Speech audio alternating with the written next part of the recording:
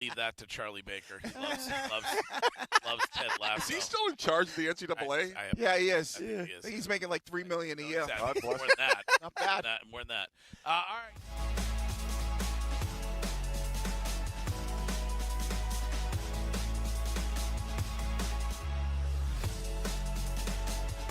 Sandwiches. Hot take. What do you like your breakfast sandwich on? Do you prefer biscuit? It's biscuits here. I love a biscuit. You do? I love biscuits. Okay. I biscuit, fine. I love a good English muffin. I love English muffin. Number one on the list is the croissant. Oh, Great choice, Wig. Really? Well done. Yeah. Oh, Really? Wiggy.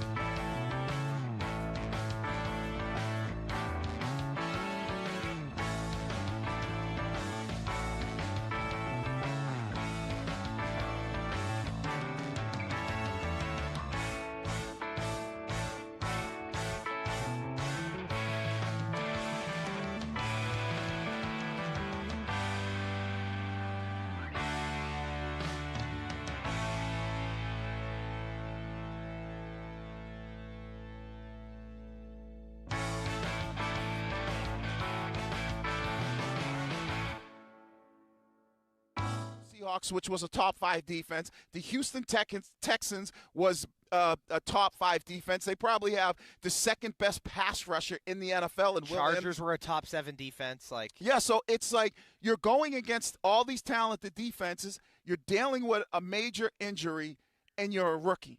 So going into this year, my expectation is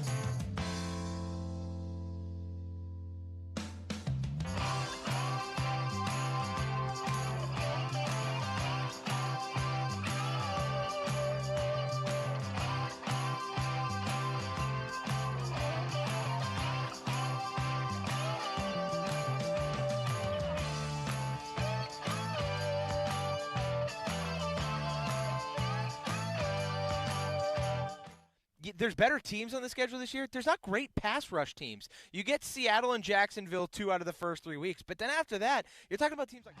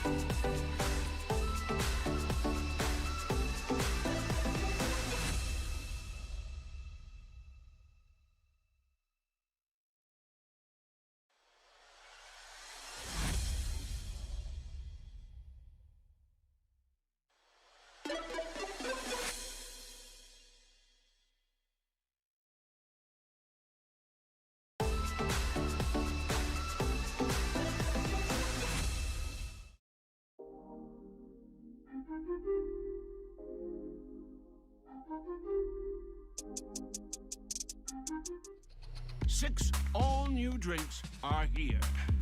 Now at McDonald's. Refreshers contain.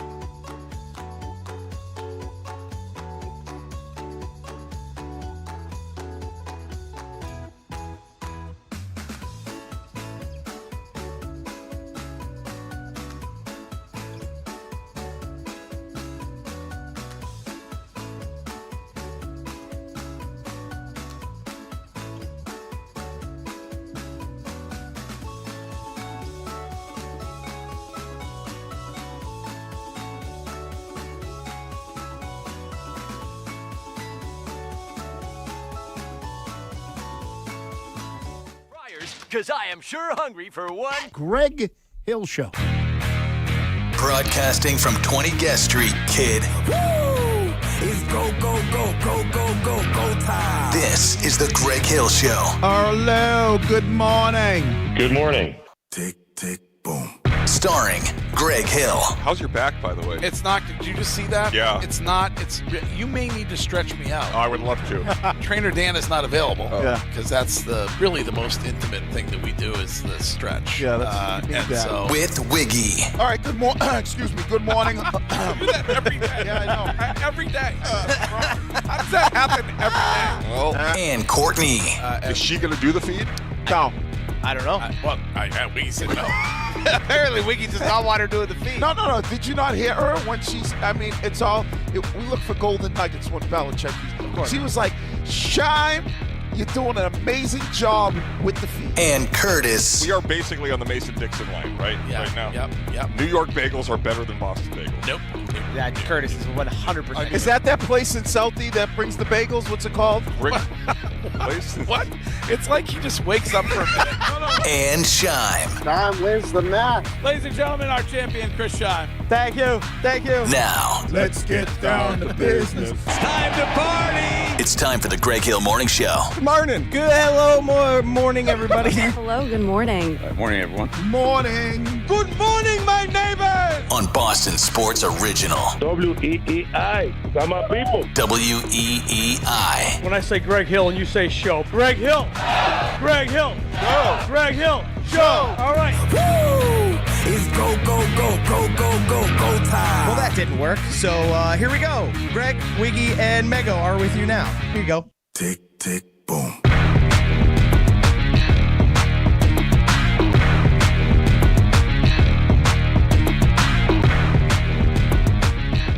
What's going on, everybody? Good morning. What up? What up? Well, there is a familiar face with us this morning. Welcome back, Courtney. Oh, thank you. So happy to be here. I can't see Wiggy's face in this seat right now, which is That's how it works. I don't really like it. I like to see, how you're feeling. You'd have to move over a little bit. I know. It kind of rude of him about the feed, but What do you mean you can't see? Oh, because of your camera. The that's in cameras your are blocking, face. yeah.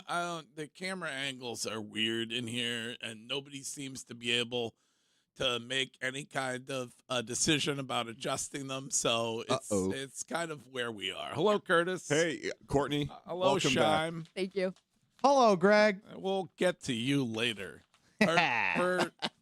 Was it everything okay this morning? Hard to say goodbye to Brooks? I didn't say goodbye this morning. I Okay. said it good night. I had a All right. meltdown last night. Today I'm ready to roll. All right. Yeah. All right. Excellent. Well, Greg's meltdown was Friday. We are.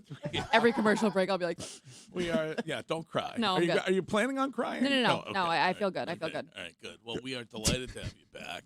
And for those of us who wanted Bresbot to go and get a bat, our wish has been granted. Yes, it is. I am. I like this deal, Curtis. I don't know how you. Oh, love There are some who are whining that the Red Sox overpaid. Oh. I listen. You certainly had an excellent young pitcher in Connolly early that you could have gotten a lot of years out of at a cheaper price than some others. But in this case, you needed a bat, and we were all asking him to go get a bat. And the guy you got, should he stay where he's been, is automatically the second best bat that you got on the baseball team as soon as he gets here. So I think Anybody that's ripping it would have ripped the Red Sox if this same Curtis Mead went to the Yankees or to another competitive team in Major League Baseball. Connolly early, young, under control pitcher. That this shows the organization is investing. Yeah. There is nothing more valuable than a 3-starter that you have under your control for the next 5 years, and they decided to move on from him, and they brought in a bat that fills a need. It was awesome. This weekend was awesome. We'll get to all of it, but you have Kraft talking about Gonzo. Yep. And you have the Red Sox addressing a need a week before the deadline. I don't know how you complain about it. Yeah, this should be no complaints at all. I mean, this is what everybody wanted. No complaints one bit. If anybody's complaining, they're just being contrarian. That's all they're doing. I also think, and I'm going to address it in my lead, Craig Breslow said something over the weekend to Chris Cotillo that, to me, tells you everything you need to know. It's what we've complained about year after year. For the past 5 years that I've been on the show, we've complained about it every time around the trade deadline, and it seems like they're going a completely different direction. Wow, you brought absolute fire this morning. All right. And that was that was a tease for your lead at the same time. Big market tease. There you go. Goodbye, Russ. She's a new gal. My Lord. It's not a big deal. Like 4 months away, and Yeah. you're right back where you were when you left. Yeah. Yeah. It's because she had a boy. Well, I think it also says that Craig Breslow is pretty secure in his job. Like I think if he is given the permission to deal Connolly early, then I think he's pretty secure in his job. Don't you, going forward? Absolutely. Yeah. And I mean, you're going to hear people say that they overpaid. Those same people, just so you know, would be saying, why are they not going for it if they didn't make that move? It was a great move. I don't think Connolly Early is ever going to be a 1 or a 2 starter. Do we agree with that? He's not going to be a top front of the line rotation guy. So no. You get a guy that is also under your control, that's 25 years old, that fills a significant need in your organization. It's a brilliant move. And what's it tell you about how they feel about the rotation?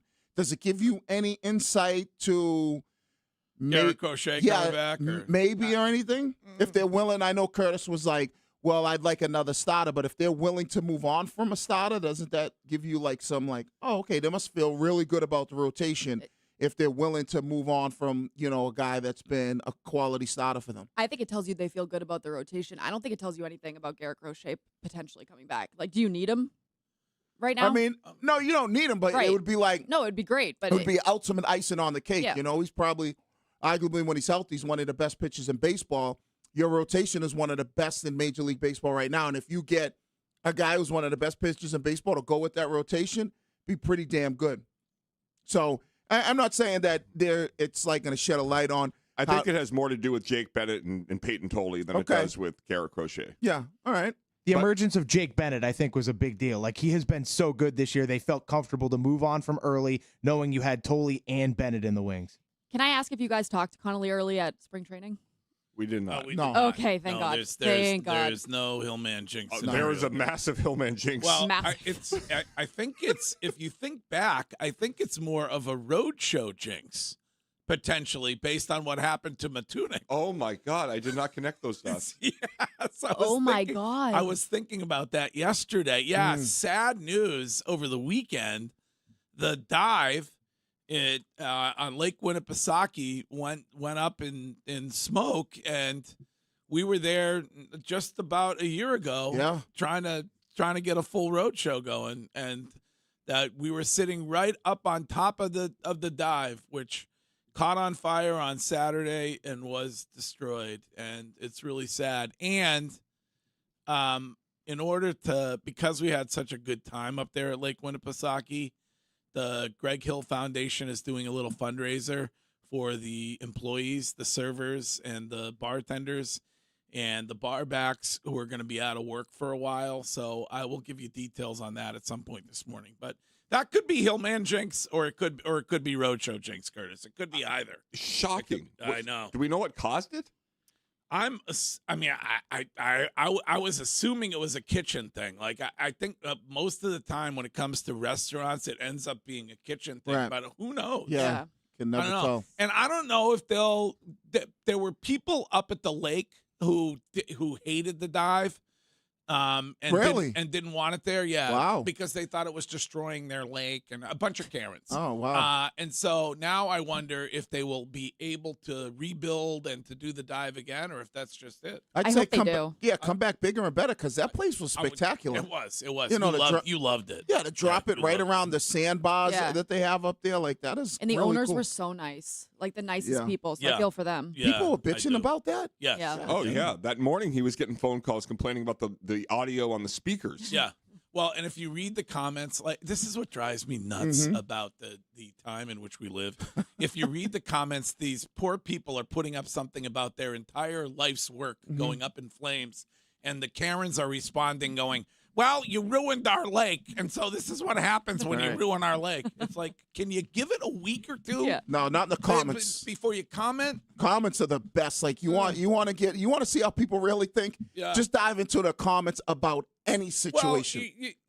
Well, whether it's writing or saying things, you need to show a little class. Mm-hmm. And I'll tell you one person who didn't do that, and he is sitting right across from me in the studio over there. What are you talking about? Did you check any of the Twitch comments during and post the match? Oh, yeah, there was a guy in there that said if Shime wins, I'm not going to tune in on Monday. I hope he's not tuning in today. All right. I heard that you were a bit of a bitch. There were some people who were What? calling. Some people went so far as to call you an obnoxious dink based on the comments that you were sharing during the match. Well, here's what I would say to them. I will say right up front, I don't care. I lost. No excuses. I played horribly on Friday. I did mount a bit of a comeback, which I'm proud of, but it was from the start, Curtis. I didn't have it. I mean, you look at that. No, that drive on one was that was horrible. Tough horrible. start. Right into the junk, and it was just absolutely a horrendous start. The decision to go right from broadcast right to, it's like when you arrive late for a tea time, you go right from your vehicle right to the tea, Curtis. Never good. I didn't have a problem. That was. Sean, what'd you win with on hole number 1? Do you remember score-wise? I had an 8. You had a 9. Yeah, It was correct. great. Thank you. So It's the hardest hole on the course. It's fine. Let's not overblow your performance. But you won. But you beat me. Yes, I did. Yeah, and but you know what? beat You were trying to play your psyops games last week, Greg. You were berating me on the show. So me and you, we talk a little junk back and forth. If people want to take it as arrogance, all I can say is suck it. I don't really care your opinions. Okay. You can call me arrogant. You can call me a little baby. You can do whatever you want. I got the dub, and now we're gonna have a rubber match at some point so that I can prove to you that 2 out of 3, I'll take 2. Wow. Do you think it was the practice round that gave him the advantage? Because No. Okay. No, I don't. All right. I mean, if you want to get into it, Mm-hmm. certainly age is catching up with me. There's no denying that. Right. The man has, how old are you? I turned 34 just less than a month So you ago. got a near 30-year advantage on me when it comes to that. I was having back problems the entire time. You had cramps, I saw. That darn back. I did. I had some kind of an issue when it comes to cramping up. I mean, I don't. But You feel like you were dehydrated? I could have been dehydrated. Late I night? have no idea. I had a couple Manhattans the night before. That probably didn't help. I mean, we could blame Andreas. So Should have been drinking those super lights like me. Holy hell. People love those. It's delicious. Yeah. Tasted like the Glacier Freeze Gatorade. It was delightful. Okay, but no excuses. You'll get 0 excuses from me. Shime won fair and square at Lake of Isles, which was awesome. I want to place thank was everybody gorgeous. down there. The whole experience was great. So Yeah. And can I tell you, if you have young kids, Great Wolf Lodge at Foxwoods, unbelievable. do you have a child? No, Courtney does. Okay, all right. It's the only thing is you need a full your own hosing down after you go in the main pool area. I had a massive fall on concrete steps carrying James, slamming on my back. I didn't call catches because I like Foxwoods, but next time I might. Yeah. You were getting down in the pool. Oh, they had a DJ party. It was unbelievable. Great weekend. None better than a good pool party. Oh, electric. Here's a text from my adopted home continent of Maine, which says that Trainer Dan needs to work on your range of motion. Yeah, I don't have a lot of range of motion. I will say Trainer Dan and I, 11:35 today, we're getting back at it. All right. Wow. It's been quite some time, but Friday really spurred you into exercising, huh? It's just, it's midsummer. I got one more little vacation at the end of August, and so I want to get beach bod ready. All right. Nice. by You got some time. Today, leg day? well, it's a full body day. Oh, today. okay. I mean, Like we're Got to work that Liability? back out. Yeah. We'll probably. I'm guessing probably some planking. Okay. Yeah. It's actually, Courtney, it's chicken leg and thigh day. Yeah. I'm a big planker. Oh. So we'll probably get. Are you gonna bring it back? You gonna You bring should the work on blanket back? cardio. Kick things off with the cardio and then get into the Well, I plank mean, I do cardio on my own. Well- I mean, I really don't need any help. You when it walk comes a to- lot. Right. when it comes to cardio. So, all right. Well, Curtis brought up Robert Kraft and what he said about Christian Gonzalez over the weekend. We will talk about that this morning, certainly, and find out whether Wiggy's concern about the edge has gone away since the New England Patriots were finally able to get a deal done with their second-round pick. All of those things coming up on today's show. We are going to get to leads momentarily. They said it at 7:15, and we will hear what Chad Tracy said about the Connolly early trade and what Mac Hollins said about what he doesn't have to wear when he goes out to restaurants in our region anymore. That is all coming up during They Said It at 7:15. News with Mama coming up at 8 on today's show. I hate that word. Like, I hate Mama. it. Well, I mean, Oh, you Mama. said you were okay on Friday with MILF. Is that Yeah. okay? That's okay with I'll you. take MILF. I'll take Mom. Mama to me is gross. That's what Brooks is probably going to call you, though. He's going to be like, Mama, Mama. I'll take Ma. Okay. Yeah. Nah. The meatloaf. All right. And then Hill notes at the end of the show. We are back in exactly 2 minutes, no longer, on the Greg Hill Show at WEEI.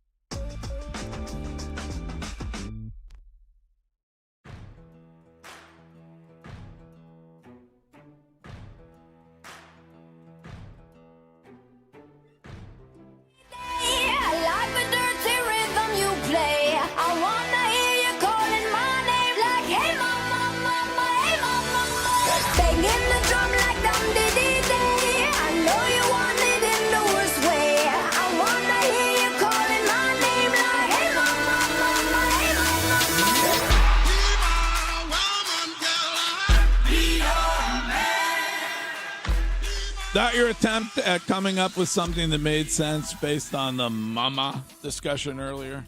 Yeah. I would have done Mama, I'm Coming Home, the great Ozzy Osbourne. So you would rather me start with a really slow song just because it's Ozzy than start with it. That's not trash. That's David like, Guetta isn't trash, Greg. That's trash. Is that Fergie? No, it was David Guetta, Nicki Minaj, Bebe Rexha, and Afrojack. All right. All right. I might have went Tupac there, Mama, but you know what? We all got our own likes. Okay, Wiggy. All right, I'm okay with that. In the Twitch chat, which you can participate in every day if you watch this show on Twitch or on YouTube, XFlash84 during the break said Greg is going to be like Rocky in Siberia, training for the match 3. Ooh, And all right. Yes. Now, I'm assuming the match 3 will be next season. We don't want to try to squeeze it in this season. No, just like last year. We had one last year. We'll have another one this year, and then 2027, the finale, Yeah. the match 3. This is a 339 text on the Subaru of New England text line, which reads, Greg's whoop score during the match was 97, which I don't think that's accurate either. That feels low. I don't believe that's accurate either. I mounted an incredible comeback, though. I don't know, Curtis, were you able to keep track of the whole thing? Or I was, yeah. Okay. I thought you really showed some great, some heart. It was all Wiggy's fault. He well, kicked your ball, and I'm like, I feel Yeah. bad. I'm just going to give you this putt, even though, to be fair, you weren't putting great all day long. Yeah, but he won that hole. No, I didn't. No, Greg won that hole. That's what I'm saying. So because you kicked the ball. well, it was Yes. but that would have Because he would have missed that putt, my thing is, and we would have tied the hole, and the game would have been over. But video review shows that he did not kick it on purpose. No, he did not. He was just walking. Right. He was just Wait. walking around. He just wasn't paying attention. Right. You let people just walk willy-nilly? We had a full gallery. No, Yeah, I it was- understand, so, but well, Wiggy, willy-nilly- we got Wiggy, yeah. I mean, Wiggy's a part of the show. Yeah, No, it was- I understand that, but you weren't looking where you No, were no, walking? because I was giving my, I was the tip guard, so I was giving some good tips. I believe at the time he was consulting ChatGPT. Oh yes, yeah, to Yes, see he what was. they would do. Right, and he uses the stupid English voice on Yeah. ChatGPT like a boob. And it answers like it's a real person. Well, let me think about that for a minute.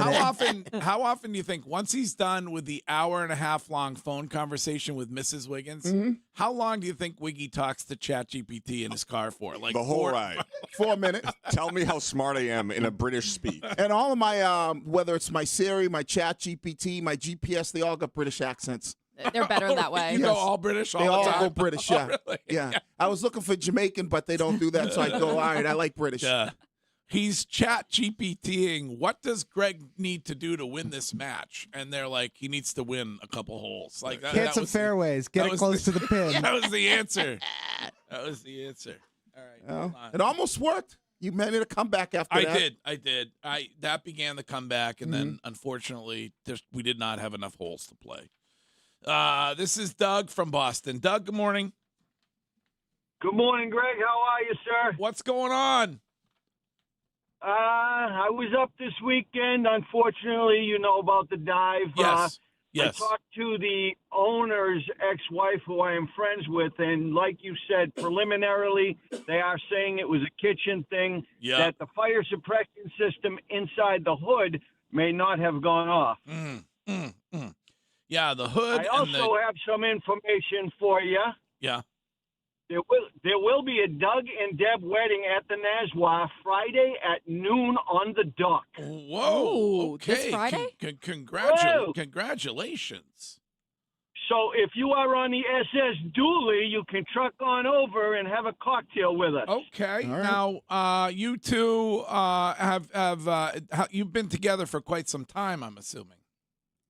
Well, it'll be our 18 years together on that day, and I was trying to get to 20 just to make sure it was going to work, but Deb wasn't having it. How do you avoid giving a ring for 18 years? That's an incredible accomplishment, Doug.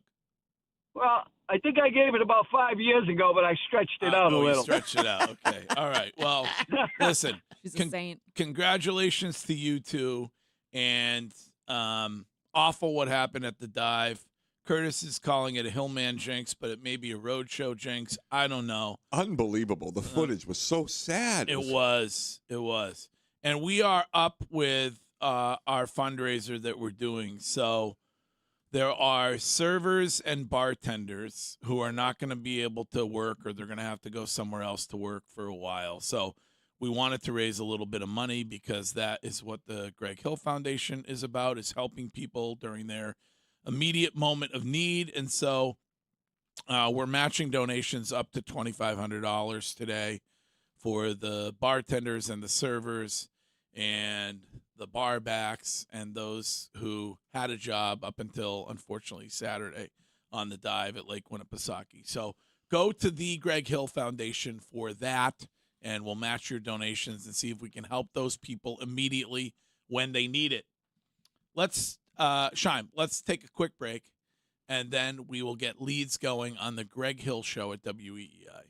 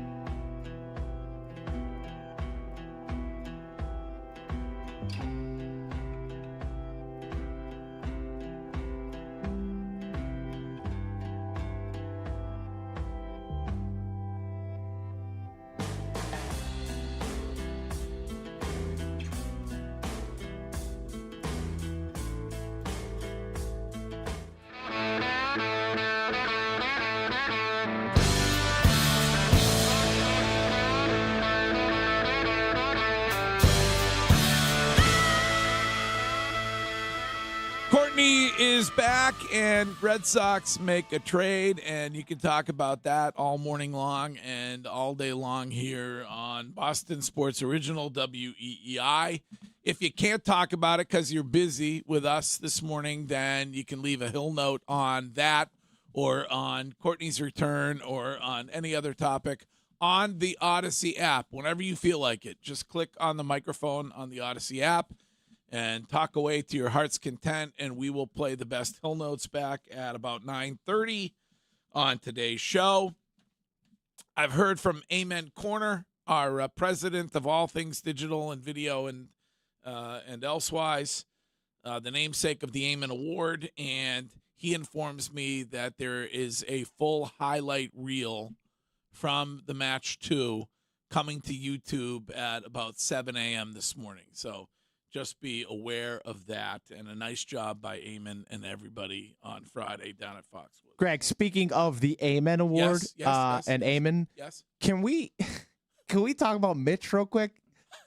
My guy was going through it after we finished the match. I won't stand for any Mitch slander. Nope. I'm here to support Mitch in any way he needs. I love the man to death. Well, yeah, he did. So we finished the match. We went to grab a little lunch with a bunch of the gallery people who were fantastic. And he was certainly sweating profusely. Well, he wears all black.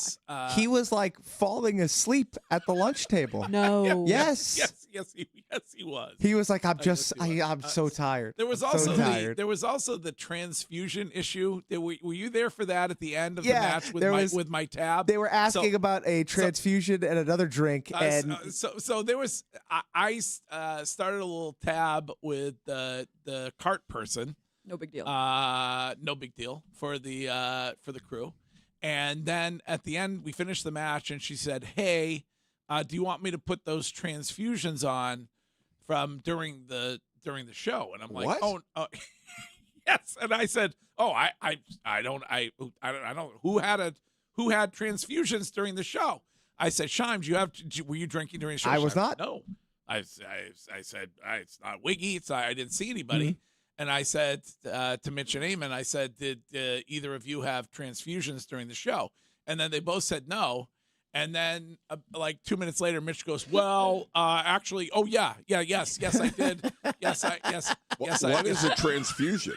It is vodka, splash of grape juice, and Sprite, I believe, or ginger ale. Ginger ale, I think. It's like I think it started, Curtis, at like Pine Hills or Pine Valley or one of those courses. Good.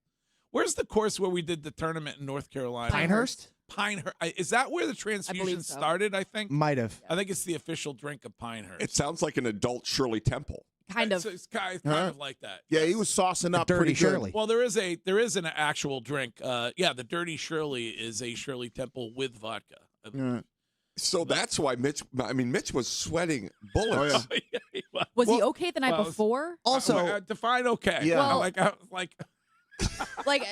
I've seen Mitch get pretty sauced. Yeah. On a scale from 1 to Eamon and Newport. On a scale of he was eating an entire cup of drunken gummies. Yeah, so he's probably about a 7 the night before. Okay. And then the liquor in the sun, walking the course.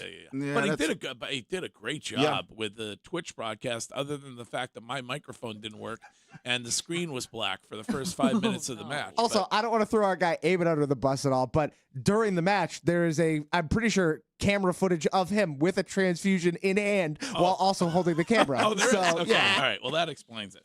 But anyway, that footage will be up if you'd like to revisit what unfortunately happened at Foxwoods Lake of Isles on Friday, and there will be a match 3.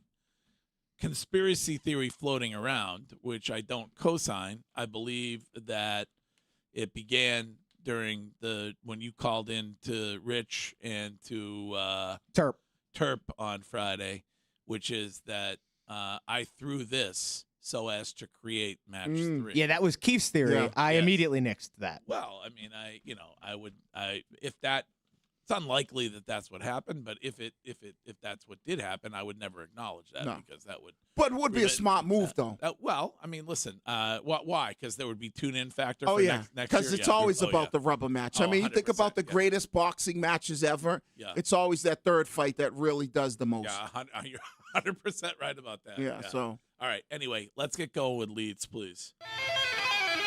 This is the Greg Hill Show. Time now for the lead.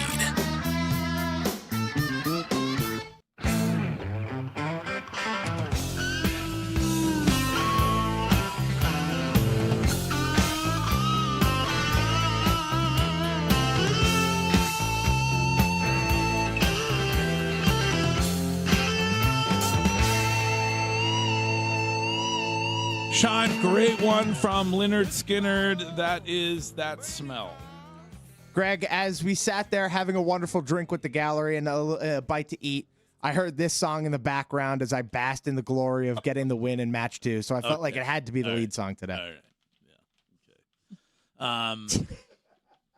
Okay. I want to pull up about whether you were dinkish during the match. Oh, I probably was, and I couldn't care less. All right. There was. I am dink forward. I believe someone on this show once called me. There was one point where you were hitting your approach shot on a par 5, and you screamed out, "Let's get ourselves in position for an eagle putt." No. And yes, he did. And then he proceeded to absolutely duff the shot and was not in position for an eagle putt. Nope, headed to the right, but I was on the green in the next shot and missed a birdie by about an inch. So, it's okay. So, but you did win a hole with a snowman? Yeah, the very first hole. Wow. Greg didn't even finish putting. Greg did not win a hole with putting the entire time. I gave you that hole. Yeah. Yeah. I conceded that. Yes, I know.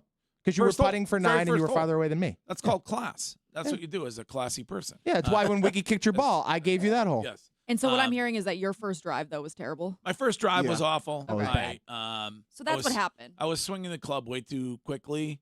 Again, no excuses. It was the back. I had to overcompensate for the back. I was not putting well at all, and I'm an extraordinary putter. I mean, my short game is everything. I would say both our irons games need improvement drastically. Yes. I putted slightly better, not much better. I was just better off the tee. That was the difference. I would say next, if we're going to be fair, Greg. Yeah. Scheim has to host the show and do all the reads the day of the match. Yes, I would agree with you. And then I will just show up at 10 o'clock. Right. And, you can have a transfusion and hang out. Right. I mean, it's a lot, Curtis, honestly. Wait, did you think I was just having a transfusion and hang out on Friday? I was still producing the show and also the fourth host. Yeah, stand on it, man. I show up with a folder full of reads, organized, prepared. Greg doesn't have to worry about it at all. I know it can get stressful when I'm not there when it comes to the reads, because sometimes they're not in alphabetical order, all that stuff. Look, it's not like I wasn't working on Friday. I didn't say you weren't working. No, you were the fourth. You were as you said, you were the fourth host. Yeah. Kind of like Connolly Early was the fourth starter, and you can see what happens with those type of people. They are expendable. All right, that's okay. Your lead this morning? Yeah, my lead this morning, Greg, is football related, because what Robert Kraft said this weekend about Christian Gonzalez, I think, is very, very important for the Patriots organization and the Patriots moving forward as well. Over the weekend, Robert Kraft said to the media. Audio? Yeah, I can pull it up for you right here, I think. Enhances your lead if you have the audio. That's true. A great point by you, Greg. And this is why I'm always still learning. I'm taking advice from you. Thank you. After the win, he likes to hear himself talk. So now it's going to be. I do like to hear myself talk. That's true. Yeah. We can hear what Robert Kraft said about Christian Gonzalez and the contract negotiations this weekend at training camp. With Christian Gonzalez, any thoughts on that as you enter camp? We love Christian Gonzalez. We love him as a player, as a person. That's why we've made an offer to him that makes him the highest paid player ever to play that position in the NFL. And coincidentally, it's the highest contract in the Patriots franchise history. And so that's the important nugget right there. They made him a contract offer that would make him the highest paid corner in NFL history, which is exactly what Christian Gonzalez wants. However, the reason this deal is not done is not because of the Patriots, which prior to this statement, and you can take it for what it's worth, you can believe Robert Kraft or not, that's up to you. I can't make that decision for you. But if you believe what Robert Kraft said, the reason this deal is not done is because Gonzalez is simply waiting out Devin Witherspoon. We heard a report from Ian Rappaport last week that said as soon as the Witherspoon contract was done, Gonzalez would be done because Gonzalez just wants to be the number one paid corner in the NFL. He wants to be the market setter when it all boils down to it. The Patriots are willing to make him that market-setting corner, but he is choosing to wait for Witherspoon to sign his contract, which is why Gonzalez is at practice. Everything is fine, and this is a great sign for when the Drake May contract comes up, because if they're willing to go this far with Christian Gonzalez, then obviously they're going to do it for their star quarterback. It's interesting to think about it. If he's waiting for Witherspoon, then that tells me they didn't go above and beyond the McDuffie deal. Well, they went.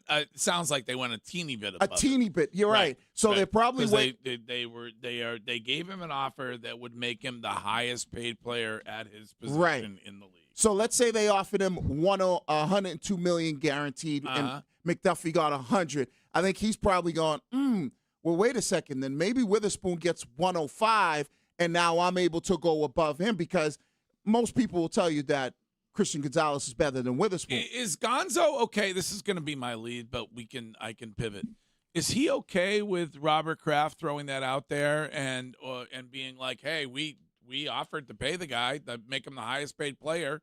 It's on him now. Is he okay with that? Or no, he's not, because it is a kind of a bad look. Okay, that's what I wanted to ask you. Yeah, because now people are going to be like, well, what are you doing? Why don't you sign it? Wait, how is it a bad look for Kraft to do that, but not a bad look for Gonzalez to do the cash sign at the Celtics game? No, but I'm saying in the eyes of fans. In the eyes of fans, love it. But in the eyes of fans, they love, hey, you got to pay him. So they're all on Gonzalez's side. I don't think you're right there. But once Kraft goes, we were gonna make him the highest paid DB in the league. Now the fans go, well, wait a minute. Why didn't he sign it? Why ain't you signing it? Yeah, I think fans look at Christian Gonzalez and say, like, the money sign, like, you're already making millions of dollars. I think the fans feel that way about athletes right now, no matter what. And then Robert Kraft saying that now only furthers their feelings towards it. But you don't think that fans look at Gonzalez before the offer and the money sign going, pay him, yeah, pay no, him. they want to pay him. But I'm saying him doing the money sign, I think can turn some people off a bit. Oh, yeah, they'll always be. So then those people continue to be turned off when Robert Kraft says something like that. Right. There'll always be a small portion. I don't think small. I think the biggest thing is when the owner comes out and says, we were willing to make him the highest paid player at his position in the league. Right. Fans that were on his side now go, well, what are you waiting for? But if he's waiting on Witherspoon, and theoretically Witherspoon is waiting on him, how is this ever going to get done? But if you're Robert Kraft, this is a brilliant move. Yeah. Because if what he said was inaccurate, then I don't believe Christian Gonzalez is practicing on Saturday. Agreed. So the onus is now on Gonzalez. Right. And if Robert Kraft is being honest, which I have no reason to doubt it, then of course you should say that. Right. And what the other thing that it does, we all know that Gonzalez and Witherspoon have the same agent. So they know, Witherspoon knows what the money is and where he needs to go or what he needs to take back to Seattle, and says, hey, listen, we want 104. Yeah.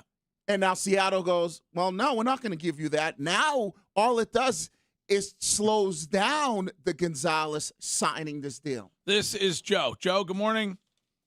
Good morning. How are you? How are you? I'm good, thank you. I just got a question. Why can't Kraft just say to Gonzalez, look, we'll give you this much.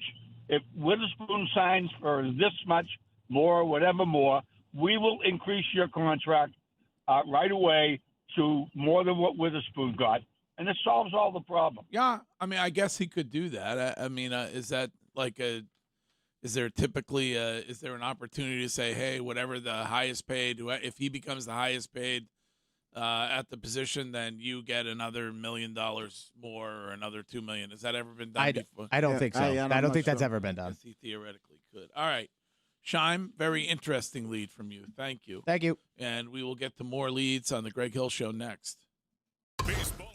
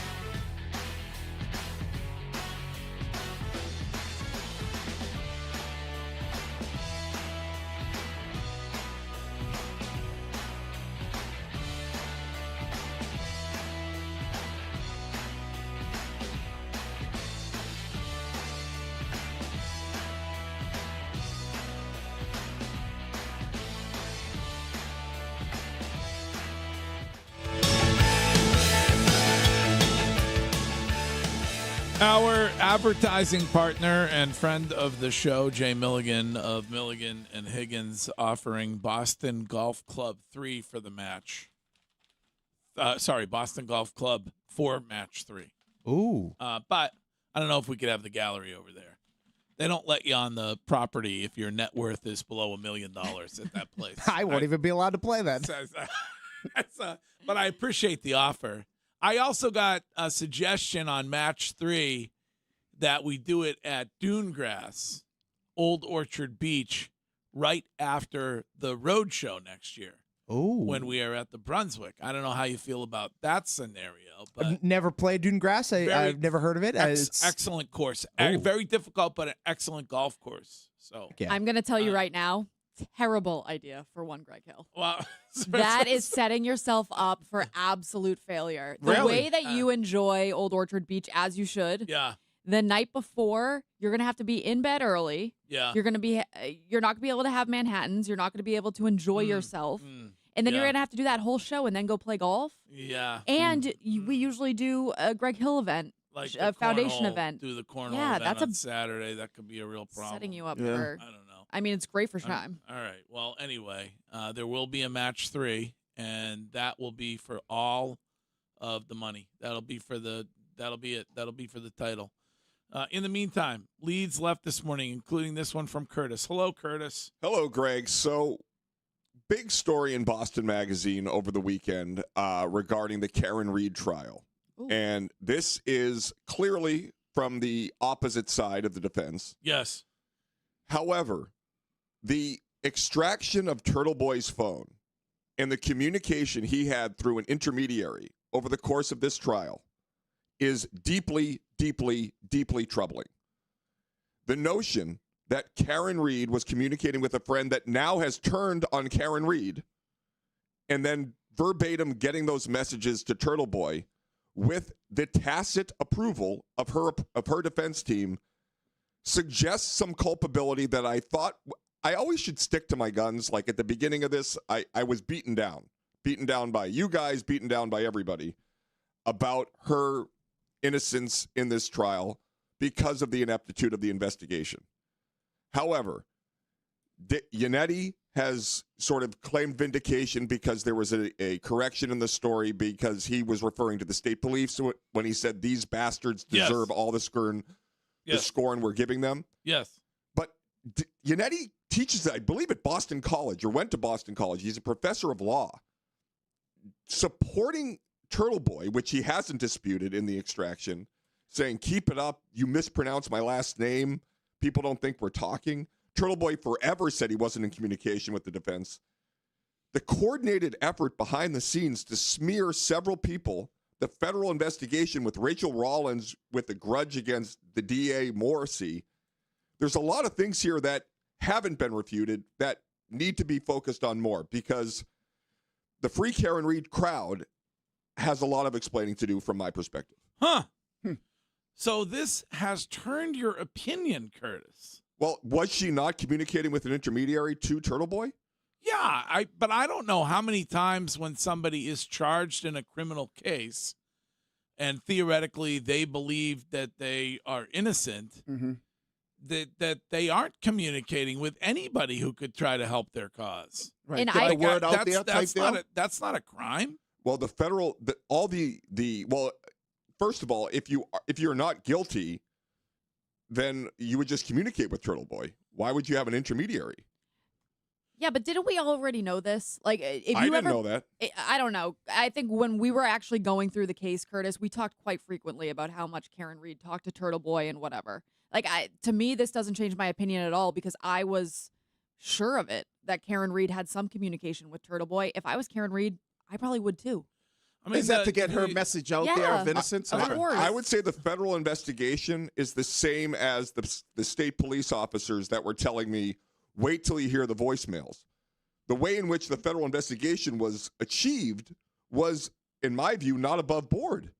Well, the article, I read it, and it suggests that the whole entire conspiracy, if you will, if you want to call it that, was cooked up between Karen Reed, her attorneys, and Turtle Boy. and that it goes so far as to say the first mention ever of the conspiracy was in his blog, which is not at all true. The first mention of the conspiracy, the potential conspiracy, was in the Boston Globe. Weeks before he even reported on it. It was in a blog in the Boston Globe. I would ask, because that was the theory that the defense had, and the defense found that out from the federal government. But they were the ones pushing for the federal investigation into the. But why? But you wouldn't if you were But charged that's a with a different crime. question. If you were charged with a crime that you did not commit, you wouldn't go to anybody who you thought could help you before you were railroaded into jail. Okay, railroaded into jail. I guess we can figure that out. But she's had 2 trials, and none of them convicted her. Was she in jail? She was looking at years in jail. No, I know, but she wasn't in jail.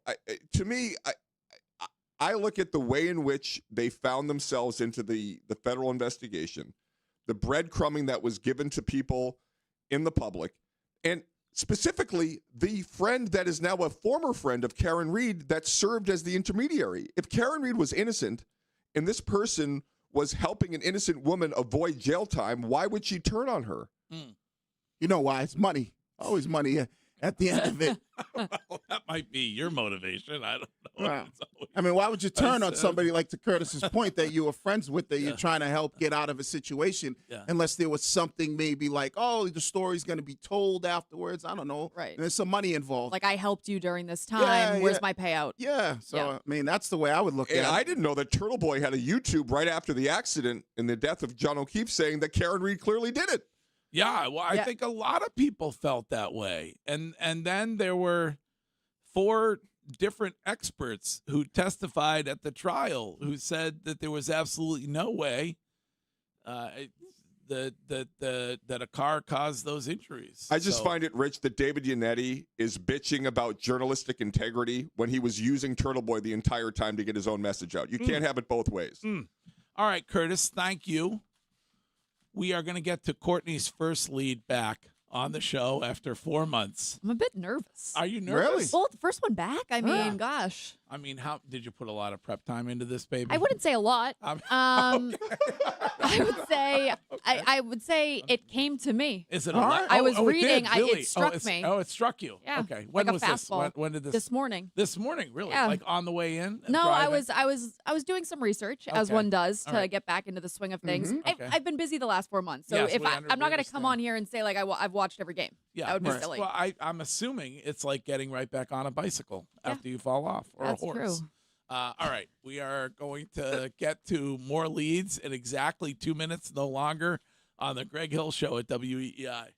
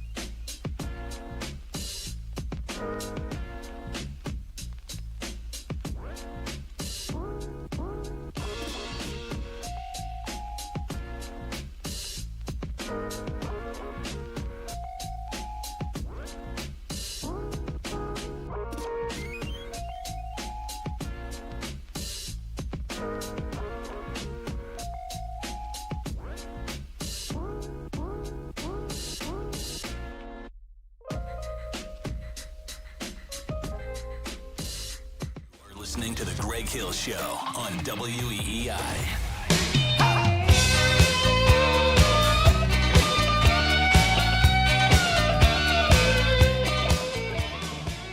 Well, as Courtney mentioned during the feed, Red Sox make a trade, and those of us who were asking for a bat have had our wish granted, and you can talk about that all morning long here on Boston Sports Original, WEEI. I am hoping that we will get to talk about that with Presbot himself when he joins the show on Thursday for the Red Sox front office report. But might be Sam Kennedy. It was Chad Tracy last week, so we will find out. You will find out on Thursday. In the meantime, we got Leeds left this morning, and here she is back after 4 months of mothering. Courtney Cox with her lead. Good morning. Good morning, everybody. For the past 5 Julys, I would say, I've sat on this show, and when it comes to trade deadline in the Red Sox, we've always said that the players deserve more. The players deserve some type of direction, and that all comes from the top. And if they're willing to be buyers over being sellers, then it gives the players a clear indication of where they think this team could go. Well, Craig Breslow spoke to Chris Cotillo over the weekend and said, I think the players deserve it. This is about talking about being buyers instead of sellers. I think the fans deserve it. It has been a turbulent path to get here, but as we sit here today, a week out from the deadline, the resilience and toughness of this team has become very apparent. The opportunity to upgrade was something we were looking for. To me, this has never been said in the past. This has always been when we've asked Sam Kennedy about it, when we've asked Chaim Bloom, Craig Breslow, whoever in the past, it's always been kind of tiptoed around and said, well, you know, we're going to do what's best for the team. Mm-hmm. It's never been directly, yes, we are going to be buyers because the players deserve it, the fans deserve it, and we think we can get there. To me, this shows the past 5 seasons, they haven't believed that this team could get anywhere close to a championship, and it's a different thought process this season. Okay. Yeah. Listen, we talked about it a lot at the start of the show. There are still a significant amount of people who feel like they overpaid. And so, like, you see that text, Curtis? I can't see text, but I will listen to yours. 508 text. Trading a good young lefty pitcher is always a good idea for a guy who is hitting 254. Yeah. So. Yep. Okay, Texter, I got to tell you, I love it. I love that they're being aggressive. Connolly early is redundant. You have a good rotation. You have good young starting pitchers. You've shown the ability to acquire pitchers in this organization for a long time. Mm-hmm. You don't have a guy that has pop. You don't have an infielder that can hit and with power. This is a clear need. They got ahead of it. It's a week before the deadline. This gives them all the leverage. They now don't have to rush. They don't have to panic. They can find their own way. They can have their, like, if you have an issue with this, then I'm sorry. You're just being you're contrarian. And the difference is from the past, what was it, Courtney, 5 years or so, the difference this year is if you look at this team after the All-Star break, they have dominated in the sense of they've won every series that they've played in since. Yes. Where in the past, it's like they're losing those series, and it's like, what's going on with this team? So I think that's the difference is where they feel like maybe it could be the manager, could be the players, but they feel like this team is going to be different after the All-Star break versus years past. All right, Courtney, well done. Thank you. First day back, well done. Wiggy, good morning. All right, good morning. So this is interesting. The news broke when you guys were actually going head-to-head at the match down in Connecticut, and I was just leaving, and the news broke, so I didn't really get a chance to talk to you guys about it. LeBron James, Philadelphia, and I'm not mad that he's going to Philly. What I am disappointed in is Brad Stevens, because one of the reasons why he went to Philly is because Philly got Jaylen Brown. So I'm thinking to myself, well, if the Celtics would have kept Jalen, maybe you would have been able to have LeBron and put yourself in a position. LeBron hates Boston. He was never going to come No, here. no, but one of the reasons, and I guess another reason why he didn't go to Cleveland, or he might have went to Cleveland, is there was, rumors or whispers or there were talks out there that if Cleveland traded for Jaylen Brown, he would have looked at Cleveland as being a real destination. All the reports were that Jaylen Brown was the front runner to get him to wherever he was going to play. So I believe LeBron looked at Philly and said, "Oh, this is my best chance of winning a championship." And part of that is they have Jaylen Brown. Yep. And so as a Celtics fan, I go, "Oh, damn. You gave up Jaylen Brown to get back old-ass Paul George and a couple of draft picks and some basketballs, where you could have had." And we were talking about this before the trade happened with Jaylen Brown and LeBron was a free agent. We were talking about, you weren't here, Courtney, but we were talking about, LeBron possibly coming to Boston. I was like, ain't no way he's coming to Boston because of the little friction he had with Bronny. Jaylen was, kind of clowning him a little bit. And then to find out that, all right, one of the reasons why he went to Philadelphia was because they had Jaylen Brown. I'm like, man, you could have kept him, got LeBron, and now your team looks completely different. You were saying on Thursday there was no way LeBron was coming to the East Coast. Not a chance. You said that on Thursday while I was listening in. No, I said if he wants to win, he's got to go to the Eastern Conference. But that's because he was talking about how important family was to him, and he wanted to be near his daughter. Right. Not anymore. So not in this case. And everybody knew LeBron's best chance of winning, and we kind of talked about this a lot, was either Philadelphia or Miami. And I said, if he wants a legitimate shot, get out of the West, don't go to Golden State. Then it became the family thing. And I'm like, well, if it's the family thing, then just stay with the Lakers because the Lakers will have a better team, in my opinion, than Golden State does. Yeah. And so, but his best, and I thought he was going to go to Miami, and he ends up at Philly. And part of it is because of Jaylen Brown. And the Celtics, I know they're still the fifth or sixth team, or fourth, fifth, or sixth team when it comes to odds of winning a championship. I don't know anybody in this city besides you who wanted LeBron James on this basketball team. Well, no, I wanted nobody. I wanted Jalen, but if I could have got Jalen, LeBron, and Tatum and built around that, I would have been happy with that. But after what Tatum said this weekend, oh, that was going to be my lead. Why but that's fine. We can get to it. We'll get to it coming up. Go ahead. I just said, if somebody already knew, then they know, Greg. I didn't say what he said. Yeah. Well, go ahead. Let's hear what he said. Yeah, we can. No, Curtis, I'm just having fun. Chill. I go for it. I think it's a great lead. Here is Jason Tatum addressing a bunch of kids at a camp and talking about who he likes to be around and who he doesn't like to be around. I don't know it all. I'll be the first person to say that. Being a leader is being comfortable with raising your hand like, Michelle, I don't know. Can you explain that to me? I don't know X, Y, and Z. I want to learn, right? Being around somebody that feel like they know it all, I don't want to be around that person, right?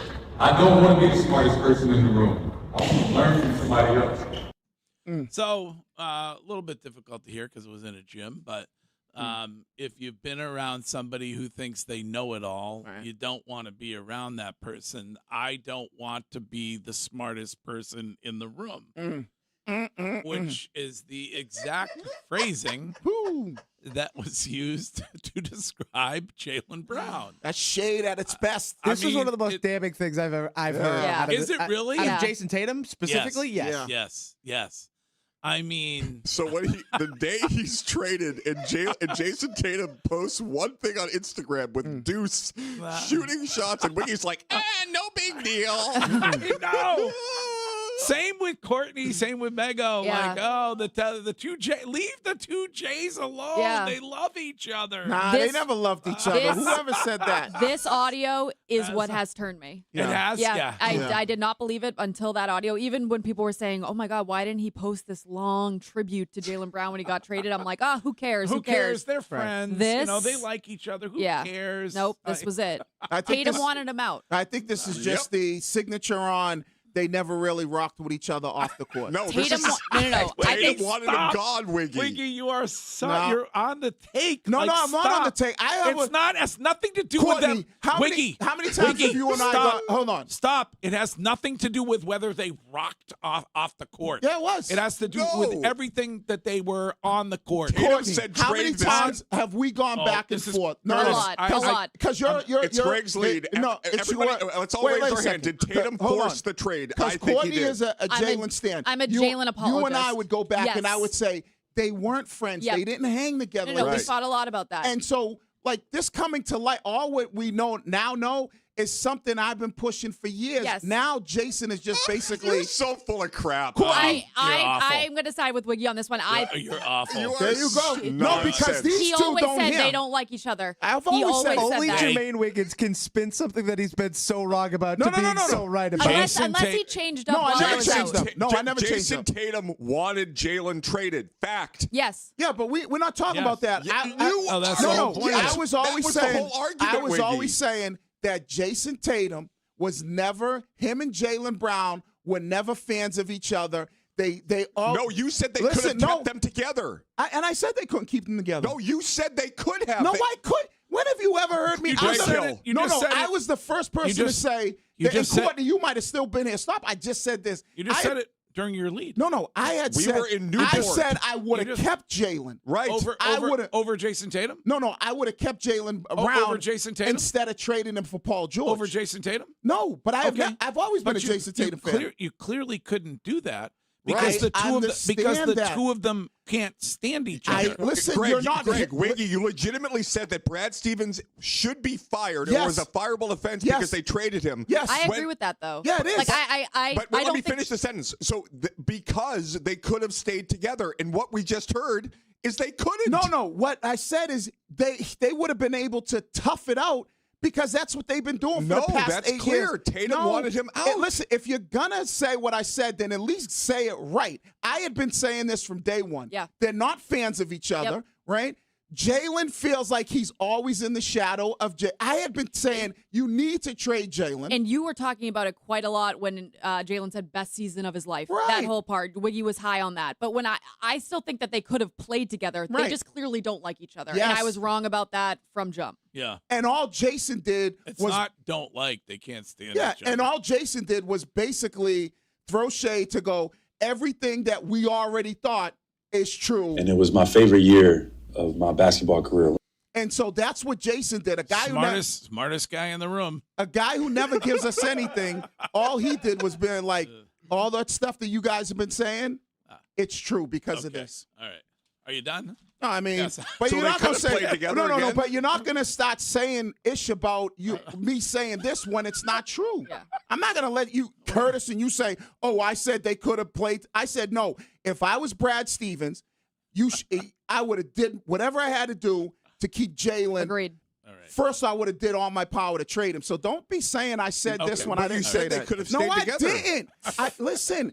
You sometimes you're like Jaylen Brown. You think you're the smartest person in the room. Oh, wow. I have said over and over and over again that trade Jalen. And then when they didn't for Giannis, I said, do not trade him for just anybody. Right, and I'm saying that the trade they had to do for just anybody was because Jason Tatum was done playing. Can we put a poll up? But they could have. It would be interesting to know who is the smartest person in this room. I want to poll up. There we go. immediately. Clearly me.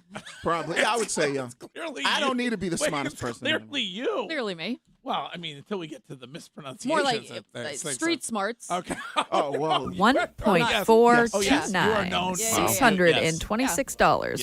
Yeah. Street smarts. I'll go Courtney all day. Yeah, thank you. Street smarts. And I learned if- from Wiggy. If you're talking about Main Street in Duxbury, maybe, yeah. I mean, all right. He's a monkey in the Ichikawawa. No. All right. We got Colonel. But very interesting. Mm-hmm. Jason Tatum talking about leadership. Under and Colonel says Jeffrey Noble's direction. He never wants to be the smartest person in the room. He says it's difficult to be around somebody who thinks they know everything. All right. Shots fired. We are going to take a quick break, and by quick I mean exactly 2 minutes, and we will be back with They Said It and what Chad Tracy thought, what many in the Red Sox organization felt about the trade made by Craig Breslow yesterday. That is coming up next. The burrito is fire.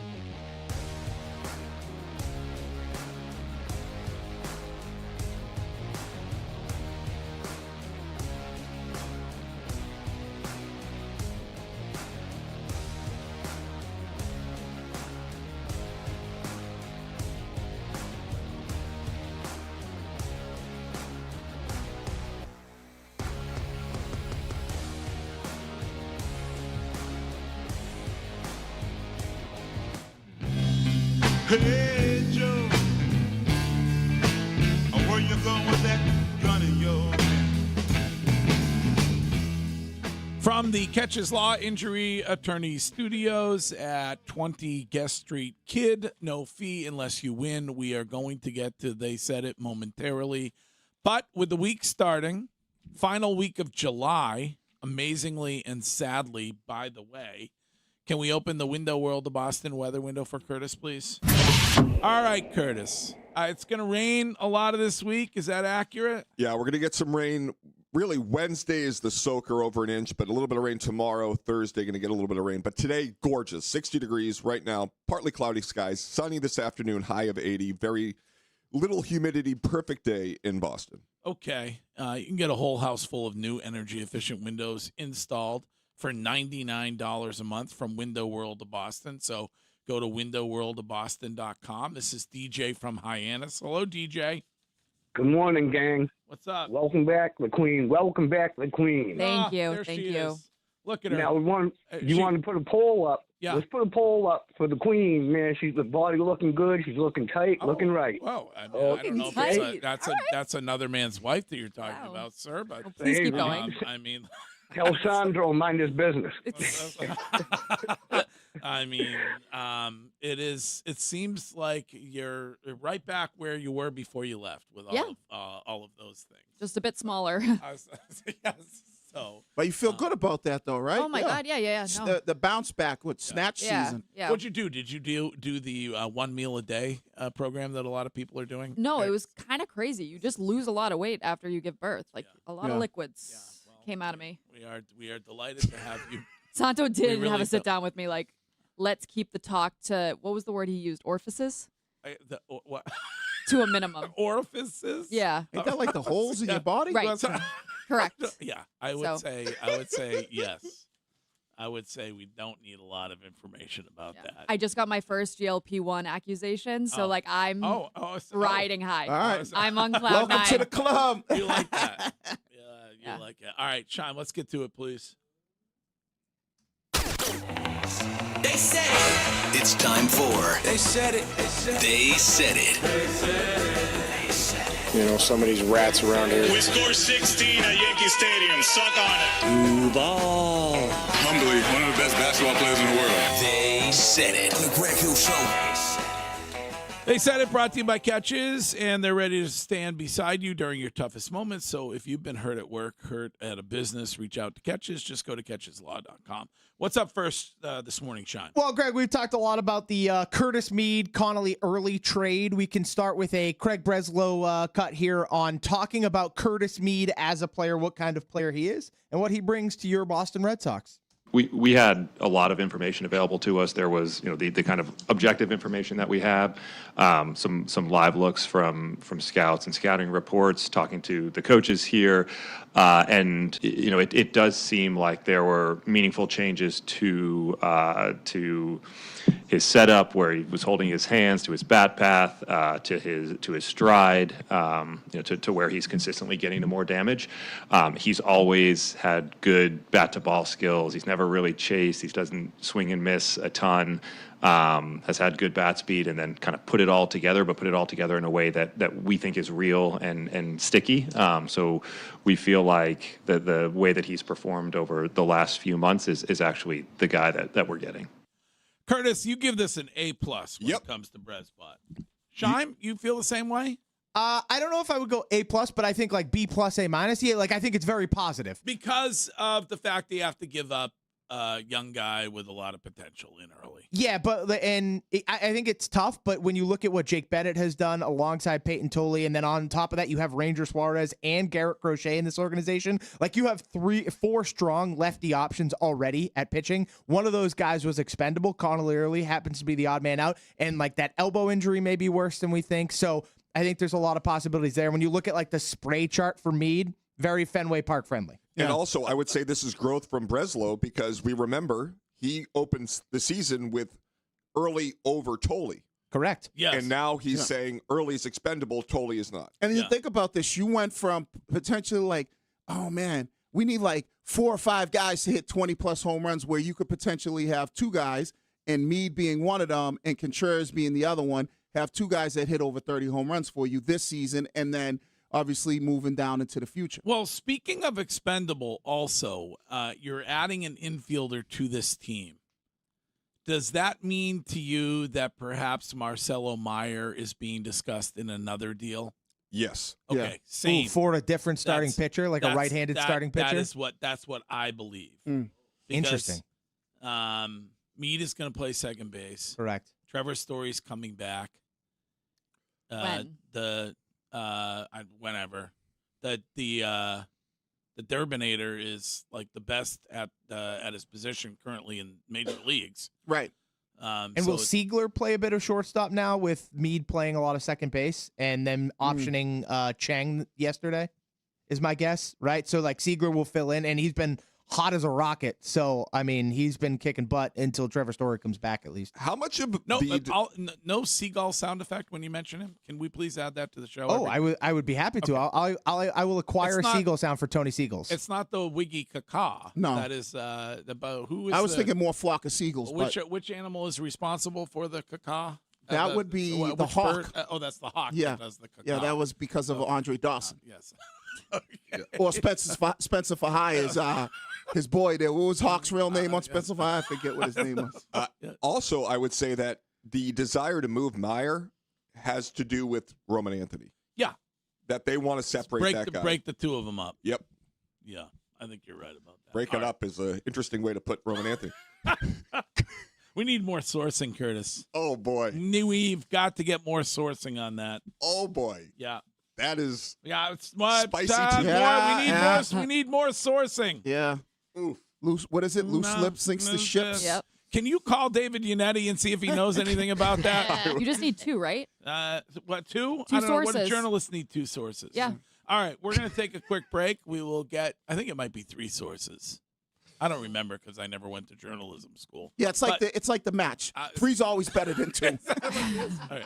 We are going to continue with They Said It next. Hi, I'm Jonathan Rapp.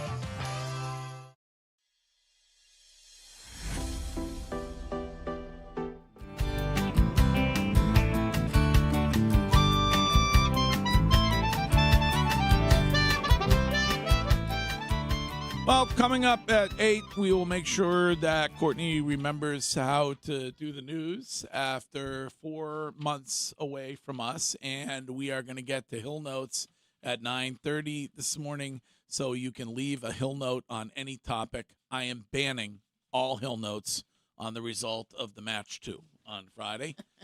We are on to the rubber match and to Max 3. I don't know, Greg. Normally we don't like to censor things on this program, so I don't think that's fair. We don't have time. I thought we were the truth social of radio. That's true, you know. We do not have time.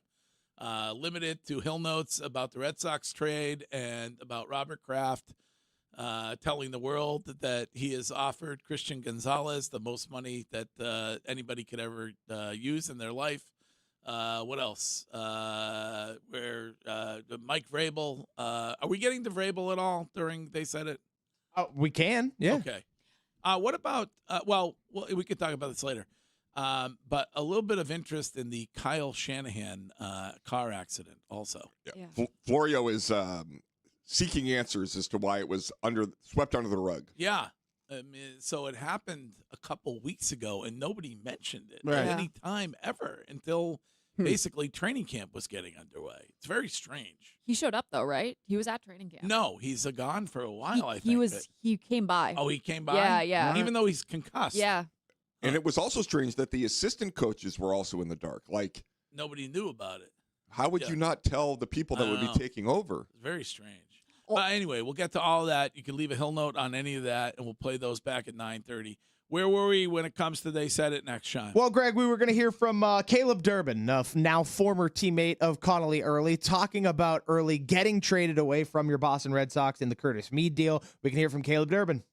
Yeah, obviously to get a guy like Mead, you got to give up someone, as talented as him. And he's become one of my better friends on the team, so it's tough, him being a younger guy too, but he's going to thrive in Washington, and I'm excited for the opportunity he has there. Have you spoken with him at all? I didn't. I think he was in here earlier. I must have just missed him, but I know a lot of the guys said bye to him, and it's obviously tough saying goodbye to someone you love, but again, it's just I've been traded a couple of times too, so I know it's just part of it. All right, well, Red Sox are going for it, clearly, and Curtis, you would like to see one more deal because you want to add an arm, correct? I would like a righty starter, 3-4 starter that can come in and solidify that rotation, because you can't rely on health of all these guys, and you can't rely on Crochet. I know a lot of people thought this meant the return of Crochet earlier than expected.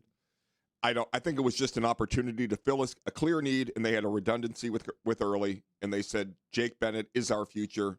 We can afford to do this right now. Yeah, and a lot of, when it comes to the argument that they overpaid, I've seen a lot of seam heads suggest that you have to, at this point, the way things are going this season, you have to overpay to get a bat. Like you just you just have to. Right. And because so many people are in it, because of that additional wild card, you have to. It's always going to be a seller's market, because you're not going to be able to say that we're the only one that can afford this. There's several teams, and also you get a week head start of getting your team better. Like, why wait till the third to bring in an important need? Do it now, and then when you're in, playing the A's, you got a chance to win. And it's not a bad thing when you technically overpay for a guy that is going to be part of your future, right? Is that kind of really like an overpay? I think when I think of an overpay, I think it's more of a rental. Like, all right, you overpaid for this guy, and you only have him for half a year. You got 4 years with me. Yeah, so I kind of look at that as not like necessarily an overpay. I what about the news this weekend that Tristan Cassis cannot swing a bat yet? Unbelievable. What? But does anybody? I don't care about him. He's never coming back. Yeah, I mean, okay, then you should have offloaded him when you had a chance a long, long time ago. Unless you're Brad Stevens, really, who's going to give you anything for Tristan Cash? You know what I mean? They're going to need a moron to be like, oh, okay, we'll give you something for that guy. And all he had was really anti-Brad Stevens. Well, now. no. I'm just saying, like, who's going to take a guy that had morons? It's injury after injury. Well, injury after injury, and then only had a small sample size of production. Yep. So it's like, who was going to take a guy like that? So basically, in Fort Myers at the park down there, you got 2 guys who can't swing a bat. And Bradfo.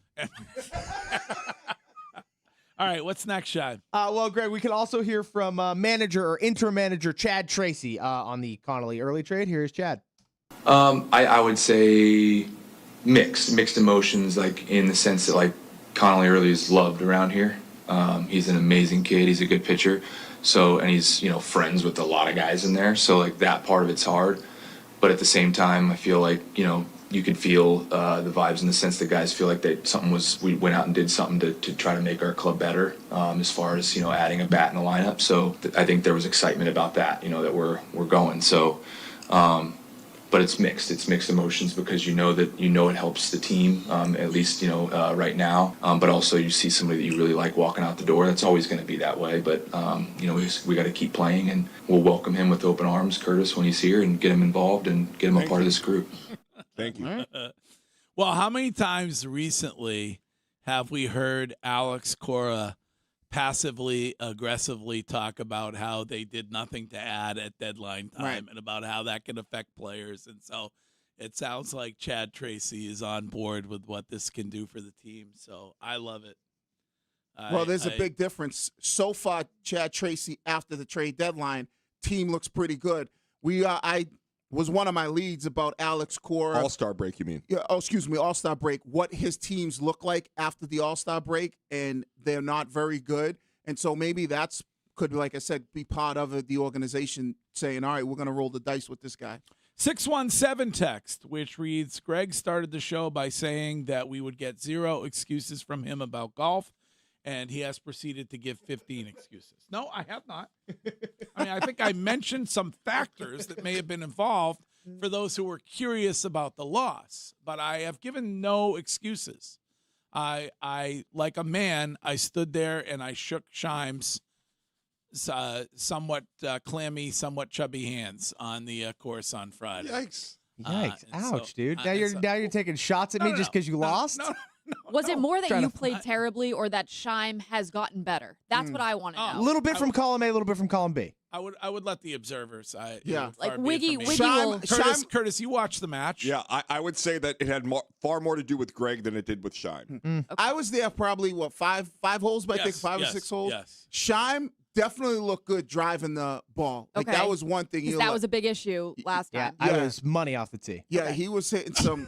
I mean, I hit every fairway. What do you want from me? He was hitting some shots. I ain't gonna lie, nothing like that. Shime was definitely hitting some shots. Greg, you could tell it was a combination of his back, his white suit guy wasn't giving him the best type of insight. My caddy. Yeah, his caddy. Yes. Dude. Yikes. No offense. Wow. A very nice guy. Throwing the caddy under the bus? Well, Wiggy said that to me at one point, about two or 3 holes in. Yeah. Wiggy said, unfortunately, I don't think you got the best caddy. Yeah. No, I got the best caddy because Tyler was the GOAT. Yeah, see, Tyler had a lot of tips. He had his little binocular one eye looking at the distance. Always in. Greg's guy was just more like there. Intimate question: did you have to tinkle on the course? Because I know that was an issue the last time. Yes, I did. Did I? I don't think. I mean, I don't that's not remember. when I was went there. right before I had to rush right before the whole thing started. Yeah, that was a big bathroom. I had to run to the bathroom. Okay. That was a mess. Almost missed the live read. Right. There were like live reads crammed in Greg there. comes storming out of the bathroom because I also needed to go. He comes storming. He goes, go ahead. I just got to throw this shirt on.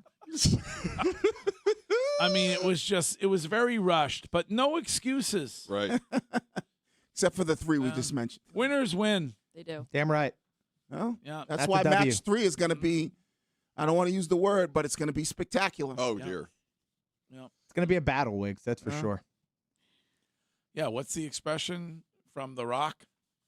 Losers whine about the prom queen. Oh, yeah, something like that. No. Losers whine. Winners go home and nail the prom queen. Do you know what to the prom queen? Right. You definitely didn't do that. No. We know that from your history. No. Oh God. Prom night. He had to go home early. John was feeling it though. His confidence cooking. level, Courtney, was like through the roof. Like one Well, time, I had the tip god. I had my great caddy. I was cruising. one I was time on like he hit a shot and was like literally talking as he's swinging. It's weird though because the last time was during your weight loss era, and you were like probably the thinnest you've been in quite some time.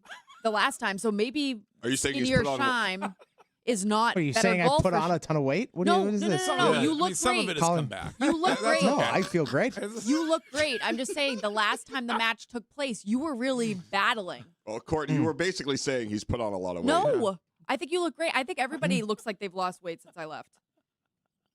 You just want us to say that about you. Oh, That's why well. you're saying that. If the shoe fits. So everybody, wait a second. You look You great. I feel believe great. everybody in here looks like they've lost weight since you left? Yeah, You can say that with a straight face? I can. All right. Thank you, Courtney. You're I welcome. appreciate Yeah. that. All right. You already have the job, Courtney. That's why she's back. One of my notes from the last 4 months, though, was just Wiggy looks skinny. Well, I appreciate that. It was. That's one I note. gotta say, Wiggy looks there were a skinny. couple people in the Twitch chat that agree with Courtney on Wiggy. Watching the match was like, wow, Wiggy's actually lost a ton of weight. A ton. I have lost Yes. a ton of weight. Yeah. I think the highlights of the match, too, are up on YouTube. Do you know what channel one would access that on? I believe it's on just the WEEI channel, Greg. Okay. And then you can also find it on all our socials as well. Okay. Eamon did a great job on it. So Eamon crushed. So did Mitch. Mitch was dying at the end, but he crushed. Good job. Yes. All right. We are back with the rest of They Said It next. If you were in the market.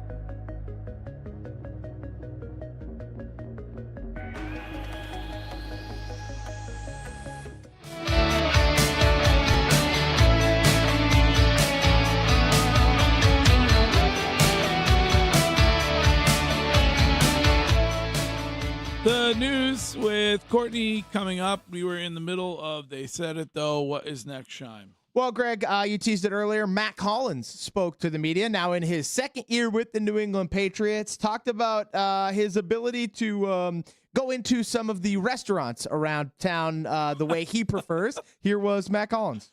Yeah, I think I love it that it's really great because now they're kind of letting me slide being barefoot in restaurants and stuff because they know who I am. You know, the first year they're just like some homeless guy coming in here, but now it's like that's the mechanic homeless guy, so it's all right. So yeah, it's been great. It's terrible. Yeah. So how do you feel about that? Would it bother you if somebody was seated next to you at Davio's and they had no shoes on? Yes. Damn shoes on, bro. Yeah. Stop it. I mean, it wouldn't bother me. I don't care. It bothers me. I don't want your foot fungus flakes flying around on my food. How do you feel? How do you feel about tarps off? Like, what if somebody were tarps off in a restaurant? That's inappropriate. You can't go anywhere with Right. tops. Everything. I actually don't believe him that any restaurant's letting him going in barefoot. That's gross. There's a million signs like everywhere you Yes. go, or there used to be. You need shirt and shoes to get into place. Nobody's gonna let you go into a restaurant with your shirt off. And aren't there those shoes that are like that the people in Africa use to run, like that just fit your feet? Aqua shoes. Like, why don't you just wear those? Right. Well, there's two different things, I think, but you're talking about like water shoes. Yeah, but they look like that. And they have your toes in them. You can't wear those because the whole point is feet touch ground. Yes. Powers of Earth are absorbed into body. That is it's called grounding. That's you know what those people are like the paint my nails people. Like, stop it. You're walking grounded. Because you're walking around barefoot. There is something to be said about grounding. What? I think that if you are having a tough situation in your life, it does do something to you if you go outside barefoot and just put your feet in the grass. That's It does. Don't touch grass. It feels good. It does. Try it next time. No one's ever said, "Oh, Have you had man." to ground Brooks yet, That's Courtney? where touch some grass comes from.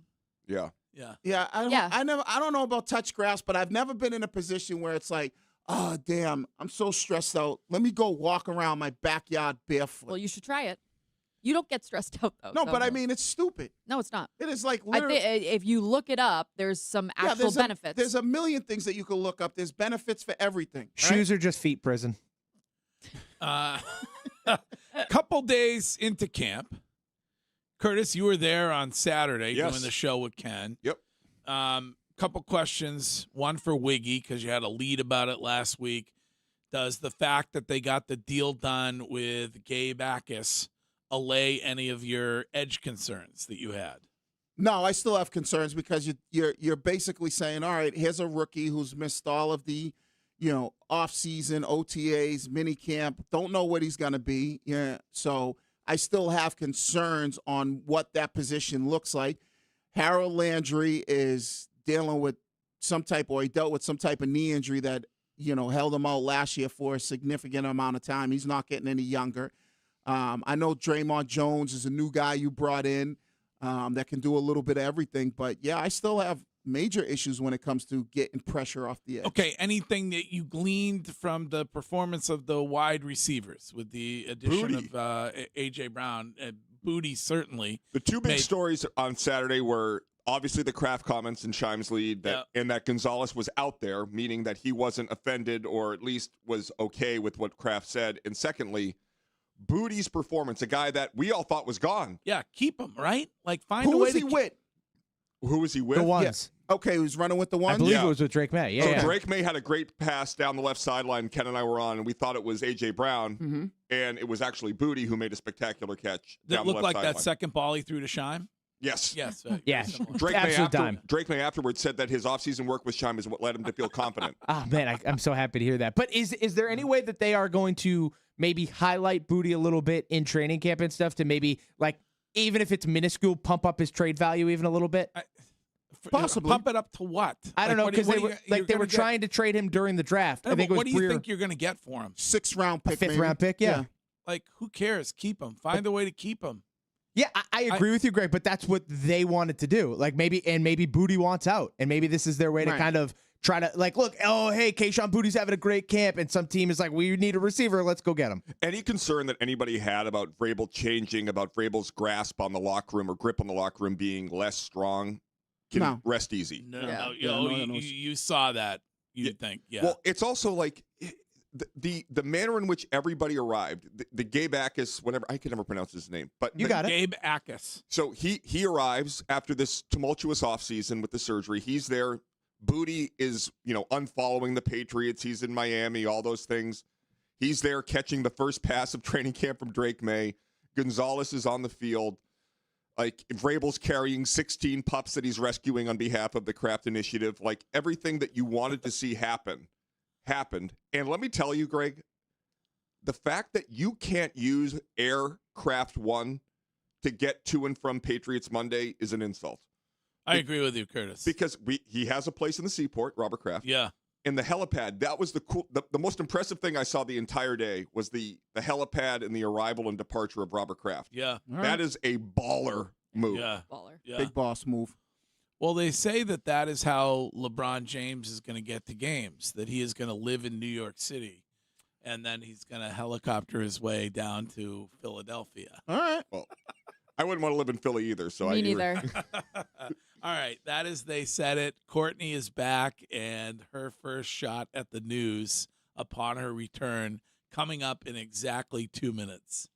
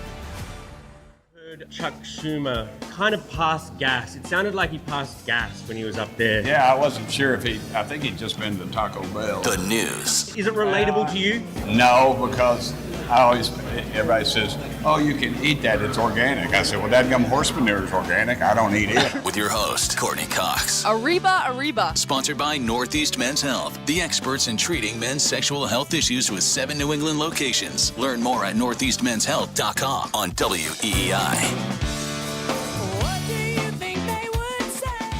All right, guys.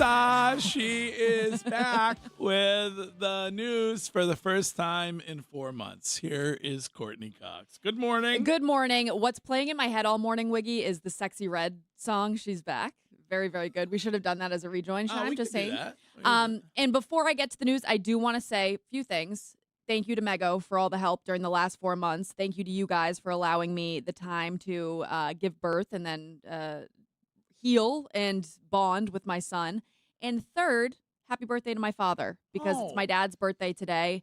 Another year turning 21 for him. So happy birthday, Dad. Oh, excellent. There you go. Now, how many times have you sent a text message home or a phone call or this morning so far? No phone calls. I checked the Nanit once. The what? The Nanit. What's that, like a camera? Yeah. I see. Over his crib. And I got one photo from Santo this morning. So, all right. Yeah, they're watching. Okay. So, good morning to them.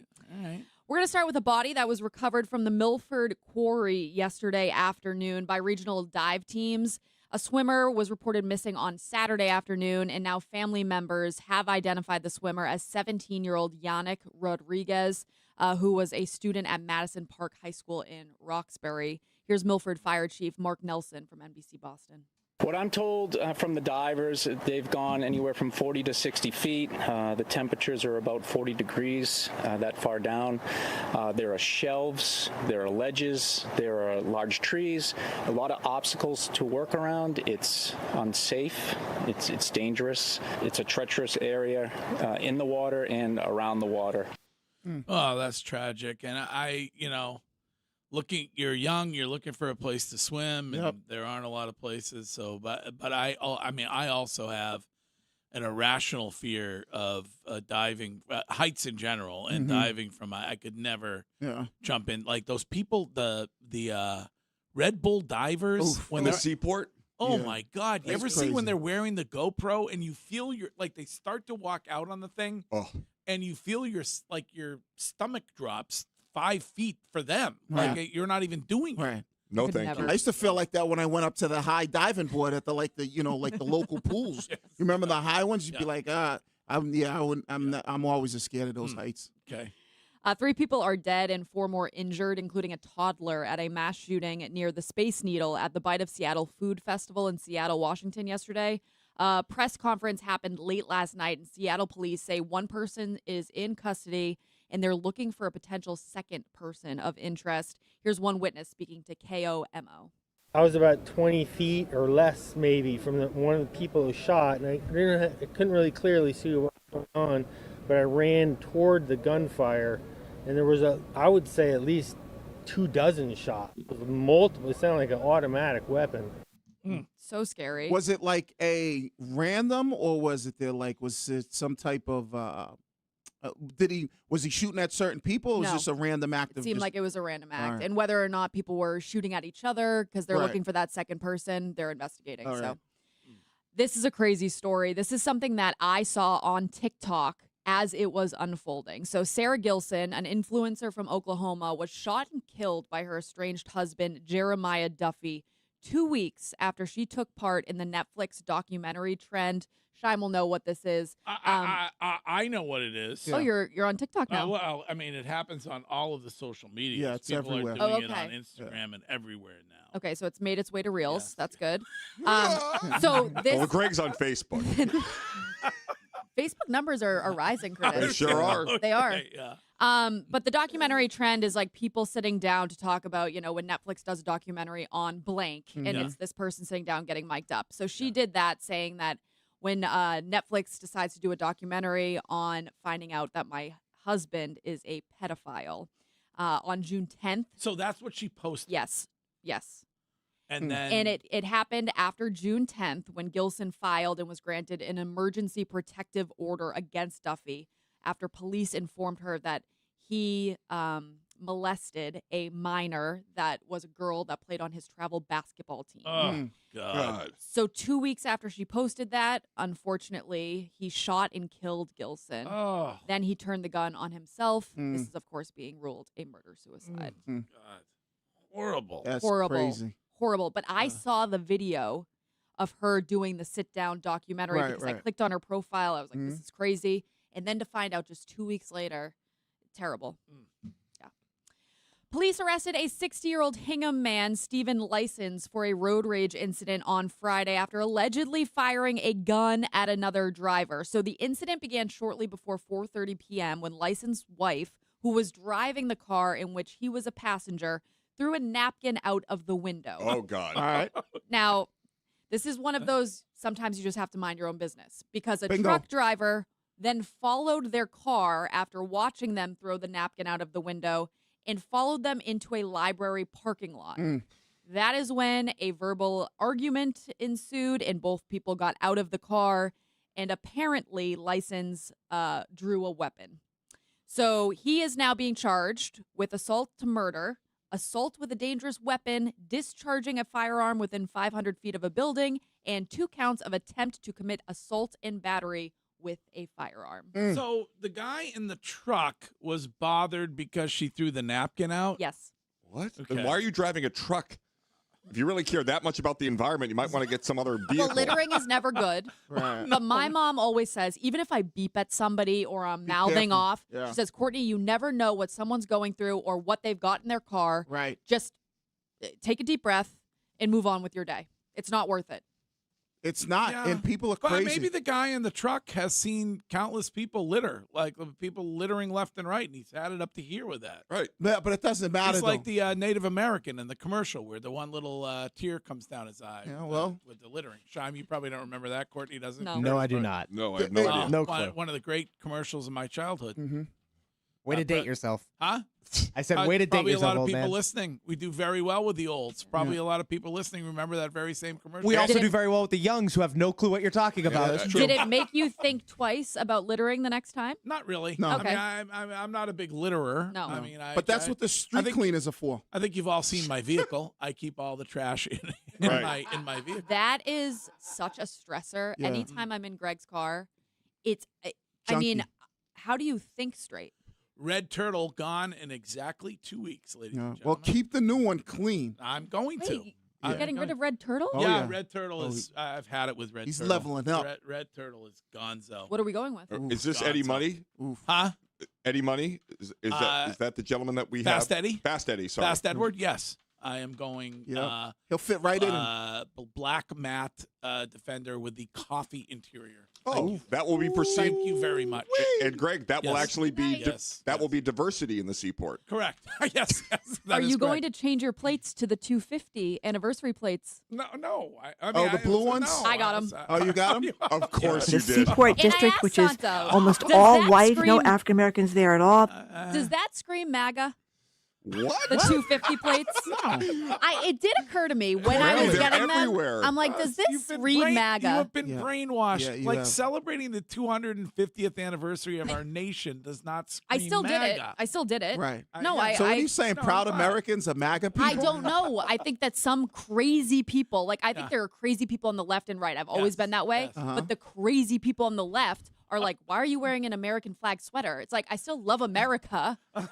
And so I got the 250th plates. All right. Well, that's why Not Teslas are so is such a conundrum for people because they're an electric car, but it's Elon Musk. Right. It And is- now the people that have to put stickers on the Teslas that say like, I love my Tesla, but I hate my CEO. Like, give me a break. It is so. It is my favorite thing. It is It's so funny. It is idiocracy in real time that you have people sitting there in their car saying, "I'm sorry about the owner of this vehicle or the creator of this vehicle." Like It's okay. You don't have to have guilt about everything. it's it's so a great dumb. car. We just found out that Coco's a MAGA girl. There is No, but somebody it at is- Twitch who always says that. No, but it's unfortunate that you're getting the commemorative 250th anniversary Right. plates, and you have to be worried It's a about cool looking license plate. Yeah. It was just so weird that it Yeah. it occurred to me, Yeah. and I said, you know what? I'm still getting it. Do you have to pay extra for those? Or No, they do take a bit to come in though. All Oh, right. they do. Yeah. Yeah, so I had temporary plates for a bit. What's your license plate say? MAGA? It says TRMP. DJT 47. All right. Excellent job so far. Oh, thank First you. day back when it comes to the news. Yeah. We will continue with the rest of this morning's news in exactly 2 minutes. No longer next.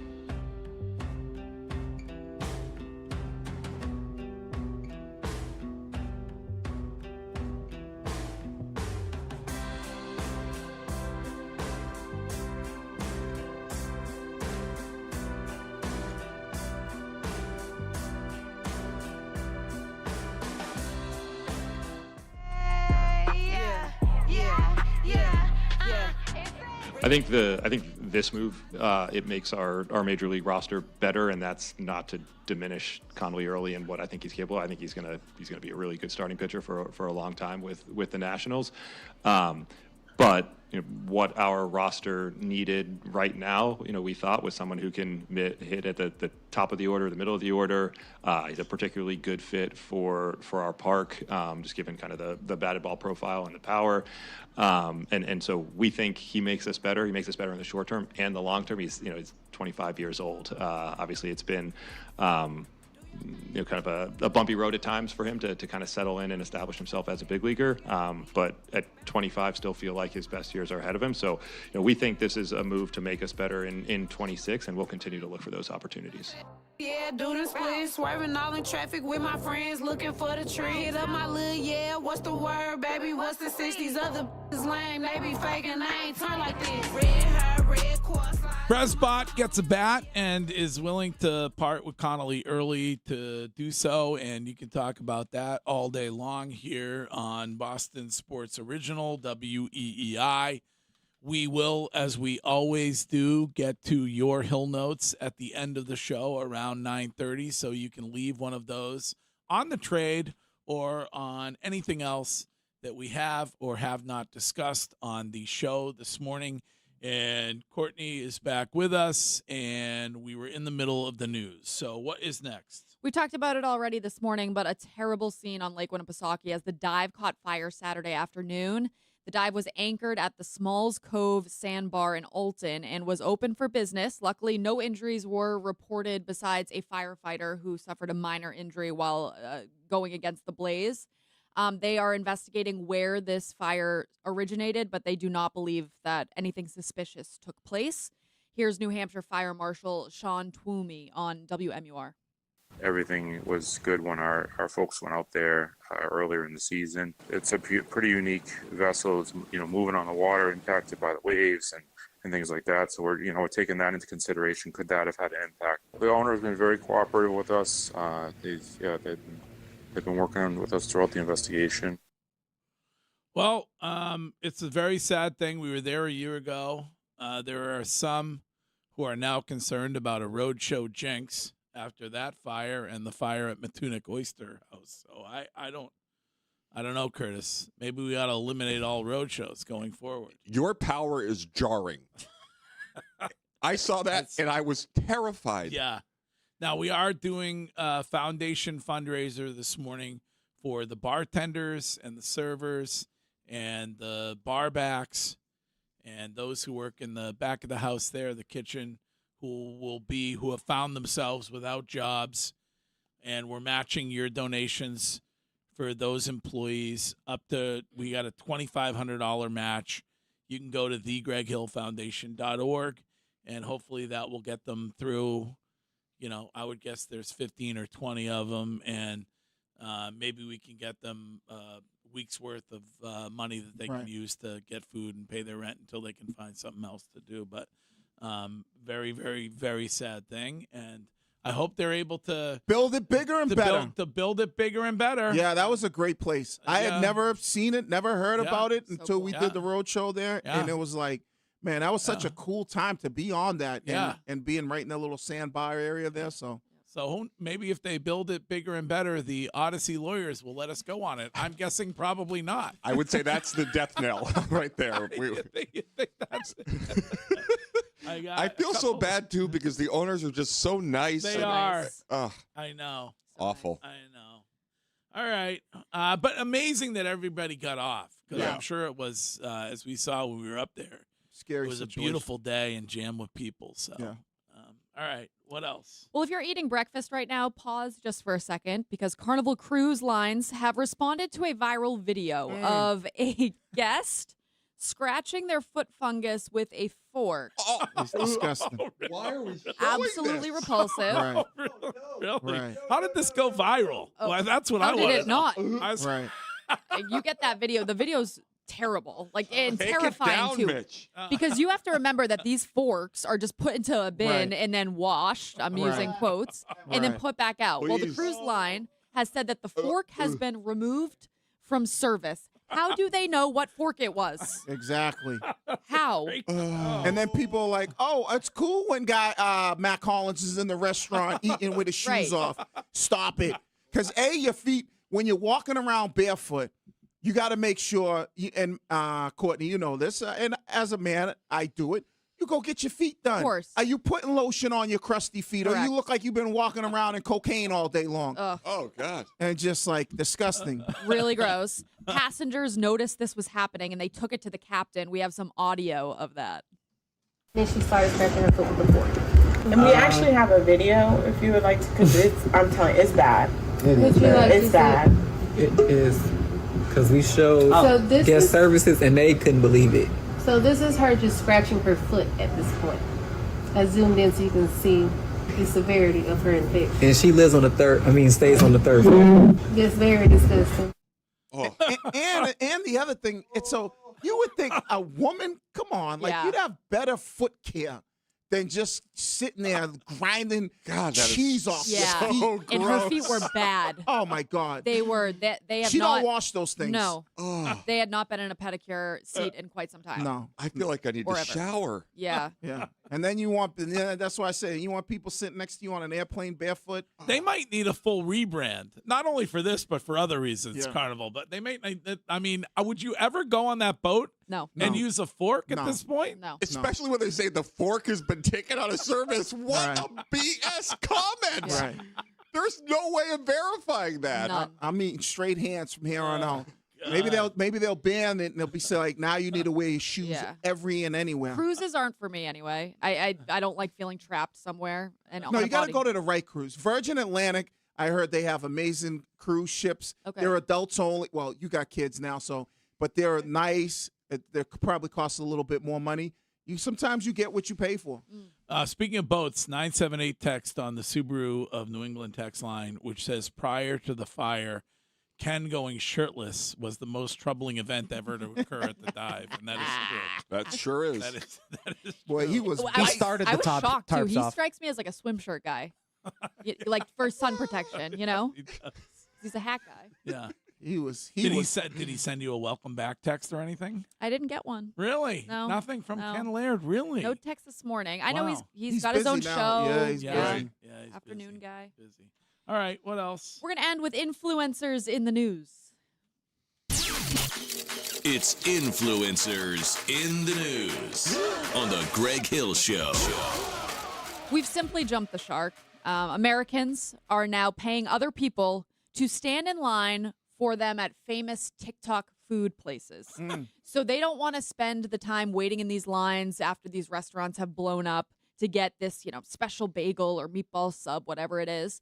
So they're paying people to do that for them. Where is the money coming from? Like I thought that everybody was struggling economically. They have the money to pay somebody to wait in line for them. Not only pay them to wait in line, I looked it up. A professional line stander will run you between $20 and $45 an hour. Wow. Oh, where can I sign up? I know, it's kind of a great gig. Yeah, I got my afternoons free until soccer season starts.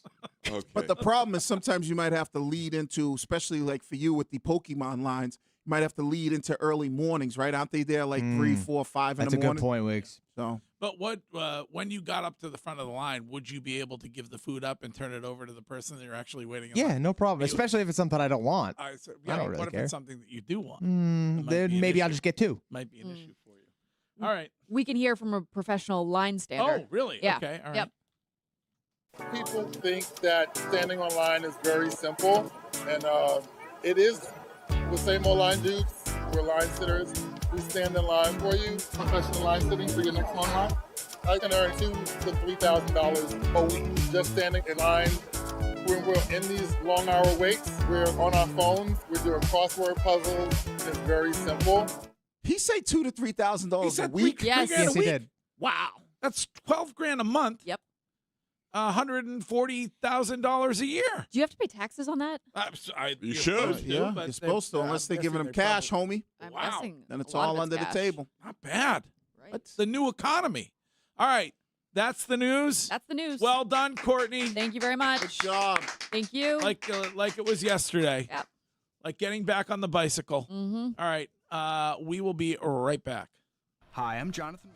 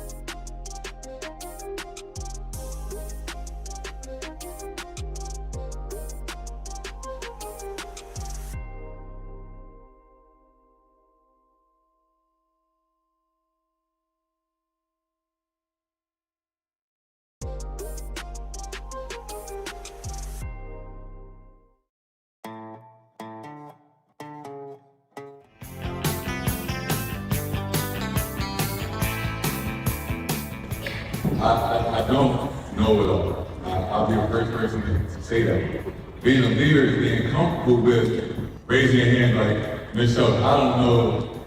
Can you explain that to me? I don't know X, Y, and Z. I want to learn, right? Somebody, being around somebody that feel like they know it all, I don't want to be around that person, right? I don't want to be the smartest person in the room. I want to learn from somebody else.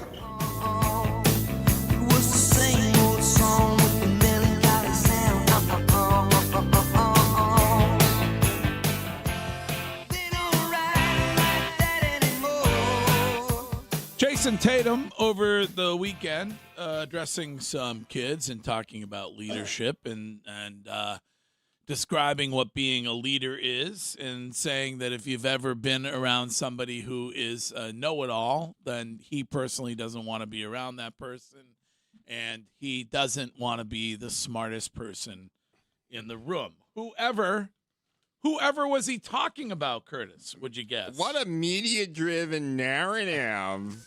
I think the media-driven narrative was that they couldn't play together. No, that Jason Tatum was in fact silent because he was the one behind the scenes pushing for the trade to be consummated. But it was also that they couldn't play together. Yeah. Well, clearly they couldn't, according to Jason Tatum. If they didn't win a title, it was because those two can't play together, and that's where I had an issue with it. Mm-hmm. Now I'll be the first to admit, Curtis, I did not think that there was any issue with them. I thought that they were laughing behind the scenes. Clearly, I was wrong because Jason Tatum does not say this to a bunch of kids unless he feels a certain type of way about Jaylen Brown. And can we go back to the Al Horford comments about Yes. how weird it was? I don't know the exact verbiage he used. He said the reason he left was not about money, essentially, to paraphrase. That it was dysfunctional behind the scenes.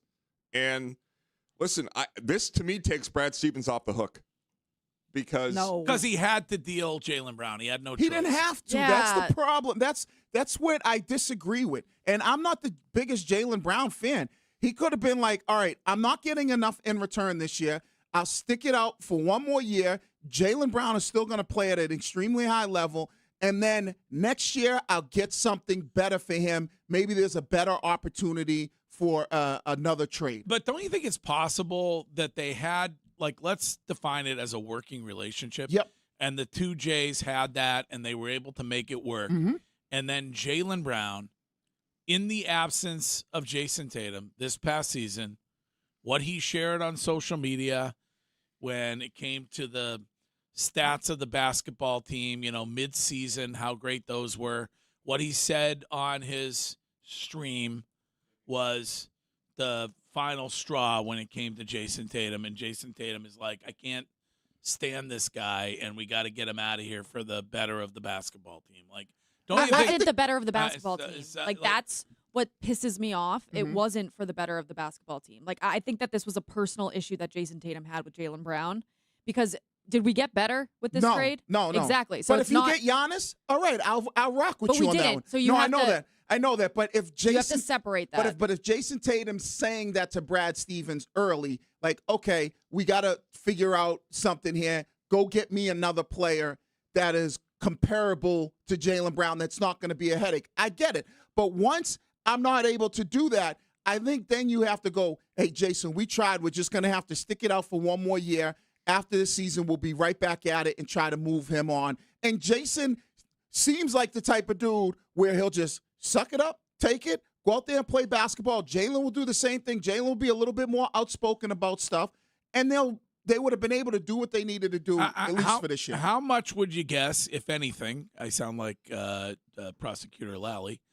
How much do you think this, the way they felt about each other, had to do with Jason Tatum choosing not to play in that Game 7?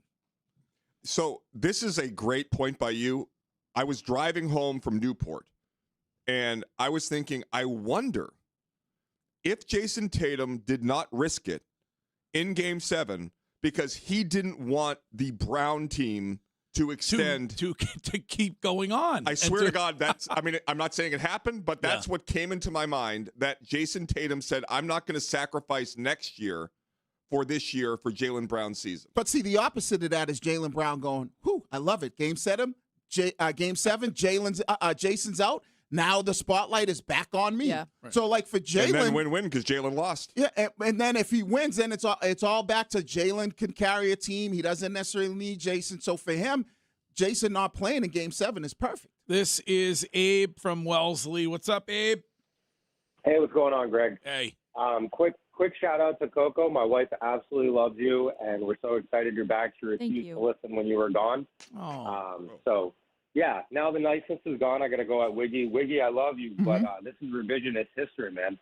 I vividly remember you saying that it's not Jason Tatum's personality to care who he plays with. So if it's Jalen or if it's Giannis or if it's whoever, like, he's fine with it. He's just going to go with it. But I think this shows us that he wasn't fine playing with whoever, and that whoever was Jaylen Brown. He didn't want to be with him anymore. And I think you say, like, oh, we'll just make them play together. But this is the NBA. Star players get what they want. So if he went to Brad and said, get rid of him or get rid of me, I think Brad's hands were tied. I hate the Paul George return. I hate the trade. But I don't think Brad had a choice to keep them together anymore. I think he did. Here's where I disagree, because Brad had been keeping them together for how many years? Like, this isn't something that just happened overnight. Yeah. It is. The way he acted this season, he was acting like he was the greatest thing since sliced bread. But Jalen had said before, before this season, Wiggy, Greg. he couldn't stop telling everybody that he was the best two-way player in the world. Right. Over and over and over Right. again. And Jason Tatum is probably like, wait a minute, stop. Like, knock it off. I feel like I'm the best two-way player in the world. Yes. Why would he care if you're saying that? Like, if Wiggy wants to brag about himself, I'm like, go off, King. If you want to brag about yourself, I'm like, go off, King. That there should be no issue with Jaylen Brown talking himself up for Jason Tatum. This has been my favorite season so far. Is there an issue with him doing whatever he wants to do freelance style when they have a game plan in place? But I think that's more of a Joe Mazzulla thing. What do you mean it's more of a Joe Mazzulla? Like, I think Joe Mazzulla might be mad. It probably bothers Jason Tatum as much as it bothers Joe Mazzulla. How does it bother Jason Tatum? Jason Tatum's still getting his shots up. The thing that Jaylen Brown has been doing, and he said this well before this was the best season of his career, he said, I've been sacrificing. I've always had to change my game. Right. I've always been the guy that is basically in the trade talks. Like, Jalen, was tired of being in Tatum's shadow when he was like, yo, I have proven I could be a finals MVP. I've proven that I could carry this basketball team. I've proven I'm on the same level as Jason Tatum. Give me that same type of respect. We've known about this for years. Can I just say this? Whenever the media is confronted by the fans saying that they're making a straw man or they're creating nonsense out of thin air, it's always worse than we say. Every single time. Whether it was Schilling and Pedro, Brady and Belichick, Jalen and Jason, whenever there is a sniff of contention, it's always far worse when the autopsy is conducted. But I think, Curtis, Also, most people... Wiggy, and you know this better than anybody. If you deserve respect, you don't have to beg for it. You don't have to ask for it. It's given to you. Right, but some people are not like that. Some people are built differently where No. If he earned it, he would have gotten it. Like he earned it. Like, listen, you got to give Jalen credit. He earned it. Yeah. He proved that he could be a guy that could carry a basketball team. Like, he earned the respect. And I'm told carry a basketball team into a first round exit in the playoffs. No. But And clearly across the NBA, Greg, clearly across the NBA, he didn't earn respect because you couldn't get anything for him. I understand that he didn't take advantage of the He earned it in the regular season in which a whole bunch of teams were tanking. Like, good on him. Right. Well, I mean, see that now that's kind of like now you're basically saying he's not as good. I'm sorry, I don't agree with you. I just do you think he's a top 10 player in the NBA? I think he's top 15. All right. I think he's a top 15 player. I don't think he can be a leader because I think he is selfish. Well, what about all the people that were like, "Yo, Jalen is the leader"? All the people, yes, all the people on the team that expressed publicly how upset they were he was gone. Like, name them. No, but during the season. season. About the fans. No, but afterwards. Like, I'm talking about the fans. There's like mad fans out there. There are a ton of fans out there that are like, you traded the wrong guy. Right. There are a lot of fans that said Marcus Smart should have been a Celtic for life. Who Yeah, said but Marcus- no one believed that though. What? There are mad Chris fans. Forsberg was crying on television. What are we talking about? There are fans that are pissed because of the return. That's it. No. Yes. During the yes. season, everybody was saying, okay, Jalen is actually performing quite well. And I was very impressed with Wiggy because he kind of turned his tune from the beginning of the season to midway through the season, giving Jalen Brown the respect he deserves. gave And him I thought a lot flowers. of fans did the same thing. And there was a Yeah, but if he had gotten traded for Giannis, nobody would be mad. No, yeah, exactly. But because I would've. people know that Giannis is the better player. But there are a lot of fans, Courtney, or whether it's social media, whether it's people who call in that are like, they traded the wrong guy. Like, so let's not all of a sudden be like, everybody's like, good job, Brad Stevens, you traded Jalen Brown. They're mad at the return. When I hear this, I am more impressed with what Brad Stevens did because he clearly had to make a personnel decision, which was tough for the better of the basketball team. So, yeah, I do go. Yes. And you think that he got rid of a guy who felt like he was the smartest in the room, and it was bothering other people in the organization. Like, I'm fine with that. But when you can't... You also traded a guy who shows up for games, though. Yeah. Like Jason Tatum, that's been an issue that we've seen the last couple of seasons where all of a sudden he falls off the map when we need him. So, and there was a time where Greg said he wanted to drive Jason Tatum to the airport. True. So, like, but we go back and forth on the others, two. I, unlike others on this show, can change my opinion when presented with facts. So yeah, but what is the facts? The facts are you're a superstar, top 5 player in the NBA, which you call him all the time. Yep. Couldn't stand the Batman on the basketball team. And I've known that. And why didn't you ever say it? I mean, I've said it numerous times. When? How many times have I said Jason Tatum and Jalen Brown, there is friction between them two? No, you said they don't rock. How many times? You said they Greg, don't that's rock the on same thing. they don't rock on the outside. But no, and that's they the don't same hang out thing. together. That's the same thing. It's exactly, how many times? How many times? Listen, that I compare. I'm not going to be able to do this. No, because you I never can't once, do it. You never once said the two of them couldn't stand each other when anybody. Courtney, you're the only one. No, He did. not. He did. Over We and could go over. pull. We could go pull. You think that you guys said that the two of them can't stand each other? I did not. Okay, he But never Wiggy, said that. yes, he did All because the time. he and I used to get into fight All after the fight time. about it. Oh my! I used to say they're like what I always say. Every superstar tandem breaks up because they can't get along. Shaq and Kobe, Jordan and Pippen. But you we used saw. Shaq and I Kobe as an said- example that they had not no. yet met. And I You realized did. that I wasn't here for 4 months, but at Beachcomber, you and I got into it.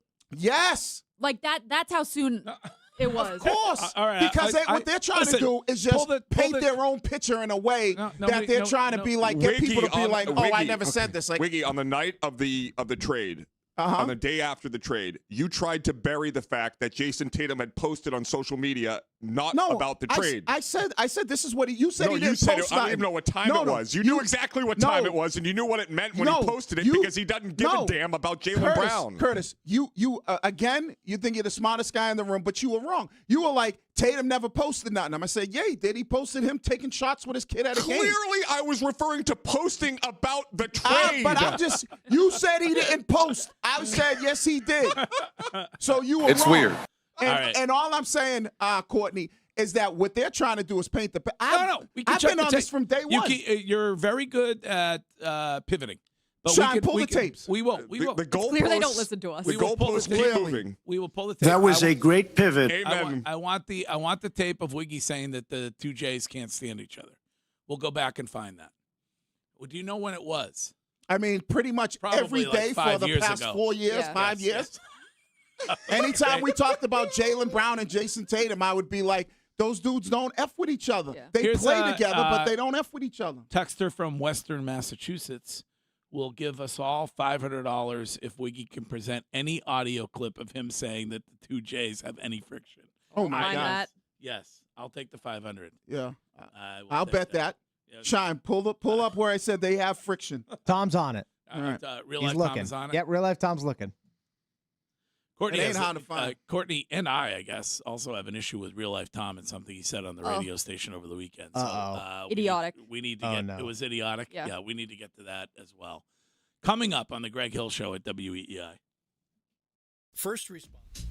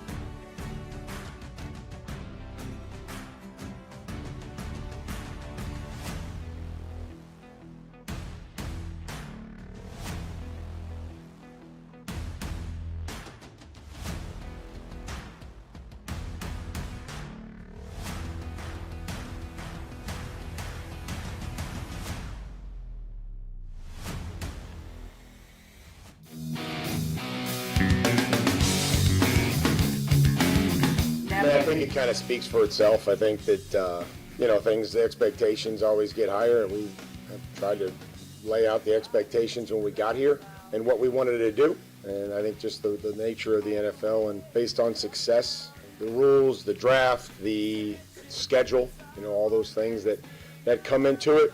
And it's our job is to recreate the things that we did really well last year, the culture, the ability to win different ways and find ways to win and understand how to win and understand how to prepare. And we're going to have a more difficult journey. That's just how it goes each and every year. That's what we're expecting. So we want it that way, and we'll prepare accordingly.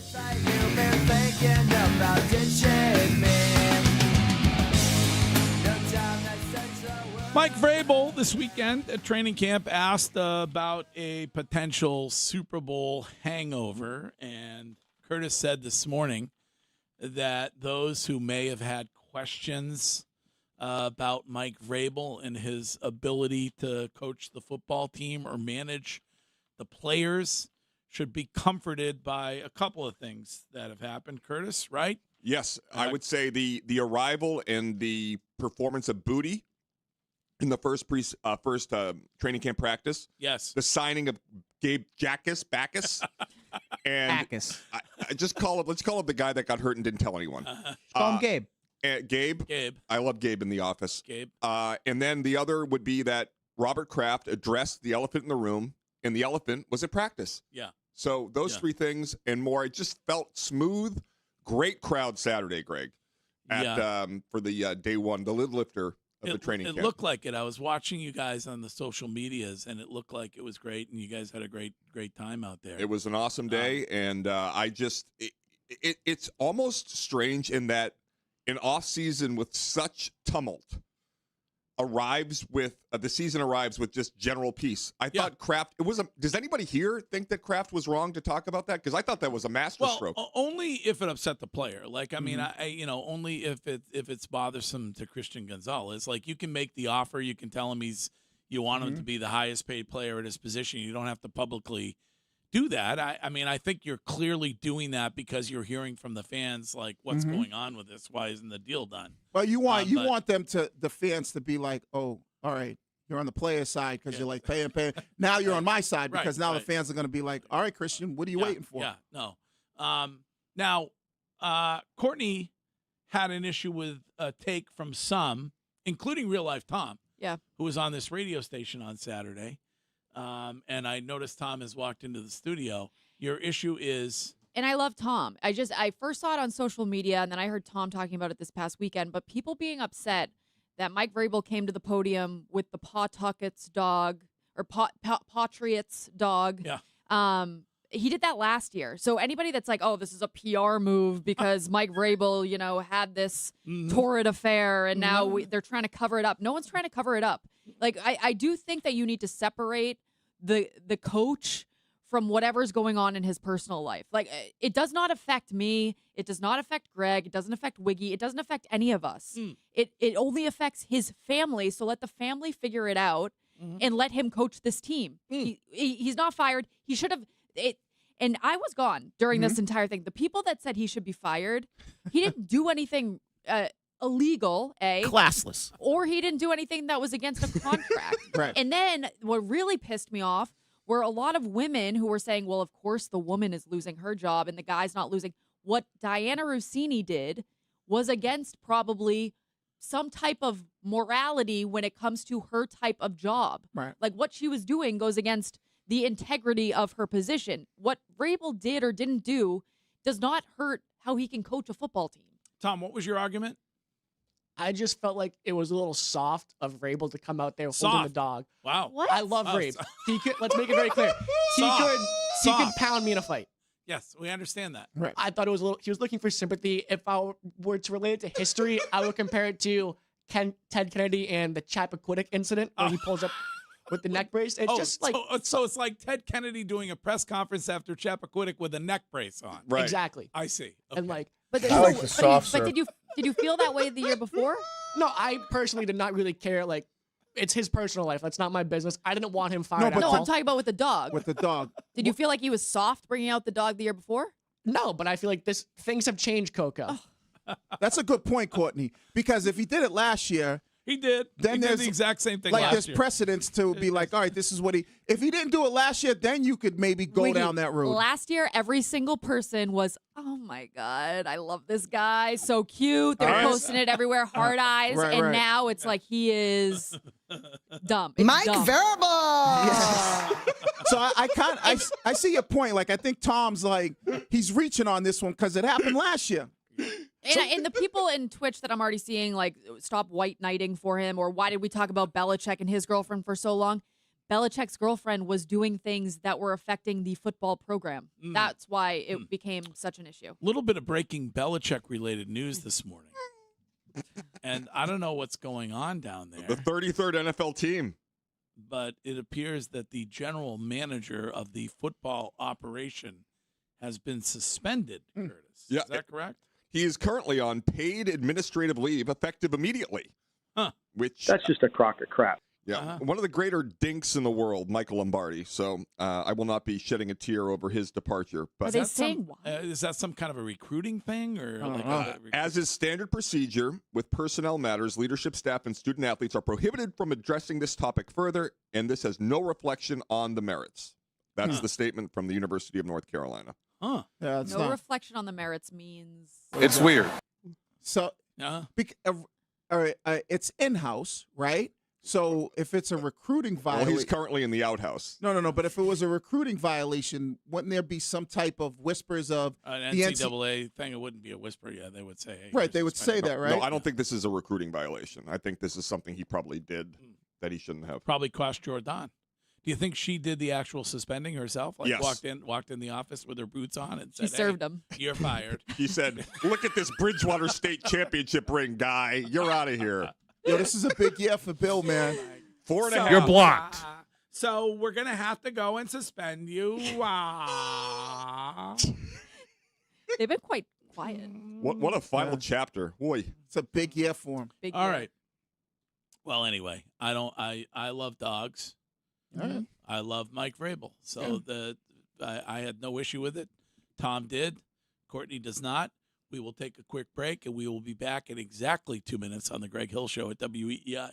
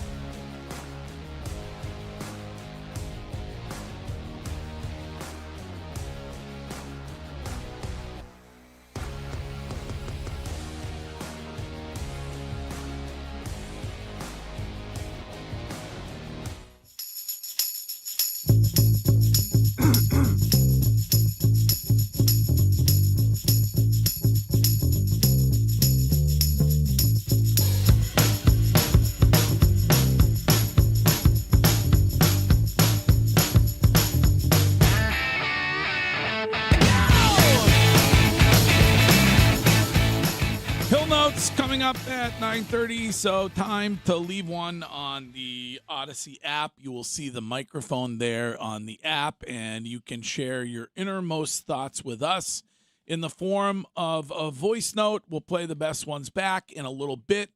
Could we open the Window World of Boston weather window for Curtis, please?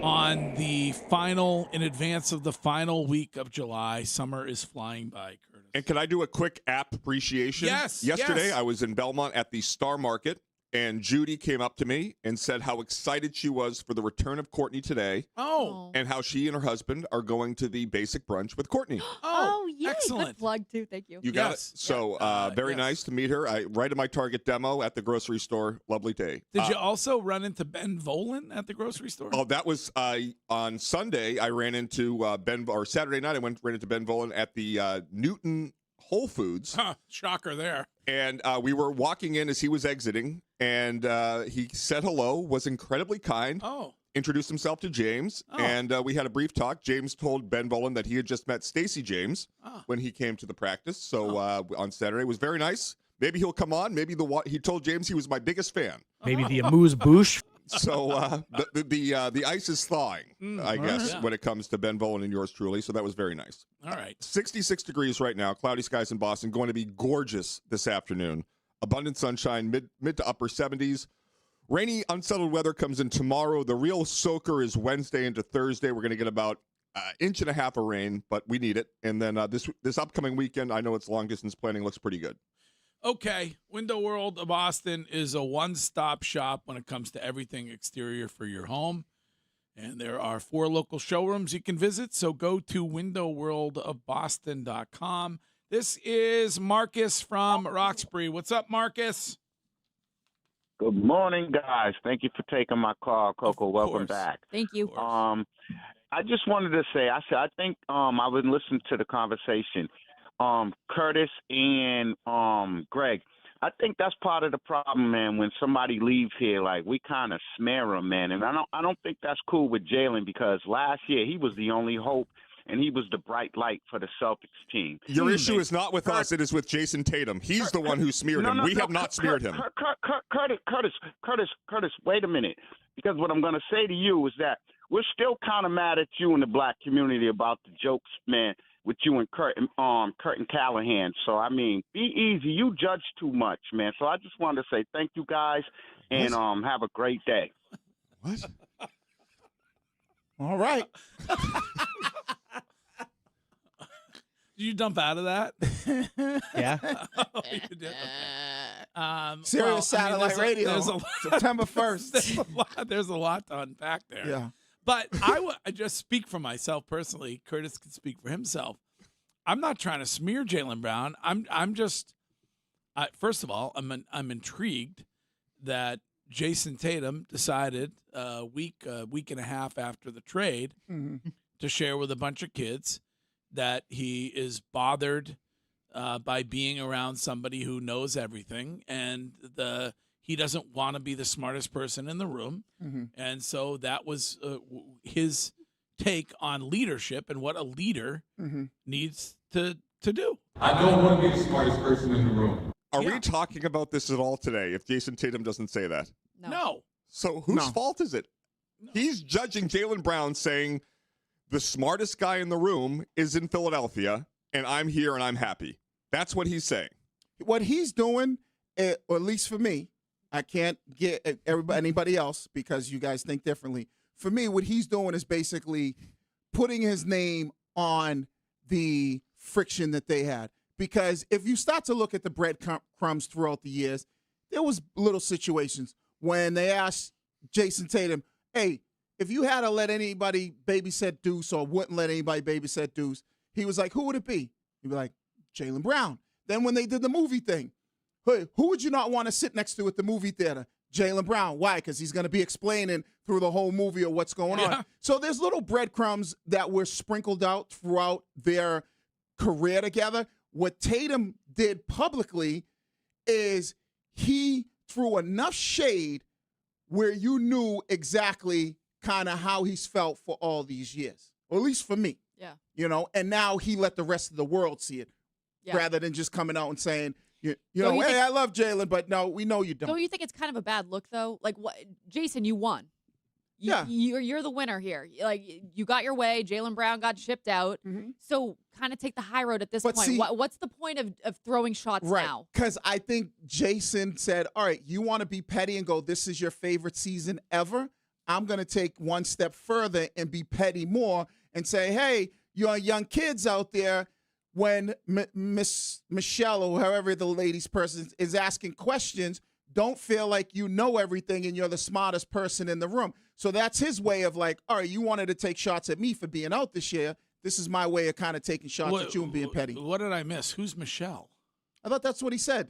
If Miss Michelle says something. Yeah, I think it was the counselor or whoever it was. In the audio, like, you know, she says, hey, go to her for help if you need it. Threw me for a loop there. I missed the Michelle. No, I listened to the whole thing, so yeah. Yeah, so I go back to this quote from Jaylen Brown, from Jason Tatum on Jaylen Brown, when Jaylen Brown was left off the Olympic team and was in the middle of this maelstrom of chaos and people were judging him. He was so enraged that the Nike Dookie crew did not allow him on the team. And this is what his friend Jason Tatum said when asked.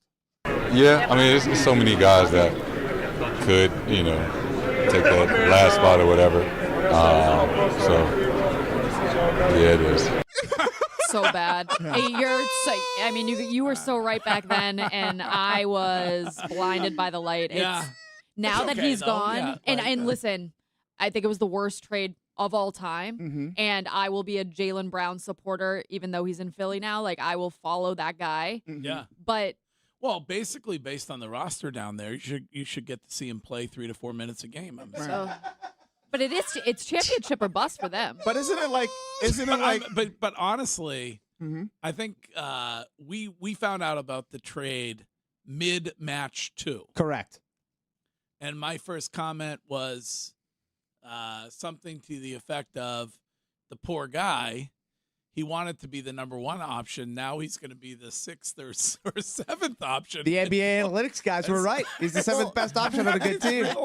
It's an unfortunate. How is he going to adjust to that down there? What I do have a question when it comes to that, though, because if he was pissed about being the number 2 guy, why would he be so strong in the recruiting of LeBron?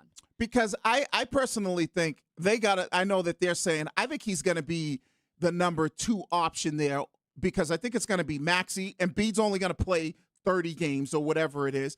And I think it's going to be Maxey, Jalen, Edgecombe, and LeBron has already shown that he can kind of take a back seat. He did it with the Lakers last year. So I think LeBron is like, yes, big backseat guy, LeBron. Well, no, I think he's but it's the LeBron James show now. Well, no, it's LeBron James is the biggest name as far as like, because he's LeBron James. Do you think this is what Jaylen Brown envisioned at the conclusion of this season? Oh, no, I don't think Jaylen Brown envisioned this. He wanted to be the guy on a team. I think probably in his mind, he thought they were going to get rid of Tatum and keep him. Right. Well, he might have. He might have. But if he was thinking that, I think he probably did. But if he's thinking that, he's naive, because everything that the Celtics have shown you since they drafted the 2 of them, the Celtics always have been more Tatum than Brown. If anything, he should be mad at Brad Stevens going, wait a second, you didn't want to throw Hugo and Shireman into the deal that could have sent me to Milwaukee? And he was telling everybody he didn't want to go to Milwaukee. No, Shams has said that the reason why that Milwaukee deal fell through, and this was after the Jaylen Brown got traded to Philadelphia, the reason why is because the Celtics did not want to throw in Hugo and Shireman and another first-round draft pick. Because the deal they got for Jaylen Brown was so overwhelming in the return that they would have been unwilling to trade those 2 guys for Giannis. Please, but that's give what me a Shams break. said. You don't believe Shams? No, I don't. All right. No, I mean, he was out there when it came to other teams throwing a little something in the mix, which was, I may not be willing to play for these teams. Like, and the other thing, there's reporting on that. And the other thing Shams reported, he was like sabotaging deals with other teams. Right now, he's waiting in line for Pats. Well, I guess it's who you believe. But the other thing, everybody believes Shams. The other thing he reported was the Celtics didn't even entertain Portland when Portland was like, "Hey, we want to inquire about Jaylen Brown," and the Celtics was like, "Nah, we're good." So, the thing that irks me more than anything about the situation is the team that beat you in the postseason got much better, and you sent your second best player to that team. It's in your division. Not according to the odds makers, Curtis. The new over-unders are in for win total. The Celtics and Sixers identical, 51.5. Huh. Shocking. Which is stupid. Oh. Stupid. Stupid. I think the Sixers are going to be good. I don't care The what Sixers you are say. ahead of you in championship odds, though. Yes. Yeah. They're still like third though, right? I think Yeah, they are third fourth behind or- the Spurs yeah. and Thunder. They're tied with the Knicks at 9-1, and Yeah. then the Celtics are right behind them at 13-1. Yeah. Okay. Interesting, and you can talk about it all day long here on Boston Sports Original, WEEI, and we will be right back in exactly 2 minutes, no longer.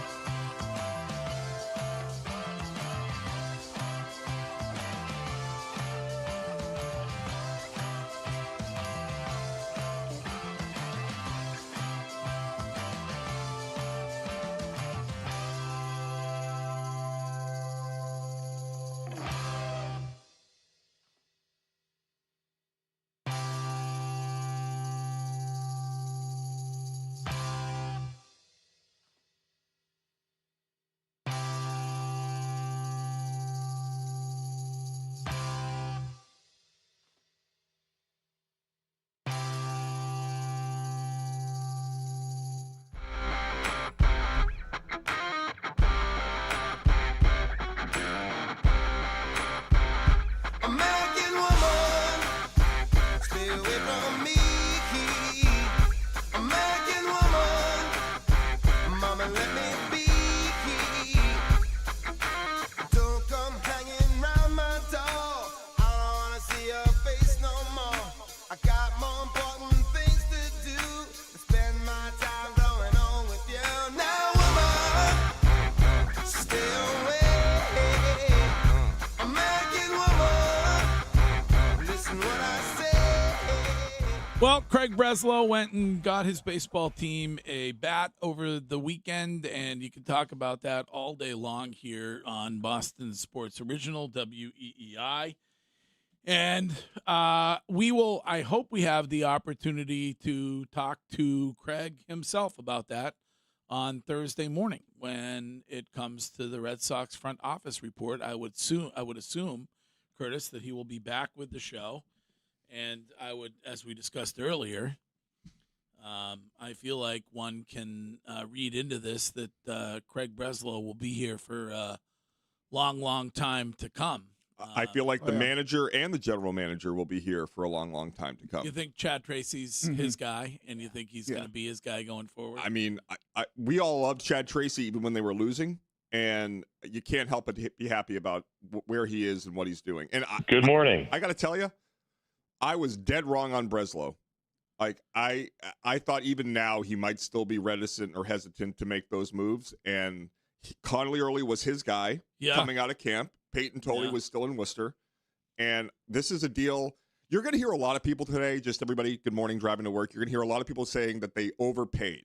Well, people have been texting in and talking about that. And, young lefty arm and you have control and you're willing to give that up and it better work. But go ahead. Sorry. No, I don't care about overpaying. You have Jake Bennett. You have a guy that is redundant, and you don't have a Curtis Mead in your infield. It's a no-brainer to me. And it's Hello, how are you doing? And it's not like this guy, as Wiggy alluded to earlier, it's not like it's a rental and as of September 30th, he's gone. You have him under control. He's 25 years old. Right. I think it's a perfect deal. And he's on pace to hit over 30 home runs, right? And so the biggest question mark at the beginning of the season.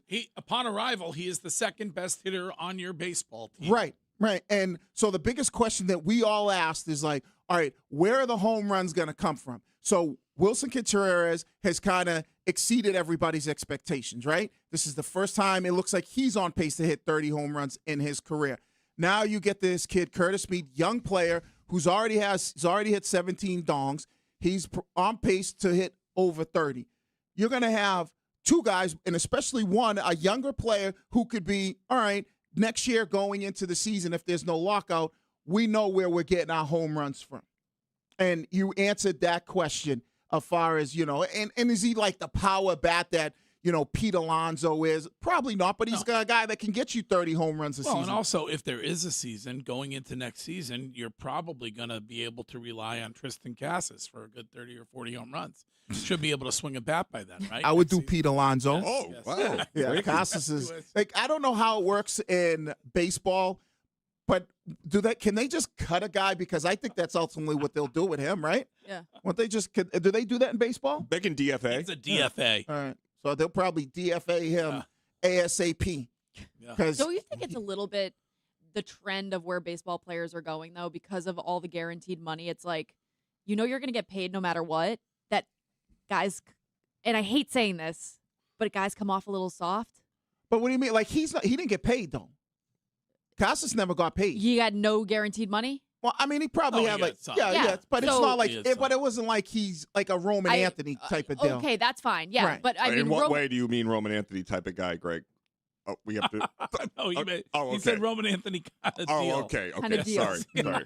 But you can throw Roman Anthony in it as well. Right. I just think that when the money is guaranteed for a lot of these young guys, I don't know. I think it takes the pressure off of them in a way that they become a bit soft.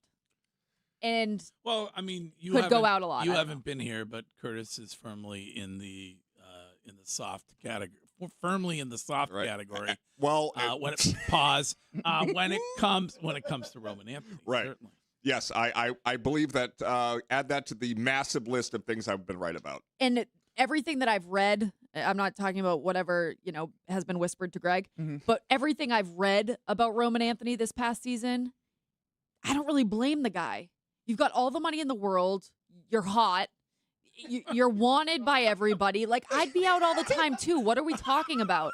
Like, I get into this argument with my dad. It's such like an old head take where he's like, what a loser. Like, why isn't he doing this? Why he's going out too much? What? I would do the same exact thing. Yeah, but see, that's... Are you saying you're hot? I'm not, but I'm saying if I was hot, I would do the same thing. And it's I'm not saying it's right. Right. I'm just saying, hot. I'm just saying that you have everything at your fingertips. It's a MILF Monday on the Greg Hill Show. But Courtney, to Curtis's point about the Jaylen Brown and being a media, what did you say, like media creation? Mm-hmm. The Roman Anthony thing was a media creation that people and we in the media made up because... What, that he's out all the time? Yeah. Because, I mean, it's when you think about it, right? And hey, listen, I'm partly to blame. It all happened with him in Nantucket with all the smokes getting off the boat. Now everybody's like, oh, and we've seen him a couple times, taking pictures here and there. And everybody goes, oh, this dude loves to be outside. But when you really, if you really think about, and I don't know, there will be people who will call in and say, oh, yeah, he was out. But this is something that we created. Where do you guys stand on dining outside versus inside? Let me just answer first. I prefer inside. Really? Yeah, I'm fine to go out. Like, if people are having a drink or an appetizer outside, that's fine. Like, in Andrea's was great. I actually liked eating outside there. Yeah. But as a general rule, I prefer inside because there's no bugs. It's all weather dependent, in my opinion. It's environment dependent. It's outside for me if I'm on the water.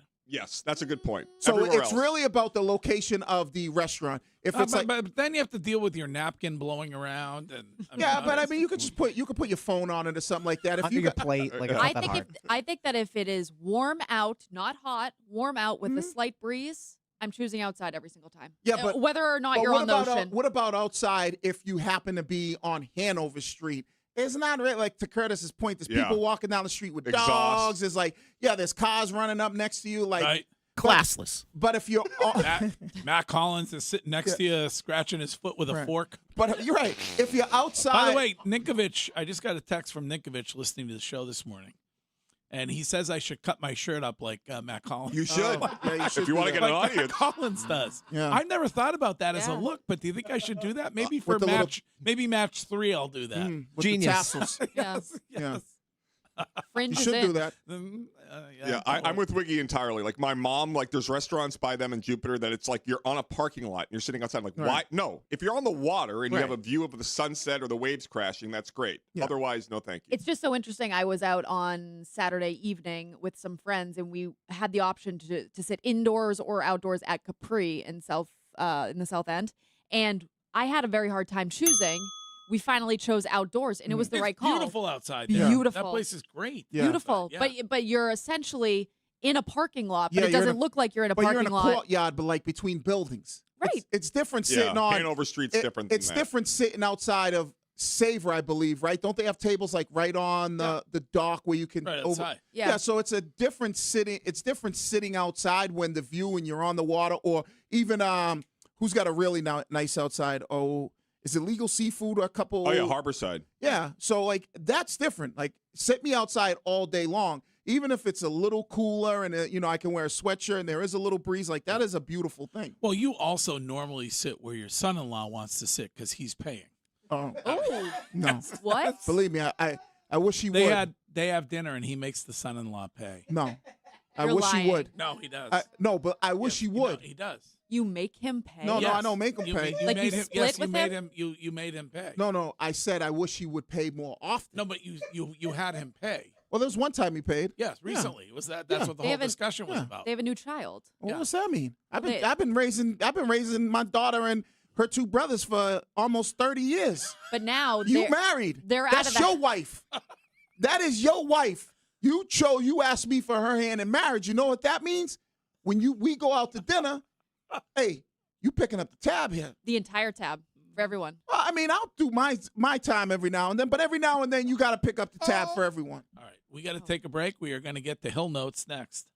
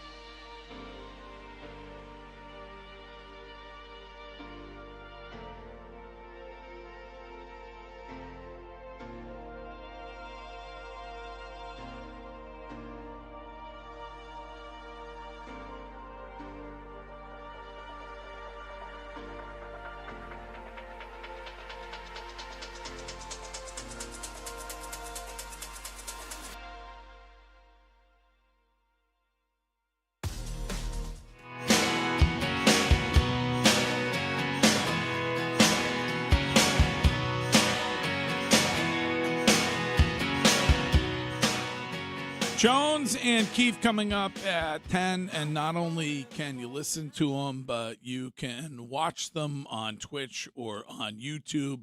And our show on YouTube and on Twitch brought to you by Springer's Jewelers, and it is the Summer Faux Pay Showcase going on all day at Springer's this Friday and Saturday in tax-free Portsmouth, New Hampshire.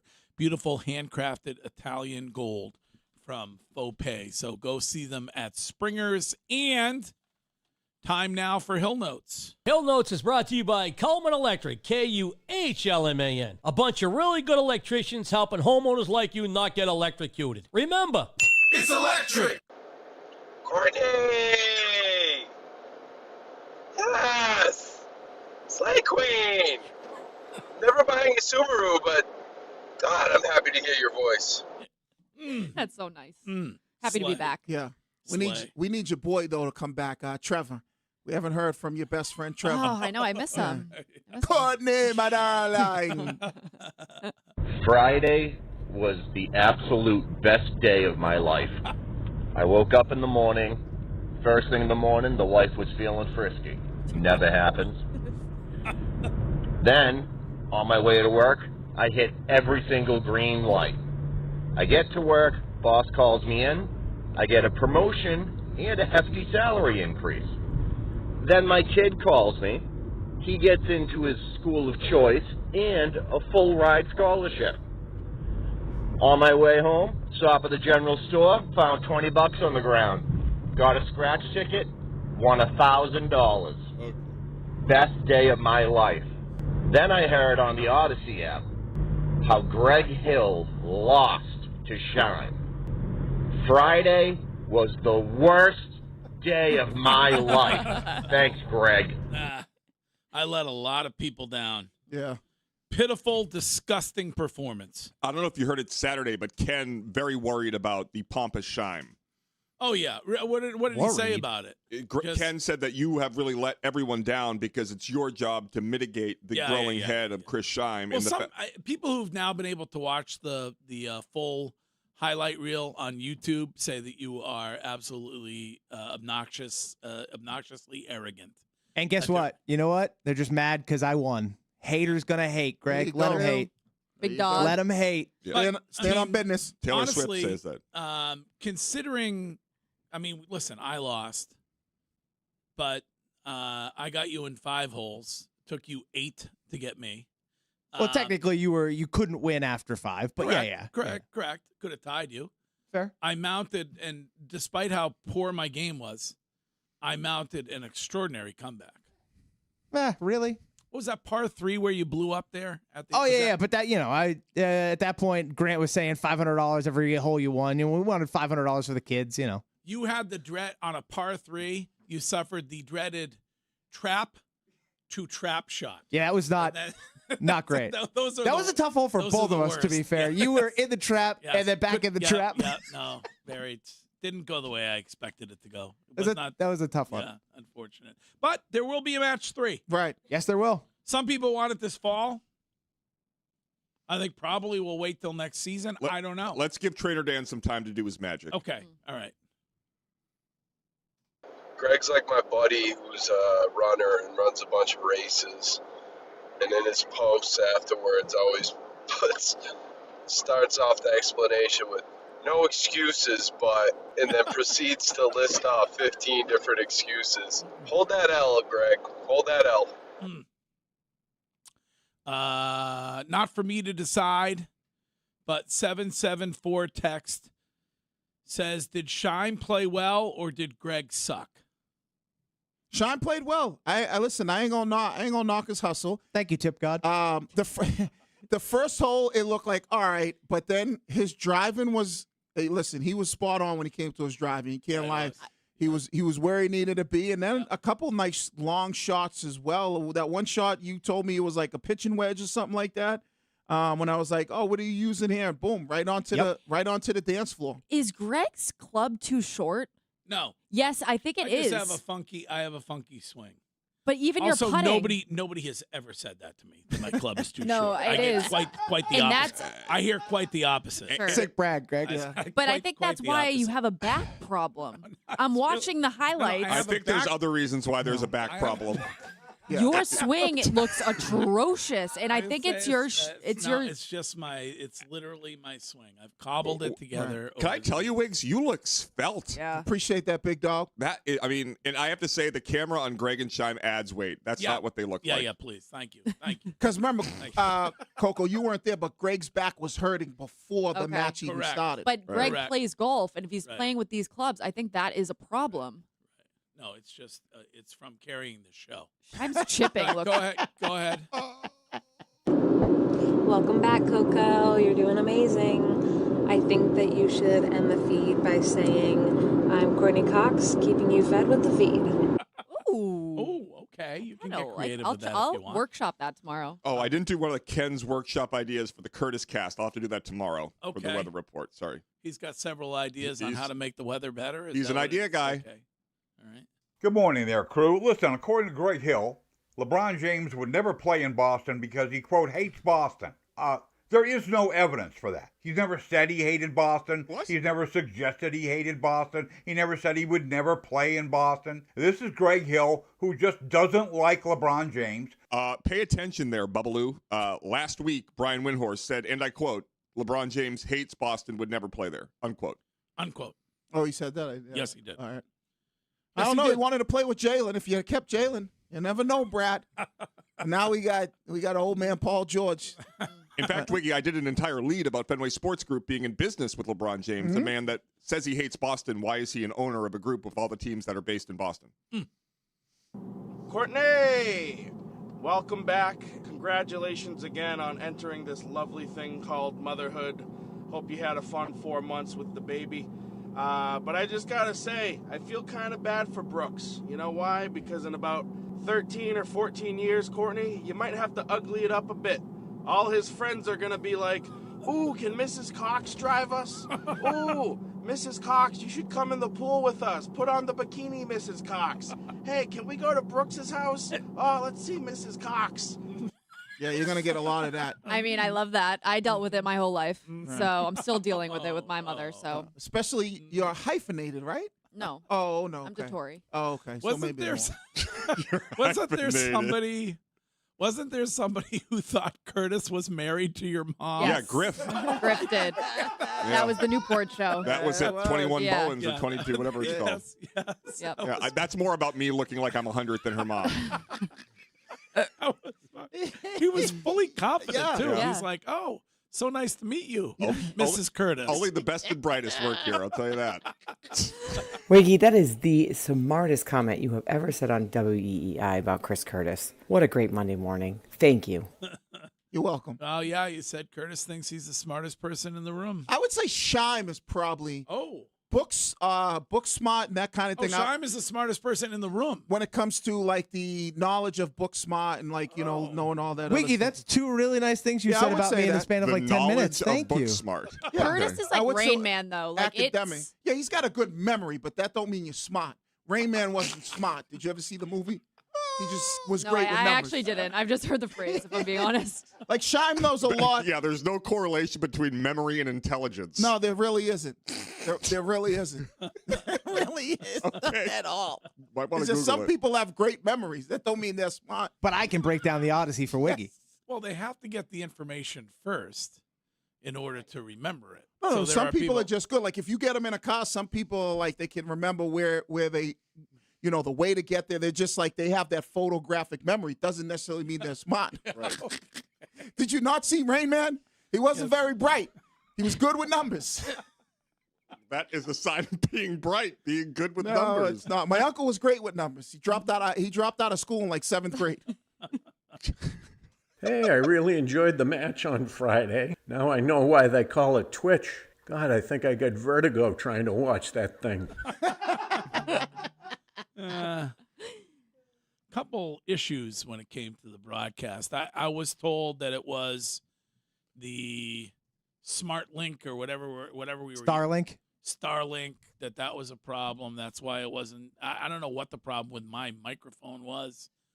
I had 2 of them on. No excuses, but I don't. Did you see the microphone cords like both dangling from me while I'm? Yeah, I had 2 on me too. No, you didn't. You had 1 on you. Nope, I had 2. You did not. Yes, I did. You can ask Eamon. I had 2. I had a big block and then the small one. Oh, okay. So I had both. For match 3, you should not, I repeat, you should not be able to win a hole with a double bogey or worse. Shime winning the first hole with an 8, a snowman, that's obnoxious. Yeah. Was awful. Just well, Shime, horrible. how many holes did you? Is it like? Did he win? Well, no. Did he not par on where he bogeyed? Out of I bogeyed on a few. Oh, okay. All right.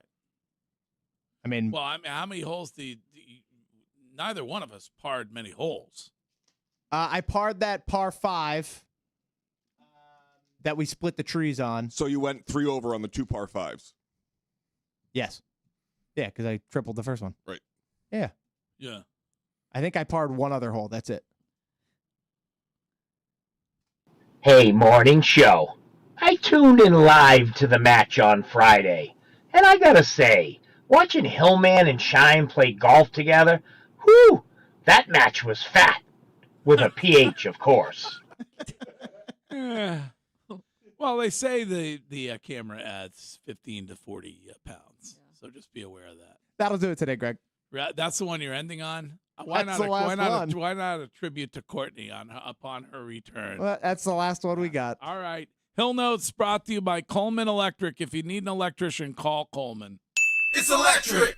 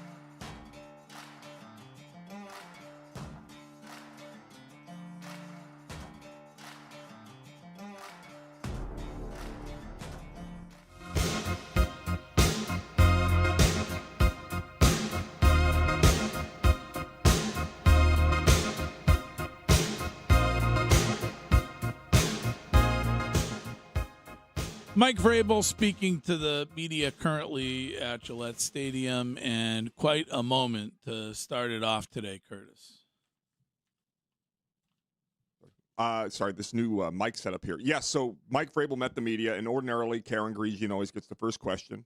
And Doug Kide, who's been through hell and his family's lost a daughter to cancer, arrived today with another daughter of his named Olivia, and Mike Vrabel gave Olivia the first question, which was really cool. And Olivia asked a great question. Was it about why he had a puppy dog with him? No. On Olivia Saturday? said, what are you going to do about the X route? And she asked about the Taylor Swift wedding that Mike Vrabel was a guest of, which is a great question. And Mike Vrabel said it was a fairy tale. Oh, and Olivia's the best. I've known Olivia since she was born. And obviously she's been through so much, but she is a star. So that's awesome. Awesome. Yeah. So very cool. Right. Well, Wiggy and I were talking about it during the break. I'm somewhat fascinated about what this team ends up doing with Booty. Just because the return is going to be whatever it's going to be. Like, why not try to find a way to keep him around? Well, for me, the biggest thing is that means either Kyle Williams, Pop Douglas, one of those guys is expendable. But you have told me, correct me if I'm wrong, that you see them using A.J. Brown in the slot a lot.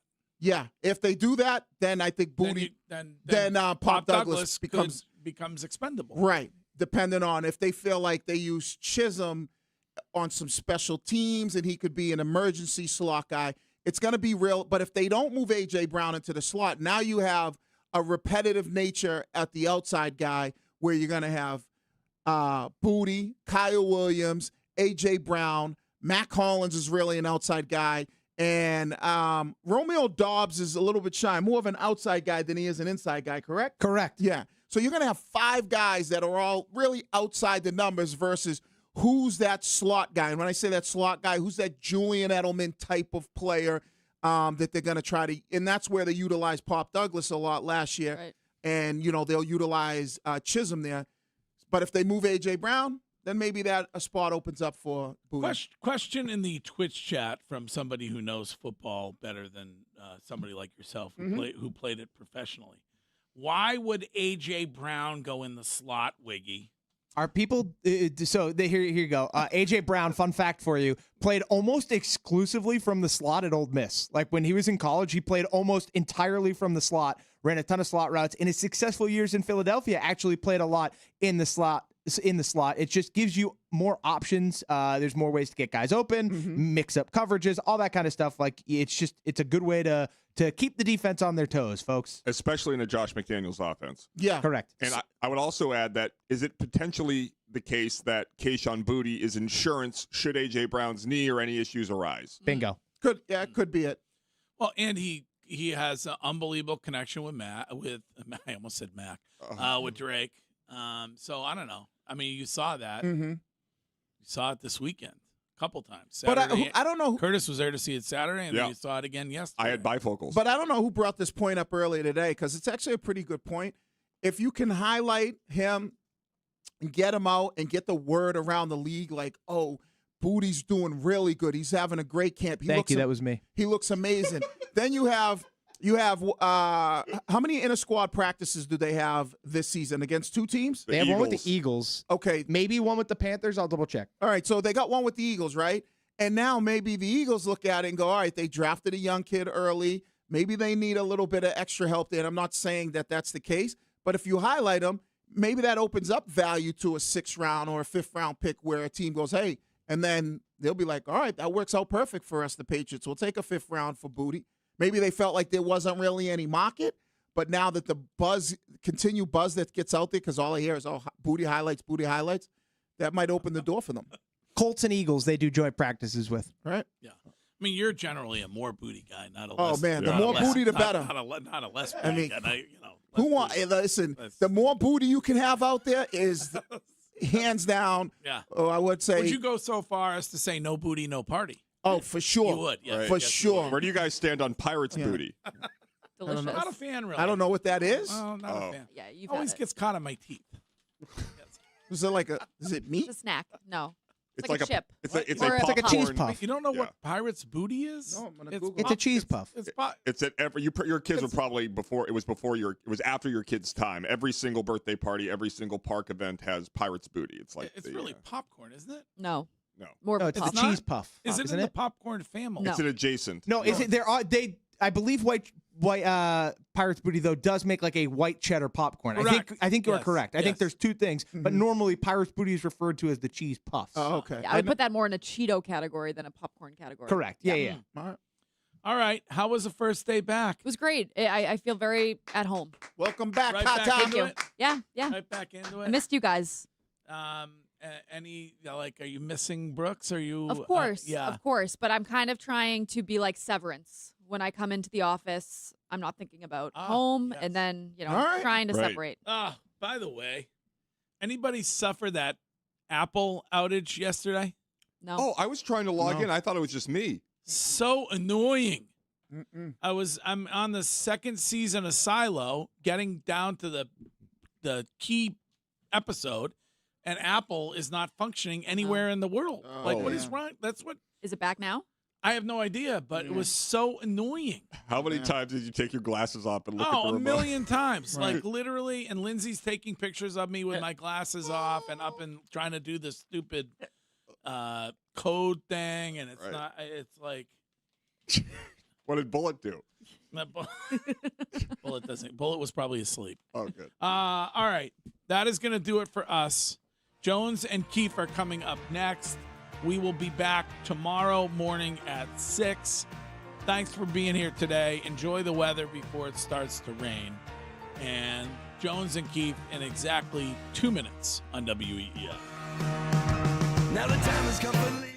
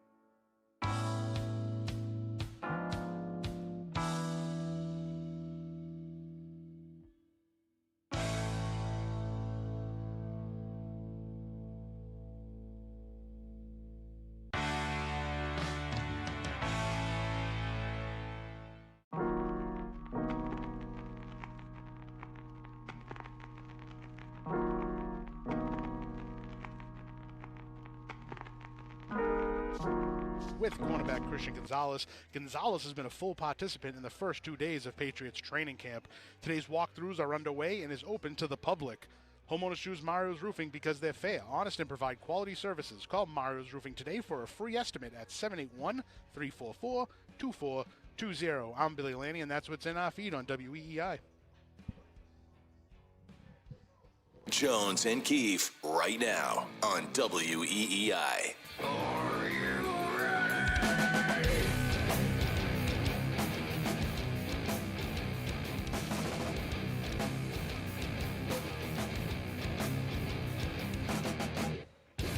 Are you ready for Patriots training camp, Keith? Yes, I am, Jones. I'm very excited for this Patriots walkthrough. We got like 90 men on the field doing some stretching right now. I'm all eyes. What do this they looks got? great. Lunges, deep lunges? What are they doing out a there? little hip flexor work right now. If you're Everybody's watching taking a knee. on twitch.tv/Boston WEEI, Keefe, of course, Yeah, as is custom at training camp, has the binocs out. I'm locked in. He is. He's really, really locked in on what's going on out there. What a great. How you feeling, by the way? Oh, good. Okay, good. I don't need a little cushion to sit on. Well, you know what's funny? Not to make it about me. So Friday, you famously had your colonoscopy. On Saturday, I was teaching CeCe Beans how to ride a bike, brag, and part of it was I'm like, let me also ride a bike and she could see it. I haven't ridden a bike in like 20 years. The seat is so uncomfortable. I think my backside hurts more than yours. You today. you gave yourself your own colonoscopy. I kind of did. I'm like, this hurts. I like who it. rides bikes? This is horrible. I like it. Yeah. But no, I'm 100% Keith. Good, Thank you for good, good. asking. I Yes. appreciate it.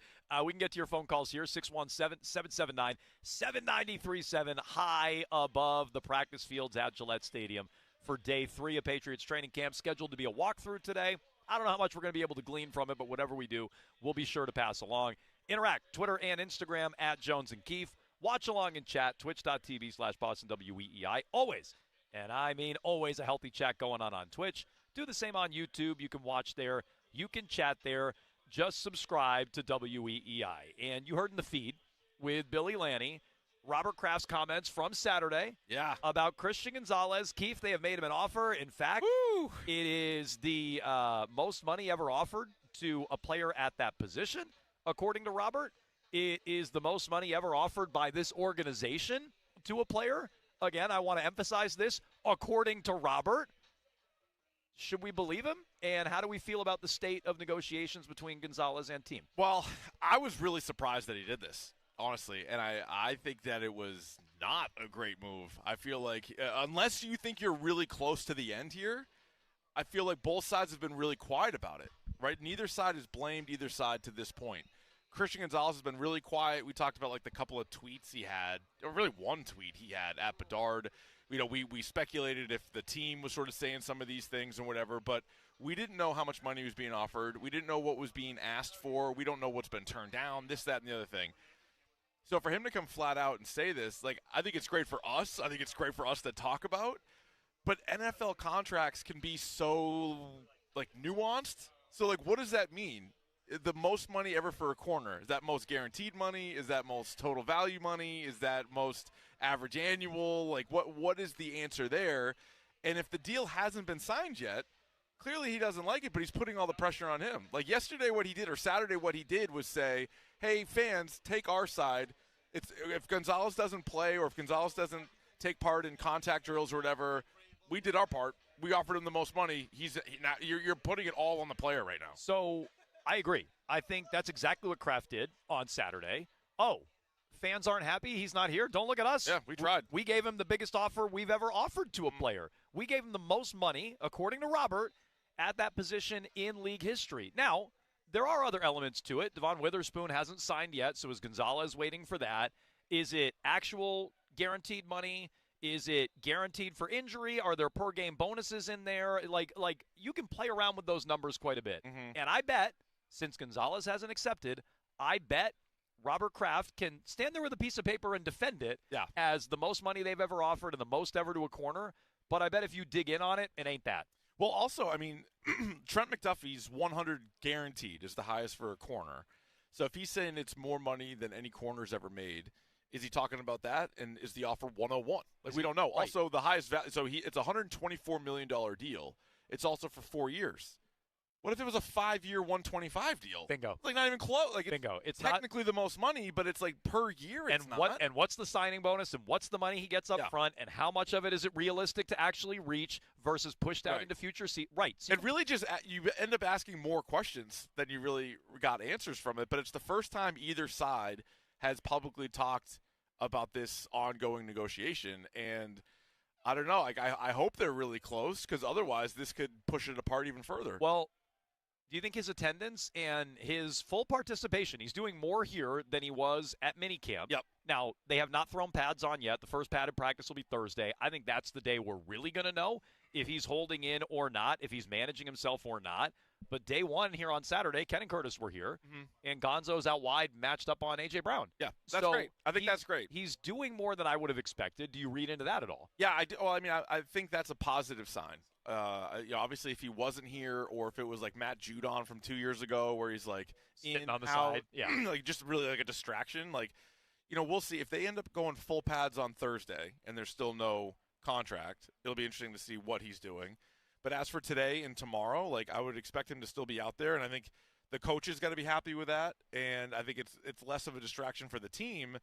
But now that we know that, they have a contract offer out there for him, the longer it goes, like, clearly, like, without a deal, right? Because it's not one of these things like what we heard even going back a couple months. It's like, well, the Patriots could, like, they actually could wait. Like, he is under contract. Yeah. It's like, well, no, they offered him a contract. And so if he really wants one, are they going to be able to get something done sooner rather than later? Like, my expectation was always it was going to kind of bleed into August. But I think you have to look at him being on the field as a positive. Well, and I do, because I was saying if he's not out there and he's not getting his work in and he's missing time, then he's behind, and he was behind last year and he missed time, and he wasn't the same guy really until the postseason. So far that has not been the case at training camp, which is a positive. Kraft was asked a follow-up question, by the way. They were here for their Patriots event. Yeah, he was out there talking with his wife about the event. He did get a couple of questions about Christian Gonzalez. You heard the first in the feed with Billy. Here was the only follow-up question that he deflected very quick. Are you optimistic? Last question, guys. Last question. Are you optimistic to get a deal done? Well, we're here to talk about the Patriots. I'm glad that 50 dogs are going to be, who were homeless, are going to have a nice home after this. Okay. All right, so the dogs get in the house. Are you optimistic? Didn't answer it. No. So I would read into that a little bit, like, well, we offered the most money ever. Hey, you optimistic? Well, these dogs here are going to get a home. Yeah. So I don't know.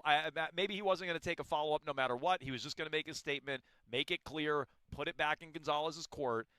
But I didn't like that exchange there. He could have easily been like, yeah, I'm optimistic. I think we're close. He didn't say that. No, he did not. Do you think that, I mean, obviously he owns the team. He can do whatever he wants. But do you think, like, Jonathan, Mike Vrabel, even Elliott Wolf saw what happened on Saturday and was like, yeah, that's what we want to do? Or do you think, I can't imagine. I think because both sides were doing such a good job of being really quiet about it. There was like no leaks. And then he comes flat out and is like, yeah, we made him an offer. Like, we made, and in fact, it's the biggest offer we've ever offered. Now, I was trying to look that up. Is Milton Williams' deal from a year ago, is that like the biggest Patriots contract? Good question. Because Brady never really signed like these massive contracts, right? I mean, I'd have to double check. Brian has given us a thumbs up. He thinks so. You think Milton Williams like 4 for 104? So like, okay, so maybe you offered 105. Yeah. And maybe Gonzalez is like, I'm better than McDuffie. He got 100.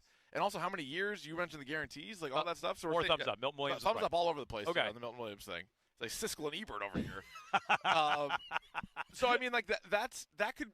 He could be telling the truth. Like, I think he is telling the truth. But there's also a ways to sort of, like, manipulate that number. Yeah, 105. How much of it's guaranteed? What is it guaranteed for injury? Yeah. Are there per-game bonuses? Like, I bet there's a lot of nonsense in this deal, which is why Gonzo hasn't – if he's been offered the most money ever at the history of the position and the most money in the history of the franchise, and it's real money – yeah, what's he waiting for? What's he waiting for? So my guess is it's not quite as rosy as the picture that Robert painted. But you guys can discuss 617-779-7937. We are off and running here on day 3 at Patriots training camp. First of 4 days this week. Jones and Keefe will be here in Foxborough talking to you from high above the fields at Gillette Stadium. Not only Patriots talk today, though. No. Red Sox win a series over the weekend. They make a deal out of nowhere. Yikes. Trading away your guy, Connolly Early, Keefe. That's my guy. Which I want to get into later on in the show. Plus, Jason Tatum with some pretty interesting comments, we think, about Jaylen Brown. Certainly about leadership, which we can attach to Jaylen Brown. We'll get to all of that coming up on today's show. And with more on Christian Gonzalez coming up here on Jones and Keefe in just 2 minutes. I'm curious if he's going to play ball with the Patriots, and I'm curious what your trust level is in Robert Kraft to get this done. We'll get to that 2 minutes. Jones and Keefe. Men, when addressing the problem of erectile dysfunction, you want...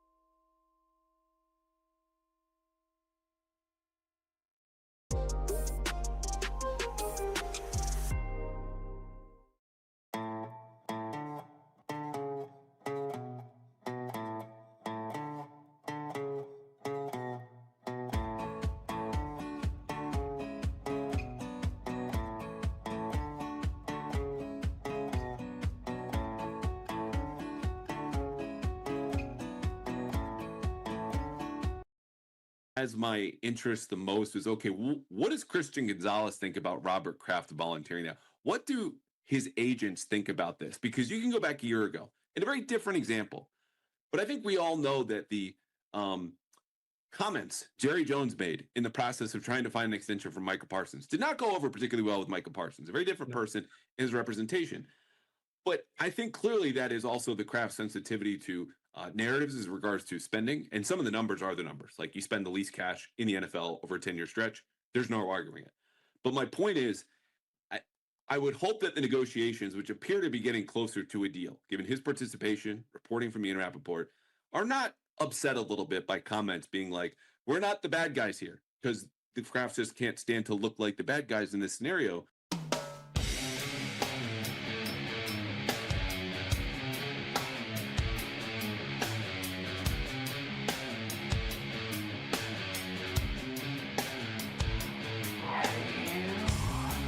Andrew Callahan, Boston Herald, on the Pat's Interference podcast. I think it's a pretty good summary of the situation. I hadn't connected the dots to Jerry Jones's comments about Micah Parsons. Yeah, good one. So how'd that go? It did not go well. Oh, he's on a different team now. Wound up with him in Green Bay. Yep. So we're looking now at the fields here at Gillette Stadium. Gonzo was out there on the field just now. He's currently standing in between the two fields, chatting with a few teammates.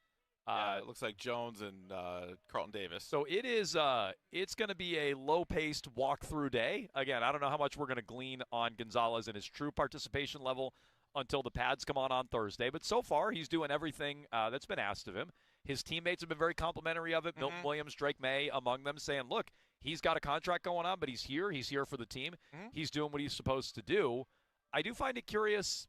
It doesn't seem like he's really playing ball in terms of, taking the Patriots' offer at this point in time. He's playing ball and out there on the field. And that's what's tough about it, because we don't know what the actual offer was. You know, we know that there are so many different ways to sort of spin an NFL contract, and so if Robert Kraft's like, it's the most money ever offered to Would you anticipate we get his side's response. I'm a little surprised we haven't gotten his side's response yet. Like, Kraft put that out there on Saturday. Yeah, true.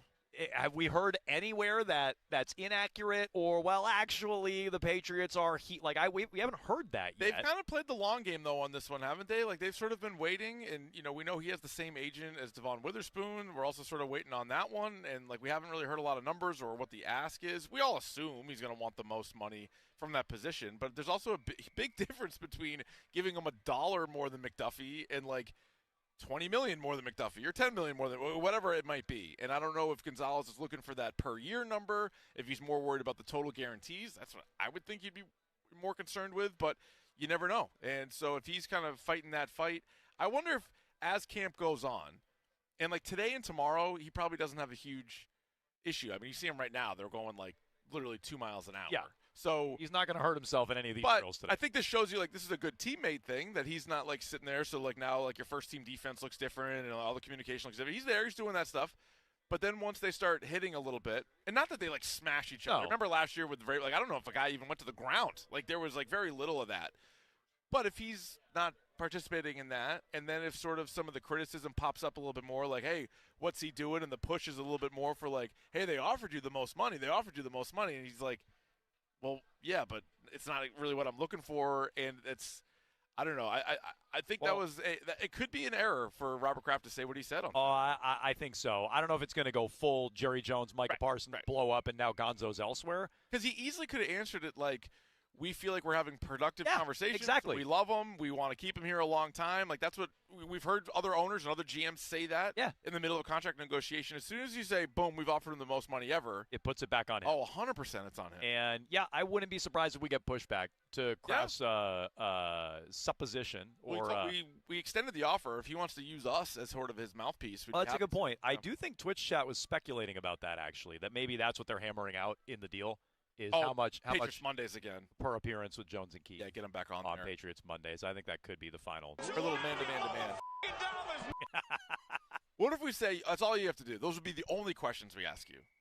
10 quick questions. That's it. Yeah, we won't do any of the other stuff. We won't ask you a game question. Not a single one. No, we don't even need to. Not a sniff. Just man-to-man to man. 10 questions. That's it. We can do it in grab bag. You call in during the grab bag. 10 questions. Get out of there. Everybody wins. Call it a day. I would say. Yep. Real quick, an update to this story, Keith, that has been developing today. Okay. UNC, North Carolina, GM Mike Lombardi what happened? is on paid administrative leave. Ooh, so the update from Pete Thamel in the last 10 minutes or so is that it stems from a human resources complaint filed by a former UNC front office employee. Tough. And there's a pending investigation which led to the administrative leave. This whole North Carolina experience has been an absolute disaster, for everybody involved. Would they win 4 games a year ago? So they didn't make a bowl game last year, and now his GM, his right-hand man, is suspended because of an HR violation? I mean, you could argue losing Lombardi is actually addition by subtraction. He might be better. You could. But again, Keith. The 33rd NFL team seems to have a hard time getting out of their own way. It is a shame when bad things happen to good people. But that's the latest on what's going on with Mike Lombardi. You think Gonzo is going to be out there when the pads come on Thursday? No, I don't. So all this hoopla about he's out there, he's doing everything, it's not a hold-in, you don't buy it? Because I don't either. Well, no, I don't. I think, he and his agent must have come to this conclusion looking at other players across the league and other players over the last handful of years that have been in this similar situation and, what's the best way to kind of get what you want. And if you're just sitting out the whole time, first of all, you have to worry about getting fined, right? So, that's why guys don't really hold out anymore. That's why you get the hold in. But, I mean, we speculated last year when he wasn't even eligible for a contract extension, him missing all that time, although it did bleed into the regular season, so who really knows what happened there. But with this one, I fully expect him. He feels like he's doing the right stuff. He was even at, minicamp, too. He was there for those things. And then now you start hitting, and you're like, all right, I got to protect myself a little bit. Unfortunately, you hear about guys getting carted off the field, even in these, light contact practices. So who was the kid? Who was the kid at Carolina? Nick Scrouton? Yeah. Scrouton? I think that's what it was. I think it was Scrouton for sure. It doesn't really matter. But, linebacker, second-year linebacker for the Panthers, that was even in one of these. It wasn't even, contact at all. Real slow. And he's out for the season. So, my guess is, or we get deja vu from last year. He kind of goes out there, and then all of a sudden, Can't go anymore. Yeah. Ooh, something grabbed at me. Ah, my dogs are barking. Let's go to Rob in Swampscott. What's going on, Rob? Hey, Rob. Rob? Yes. Swampscott? Yeah, what's up? Yes. You guys left out the most important part of what Kraft said about Gonzalez. He led with. Okay. Go ahead. Let's hear it. We love Christian Gonzalez as a player. We love him as a person. And then he said, oh, by the way, we gave him the most money we've ever offered a Patriots player, and he's being offered the most money at that position. So he was falling over himself being complimentary to him. It was nothing close to what Jerry Jones said about Micah Parsons. It wasn't. Rob, it wasn't a compliment. I think when you say that we've offered him the most money ever, it's implied that, well, then why the hell didn't he sign it? Correct. And now it's his fault that a deal isn't done. Well, That's how I read think, it anyway. Well, you're assuming what somebody implied as opposed to what you inferred, and there's a big difference. Well, why would you're doing that too? You're throwing a lot of big words at me right now, Rob. Why would he Why would he let everybody know? Why wouldn't he just keep it at we love Christian and we want him here and we're making progress towards it? Why does he have to reveal that they made the biggest offer if he wasn't trying to put it back on Christian Gonzalez? He was simply answering a question that was posed to him. Okay. It wasn't like he came out of the blue and said, "I don't think any press conference." Well, he could have. If he's going to answer everything that they get asked, he could have given us some contract details instead of just a bunch of fluff about it's the biggest offer ever. Also, that was not the question. It wasn't asked, did you offer him the most money at the position? That was not what was asked. No, the question was posed about Gonzalez. It wasn't like Kraft was talking about Gonzalez to begin with. So, Rob, what's your point? You think everything's good and he's about to get signed? What's your point? My point is that I think for the sake of good radio, you guys are making much to do about nothing, and he's going to be signed by Thursday. That's what I think. Okay. Well, I do appreciate it. Rob, it's good radio. Signed by Thursday. Mark it down. Okay. Clip that. He did say good radio. He did say good radio. His words. But okay. Mark it down. If he's not signed by Thursday, then Rob is officially wrong, and maybe he'll be a little nervous about this. I guess there's different ways to read it. I don't read it that way because, again, you can talk about Christian Gonzalez. You could even go up there for 10 minutes and talk about Christian Gonzalez and not say that. Do you think when Mike Vrabel was asked about Christian Gonzalez, not today because he wasn't asked about him, but another day? What's up with that? He didn't get one question about Gonzalez today? I'm not really sure. The owner said on Saturday after you talked, Mike, and Mike didn't talk yesterday. Yeah, the owner said, hey, like, we offered him the most money. You don't want to bother asking the coach about that? Anything? Hey, Robert said this 2 days later. Where are you guys at? Any progress? Nothing. Nothing. I don't really get it. Okay. Well, he's out there today. I mean, he's standing there right now at about the 45-yard line. But he is out there for this walkthrough. We'll keep you posted on all things happening at 617-779-7937. We can get into this offense. It's been a rocky start through the first 2 days entering the walkthrough today. At Patriots training camp, how does A.J. Brown look? Kayshon Boutte continues to make plays. We'll get into the offense through a couple of days here at training camp next on Jones and Keefe. I'm John Morgan of Morgan & Morgan. After suffering an injury, you may face many hard questions.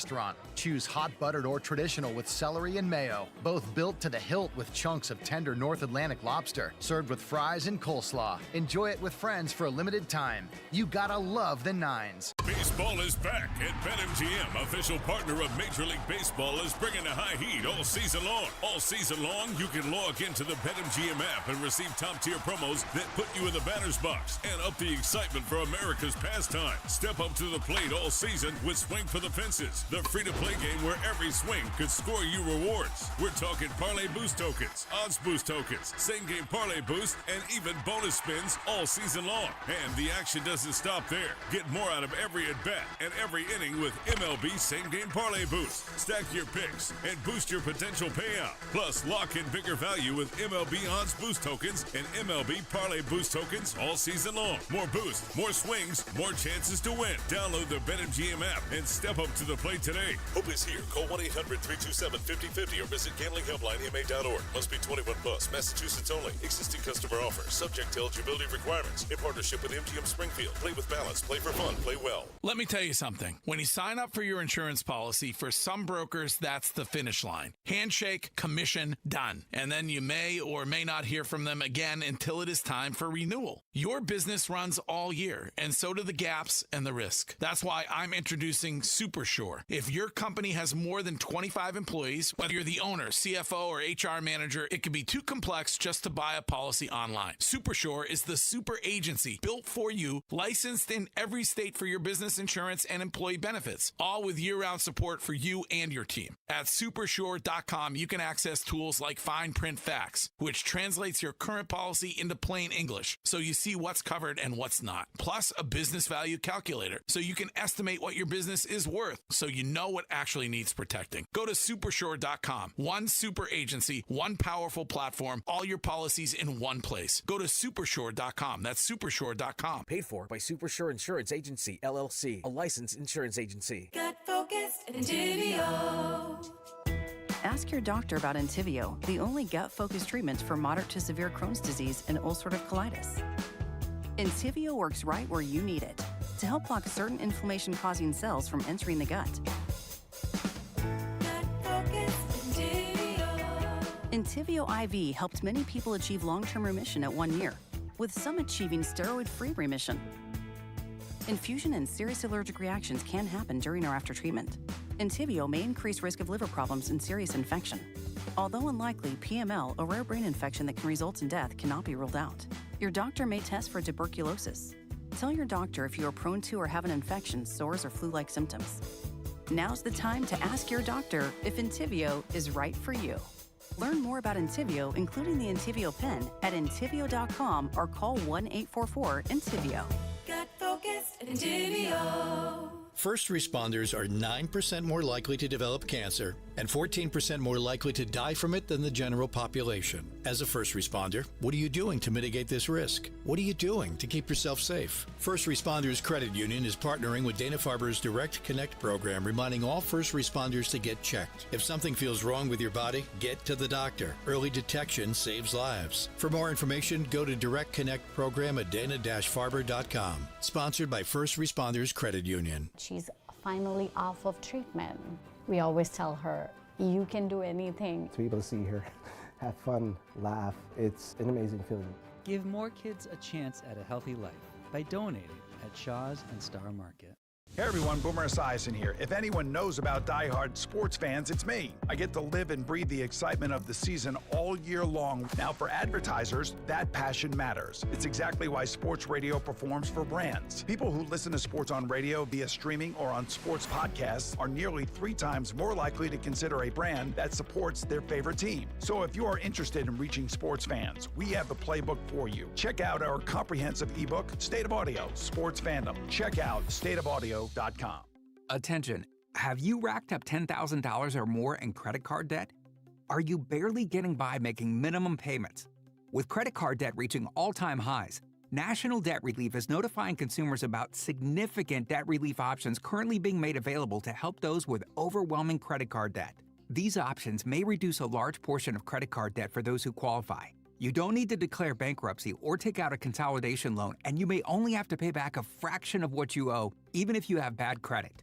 National Debt Relief has already reduced the credit card debt for more than 550,000 consumers. So don't wait. If you owe $10, $20, or even $100,000 in credit card debt, you can now take advantage of this financial debt relief as the cost of living continues to skyrocket. To check what debt reduction you may qualify for, call 800-358-6868. That's 800-358-6868. Again, 800-358-6868. Miss something? Yeah. Download the Odyssey app and take WEEI wherever you go. Jones and Keefe. Jones and Keefe. Now that Gabe Ackus is officially in the fold, I know he's on the NFI, but do you anticipate him being actively taking part anytime soon? I mean, again, we talked about this before, that we were going to evaluate him. We're going to see where he's at. This is all part of the process. We would do this with any player who, had some extended time away or had surgery in the off season, just like the other guys. And so, I'm again cautiously optimistic that he'll work his way through the return to play, and we'll get him back out there.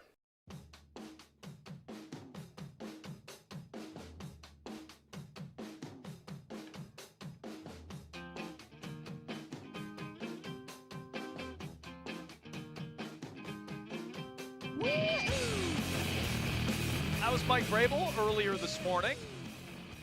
First question from the media. I believe Doug Kyde's daughter got in there and asked the very first question to Mike Vrabel this morning. Yeah, probably the best question asked to him all day. She asked about the Taylor Swift wedding. How was the Taylor Swift great wedding? Question. I believe he said it was a fairy tale. Is that what he said? I believe he did, yeah. So good job by Mike. Great question.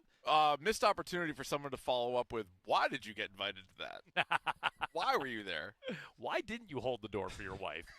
You really could have gone in to all of that. But the first question from Karen Garigian this morning was about Ackus and his signing.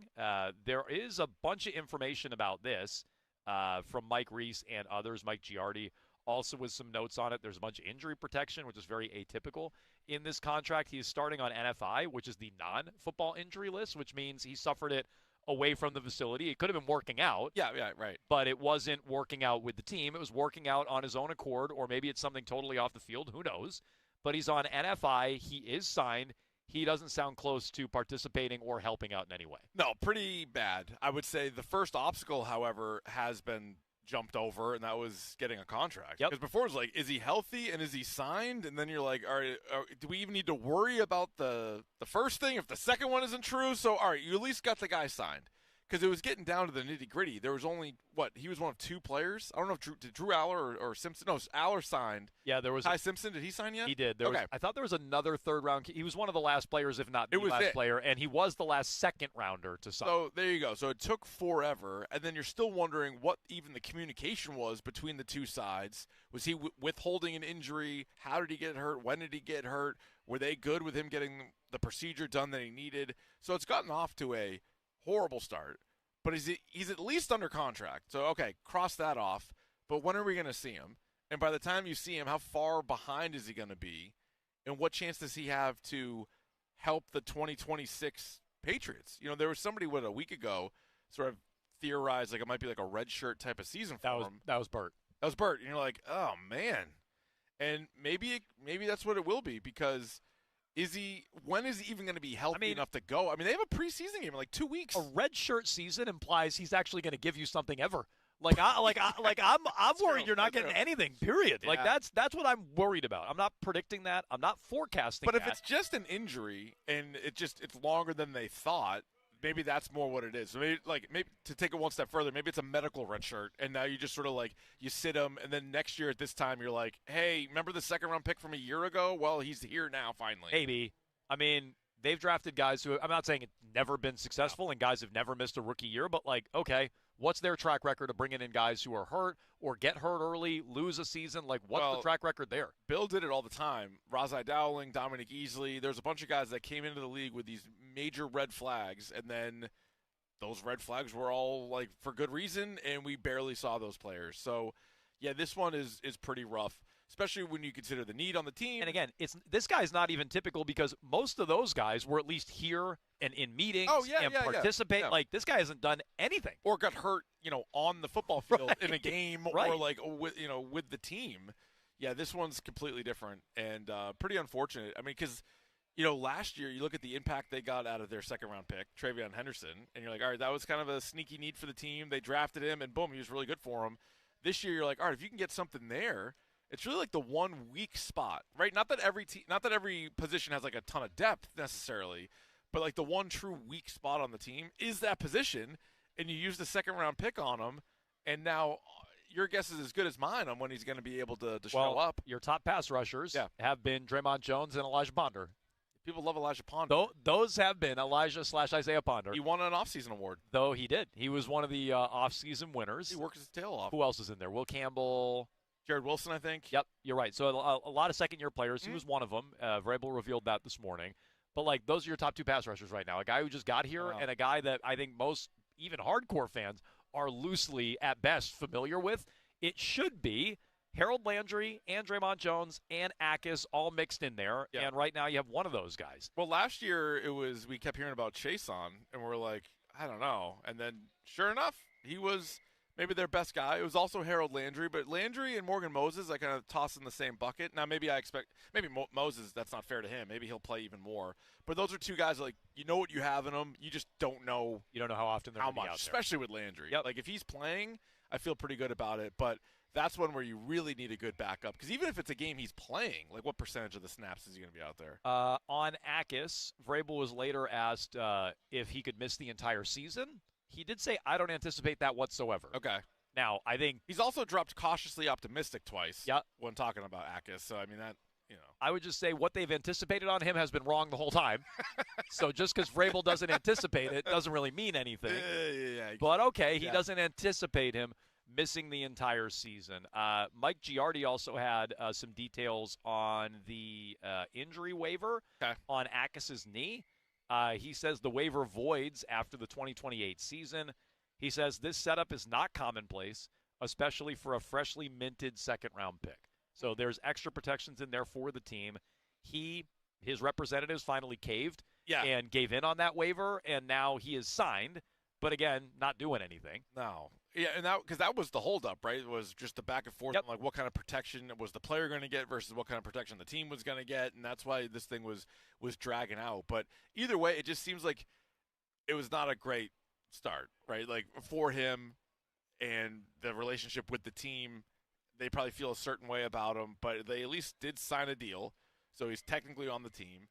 Vrabel had a line in there, too, about there's like the personal side and like the business side of being in the NFL, and like he got a pretty early look at the business side of it. You're like, I don't love that either. No. So I mean, my expectation is for this year really nothing. Like, and if he's out there, great. If he's able to, like, maybe he starts the year on the PUP list or something, and he comes back and he contributes, awesome. Like, sign me up for that. But right now, I don't know how you can really expect much. It's the biggest need on the team. Yeah.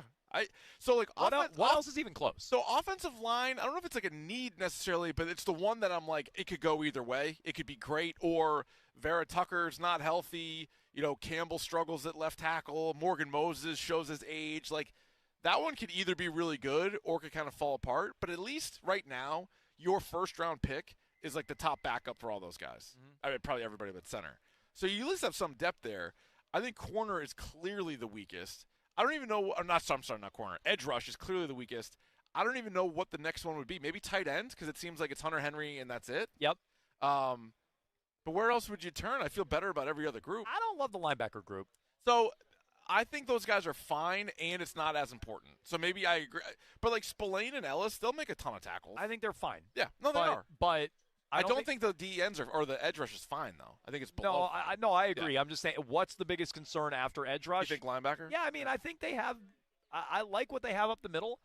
Assuming Barmore's out there, we love Milton Williams. I like what they have up the middle, meaning in the middle of the D line. The edge rushers and that second level, I don't love, and I think they can probably be exploited. I think Spillane is fine.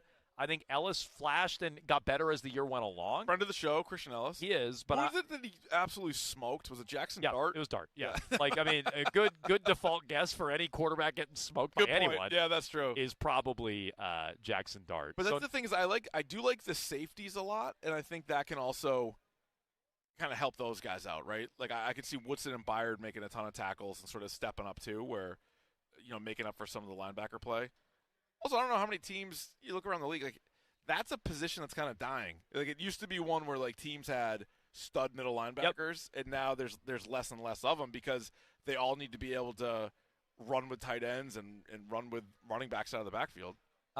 Look, I've been pleasantly surprised at some of the attendance for the Patriots. Akis is the one glaring omission. We started the show talking about Christian Gonzalez and his attendance. I think it's a good sign that he's out there. I think the real tell, as we talked about, is going to be Thursday when the pads come on. You can continue to discuss that at 617-779-7937. It is Jones and Keefe here for day 3 of Patriots training camp. It's a walkthrough today, so again, we're trying to glean what we can from some of the different depth chart things and attendance issues. But short of that, not a ton to glean here today in Foxborough. But there is a lot to get into when it comes to the Boston Red Sox, Keefe. Craig Breslow, he's done something. Guy's making a move. He's made a trade deadline move.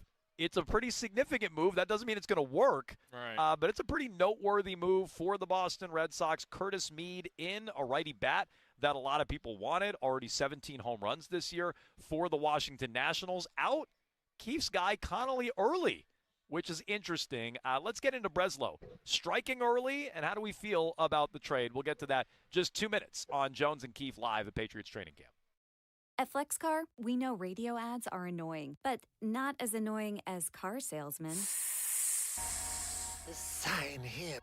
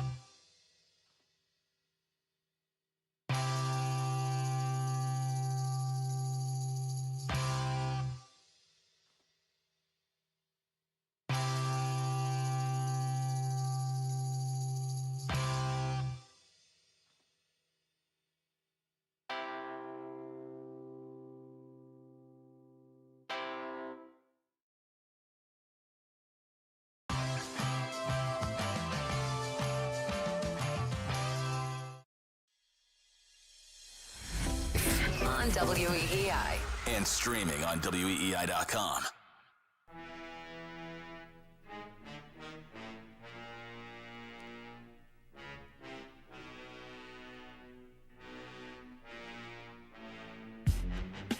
Craig, how, I guess, quickly or not quickly did this come together? Pretty quickly. A lot of trade conversations and concepts kind of drag out over the course of days, weeks, months even. This one came together pretty quickly. I think was a good opportunity for each team to meet some objectives. And so there wasn't a whole lot of back and forth, outside of making sure that we did as much work as we possibly could, and got as comfortable as we could. Because anytime you give up a player like Connolly early, it's really tough. But looking at our roster, looking at our needs, we felt like this was something that makes us better.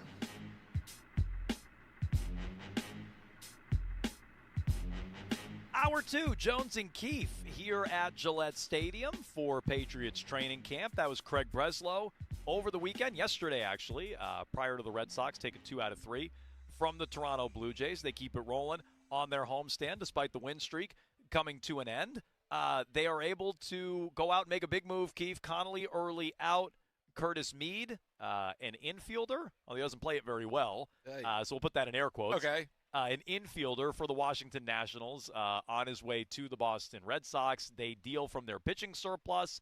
They add to their offense, which has been lacking. Your thoughts on the big deal that went down late Saturday night? So on the one hand, I'm really glad that Craig Breslow was able to use the phone and get a deal done and make something happen in season. On the other hand, I just feel like it was a massive overpay.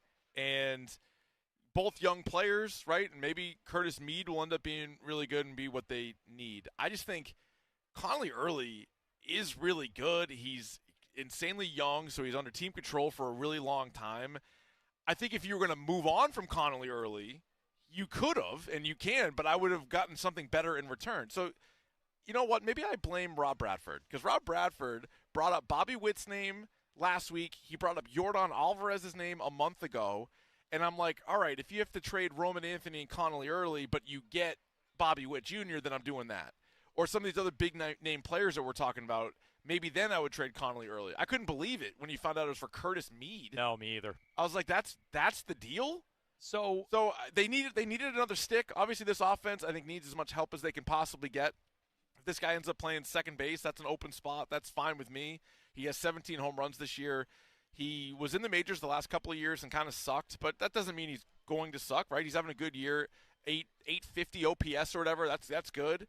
But man, I thought I would have maximized Connolly early more than this. So that's my reaction too. Like, I think it's an overpay. Now, I'm happy he went out, he set the market, he made a move a week before. It gives him time to focus on other things. I think now they definitely need an arm, in addition to probably still a lefty bat. If you want to go get a reliever, go nuts. And this allows him to not be scrambling at the last second. He made a move. And I have zero problem trading Connolly early. In fact, when we talked about the young lefties, he's the one I would have dealt. We've talked about this before, Keith. You like him more than I do. I don't hate him by any means, but I would have kept Bennett, and I certainly would have kept Tolley over him. I agree with that thought process. But I keep coming back to this is the best you could do for Connolly early. Couldn't you put early into a larger deal? Yeah. Couldn't you get more? I feel the same way, but to play devil's advocate. Well, they were maybe in on Shea Langoliers. He's hurt. Yeah, that sucks. He's done now. He tore his ACL. But like Hunter Goodman. I'd trade Connolly early reluctantly for Hunter Goodman, who I think is a lot better than Curtis Mead. Well, is that a realistic deal? No, maybe not. I don't know No, that maybe the not. Rockies are moving Goodman from some of the reporting today. So But I feel like Langoliers is hurt. He's out. Okay. Neto, apparently the asking price is Arias. So I don't know that early gets it done for Neto. Maybe you need to do Arias plus. That's the reporting from Alex Spear today. On top of that, Jeremy Pena. It completely shut down. Ari Alexander from Channel 7 reported this last night. They reached out, totally shut down on Jeremy Pena. The Astros have no interest in moving him. So is it possible Breslow's looking at all these other names, and he's like, look, I've tried on Pena, and I tried on Neto, and the asking price is through the roof. They won't even take my call on Jeremy Pena. Langoliers we wanted, he's hurt. And so is it possible he pivoted to this, and this is the best they could do for Curtis Mead? Paul Taboni, the GM from the Nationals, who Breslow already pantsed once in that Jake Bennett trade. Taboni said there were a bunch of teams interested on Curtis Mead. And so that doesn't mean you have to get him. It doesn't mean that you didn't overpay for Connolly early. But is it possible he moved off some of the other guys who were either not available or the asking price was sky high? Yeah. And this is what he went to. Yeah, it's possible. Maybe it's also possible that he kind of felt the pressure from the last couple of years and was like, I can't wait any longer because if I wait till the end, I might end up with nothing. And then he ends up doing this deal now. Right. I also he's been burned by not getting anything done. That's definitely possible. And then I also think it's weird where, and I get what he's saying, and it might be right for the team. But when you have your press conference and you're like, I realize you don't have to win every trade. What a weird thing to say. You're kind of acknowledging that we probably didn't win the trade right now, but the hope is that the team gets better. And he's right. But if the team gets better and they make the playoffs and then lose in the first round or whatever, and Connolly early ends up being a top 3 starter for the Nationals for the next 10 years, you're going to look back at that one and be like, oh, that wasn't a very good trade. Look, I mean, the name Curtis Mead never came up one time. So Not I once. can't pretend that I was bowled over by this. No, I'm not at all. If you're not familiar, though, 17 homers this year, 254 average, 852 OPS. He was a former well-regarded prospect who is now on his 4th team. Yeah, in 3 years or whatever. He's 25 years old. He was straight up DFA'd in March by the Chicago White Sox. He wound up with the Washington Nationals. Now, if you listen to Breslow and you read some others, he's made a ton of adjustments to his swing. They're buying into this being a real adjustment and him really finally locking in on his potential. Wait till Driveline gets a hold of him. Gotta be unlocked. You could say it's smoke and mirrors, and I'm sure the Nationals feel like that. But I think the Red Sox feel like they also sold high on Connolly early. I think that's what they believe. They might be wrong, but I think they believe they sold high on Connolly early, who was never a ridiculously high, well-regarded prospect. He kind of came out of nowhere last year, helped the team. He did well on some prospect lists this year. So the Nationals may be thinking they're selling high. I think the Red Sox absolutely think they're selling high on Connolly early. I just feel like this takes you out of a mega deal in my mind. I feel like Connolly early might have been involved in that mega deal, and not that we started talking about Roman Anthony. Most likely they're hanging on to Roman Anthony. But Marcelo Meyer or Franklin Arias, so a top position player prospect, or even whatever Meyer, he's not a prospect anymore. And then if you're all right, pick from a pitcher, right? To really get something done, maybe the other team gets a chance to pick between Early and Bennett or whatever. I feel like they're now committed to Tolley and Bennett, which is fine. But Early going in this deal for a lesser name than the guys that we were kicking around, I don't think they make any other big moves. That's how I look at it. You still have Ianson. You still have Witherspoon. Apparently, they're willing to deal both. You have Arias if you want to put him into a trade. But I agree. From your young pitchers at the big league level, that's probably it. Now, ESPN agrees with you, Keith. Yeah. They gave out their trade grades. They gave the Red Sox a C on this trade. Seems high. The Nationals an A-. And I don't like the grade. I like the logic on this even less. Listen to this. All right. It says, this feels like a deal that would have never happened before the advent of tracking metrics. Tracking metrics. In a nutshell. Yeah. Early's Savant page, his baseball Savant page. Yeah, actually, go ahead. This is music to the Drop God's ears back there. I've heard some of this stuff. In a nutshell, Early's Savant page features a lot of blue and gray bars, bad, while Mead's have a lot of pink and red. Nice. Good. Nice. I agree. How much pink? Surely it's more complicated than that, but this is a good way to think through the deal that just doesn't work very well for Boston in a more traditional model of trade-related valuation.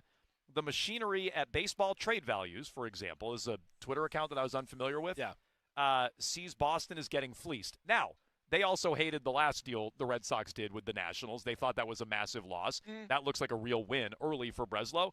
So put as much stock in Baseball Trade Values as you want.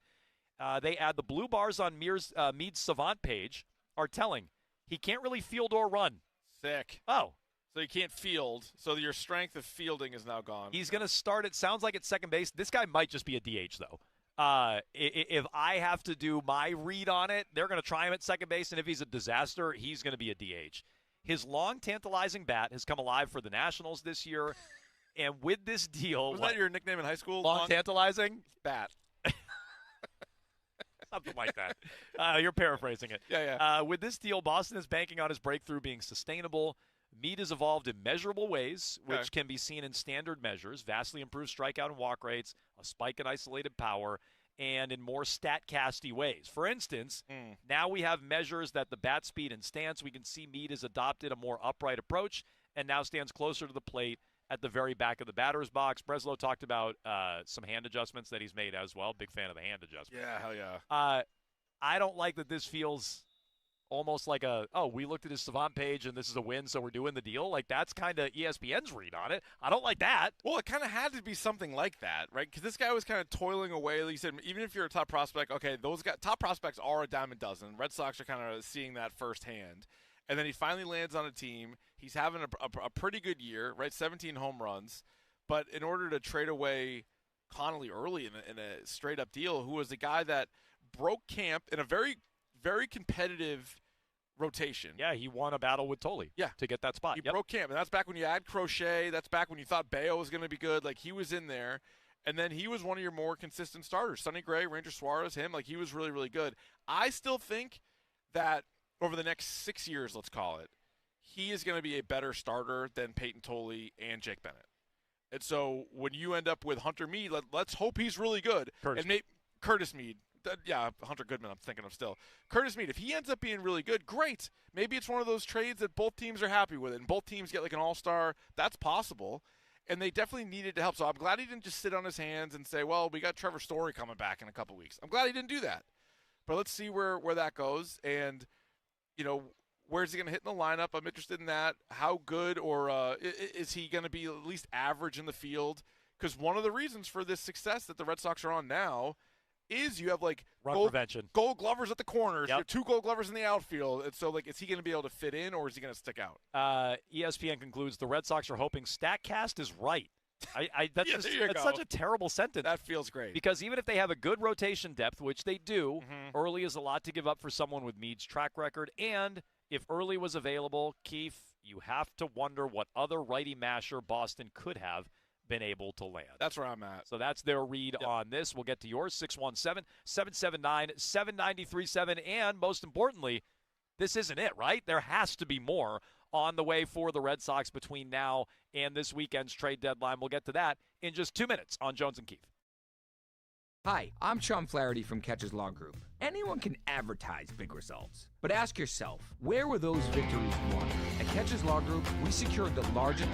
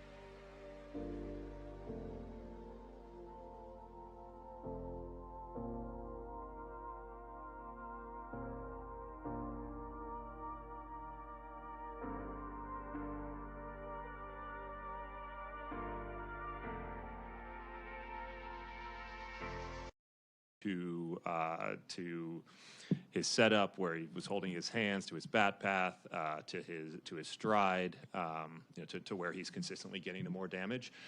He's always had good bat to ball skills. He's never really chased. He doesn't swing and miss a ton. Has had good bat speed, and then kind of put it all together, but put it all together in a way that we think is real and sticky. So we feel like the way that he's performed over the last few months is actually the guy that we're getting.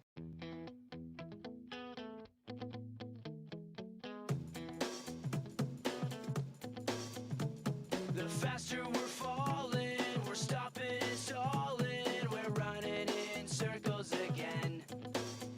Just as things were looking up, you said it wasn't good. That was Craig Breslow discussing the trade. It's real and it's sticky. Yeah, which guy was sticky? The breakout for Curtis Mead. Okay, Keith, that's is, a positive? That's Being apparently sticky? a positive, All right. according to Craig Breslow. You heard about some of the adjustments they feel that he's made. They're buying in. But That don't you this is also a think- former top prospect that's Yeah. figured it out. But you were reading sort of ESPN's breakdown of it, and they liked it a lot more for the Nationals than they did the Red Sox. And they were talking about all these advanced analytics and this, that, and the other thing.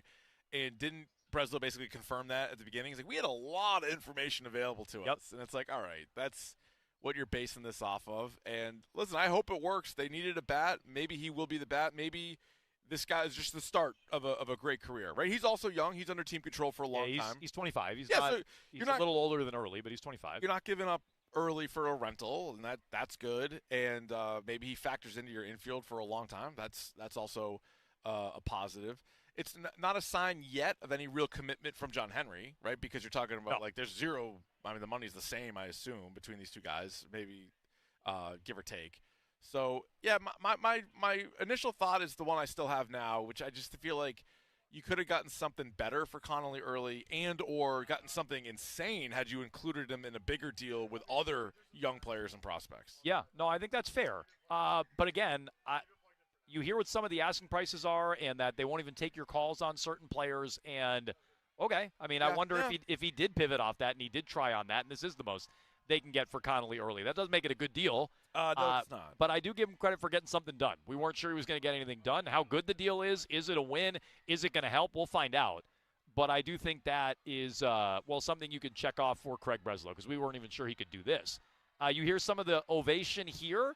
Patriots walkthrough done. Real light day today. Oh, emphasis on walk. At Gillette Stadium. A.J. Brown is scheduled to speak shortly, so whenever he does, we'll hear from we're going him. to try to relay that for you. I like it. As he gets off the field here today at the Patriots walkthrough.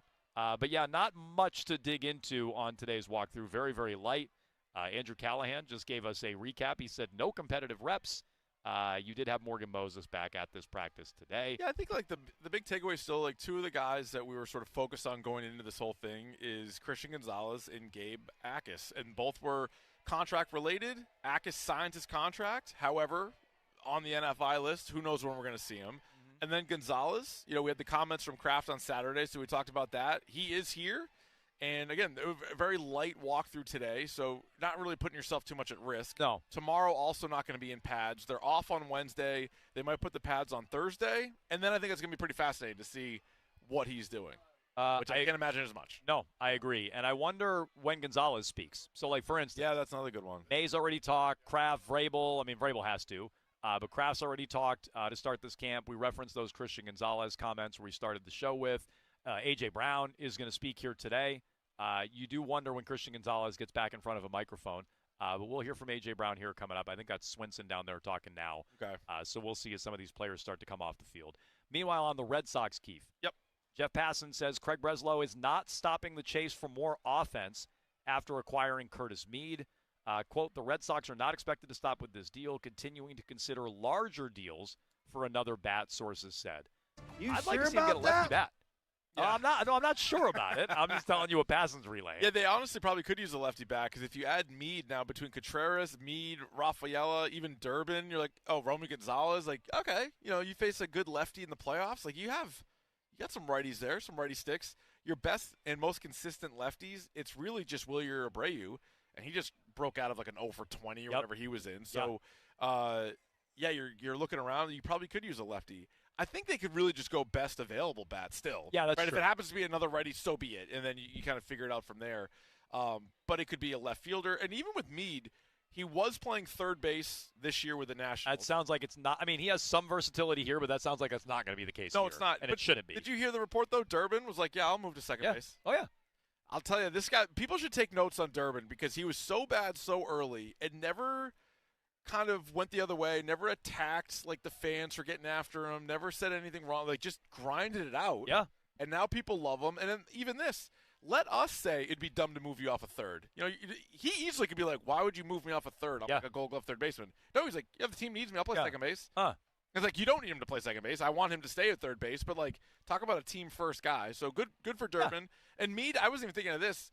He could also DH. If he's that bad in the field, you can also DH him for a while. My guess is that's where he's going to wind up. Okay. Now, look, I mean, what other bats do they add? My guess is that's where he's going to be. But I like, if that's true, if Passan's saying they're looking for more bats, that's, I think, really promising that you're not just like, well, Trevor Story will be back and he'll be in the lineup every day. Right. Roman Anthony's going to be back. Roman Anthony's going to be back. Or Jarren Duran. We can keep playing Jarren Duran every day. Or even the catcher spot. So you could upgrade middle infield again. You could upgrade left field. You could upgrade catcher. You could upgrade DH. So I hope he's right. I hope, this is the first of a few deals made by Breslow. Do you think they need a pitcher? I think they could use a pitcher, especially if you moved on from Connolly early. A starter is what I'm talking about. Yeah. I like a starter just to get you through because there's a lot of different injuries. We don't know when at least Suarez came back, looked pretty good. He only went 4 innings, but he was punching guys out. Suarez looked good. But, I mean, you're still starting Sandoval. We saw a few openers recently. Yep. So Peyton Tolley might not be able to throw as many innings, right? Well, so this is why I think you don't know what you're going to get out of Crochet. Yeah. Suarez has done his IL stint, but who knows? There could be another. As the Twitch chat has pointed out numerous times, Tolley and Bennett at some point are going to get to an innings limit or exceed their innings limit, and you're not sure what you're going to get out of those guys. I think they need another starter. I'm all for it. Yeah. So I would now say after trading early, that's probably something you got to look to. If you're the Red Sox, if they want to go nuts and get a reliever, that'd be low on my personal list. But sure, go get a reliever if you feel like you need another body out there. I think there's a lot of needs that this team still has. And I hope Breslow, this is the first step in getting it done. Regardless of how you feel about the Meade trade, at least he got a big one out of the way early. Yep. 617-779-7937. What was I just going to bring up with Meade? So Curtis Meade, by the way. Yeah. Australian, Keith. I know, but known for their baseball. You don't have a lot of baseball players out of Australia. No, not really. So I don't know if that makes you like him or not. This next comment, though, might. Oh, yes. This does. He was asked earlier this season, and you'll hear the question here about any traditions he's not a fan of. Let's listen to where he takes that. It's like an overplayed song at the ballpark. Just can't escape it. I have one. It might be a hot take, but Sweet Caroline. I know it's a fan favorite, but it gets old. 100% agree, Curtis Meade. Get him, Curtis! Maybe they did win the deal out. He looks like all of Australia. I just hope he sticks with it. Yeah. I hope he doesn't go try to appease the fans, some that like it, and be like, you know what? Actually, hearing it here, I actually have an appreciation for it. Stick with it. It sucks. Don't you think he will? What, say that he likes it? Yeah, now? I bet he's going to come around and be like, when you're on the other side, you didn't like it as an opponent, but now that I'm here, I love it. Curtis, don't feel the pressure to do that. You don't need to do that. I don't think he understands how popular it is to be like, yeah, Sweet Caroline blows. I don't think he understands. I would imagine, how could you? He doesn't live here, play here, listen to sports talk radio here, listen to fans here, read social media. Lean in on that one, Curtis. And that's going to make you a popular Red Sox, believe it or not. Maybe he can be the one that gets the change. Right? We haven't had a player critical. We've had plenty of idiots in the media like us or even fans call in and be like, it's annoying. But they've never been able to do it because every time the 8th inning comes around, everyone's singing that song. They're like, we got to keep playing this. The people love it. Curtis Meade's right. Curtis Meade with a hot take, as he put it. Anti-Sweet Caroline. Really not that hot of a take in these parts. Kind of cool. 617-779-7937. We await A.J. Brown here at Patriots Training Camp, which has wrapped up. A walkthrough on day 3. We'll get to your phone call, 617-779-7937. And we'll get to the team on the field. They stay hot, Keith. They win another series. Sure do. They do what they got to do. We'll do that next. You're on Jones and Keith.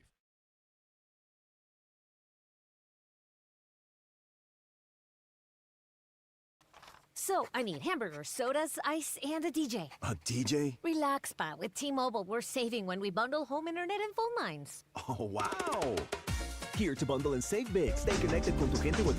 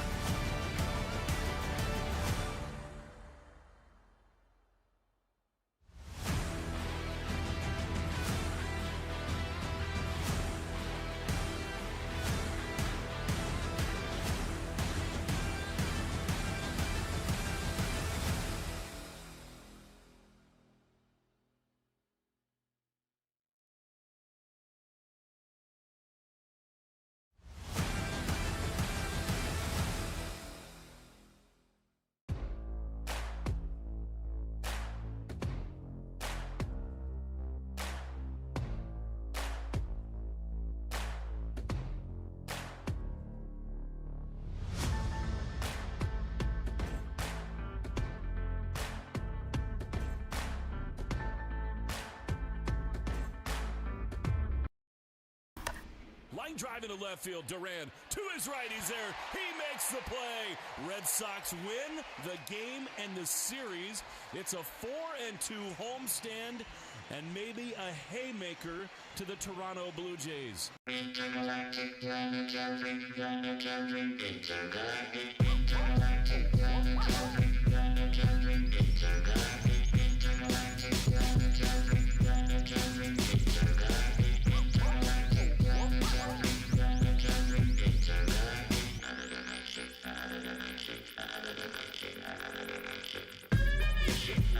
Red Sox take 2 out of 3 from the Blue Jays over the weekend. They wake up today, Keefe, not just in a playoff spot after those 2 wins, but a game and a half up on the third wild card spot alone in second wild card position, ahead of the Guardians, ahead of the Twins, Mariners, Astros, Orioles, all those other teams on the outside looking in.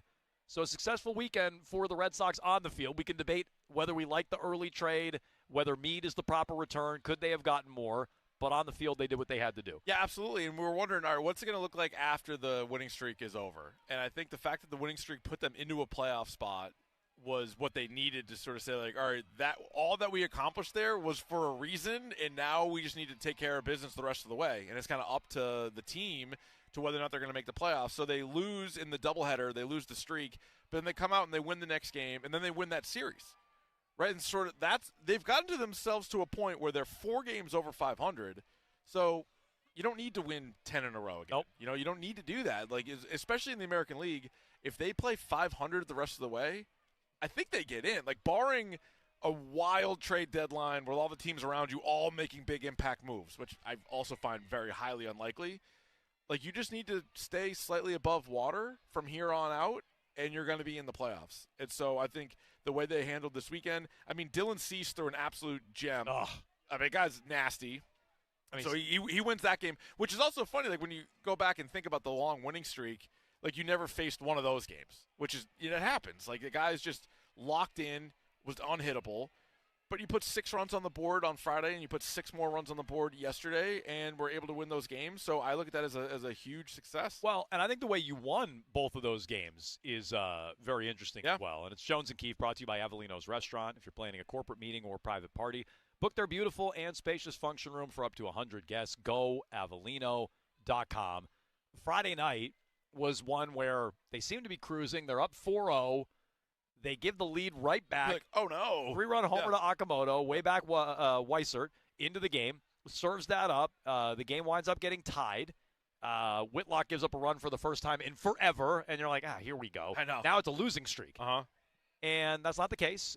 They come back. They win the game 6-4 on Friday. They get shut down by Cease on Saturday, and you're like, all right, what are they going to do on Sunday? Are they going to win the series? Are they going to drop the series? Are they going to keep momentum after the win streak? They do. And they do it with the power of the sacrifice bunt again, Keith. I'm telling you. Chad Tracy was talking about this yesterday. Pretty much all their runs early in the game were set up by sac bunts. And Chad Tracy said players are doing it on their own. Listen to the interim manager after the game yesterday. Oh, to answer that, I'll let you know that 2 of those they did on their own. So, you know, there was 1 that I called, and 2 of those were players that now see and they recognize situations where, you know, this can move guys up, and I'm going to go ahead and get that job done. And so I think when you start to see things like that happening, it's like there's certain situations where I'm like, let them swing here, and they do it on their own. They're clicking on that, and they recognize what's in front of them and what needs to be done. Okay, so I find that to be a positive. It was interesting listening to Breslow in-game. They had him on for half an inning on Nesson, and he said something like, well, Craig Breslow has empowered Chad Tracy, has empowered these players. And, you know, there's buy-in. And then you hear Tracy say that after the game, and you can kind of hear how that's all playing out. That small ball, hey, let's scratch out a run. Let's try to get some big hits here. You don't need to play for huge innings. That's worked with this team, and it's worked quite well. Yeah, when the pitching and defense is as good as it normally is, then, yeah, you don't need to play for 8 runs. Now, I know that's different than what we're used to at Fenway Park. Like, usually you think you have to score all these runs, but the way the lineup is right now – and I also wonder if they add another bat on top of Curtis Meade, is that going to start to change? Are they still going to do it? Are they still going to do it? Like, yesterday, one of the good examples, I can't imagine it was called by Tracy, was the Narvaez bunt. And you're like, yeah, the guy's struggling at the plate. You got a runner on first, no outs. And you're like, all right, how can I have a productive at bat? And he drops the bunt down and moves him right over. And it wasn't even like an amazing bunt, but it was enough to move the runner over. And, like, this team can sort of take – they're like, oh, we'll give you the out. We just got to move guys around a little bit and see if we can get something going. They came up with a couple of clutch hits, and that was enough. But, yeah, that's been one of the – when people are asking, like, the turnaround, and, like, how did this team with, like, a similar roster go from, 7 games under 500, and then even for a while with Tracy weren't playing particularly well, and then have really turned it around? And that's one of them. Like, you can go back to most of those wins, and whether it's, like, a bunt in extra innings against the Mets or just some of these, like, early in the game kind of bunts. Like, we'll go for one. It's very different than what, like, a lot of teams would do. Totally. But they are kind of embracing it. Because we always wonder, how do the Rays and the Brewers win so many games with their lineups and their payroll and stuff?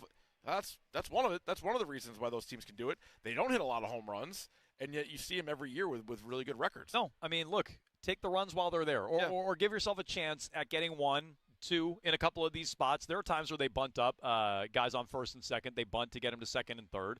But it set up the Rafaela RBI. It set up the Duran RBI. It worked on Friday as well. So you're seeing the Red Sox in those spots come through, and that's been a tangible difference with the new manager.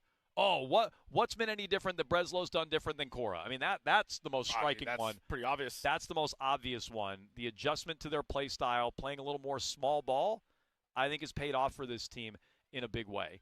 617-779-7937. Morgan Moses just stopped speaking down there. It was Craig Woodson talking earlier today and Morgan Moses. I think A.J. Brown's going to hit this podium shortly. Okay. We are going to, Keith, roll the dice and see if we're going to be able to take that down there. We're going to try it, as they say. We're being waved off on that. Oh, we are not going to try it. Oh, we're not going to try that. All right. Okay, so A.J. Brown, I guess we'll relay Yeah. anything A.J. Brown has to say from down on the field. Fair enough. Carl is in Boston. Hello, Carl. Get him, Carl. Hey, guys. I'm calling about the Patriots second-round pick. Akis. Is it Aka? Yeah, I don't want to mispronounce his name. You could try. So before I give my take, which is basically just going to be asking you guys for your opinion, I just wanted to make sure I understood where we are. I mean, was the delay due to a injury, medical issue, or was it something else? I think the team he's on NFI, which means he suffered the injury away from the facility, right? It could have been a football injury, but NFI stands for non-football injury. But that just means he suffered it away from the facility. So I think there's some discrepancy about how he suffered the injury and how much he kept the team in the loop. And I think that's part of the issue between player and team and why it's been contentious, I think. Okay. So my second question is, did the Patriots know about this medical issue when they drafted? No, that's what I'm telling you. I think that he either wasn't totally forthcoming or they were unaware of it. And I think that's why a couple of weeks ago, month ago, whenever it was, when Vrabel was pissed, talking about it, I think that bled through that day. So do we know all the details? No. But if you're asking me to read between the lines on him being on NFI and dragging it out and Vrabel sounding pissed, I don't think they knew. Or I don't think they knew the extent of it, and they felt like they weren't kept fully in the loop. And now that there are injury designations in the contract through 2028, I think that's the smoking gun right there. I think they wanted protection against this injury that they weren't sure how he suffered and they were unaware of. Yeah, I think they probably talked to him around the draft. Then they got him right after the draft. They thought the player and the health of the player was one thing. He even did the rookie camp. So he was here at the rookie camp, and then after that, he's like, oh, I need to get this done. I need to get this procedure done. And then what? And then, at that point, you're like, well, this isn't what we thought was the case. And then there was a big back and forth about now if they were going to sign this contract, the team wanted to be protected because they're like, we didn't even know about this injury. So we want to make sure if this pops up again, we want to be covered. The player was probably like, well, no other players are signing this. The team's like, well, no other players doing the way you're doing it. So that ended up being this whole back and forth. So ultimately, they at least got a contract done. But as far as when we're going to see him, your guess is as good as mine. Vrabel twice in the last two times he has spoken has said cautiously optimistic as it relates to Akis. I think he's got to be first and foremost, he's probably annoyed that he's just missed all this stuff. Correct. The rest of the front office is probably annoyed about like this, I don't know if you want to call it like a bait and switch, but basically like, hey, like I don't have any injuries. Oh, now I do. And then like, well, when did you suffer this? Is this something that you had during the draft process that you withheld, or is it something that happened away from the field? So it just doesn't seem like it's gotten off to a very good start at all. But it is better today than it was on Friday when he wasn't under contract. That's definitely true. You got that. A.J. Brown is speaking now. Mike Vrabel was asked before our show today in his interview this morning about A.J. Brown and his reported knee issues. He says, I think a lot of things get fabricated and people tell stories. We're really confident in where he's at physically. A.J. Brown speaking now about his comfort level in the Patriots offense, Keith. He says he's about 90% with the Patriots offense to this point. Pretty good. Phil Perry then editorializes, says feels like he's in a pretty good spot. 90%. That's not 100%. Yeah, but listen, room for growth is what I would say, John. That is some room for growth. Because that's also faster than Diggs last year. It is.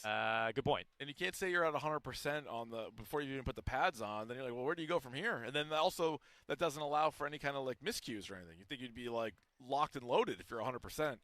90s on July 27th? Pretty good. Oh, yeah. I'm still taking the overs on all the A.J. Brown numbers. Okay, that's Keith's read on it. Yep. You can discuss at 617-779-7937. A lot of Patriots today. Some Red Sox mixed in as well with a big trade over the weekend by Craig Breslow. Striking early. Doesn't mean everybody's happy with the deal, but at least he's gotten something done to add to this offense. Plus, LeBron is in Philly. What does that mean for the Celtics? And Jason Tatum v. Jaylen Brown has another round to it.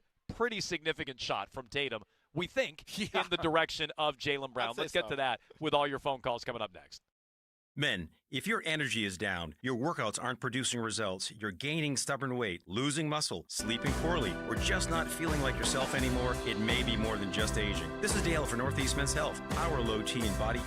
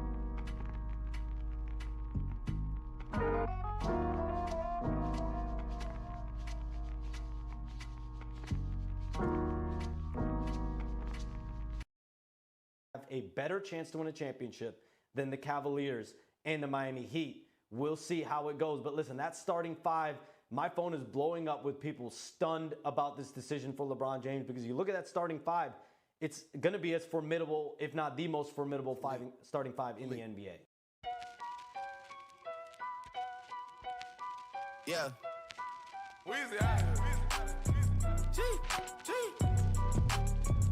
That was Shams from late last week. Philly not even on LeBron's radar. No. Until Jalen went to Philadelphia. Then all of a sudden that got the ball rolling. I don't know how you should feel about that as a Celtics fan, but that's got to sting on some level. I'll tell you how you feel about that. Brad Stevens is under a ton of pressure because of him, Philly is a lot better, and honestly, even Miami's a lot better.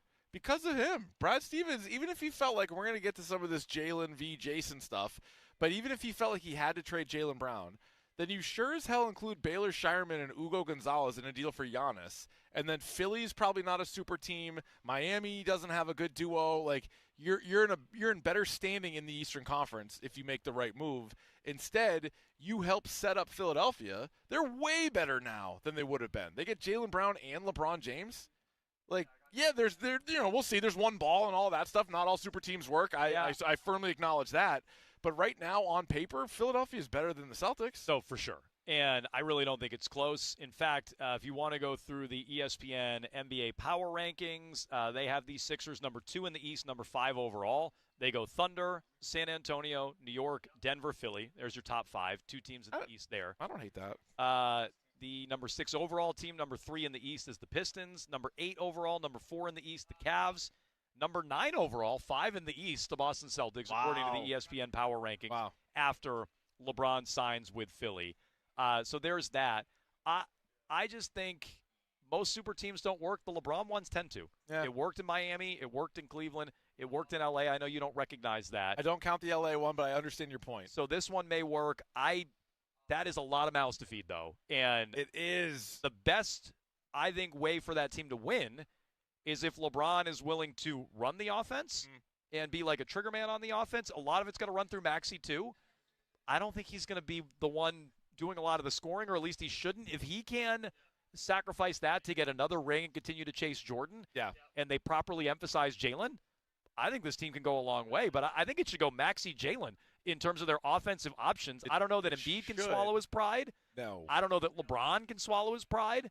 But if those guys can, they're set up. But that is, again, a lot of mouths to feed and a lot of people to keep happy. Oh, it's a ton. So Maxey is a clutch sports guy. So Maxey wanted LeBron and was pushing for LeBron.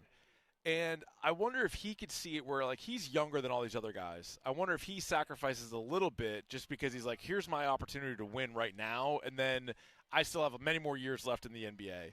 But, like, Joel Embiid has never even made it to a conference finals. And he was supposed to be the savior of the Sixers. He was an MVP of the league. Yeah, have you seen the old comments of him floating around where he's like, oh, well, if I had all the teammates of Tatum, he's like, I got it. Of course he won. Yeah. I would win, too, if I had those teammates. All right, got him. Now he's got him. So I'm with you. I think LeBron is going to have to be, like, the facilitator, because I think if you boil this down, like, So Jaylen Brown wanting to be the guy and now being in Philadelphia there's a lot that he's going to have to sort of accept and deal with, right? What about just a Jaylen Brown, Tyrese Maxey backcourt? Does that work? I don't even know. Like, those guys are I don't know first, either. Shoot second, shoot third. I don't know either, but it should. It should, but those guys, I don't know if they complement each other all that well. Look, I don't know either. Then throw in Embiid, and then throw in LeBron. Jalen, he lets you know that he sacrificed a lot. Yeah, but he did. He did. Yeah, he did. Yep. So, I mean, who knows? Now, he got a new taste for being the guy last year. I don't know that he's going to do it again and he can go back to it. But he has done it before. But here's the thing. That's in his makeup. That's in his history in the NBA of sacrificing and deferring to a superstar. But the ultimate revenge for Jaylen Brown would be to eliminate the Celtics in the playoffs and obviously to win the whole thing. Yep. Yeah, you get your second title before Tatum does. That's a huge one. But in Jaylen Brown's mind, can he average 18 points a game on a team that advances past the Celtics? Does he view that as a win? Or would he rather score 28 points a game on a team that makes the playoffs and gets eliminated? Well, like, what does he think looks better? Good question. If this was his favorite year ever, they lost in the first round. My instinct is that second thing where he'd rather average 28 a game. I think he would too, and that's too bad because I think the ultimate, like, what did the Celtics do and how bad did Brad Stevens bungle this thing and how bad was Jason Tatum wanting to move on from Brown if the Sixers go on and have a big run, let alone whatever Miami does. I still think I think that Giannis trade is going to continue to look worse and worse and worse. Going to haunt Brad. Yeah. I didn't even want that trade, but in retrospect, it would have been a massive win over what wound up happening. 617-779-7937. Just a quick update. Buster Olney says the Red Sox are still in on shortstops, even on a market that is thin on shortstops. There's a few. Jared Carabas adds, and this builds off a report from Jake Mintz. Where is he from? Get him, Jake. Jake Mintzberry Crunch. Mintz.com. From Yahoo. Oh, Yahoo. He says that the Red Sox had scouts at the Nats Park all weekend for their series against the D-backs. Carabas adds to that a Curtis Mead trade does not take them out of the C.J. Abrams sweepstakes. Oh, see, that would be great. And then it could be like, hey, remember we overpaid for Mead? Like, can we have C.J. Abrams at a fair price? Just pretend they're one deal. I mean, you should have done it all at once. I'm not questioning Jared's reporting, but, like, if you were going to get Abrams and you were close, I'll I feel like Abrams. No, but don't you think it'd all be in one deal as opposed to spread out over two separate But my deals? fear is if Curtis Mead costs you Connolly early. What the hell's Abrams going to cost you? Roman Anthony? Like, good Lord, like, what would it cost? Abrams had 2 homers yesterday. Garrett Crochet? Although right now, who knows? But, yeah, like, I just feel like you already, especially if you call the Nationals again, you're like, what about C.J. Abrams? They already know what they were able to get for Curtis Mead. Yeah. Craig So does that love one- going back to teams multiple times for trades. He does. He I loves mean, these he made National League trades. He made 2 trades with Bloom this offseason, so maybe, he had a relationship with Bloom. He obviously had one with Taboni, who was here, so maybe. But that's the latest reporting on that. 617-779-7937. Jones and Keefe at Patriots training camp. This was newsy this weekend, This Keefe. was fantastic. Jason Tatum at a basketball camp. Who do we think he's talking about here? Let's give it a listen. We'll react on the other side. Being a leader doesn't mean you know it all, right? I don't know it all. I'll be the first person to say that. Being a leader is being comfortable with raising your hand like, Ms. Shelton, I don't know. Can you explain that to me? I don't know X, Y, and Z. I want to learn, right? Somebody, being around somebody that feel like they know it all, I don't want to be around that person, right? I don't want to be the smartest person in the room. I want to learn from somebody else. Okay. I'm never the smartest person in the room. I can go into any room in the world. Never the smartest person. Often refer to Jaylen Brown. This is coming out of the University of California. Go back and read Mark Spears when Jaylen Brown was in the draft, referred to as the smartest person in the room and a know-it-all. So I don't know that those words were taken out of nowhere. I mean, look. No, this just happened recently. Part of like the little mini smear campaign for Jaylen Brown. One of the ones that seemed more like a personal attack, right? There was like the analytic attack where he's like, oh, he's actually the 7th best player on the team. Then there was he is the smartest, he thinks he's the smartest guy in the room. That was point blank, which makes me now think, all right, that source was just Tatum. Forget Brad or forget Missoula or Chisholm. Forget bad-mouthing him to a bunch of 10-year-old campers. Yeah. Tatum and his camp are bad-mouthing him to the national media. Tatum for sure wanted him gone. And I still don't let Brad off the hook. Like maybe people are mad at Tatum for this. That's fine. Like star players get into arguments all the time. Star players get into beefs. But if you're gonna side with the player you think is better, also happens all the time in the NBA. You still need to do a better job at being Brad. Like that's when you have to go with Giannis. Even more so, because we thought maybe Plan A was Giannis. Maybe convince Jaylen Brown to stay was Plan B. No. If Jason Tatum wanted him out so bad, you knew there was no keep Jaylen Brown around.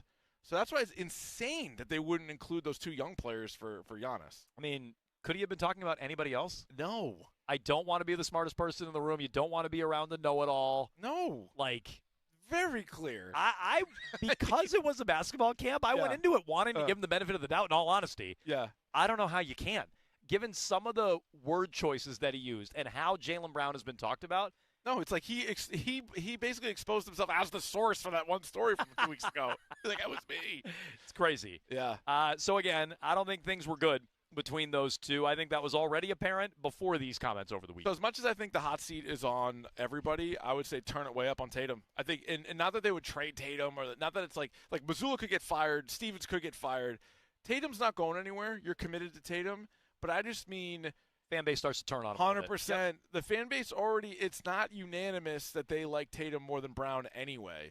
And if Philadelphia goes further in the playoffs, I mean, if they win the whole thing, that's another story. Just if they go further in the playoffs than Tatum, you're going to be like, you forced this guy out. This is what you wanted? Yeah. You wanted Philly to be a super team while you're the 5 seed, according to ESPN in the NBA power rankings. You're the 5 seed while Philly's cutting down the nets? Yeah. That's what you wanted? Yeah. So just because you couldn't play with that guy? That's not going to fly with the fan base. I agree with you. Tatum will hear it, as he should. 617-779-7937. You can jump in on the Celtics. We'll get back to Christian Gonzalez as well.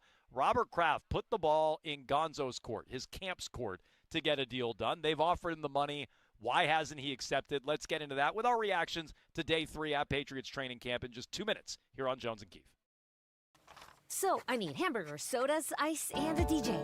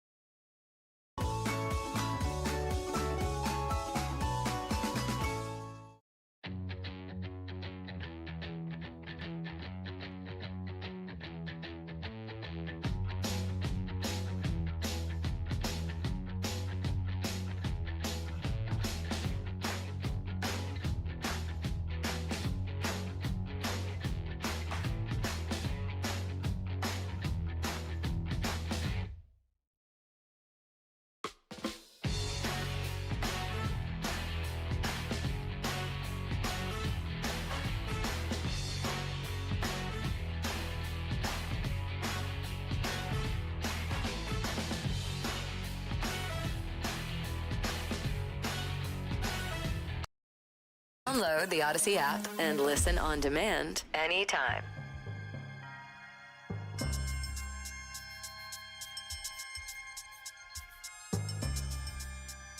I know you've been working hard with Christian Gonzalez.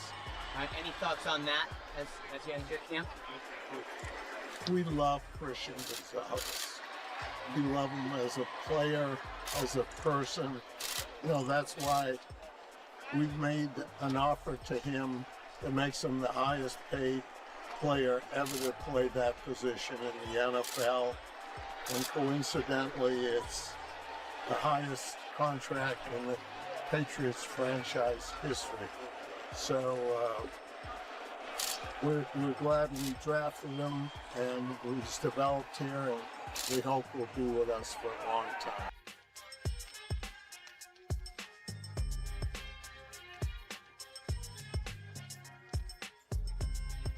High noon, Jones and Keefe here on WEEI. High above the practice fields at Gillette Stadium. Day 3 Patriots training camp wrapped up with a walkthrough earlier today. We'll get to some takeaways on that. Christian Gonzalez was in attendance, Keefe. He, like everyone else, moving at like 10% speed out there. A very, very slow walkthrough. Emphasis on the walking out there. Yeah, a lot of walking. But Robert Kraft on Saturday revealed there is an offer to Christian Gonzalez. We love him. Yeah. We love him so much. We've given him a giant offer, the most money ever. He didn't say guaranteed money. Most money ever for a cornerback and the most money ever offered by this organization to a player. I think you and I have a similar read on this. Yeah. Kraft is probably hearing from the fan base or wants to get out in front of any blowback he's about to get about his spending or his ability to get this deal done. And so he's saying, well, look, we've offered him this. He hasn't taken it. Why don't you look at him? I mean, that to me is the subtext of those comments. I think it's risky. I mean, if you're not close, and maybe they are, maybe we don't know that they're super close and they're just going through the fine print of it right now. And look, sorry to interrupt, but you can read him being in attendance and being on the field and so far doing everything. Yeah. If you choose to read into it and say, well, that is an indication they're close. Right. He's out here. Kraft said they've offered it to him, so it's just a matter of time. If that's what you believe, that's what you believe. Yeah. That is not what you or I believe. No, I think it was pretty risky. I think it's the first time either side has really kind of pointed at the other one. Right, this whole build-up, and we've been talking about it really since the Super Bowl, like off and on, just sort of like, how is this going to go? Are they going to get something done? You see some other corners signing deals, other corners like Witherspoon still have not signed a deal, and we all assume he's going to be the highest-paid corner, but never once did we hear that he got lowballed. Never once did we hear that, oh, he's asking for the moon. We didn't hear any of that until Saturday, where he's like, we've offered it, like, it's implied like it'd be crazy not to take it. Right. Oh, you're the highest-paid corner ever. You're the highest-paid Patriot ever. What more do you want? What could there be? Well, NFL contracts are pretty stupid, and so it could be anything. You could say it's the most money. So let's say $124 million is the total value of Trent McDuffie, highest-paid corner in the NFL. Could you offer 125 but for 5 years instead of 4 and then still say it's the most money? Because technically it'd be the most money. You could offer 124.01. Yeah. Yeah, you could do that. You could offer him another penny. All raises, Keefe, are not created equal. I understand that. All raises are not, as enticing as others. That is true. And I think Gonzalez is probably thinking like, no, I am extension eligible. I've played 3 years in the league. I am viewed as a top 3 corner in the NFL. I want to set a new bar. And, oh, by the way, maybe I'm not just looking at corners. This is the old Burt Breer quote from like a couple months ago. Maybe I'm looking at the pass rushers. Maybe I'm looking at the guy I slowed down in the Super Bowl in the contract that Jackson Smith and Jigba got. So I could see Gonzalez wanting a lot of money, and yet we didn't hear anything from his side. We didn't hear anything like, oh, they haven't even talked to him yet, or they're not offering much, or they're playing hardball, or they're going to make him play out the deal. We didn't hear any of that. And then for Robert to just say, and the question, we had a caller earlier being like, oh, he's just answering the question. The question was like, how's it going with Gonzalez? You could have just I mean, no offense to Mike Reese, it wasn't exactly like the most eloquent question. He was like, you got anything with Gonzo? But he could have been like, we love him. Like all the stuff he said at the beginning. We love the person. We love the player. We're working hard to get something done. And hopefully he's here for a long time, right? The old cliche stuff. Instead, it'd be the highest paid. He specifically says it'd be the highest paid corner in NFL history and the highest paid Patriot. Now, we looked it up. We think the biggest contract the Patriots have given out was Milt Williams a year ago. 4 for 104. I forget what the exact guarantees are, but that's the other thing with Robert. Is he talking guarantees? Is he talking non-guarantees? We don't know. Is he talking yearly? What do you think he's talking? I think he's talking total value. Total number. The big number. I bet he's talking total new money. Yep. Which, who knows how many? Is that over 3 years? Is that over 4 years? Is it over 5 years? Right. No. Is it attainable money? Like, is it backloaded in years 4 and 5 where it's phony baloney money on paper? Are we talking guarantees? Within those guarantees, are they guaranteed for injury? Is he going to be out there and asked to be on the field every single game? Right. Are there per-game bonuses that are easy to attain, but they're not truly guaranteed? Like, the devil to me is in the details. And with the Patriots, Andrew Callahan, we played a clip earlier today, Pat's Interference podcast. He's like, a lot of the criticism of the Patriots and their spending is real. Second lowest spending since Kraft overtook the team in 93, whatever it was. Yeah. So they don't deserve the benefit of the doubt on this one. Robert Kraft says, and I'm sure he can defend. He has a number he can defend. But how real is that number, that it's the highest paid cornerback in NFL history? It's the highest paid player in the history of the franchise? I bet that's suspect. And furthermore, Witherspoon's a huge domino here. Yes. It's the same agent. They're both up at the same time. They were in the same draft class. They're regarded similarly. We prefer Gonzo. Maybe we're biased. We're here in New England. No, but even the national guys had Gonzo ranked ahead on like those different straw polls. So I think he should get more than Witherspoon, but if he takes the deal they have offered right now, is Witherspoon going to turn around and top it? Now he's no longer the highest paid at his position. Yeah. So I think there's an element of that there, although that, in fairness, that's not the onus on the Patriots. We wanted to get the Patriots done, or the Patriots to get this deal done. And if they're offering something truly what Robert Kraft is hinting at, like the most guaranteed money by a sizable amount, not by a penny, not by $1 million, but like by a reasonable amount over McDuffie, well then good. Then I would say, all right, Christian Gonzalez, what are you waiting for? I am a little surprised, and if you want to read in on this, you can as well. I'm a little surprised nothing's been leaked from the Gonzo camp to push back. Nothing like, well, nothing yet. Kraft said this, but in reality, it's that. And maybe we'll get it today or later this week. Yeah, maybe we'll be the voice. Maybe Gonzo will come on like he used to in the old days, and he'll let us know. He's a man of few words. We've told him. If you want a platform to get your side of the story out there, we're happy to do it. Every day, 10 to 2. But, yeah, I'm a little surprised there hasn't been any pushback in the national media leaked from the Gonzalez camp. And if you want to, again, point to, well, he's out there and he's doing everything, and they're probably close, and the Crafts have offered him a big contract, I can see you reading it that way. I don't think the Patriots deserve that benefit of the doubt. Well, if a few days from now he still doesn't have a contract, but they still haven't defended themselves at all, I wonder if that means they actually are. Well, that's what I'm saying. Coming close? Yeah. That's what I'm saying. And also the lack of a leak or any reporting there tells me that Kraft is being more truthful if we go further days without any update. Because he hasn't really said much, or at least hasn't been leaked out much with Gonzalez, and he's here at all this stuff too, and so that's another big part of it. And you wonder if some of that is just sort of like the public perception. And so Gonzalez is here, so the fan reaction would be, he's here, he wants to play, like just, why don't you pay him what he's worth? And then Robert Kraft gets in front of it on Saturday, and he's like, well, we already offered him the biggest contract in team history. So like, what more do you want from us? I know that both apparently are doing their job, and yet here we are still without a contract. He was asked one follow-up on Saturday about Gonzalez. He punted on it, but I think it's an interesting non-answer from Robert Kraft over the weekend. Are you optimistic? Last question, guys. Last question. Are you optimistic to get a deal done? Well, we're here to talk about the Patriots. I'm glad that 50 dogs are going to be, who were homeless, are going to have a nice home after this. And Unhoused, Robert. Unhoused dogs. That's the proper terminology. No longer, though. No. They're now all housed. They are. They're good fully cause. housed. Did you catch, by the way, this is Bryce Behringer and his wife actually are footing the bill for a lot of that stuff? Wait, what? They revealed, Dana, his wife, revealed that they're actually the Behringers are actually chipping in quite a bit. I'm like, all right, Robert, you're not even spending the full thing on the Patriots. You got Behringer and his wife helping out. Hey. Pay Gonzalez. Would you get this thing done? Use the savings there to push Gonzalez over the finish line. But no, they're making the poor punter pay to house these dogs? Apparently. So Rochi, dog food's expensive. It is. You better, especially when your toothless dog can't even chew regular food. A farmer's dog ain't cheap. So, no, when it comes to the question there from Rochi, I think it was, are you optimistic? Yeah, that's another easy one. Like, that's yeah, an easy one to be like, sure, I think we're working towards it. I'm optimistic. He wanted nothing to do with that one. Like, we're not here for that. Yeah. Well, because that was yesterday, right? That was Saturday. Yeah, but he had already said what he said before. Meaning, like, he had already said. No, that was all one. That was back to back.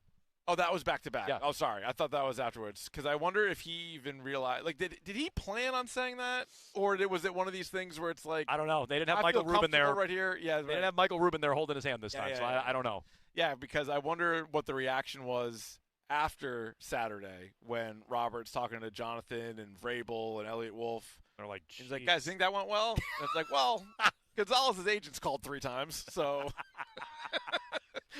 maybe not as well as you thought. I mean, look, I have no idea how Gonzalez feels about this, but I wouldn't be thrilled that Robert said that. Pissed might be too strong, but I wouldn't be happy. But that's also the nature of these things. Like, if you told me Friday that Gabe Akis was going to sign over the weekend, I probably would have been like, doubt it. Yeah. Like the way things were trending, and then he did. So, I mean, maybe they'll be able to agree on something in the coming days. Well, just know, I was worried Gonzalez is going to go scorched earth at minicamp. He did not. No. To say Kraft went scorched earth would be too strong, but no, but it is a clear. The ball's in your court. Yes, he's the first one to kind of volley it in the other's direction. So your thoughts on that? 617-779-7937. What's your trust level in Robert Kraft to push this over the finish line? And will Christian Gonzalez play ball with the Patriots? We'll get to that after a quick deuce. That's what is that? 2 minutes of commercials, Keith. There's no way we have time to run to a restroom. No, way up high No. above Gillette Stadium. That's 2 minutes of commercials, and we're right back here on.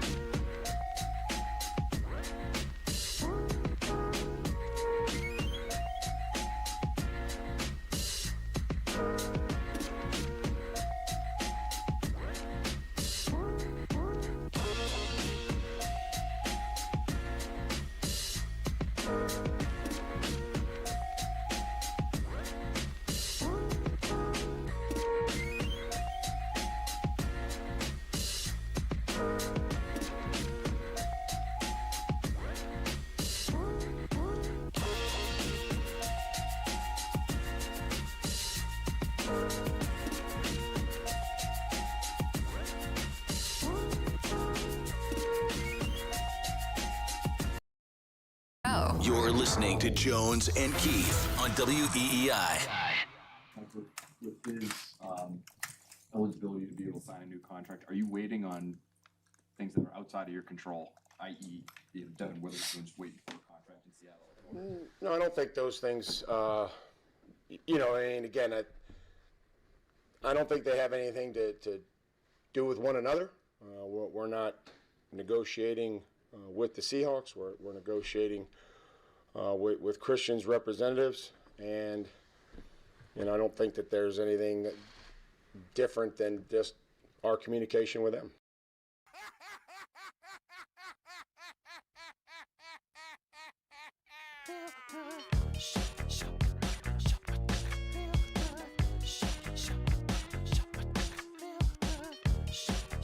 Your thoughts on that, Keith? That was Vrabel the other day. We're not negotiating with the Seahawks. When asked about Witherspoon and his contract situation, I mean, he's not wrong. You're not negotiating with the Seahawks, but that Witherspoon factor does feel like a bigger and bigger one. Yeah. As time goes by, they're both unsigned. It's the same agent.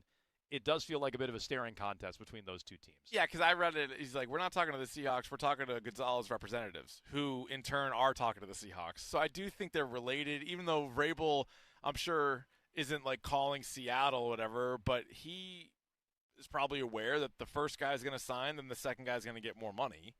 And I think the Patriots, though, are in a spot where that's just what it's going to be, meaning, like, if I was Seattle, I'd be annoyed if Gonzo went first and then I have to pay Witherspoon more, even though I don't think Witherspoon's as good. But they're close enough, so, I mean, I guess depending on how much more it is. The second one's probably going to make more money. That's what I think. But even I think if it's Gonzo first, then Witherspoon, yes, that's what I think. That's what I'm saying. So they probably have to just get ready to stomach the fact that he's going to be higher paid. I do wonder if they are like, if that's in there at all. And even if it's not the Patriots' perspective, it could very well be the agent's perspective. You do need to cross that bridge first, right? You need to get that done, and then that's one less obstacle. I wouldn't say that tears down all the obstacles, but that's one less that stands in the way, because maybe they don't want to use the Trent McDuffie number.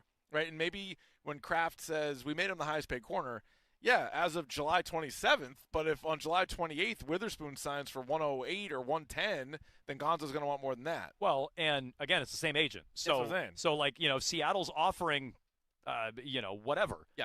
And you're offering $10 million less, yeah, that might be more than McDuffie, but I know it's less than what the other guy's getting offered, so I know you're stiffing me. I know you're lowballing me. And so I think there is some of that going on.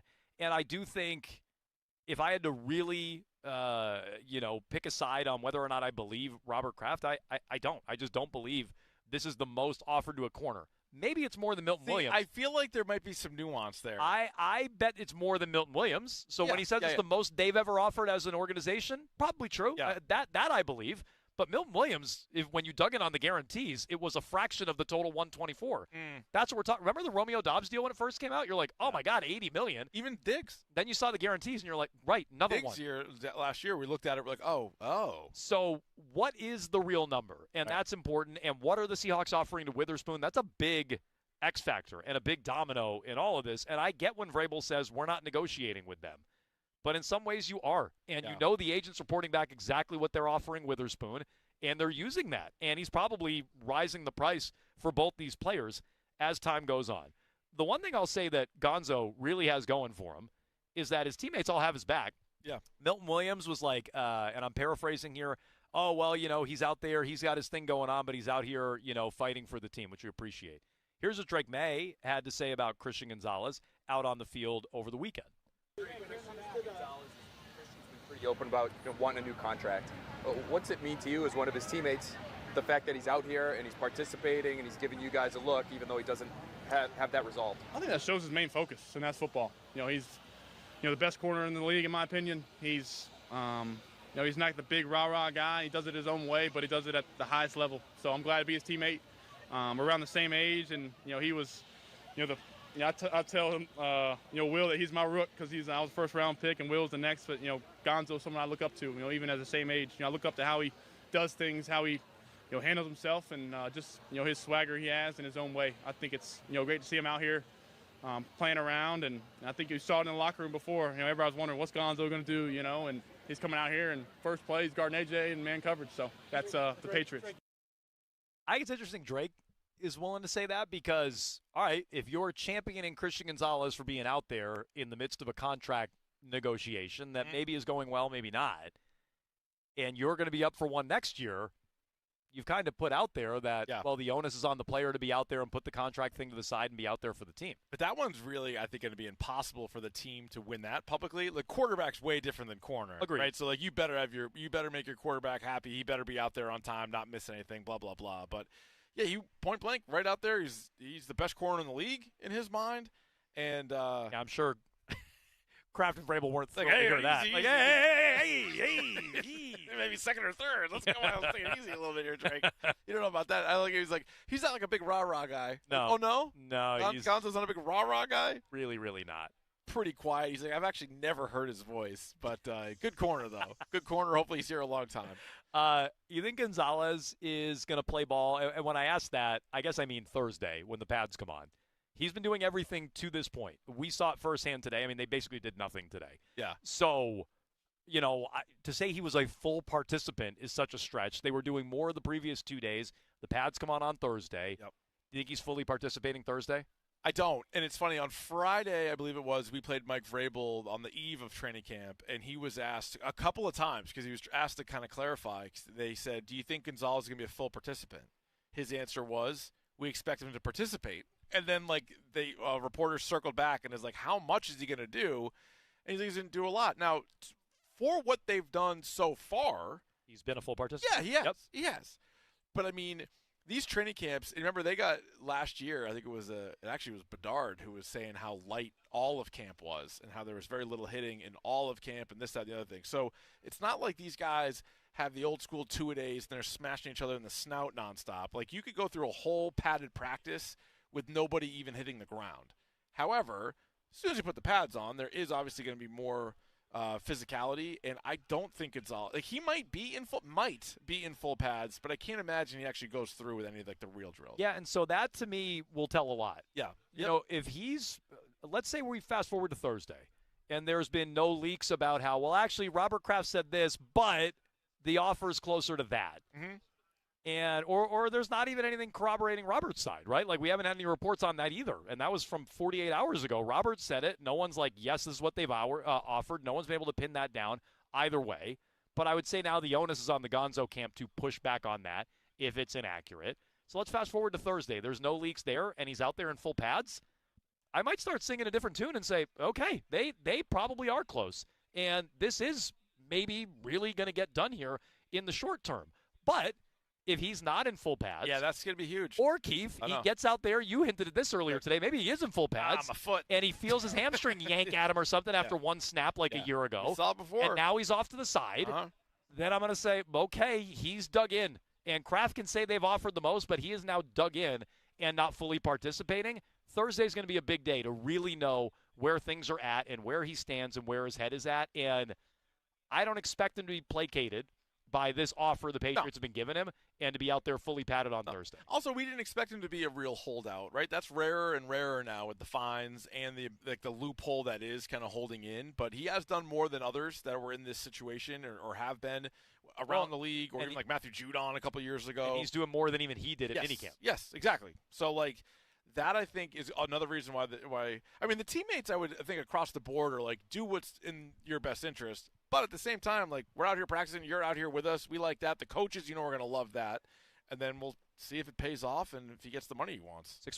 617-779-7937. You can jump in here with all the latest on Christian Gonzalez, Jones, and Keefe. In Foxborough today, day 3, Patriots training camp. Our first day here. We're going to be here all week, or most of it anyways, Tuesday, Thursday, and Friday as well. So you can dial us up, 617-779-7937. Let's get to some updates in the wide receiver room. That includes A.J. Brown, who spoke with the media earlier today. That includes Kayshon Boutte, who made plays through the first 2 days of training camp. And that includes Kyle Williams, who is nowhere to be found on these practice fields. Let's get to all of that, the Patriots wide receiver room and some of the happenings within. Next.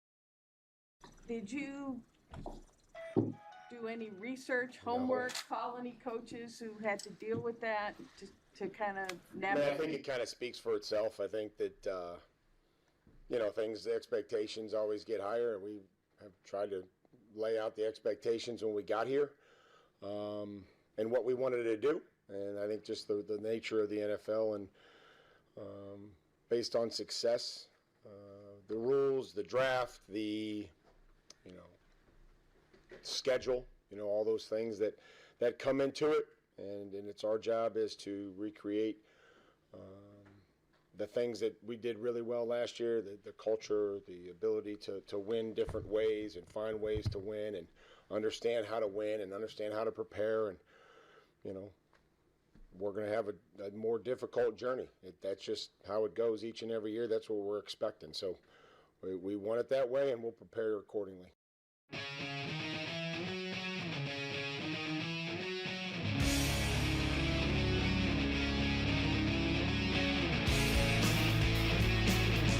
That was Mike Vrabel over the weekend talking about the Super Bowl hangover. Not that they won it, but Super Bowl appearance hangover. Yeah. I mean, that's a long season. You're playing into February. You catch that from Vrabel? The challenges of getting back. Oh, well, different things can be different. The draft, personnel, the schedule. Catch that in there? Yeah. So, and that was just, unprompted. I mean, he's asked about the Super Bowl hangover, right. but, even Vrabel's willing to acknowledge whether he meant to do that or whether that was a slip. The schedule last year was a big product of where they got to. And I think they're going to be good again this year. I don't have them for 14 wins, but I got them for 12. I have them winning the division. I think they're going to be good. I don't think they're a paper tiger, fool's gold, as the now fired Cam Newton surmised last year. I don't believe any of those things, but I do think the people who point to the schedule are real. I think the Patriots need to prove that. I think Drake May needs to prove that. And on some level there, whether he meant to do it or not, Vrabel just acknowledged that. Yeah, he did. But what's funny is even with all of that, I think people are going – they're acknowledging the schedule just based off of, all these predictions at the start of the year. Nobody really thinks they're going to go back. And for whatever the reason, whether they never believed in him a year ago, might be part of it, right, the Cam Newtons of the world, or it's just – they do play so many they play so many better teams in the regular season. There's that. I think there are plenty of people that just sort of knee-jerk reaction. Well, Josh Allen, Lamar Jackson, Patrick Mahomes, their teams are all going to be better. And so they're not completely sold. But oddly enough, this is something we kicked around a little bit last week. They don't have a ton of pressure on them. For the team that was in the Super Bowl last year, the team that's opening up the regular season in a Super Bowl rematch on Wednesday Night Football to start the year, nobody's looking at them like they have to be back, and if they're not, it's a failure. There's really none of that. It's true.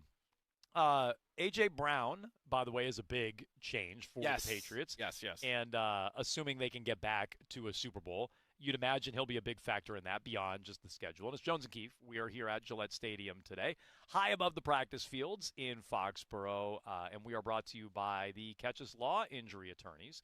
No fee unless you win. A.J. Brown revealed today to the media, Vrabel called him out for not catching a one-handed pass earlier in camp. He said it came from a good place. Vrabel expects me to make that catch. I expect to make it. He also acknowledged that they're not throwing as much as he would like early on in camp. I mean, we saw no real. Get ready for that. We saw no real throws out there today. Honestly, he probably felt like he was watching the Eagles offense in this walkthrough earlier. Not a single tush push, though, so he has to be happy about that. Good point. They did not line up for the tush push. He doesn't have to run off the field and watch Saquon Barkley shove Jalen Hurts for 5 yards. I would say the overarching take through the first 2 days, which we were not here for, but just judging by the media's feedback, the offense wasn't crisp. Yeah. And the defense was ahead of the offense, and the A.J. Brown, Drake May connection needed some work. That doesn't mean it won't work. That doesn't mean the offense is screwed. But if you want to put some stock in what's happened on the field, when there were real practices, not just a walkthrough, but real training camp practices the first 2 days, no pads, that's kind of the takeaway so far. The offense is not running smoothly as much as you want to judge that in late July. So I guess the two positive spins on that would be A.J. Brown even admitted he's probably 90% up to speed on the new playbook for him. So it's going to take him a little bit of time to get going. And the other thing is that it is a good defense. Like, I expect the defense to be really good. And Christian Gonzalez is out there, right? It's not like, half of camp last year where Gonzo wasn't even out there. That's a good point. It's not like you're struggling and Gonzo's sitting on the pads off to the side. Or it's some dumpy defense. Like, this isn't a team where I think one side of the ball is way stronger than the other, right? Like, if the offense, if they're a little bit better than the defense, okay, that makes sense. But, like, it's a fair fight when they're both out there. And so if they're, like, a little bit of ahead right now, I don't think that's a big problem. There were times last year where whether it was Steph Diggs or even like Matt Collins, like, he was a new guy last year. Some of the new guys would kind of pop on one day and then be a little bit quieter the next day. So it's still in the early going. Tomorrow's probably going to be similar, and then I'm really excited for Thursday. Not to wish away the week, but I think Thursday will be good for all the reasons we've talked about. I think Gonzalez, for one, sort of what he's doing, but then like offensively, do they look a little bit better with a little bit more time together? And do we see some big plays, especially from A.J. Brown? You mentioned this earlier today, but the Twitch chat, Energizing Sloth, is asking if the Patriots have the best wide receiver core in the league. They don't. I don't think they do. No. You were talking about if they have the best wide receiver room since 2007, which I know you don't even agree with. I don't think so. But one of the reason people are asking is because Kayshon Boutte flashed the first couple of days at camp. In fact, he had one big play down the field on day one. Drake May was talking about that after the practice. Over the weekend, here's what Drake had to say about the contribution so far from Kayshon Boutte. What do you think about Kayshon's catch there on the sideline? Yeah, I mean, it's nothing new. I mean, you guys see it all year last year and the year before, and he just keeps doing things right. And I'm proud of him for getting in there, jumping in there, and he understands if he's got something down the sideline and a ball down the field that he's got a chance it's coming his way. So great catch, and I think that was the better start off camp with a little bit of a deep one. So we were 1 for 1 to start.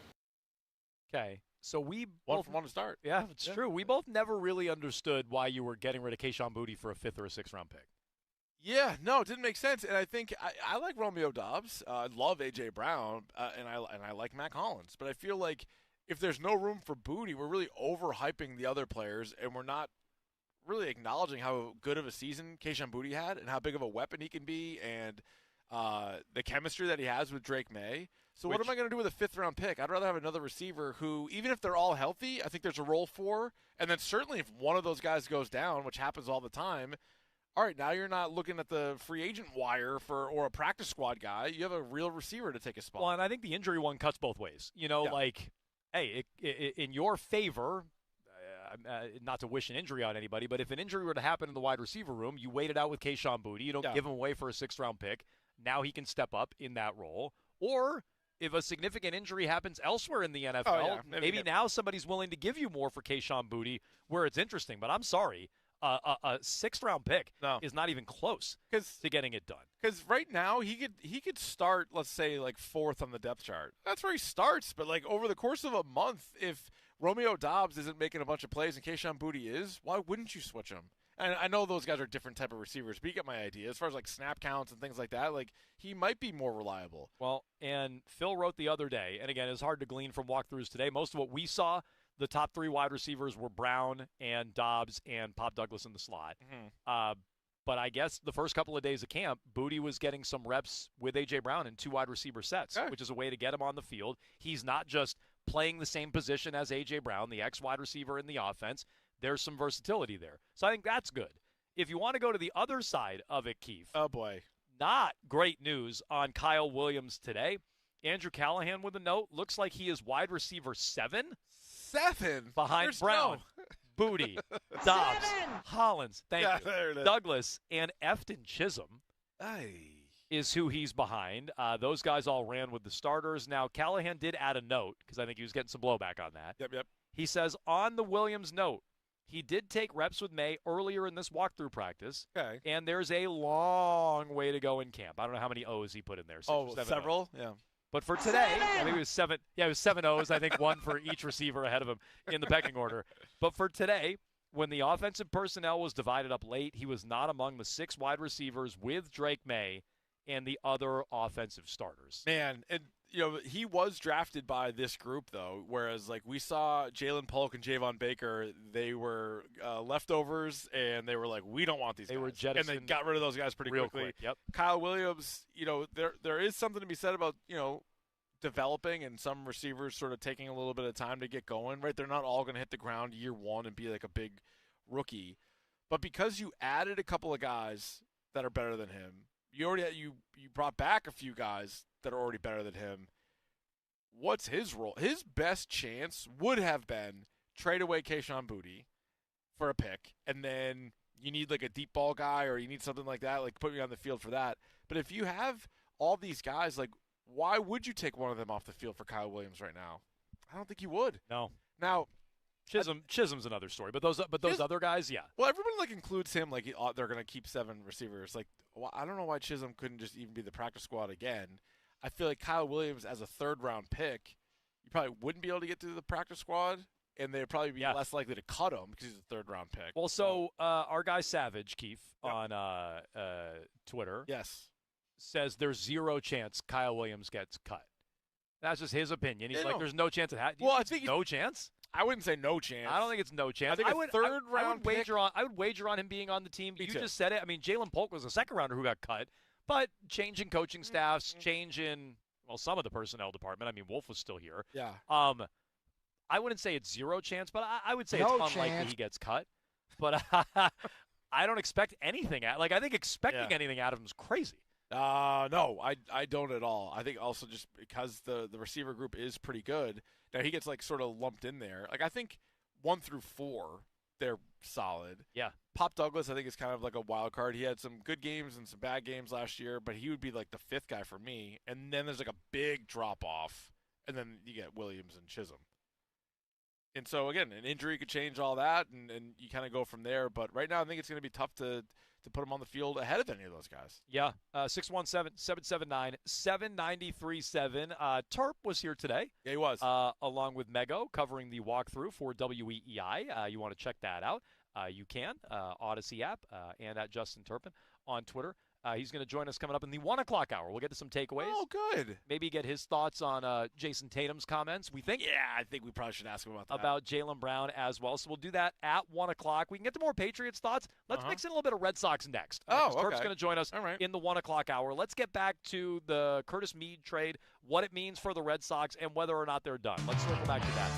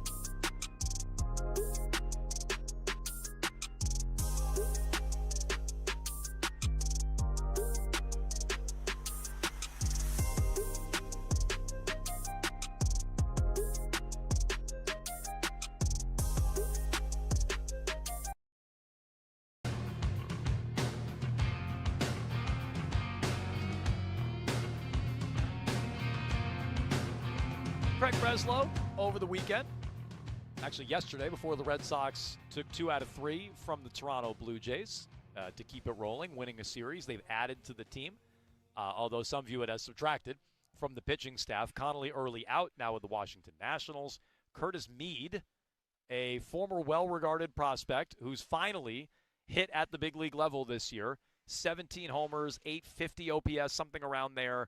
But he's on his 4th organization. He was DFA'd by the White Sox in March, latched on with the Nationals, and now he's a member of the Boston Red Sox in exchange for a pitcher a lot of people liked. Here's what I like about the deal, even though I feel like it's an overpay, Keith.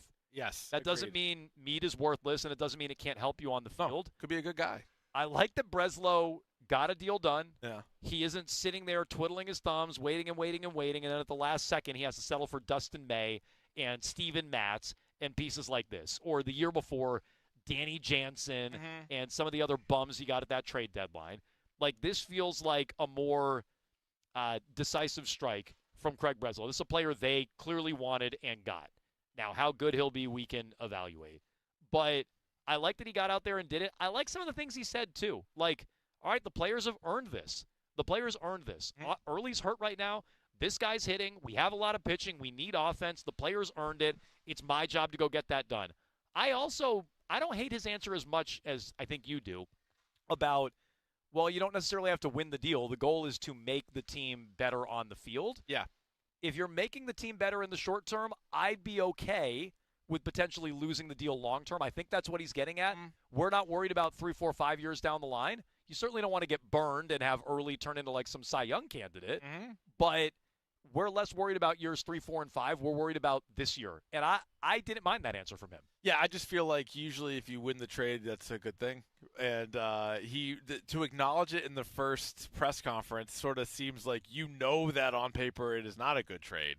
And so they did need a bat. The criticism, in fairness of him, is that he wants to win every trade on paper, and that's part of why he's missed out on making deals. No, it's fair. It's a line that you got to sort of, stay on top of. And so he gets a player that they needed in his mind. I just thought you could have shot even higher. And so I'm okay trading Connolly early, who, by the way, I probably view better than most. I think he's going to be better than Jake Bennett. Already is better than Jake Bennett. I think he's going to be better than Peyton Tolley long road. I think Peyton Tolley, I've enjoyed the whole experience with him. I think he's easily the most likable player on the team. Also wouldn't be shocked if he's like a nasty closer setup man. I Connolly early, I think, is going to be a starter for like 10 years. I think Tolley's more boom bust than early. Yeah, and so the boom might be, yes, he might be a Cy Young candidate as a starter. He also might be a closer. I just feel like the player, too, Curtis Mead's an interesting one. So the Rays didn't want him, the White Sox didn't want him, and then the Nationals took 85 games and turned him into Connolly early. So I think it's a big win for the Nationals to get this guy who we'll see. Maybe this is the beginning of something. Maybe this is like a one-off. I don't know. But the Red Sox were pretty desperate for a bat. I also wonder, though, by including somebody to the level of Connolly early, who I know he's hurt right now, but he broke camp as a starter back when everybody was healthy and it was a really competitive group. He was one of the starters that you picked. And to trade him, does this prevent you from any other big-time deal? I know it was a pipe dream, but we had at least mentioned Bobby Witt's name. We had mentioned Yordan Alvarez's name. But then there are other guys like Hunter Goodman we've tossed out there, Byron Buxton we've tossed out there. And you're like, I know Shea Langoliers is hurt, so that one was, now he's out. But you're like, all right, early and something. Or like you tell a team, pick from our pitching pool, grab one guy, and then somebody else. Like, are you out on the big, like, is this the big move?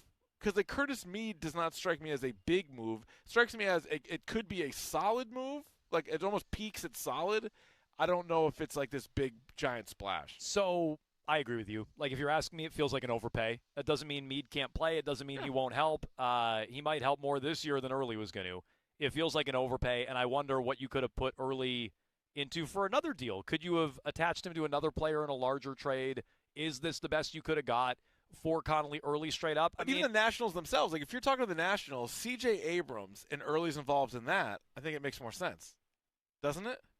Or you don't like Abrams? Well, no, I like Abrams, but I feel like you would have had to attach a lot to Connolly Early to get that done based on the return was Curtis Mead. Yeah, no, well, that's my point. And so now you're saying, all right, well, but that might have just been one where Breslow is feeling the pressure because he hasn't been able to close deals. So then he goes so far beyond it in order to close this one. And you're like, all right, great, you got Curtis Mead. But now even if you do go back and call about C.J. Abrams or really anybody at this point, I feel like now all these other teams have the advantage on Breslow because they're going to be like, you just gave up Early for Mead. What do you think it's going to cost you for this guy or that guy? So this is devil's advocate because I agree with you. I think they overpaid. But does Breslow deserve some deference on his trades? Like, people didn't like the Devers trade. Turns out he got a good return for it. People initially hated the Kyle Harrison trade. Turns out that one's actually looking pretty close. Okay. He's won a million other offseason trades. So Chris Sale, Von Grissom was not one a good of his trades. Not a good one. Anything that involved Dustin May. Well, I'm not telling you he's perfect, but he's got a pretty good track record with his trades. No, I think he's got a The password for Oviedo. Password for Oviedo. Well, that's a wash. That's correct. That's like Oviedo's not giving you anything, but what's the password giving you? Exactly. That's a wash. I will say, though, one time he actually traded away a top prospect. They did get Garrett Crochet in return. And I know it's been a lost season this year, but Kyle Teal and those other guys, but highlighted by Teal, that one worked. And so the last two deadlines, one of the reasons why he didn't get anybody good is because he didn't give up anybody good. So this is one where it's like, all right, he deserves more blame or more credit. Like, to your point, like if Mead goes out there and is really good, then okay. It doesn't matter if Early's really good. Right. Like, my whole point was, like, even if all those White Sox guys end up being great, well, Crochet was great. Like, Hanley Ramirez was good years ago when they traded him, but Mike Lowell and Josh Beckett helped win you a World Series. So it was a win-win. That's what I'm talking about. I don't know if Mead is going to be as good here as Connolly Early is going to be good there. That's how I view that. And or, like, could you have gotten a better player for Early? Well, so that I'm more in that second camp. Yeah, that's I'm more in because I have no problem trading Early. In fact, I prefer Bennett Antoli. I know we disagree on this to Early, but I have no problem trading him. I'm not going to sit here and pretend like I was like pounding the table for Curtis Mead. That name, out of all the names we've thrown around leading up to the trade deadline, that one never even came close. But this is also coming up. And maybe I need to open my eyes up on this. But it felt like the Red Sox young players and farm system was pretty good. And so you're like, all these names are being thrown out there. You're like, they could be a player for them. But if it's going to cost you Early for Curtis Mead, then maybe you can't. Maybe you're not going to do any better than this. Well, and let's see if some of the big names moved. Also true. Neto and Abrams and Langoliers we know isn't moving. Luis Ariz. That's true. I bet he's going to move. Yep.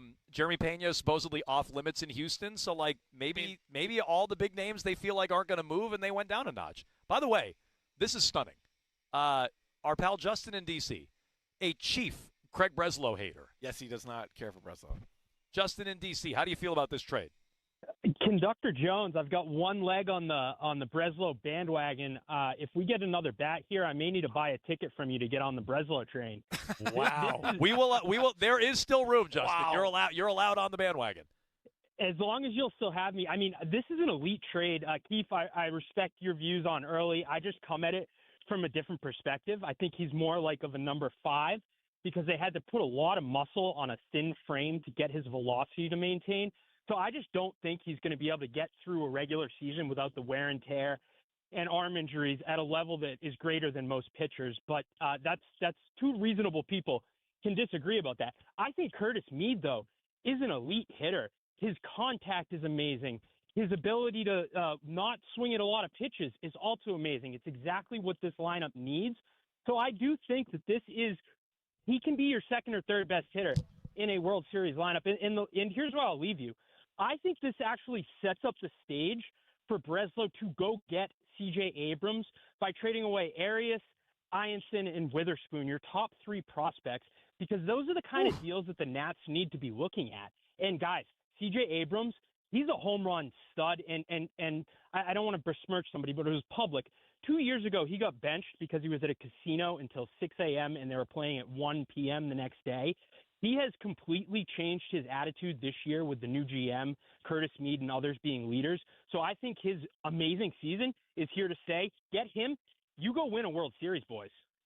Okay, so he says Arias, Ianson, and Witherspoon, your top three prospects for C.J. Abrams. We said this earlier today, but Carabas is saying on the Section 10 podcast, just because they made one deal with the Nationals does not take them out of the C.J. Abrams sweepstakes. I mean, if you can turn your team slowly but surely into the Nationals, you got to do it. No, I'm actually kidding. C.J. Abrams is great. What does he get, 25 dingers or whatever this year? Justin, I don't even know who that was. Justin in D.C. loves Breslow all of a sudden. But, he called him an elite hitter. I mean, that to me feels way too strong. If you might like Curtis Mead, he's an elite hitter. I mean, maybe he's looking at these advanced. I think he is. Barrel numbers. I think he is. I mean, some of those StatCast numbers, we'll bring them back in the 1 o'clock hour because I bet he's looking at those same things that I think Breslow and his camp are valuing. Yeah. I mean, to the layman, he has an 852 OPS, which is good. Not a lot of guys on the Red Sox can boast that. He has 17 home runs this year. What's that? Do you see? What's that pace? He's probably pacing for like about a 30 home run season, maybe a little short of that. Probably less than that. I mean, they got less than those games left. But also, I don't know if you saw the breakdown. I think they showed it during the game on Nesson when they were talking about it. He got off to a really, really slow start. So, these 17 home runs are really in, the second half. He was... Oh, his July's been good. Did not have a home run for the longest time, and then now has 17. So, if you want to weigh it even better, he's on the upswing. 617-779-7937. You can jump in here on the Red Sox, their trades. We'll circle back to the Patriots as well. Terp was here covering the Pats walkthrough day 3 of training camp for WEEI.com. We'll get his thoughts on that. Plus, we got to ask him about Tatum and his comments. So, stay tuned. We got Pure Pigskin. Oh, yeah, Pure Pigskin. Pure Hoops as well with Terp. Live from Gillette Stadium, just 2 minutes.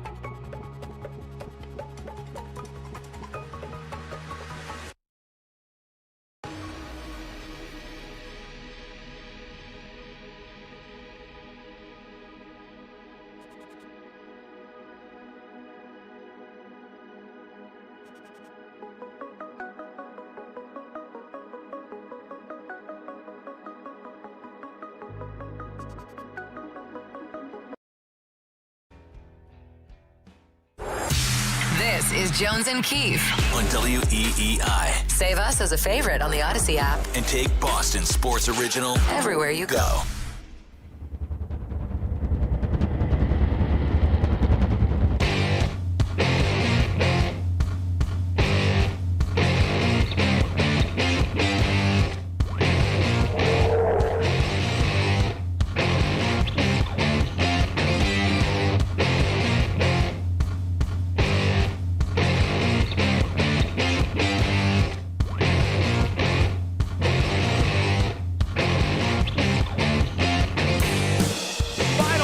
Jones and Keefe, WEEI. We are here at Gillette Stadium today, high above the practice fields for day 3. Patriots training camp was walked through today. Terp was here, as were we. Justin Turpin, WEEI.com, joining Jones and Keefe here. What's up, Terp? What's up, guys? This is a beautiful little perch you guys got up here. Not like bad. it? Yeah, what Secluded. a view. Yeah, we're near no one. It is a good view. A nice tent. Not a whole lot to view today, but if there was, you would have a great view. You can almost hear the whistles down there. You can almost tell what players are out there on the field. Keefe has his binoculars. Oh, yeah. I had the binocs out. You know what I find oddly satisfying is this gentleman here watering the field afterwards. It's nice. After there was already It's sprinklers nice. in that spot. Yeah, but he's just making sure that everything's covered. It's a nice field. Nice. They did a great full job. Practice grass fields. Look Looking great. good. Well, they'll spring for the grass back here. They're not doing that inside the bowl anymore. they're That was just for the World Cup. I mean, they're not going to do that for their actual football players here, but they'll do that on the practice fields back here, which is very, very nice of the Crafts. Let's start with a blanket question here, Terp. What jumped out, if anything, from walkthroughs today? It was pretty light work. Yeah, pretty light work, like you said. The one thing that I do find interesting is they're finding ways to get A.J. Brown and Kayshon Boutte on the field together. Obviously, Kayshon Boutte has been in trade rumors this offseason. Obviously, when they brought in A.J. Brown, that's 2 ex-receivers. So having those guys on the field together is an interesting development. But, yeah, other than that, not a whole lot there. What was your take from just A.J. Brown talking to everybody, answering a bunch of questions? I don't think that dude has stopped smiling since he got off the plane and into Foxborough here. Like, he's just so happy to be here. And it feels like he is taking on that leadership role that people wanted him to do. Like, obviously with Stephon Diggs last year, I think they got a lot more than they maybe originally bargained for with him and him taking on that leadership role. And maybe A.J. Brown won't be the rah-rah guy that Stephon Diggs was, but he's certainly leaving his imprint. Like, Demario Douglas was just talking about it after practice, how he doesn't say much, but he doesn't necessarily need to say much because they know the pedigree he brings and the type of player he is. So far, so good. How concerned should we be about Kyle Williams seemingly falling down the depth chart? It feels like somebody had to do it, right? I actually kind of prefer that because don't you think Kayshon Boutte's a better player? Definitely. Like I think Boutte's a better player. Is Chisholm? No. Is That one. Pop Douglas? Yeah. Like I'm not even sure. Pop Douglas is all that good. Which is weird because he probably is, but that wasn't my hope when they drafted this right. guy. Well, no. And then after like minicamp, Vrabel was asked about Kyle Williams, like impromptu, was just kind of, he brought him up after the draft and was like saying how excited he was to see his development, was talking about him very highly, praising him very highly in minicamp, and now he's kind of fallen out of the depth chart a little bit here. It is obviously still early, like day 4 for them, day 3 of public practices, like these things change rather quickly. Like last year, Ben Brown was on the starting line when, training camp just started. That changed very quickly. So obviously, like, there's a long ways to go, but it is kind of interesting because you knew there was going to be an odd man out, and it feels like now they're trying to make things work with Kayshon Boutte. And unless they try to do him right maybe, and obviously in a contract year for him, they look at it and say, okay, we'll let you go spread your wings and go have a chance to potentially get a bigger deal. Maybe they're looking at it like that, but it seems like he is the odd man out right now. Yeah, I feel like Kayshon Boutte has a chance, and it looks like he's at least embraced it, right? Because it went from not even being here, going back to like the non-mandatory stuff, right?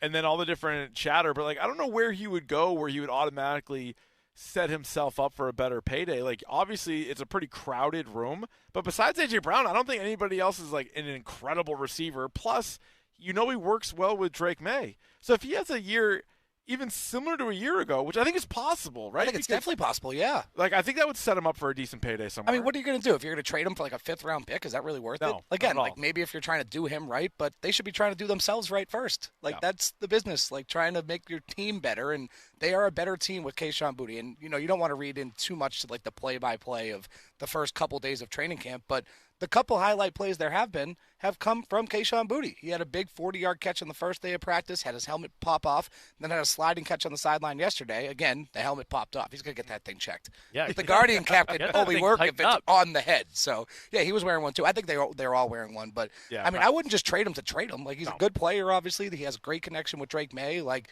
there's a place for this guy in this offense if you can find a way to utilize him. So I agree. Robert Kraft kicked off camp the other day, says they've offered Christian Gonzalez the most money ever for a corner, most money ever offered by the organization.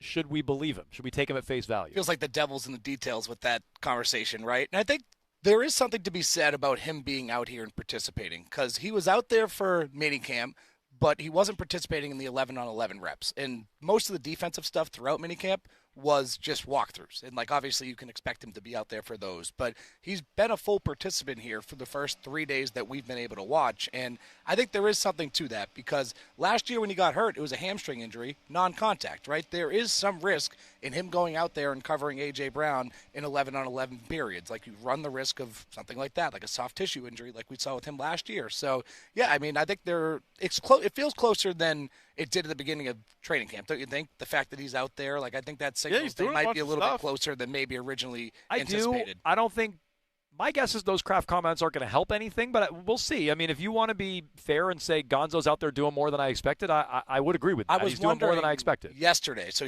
Kraft made those comments Saturday. I was wondering if maybe Gonzalez sat out a little bit more yesterday in the wake of those comments, and he didn't. He was still as active and participated just as much as he did in day one. So that signals to me that they might be closer. But what is it? What is the holdup? Is he making him $1 million more richer than Trent McDuffie, who has the biggest contract by a cornerback right now? Are they waiting for Devin Witherspoon? That's another part of this. So there's a lot going on there, but I think it is a good sign that he's out here and participating. Yeah, Thursday will be interesting. If that's the first full padded practice, how much does he do then? Right. That's the one you're going to have to circle. And obviously, there's more risk in the padded practices, and maybe he doesn't participate in the full contact drills. You'd imagine he tries to protect himself and his value in some way, because right now it has been full participant through the first 3 days that we've been able to see. Gabe Akis was the other sort of big story. We were talking Friday, and he hadn't signed yet.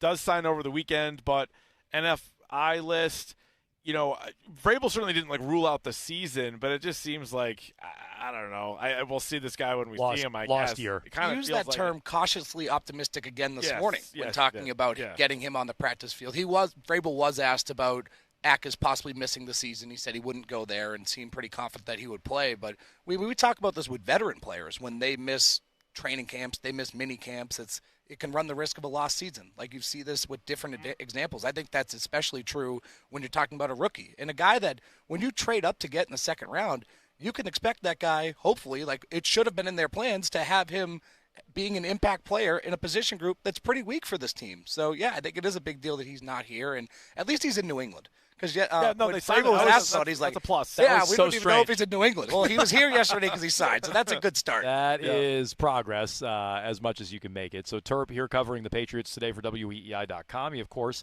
also covers the Celtics. Tatum was talking about Jaylen Brown. Yeah, he was. Yeah.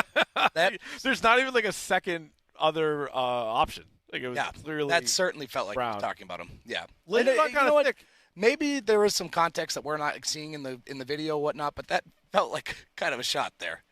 Yeah, and it seems like he almost kind of got away with it. There's plenty of us that thought he obviously had something to do with Brown being gone, whether it was he could have stood in the way and kept him here.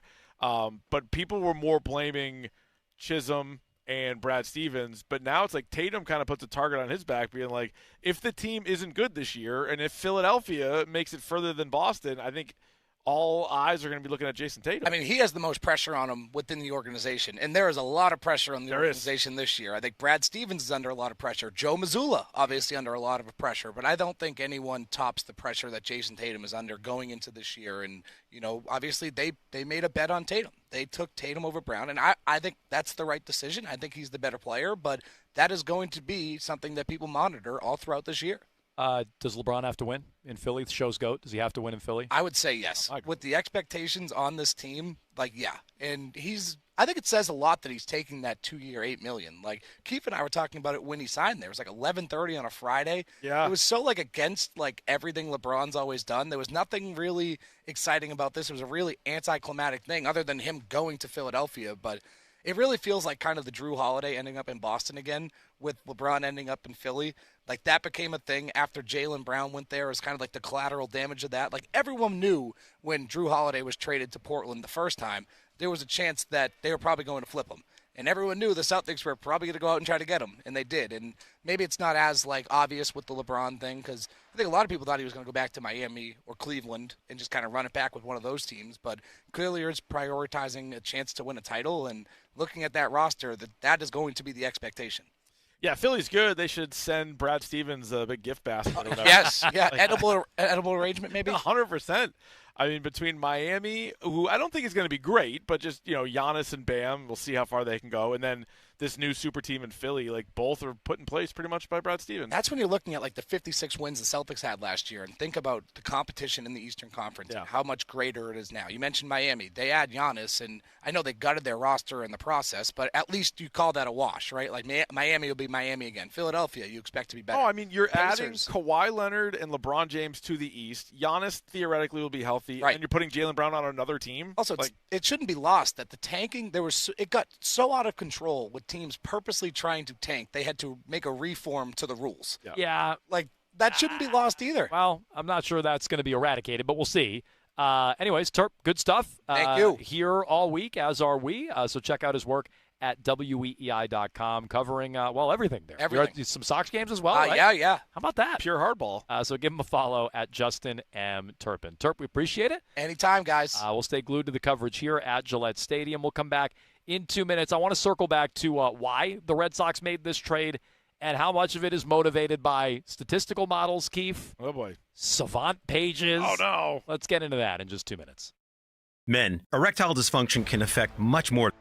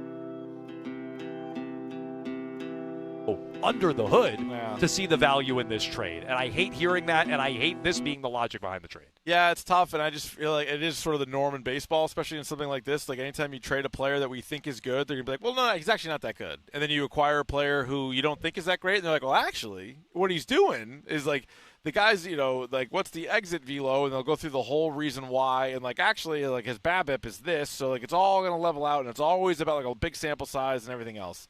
I hope the guy's great. I hope he's awesome. He's a right-handed hitter. He's probably going to play second base. Maybe you could DH him. He was hitting second in the lineup, at least like most nights it looks like, for the Nats. For the Nationals. They need as many Where would you hit bats as they can get him. I think who's leading off, I guess, is the question. Is it like Yoshida or is it Seagulls? Like, who's leading off?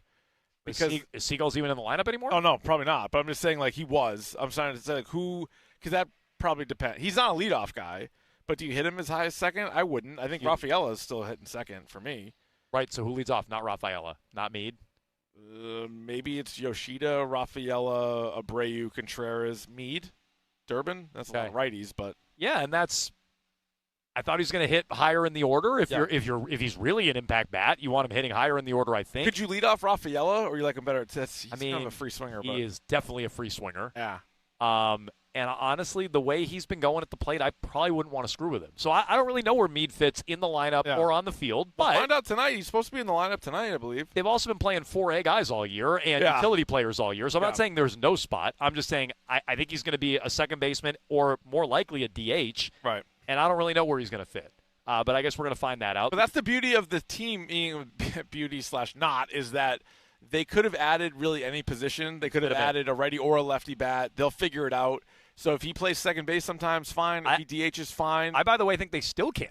Passon's 100% they still Passon's can. like, they're not done. I think they still can add another bat, and it'll fit just about anywhere. Because he's not a left fielder, he's not a shortstop, and he's not a catcher. You can upgrade all three of those spots. So that's fine. Buster only said they're after a shortstop. Section 10 via Jared Carabas says don't rule out a C.J. Abrams trade. They have been ruled out on Jeremy Pena, according to Ari Alexander from Channel 7. They're not taking any calls on him. Neto, it's going to take you at least Franklin Arias, is the reporting from Alex Spear earlier today. So, this is also from Spear. I saw Savage just tweeted this out. What's this? According to Alex Spear, Marcelo Meyer and Jaron Duran are candidates to be traded at the deadline in an MLB for MLB trade. So another baseball trade. This is what Breslow termed the trade yesterday. It's a baseball trade. It's player for player. Yeah, we're not talking prospects. We're talking a guy off the Major League roster for another guy off a Major League roster. I'm totally fine with Duran. We've been through that a million times. Are you surprised that Alex Spear in John Henry's newspaper is writing that Marcelo Meyer could go in a baseball trade? No, not really. I mean, the shine has come off of friend of the show, Marcelo Meyer, pretty quickly and significantly, wouldn't you say? Like how we felt about him last year to how we feel about him now? How we felt about him last year on opening day when we went down to Worcester Keefe and became best friends with him. Yeah. And then opening day this year, remember he's humping the sky after that double? Like that. What a start. What a start to the year. I love that. That's actually my screensaver on my computer. It has come crumbling down a little bit. But my how the mighty have fallen. What if they had traded Marcelo Meyer for Curtis Meade? How would you have felt about that? That's sort of like a sell low. Yeah, I think I would have hated that more than this one. Yeah. Okay. So you have I have early higher on my list. I would have gone like Roman Anthony, early Tolley. I just feel like Meyer should still, as bad as he's been at the big league level, should still have more value than Connolly early. Maybe. I hope. Yeah. Maybe that's wishful thinking, but I think I would hate that more, to be honest. I'm okay with trading Meyer, just like I was okay with trading early. Mark just tweeted us. He said, "Earmuffs, Keefe, but I have to ask: is it possible we overrated early?" Well, you, I think, certainly have. I'd probably have. I think I like what I like. I think that the Red Sox feel like they're selling high, just like the Nationals feel like they're selling high. So, long story short, I'm not sure either of these clubs believed in the players they traded. Yeah, you want to buy low, and then you want to sell high. That's how you make money. So you buy low. That's how you make money, Keith. Yeah. You buy low. Yep. You sell high. That's right. That's how you play the stock market. That's it. And next thing you know, you're sitting on a pile of cash. 617-779-7937. Phone calls there. You can jump in line for Rich and Ken. With Ted Johnson, they come your way at 2 o'clock. We'll get you the clip du jour. And on the way next, live from Gillette Stadium, it's time for Grab Bag. When I met you, I said my name is Rich. You can catch Grab Bag on EEI and Twitch. So, I need hamburgers, sodas, ice, and a DJ. A DJ? Relax, Spot. With T-Mobile, we're saving when we bundle home internet and phone lines. Oh.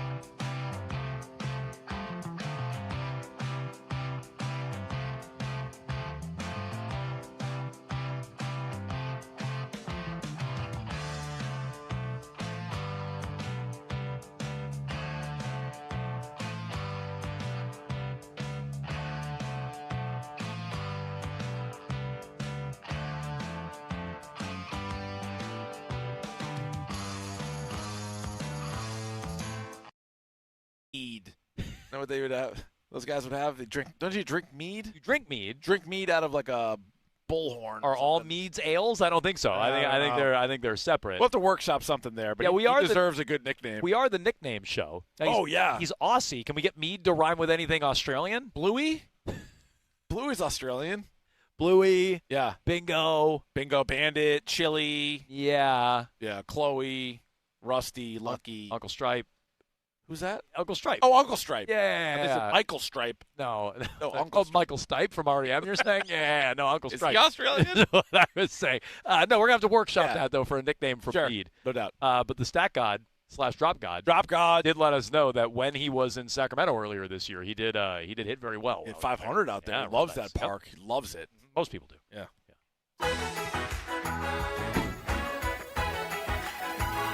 Grab bag. Wow. Very nice. How about that? That's why he's the drop god. That is. You know, when I play the same ones over and over again, that's when I do it. When you actually have good timing on it, that's when Nick does it. All right.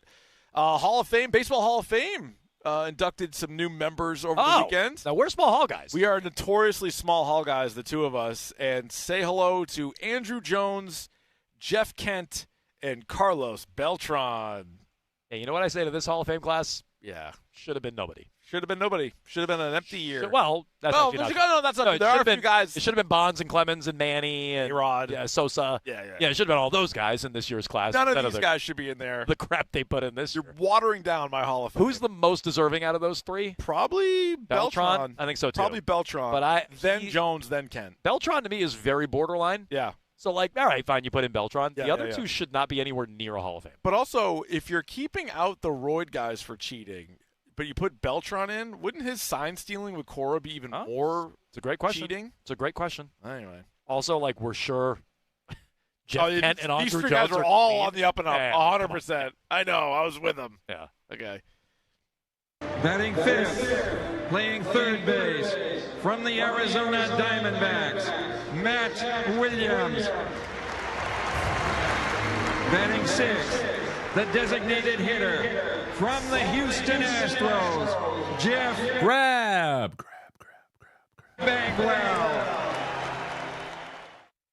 I'd put him in the Hall of Fame. Jeff Bagwell. Bagwell is a Hall of Famer. Jeff Bagwell. I agree. He should be. Yeah. We're small hall guys, but he should be. Looks like the Arizona Cardinals and Jacoby Brissett have reworked his deal. He's getting a decent amount of bucks to be the starting quarterback for the Arizona Cardinals. Good for him. Terrible. Sneaky bad teammate. So they also have Gardner Minshew. They have Carson Beck and Keaton Slovis. Oh, Keaton Slovis. They have all those guys. Nice. Who starts the most games? It's a good room.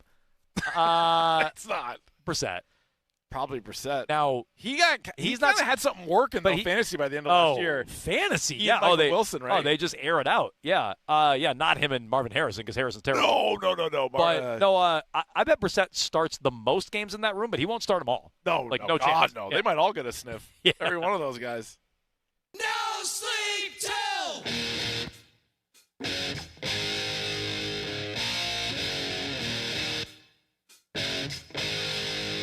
Grab bag.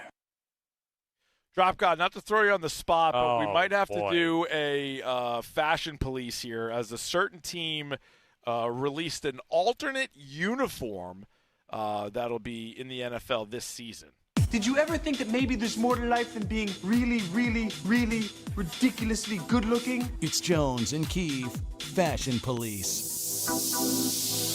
All right, the Buffalo Bills have released something called the Nickel City alternate uniform, and they lay the whole thing out. Yeah, they not in a good way, Will Campbell. They show you why, like a lot of these City Connect uniforms. Yeah. There's reasons to like, oh, well, this thing that happened in our town in 1710, this happened or whatever. Nickel City? The Nickel City. Is that what they call Buffalo? Apparently. Okay. I call it Buffalo. Yeah. They changed their helmet so that it is like a blue, sort of like a regular blue color, I would say. And then it's just like a red kind of streak. Are you seeing this? Yeah, it looks like an awful, that'd be a bad Boise State uniform is what it looks like. It looks like a really bad college uniform. Yeah. It looks like a Arena League uniform maybe. Yeah. So it's gray pants, gray jersey, kind of outlined with blue. The numbers are blue, and it's pretty terrible. Like they really should never wear this. Boise State shouldn't wear that. It's No. like Boise State. Is that red or orange? That's red, I guess? It's red. Okay. But it's so like like their regular uniform, like the way the buffalo is kind of charging forward and Yeah. there's that red streak. Yeah. It's like they removed the buffalo and just left the red streak. All right, so grade it. Oh, 5? It's 2. Yeah, it's bad. It's 2. It's a real bad uniform. Shouldn't wear it. By the way, Buffalo is called the Nickel City, according to Gemini, because the American bison, or buffalo, was featured on the back of and this is how it's written, the Indian head nickel, a coin minted from 1913 to 1938. So they did not make nickels there. Yeah. It's a bison, not a buffalo. Right. There were no bison or buffalo there, but the city's called Buffalo. So it's called the Nickel City. I've never heard that in my life. Never mind these trash uniforms. They try to describe why they made each one of the changes. And so it says the charge helmet, bringing the charging buffalo to life with the horn eye and charge streak. The horn eye? Displayed on a blue shell with a micro metallic flake finish in metallic blue accents, boasting a mindset of energy, strength, and lower- attack. After hearing that, I'm lowering my grade. 3. It says on the inside of the collar, "Go Bills." Oh, that's nice. It's the preferred way to salute Bills Mafia out in the wild. It's a 2 now. That's what it says. I'm down to a 2. I'm with you. I'm down to a 2. It's really bad. Yeah. All right. Don't you want me like I want you, baby? Don't you need me like I need you now? See tomorrow, but tonight go crazy. All you gotta do is just meet me at the Grab bag, grab bag, grab bag, grab bag, grab bag, grab bag, grab bag. All right, just one Dork podcast tonight instead of the normal 2. What? Well, Davey Eyeballs is getting a sneak peek at Spider-Man, so he's going to go see the new Spider-Man tonight. Me and Shime, though, will hold it down and talk episode 6, House of the Dragon, season 3, which came out last night. That show's been an absolute heater. So 8:45 on the Dork Podcast YouTube. We'll have that live, and then it'll be available on the Odyssey app or wherever you get your podcasts. I know it's all for me. If you still want Grab bag. making sure I'm not in too deep. If you still want Grab bag. keep bursting on my feet. If you still want Grab bag.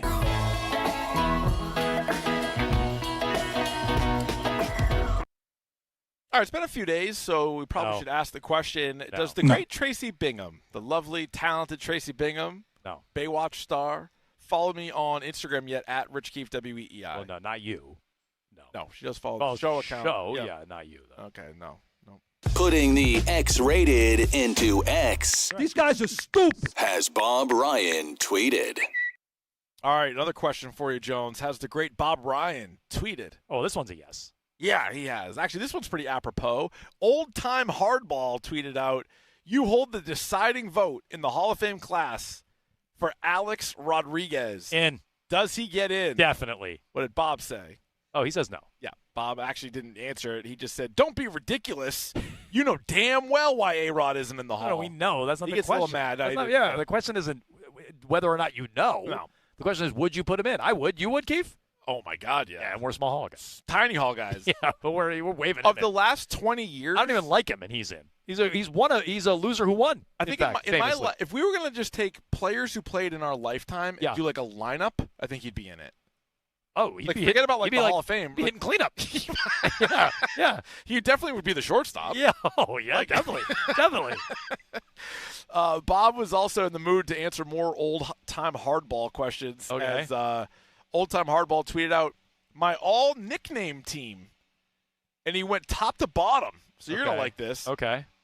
He goes every position and a rotation and a bench. Oh, it's a Kama Sutra level thing. Okay, good. Good. I like that. Yeah, nice. Lou Gehrig, the Iron Horse. Uh-huh. Charlie Gehringer, the Mechanical Man. The Mechanical Man? Yeah, Pete Rose, Charlie Hustle. Yeah, that's great. Honus Wagner, the Flying Dutchman. Honus.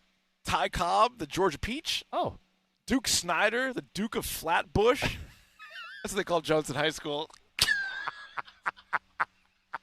Only right before prom.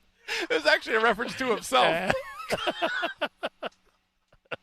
Al Simmons as Bucketfoot. Oh. This is cheating. Larry Berra as Yogi Berra. Okay. Like Yogi's the nickname. His name's Larry? Johnny Odom, nicknamed Blue Moon. Sandy Koufax, the left arm of God. Charles Radbourne, Old Hoss. Oh, yeah, we knew that. Of course. One. Yeah. Mordecai Brown. Three finger, good one. Yeah, that was Jim Hunter. That was my other name in high school. Yeah, actually, all these I think you could have called you. Yeah. What, Jim Hunter? Better known as Catfish. Catfish. Yeah, sure. What about Dennis Boyd? Okay. Anybody call you that? Nope. No. No. Al Harbrowski was known as the Mad Hungarian. Wow. Richie Hebner was the Gravedigger. That's cool. Pepper Martin was the Wild Horse of Osage. Yeah. And Octavio Rojas, they called him Cookie. Cookie Rojas. Cookie Rojas. Nice. So Bob said... Oh, I thought Bob was doing... I thought Bob was thinking none of those were Bob. Those are all old-time hardball. Got it. Bob said, "Where's the human rain delay?" I'm like, I don't know, Bob. The guy had a pretty exhaustive list there. Yeah, that was an extensive list. He didn't like that one. A few other tweets, a lot of political ones. Yeah, what's the first song you think of with a U.S. state in the title? Oh. Yeah. Not coming to me. I think Bob's going California Dreamin'? Tennessee Waltz. Oh. I think. Yeah. Did Bob actually? He responds to a lot of stuff. He actually wrote like 10 of them, including Moon over Miami, to which somebody responded, Miami's not a state. Well, so he had to circle back. He's right around it. He had to circle back. That's Right. all right. And then, some more Trump ones. All right, let's go to the next thing. Luke, I am your grab bag.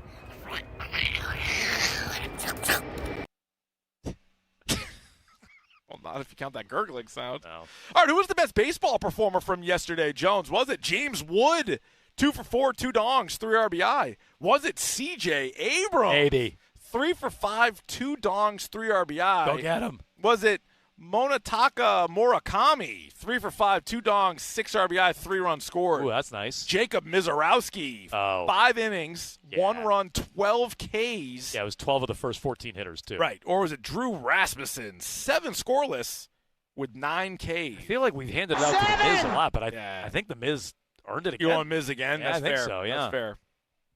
It's time for Jones and Keefe's Random. Brandon Phillips. Eduardo Nunez. Curtis Laskanik. Baseball Player of the Day. All right, with it being a road game for us down here in Gillette, the Drop God back in studio is going to handle random player. So what do you got, Nick? All right, we have a former big leaguer who is a designated hitter and first baseman. John Jaha. Nope. Harold Baines. Nope. 0-time All-Star. He was with Montreal in 1997, hung up the spikes in 04 with the Rangers, but he did make stops along the way in Toronto and Anaheim. 04, that's it? Wow. Brad Wilkerson. Ooh. It is not. Oof, scared me. Not Jose Vidro. No, he's second base. No nicknames. He wore the number 14 and then 20 for the rest of his career. 14. So, wait, you said Expo, and who did he end it with? He ended it with the Rangers in 04. No All-Stars, but he did finish 5th in Rookie of the Year in 1998. So a quick cup of coffee in 1997. No, it was Montreal, Toronto, Anaheim, and then Texas. Anaheim. He topped out at 32 dongs in 2000. That was by far his best year. Wow. 32 dongs, 104 RBI. And he was with Toronto. Toronto? Guys all over the place. Can't keep this guy down anywhere. All right, so he had 32, not Travis Snyder. He would not steal you a bag. His career high in steals was 10 with the 0-2 Angels. So he is a World Series winner. Don't look over here. I'm looking at the Twitch chat, Keith, because I think I see it. No, who? That's Scott Spezio? Nope. He's an outfielder. Well, not a bad guess. Is it? And I'm taking this right from the Twitch chat. Is it Brad Fulmer? He got it. Damn, I think when I said Brad Wilkerson, I was thinking Brad Fulmer. Kind of remember. You scared me with the Brad. Yeah. Somebody else. He's kind of a hoss, I remember. Did guess Jose Vidro. I remember we had him, I thought, because he always had like a big old thing at show. Yeah, that sounds right. Brad Fuller? I think so. Oh, nice. Fulmer. I'm sorry, Fulmer. Fuller's not a guy. Not to be confused with Philip Fulmer.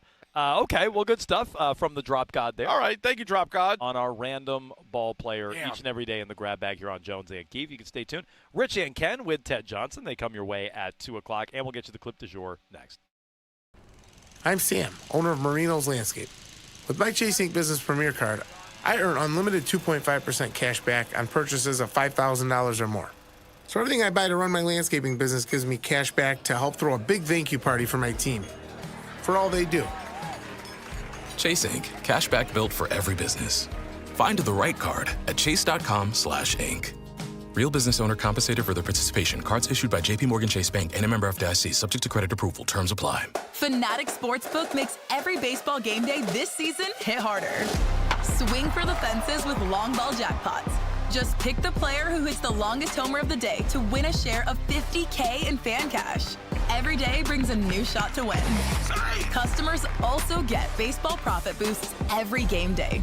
And your bets earn you fan cash, win or lose. To spend on merch, tickets, exclusive experiences, and more. Go deep this baseball season and download Fanatic Sportsbook today for the best baseball betting experience each and every game day. Fanatic Sportsbook. Winning hits different here. Must be 21 plus. Gambling problem? Call 1-800-GAMBLER or 1-800-MyReset. CT, call 888-789-7777. MA, call 800-327-5.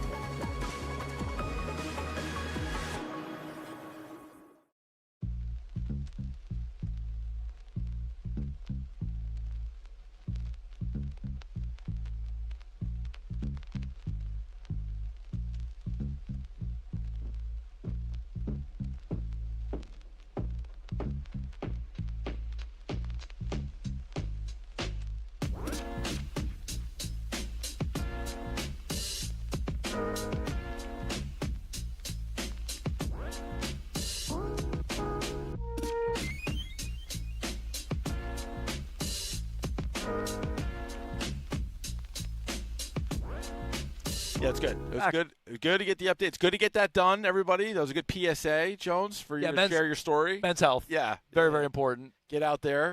You might like it more than you think.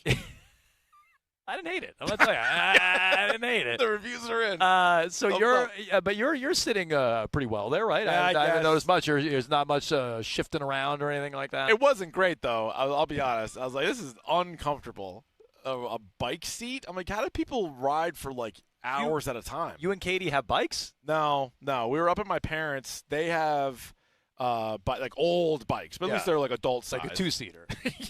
One of those. There's actually no seat. Okay. I still It's a just sat really on it, big but wheel. no, it was a unicycle, as it were. I like to juggle and do the unicycle. But no, so they have bikes, and so I was like, all right, let me hop on one of these. And then Cece, God bless her, picked it right up and was having a blast with it. I'll tell you, it's a good dad moment. It is. I did something. Your kid's up on a bike. It's a good. There's very few of them. But let me tell you, that's a good dad moment when the kid's up there ripping around on the bike. Take it. Okay, well, how about that? Good for you, Keith. Yes, thank you. No, good for you. Not good for your backside. No, it's a nightmare. But yeah, it's been a rough go for our tushes here these past couple of days. Brutal. But that'll just about do it for us here at Gillette Stadium. We are back tomorrow, Keith, for another day of Patriots training camp. Fingers crossed they're going to do a little more tomorrow. Well, they could. They can't do less. They cannot possibly do less than today. And the other thing is, we don't know, but maybe Christian Gonzalez talks. You know, he talked a little bit once during minicamp, and then today we heard from A.J. Brown and others. And so usually, I mean, he's here, so I don't think they would stop him from going up there. But after the Kraft comments on Saturday, curious if they even want to let him do that or what that might sound like. Because the first question would be like, hey, they offered you the most money. Yeah. Like, where are we at? Is that true? Yeah. Hey, I'm not saying we're getting the Ty Law, he's going to lie to feed his family comment, but I wouldn't rule it out. But how he answers that will be pretty interesting. So we'll talk tomorrow to Tommy Curran. Tommy Tuesdays are back. I'm not sure it's going to be high noon. I think it'll be a little later in the show based on the Pat's schedule. We'll talk to Curran tomorrow. We noon Central, maybe. Tears for you, noon Central, precisely. Plus a Madness for you as well, live from Gillette Stadium tomorrow. Jones and Keefe brought to you by the 99 Restaurant. It is Colossal Lobster Roll season at the Nines. Choose hot buttered or traditional, both built to the hilt with tender North American lobster or North Atlantic lobster served with fries and coleslaw. You gotta love the Nines. Stay tuned. WEEI will have Rich and Ken with Ted Johnson. They come your way in just 2 minutes, and we're back tomorrow here on WEEI.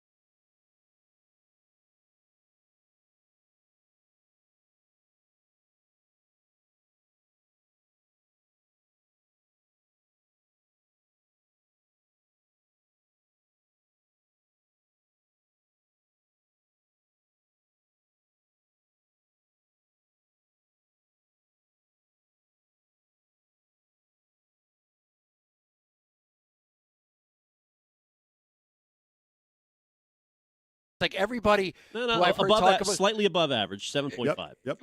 which is mediocre. It's like, like everybody. It's like everything I read.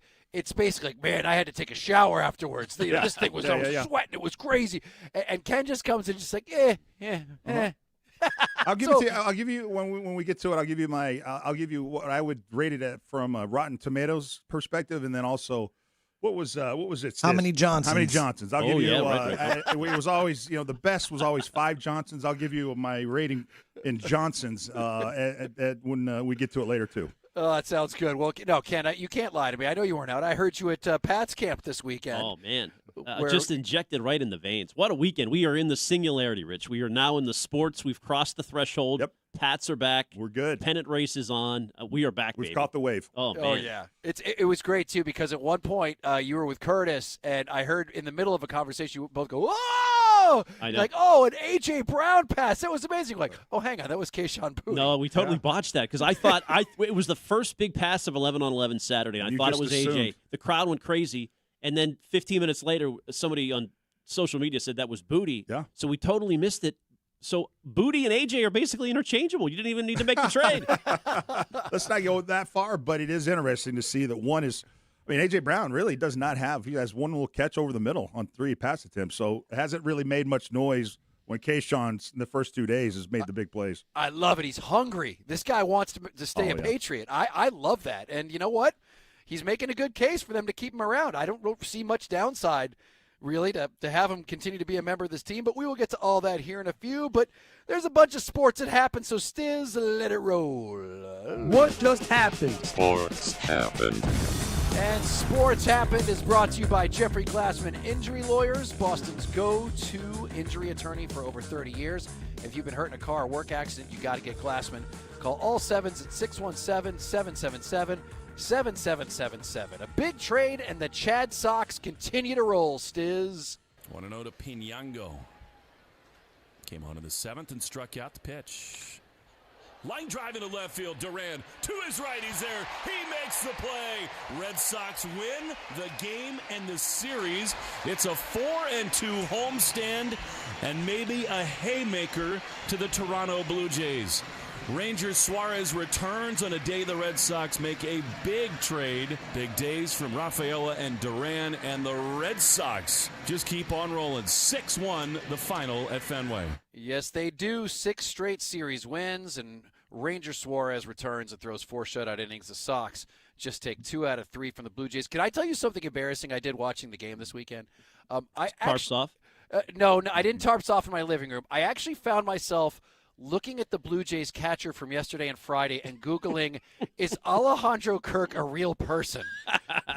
Because when you see a guy at the plate who's 5'7", 245 pounds on a good day on a major league team, he's got the body of a beer leaguer. I mean, honestly, one of our account execs, Kelly, she sat next to him on a plane and did not believe he was an MLB player. The whole flight, he was trying to sell her on it, and she would not buy it. And later was like, "Oh yeah, I looked him up. He is actually real." Because and the thing is, listen, he's 5'7", which is short, but it's not super short. But the way that his weight is proportioned, my wife goes, "Who's the little person?" but he killed it this weekend. He actually did very good. Yeah.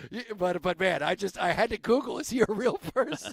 So the Chad Sox continue to play smart ball, man. Yesterday was awesome. 3 different sacrifice bunts that all led to runs. Even Jaron Duran and Jahmai Jones looked good yesterday. And now we've got an addition to the lineup, courtesy of Craig Breslow. Here we go. Connolly Early gets shipped to Washington. For Australia, Curtis Mead, who's 25. He's got 17 homers this season, which would give him the second most home runs on the team. Crushes lefties. He's versatile. He could play first, second, third this season, or he did it this season at least. And Mead isn't a free agent until 2031, so they got this dude for a while. Ken, I would love to hear your thoughts on this guy. Now, I had Stiz load up a little bit of Odyssey music for this because here's my only problem with this trade. 7.5? Is that what you're giving this trade? I'm giving it a 7.5 out of 10 because – is this what the Odyssey background music sounds like?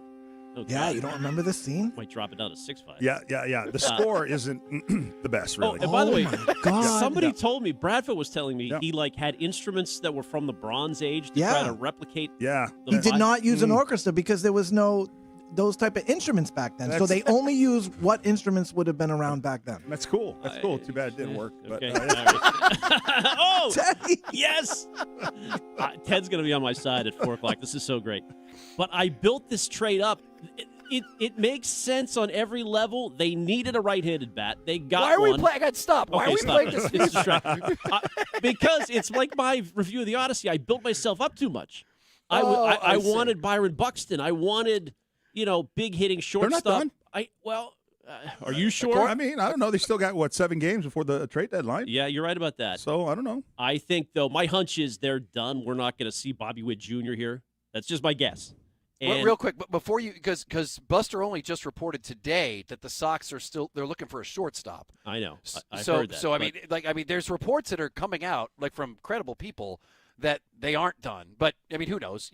Listen, we've heard that before. But at least I just wanted to add that in there so you don't think that it's 100% certain that it's over. Do you want us to go with this? The assumption maybe this is their big trade. I and think that this is their big bat gotcha. anyway, and it's not a bad move. I like the move, and I'm shocked, Rich, that your guy Craig Breslow was first. He was the first guy in at the trade deadline. I mean, you got to give him that. Yeah. I mean, this has been the season of having some balls for Breslow.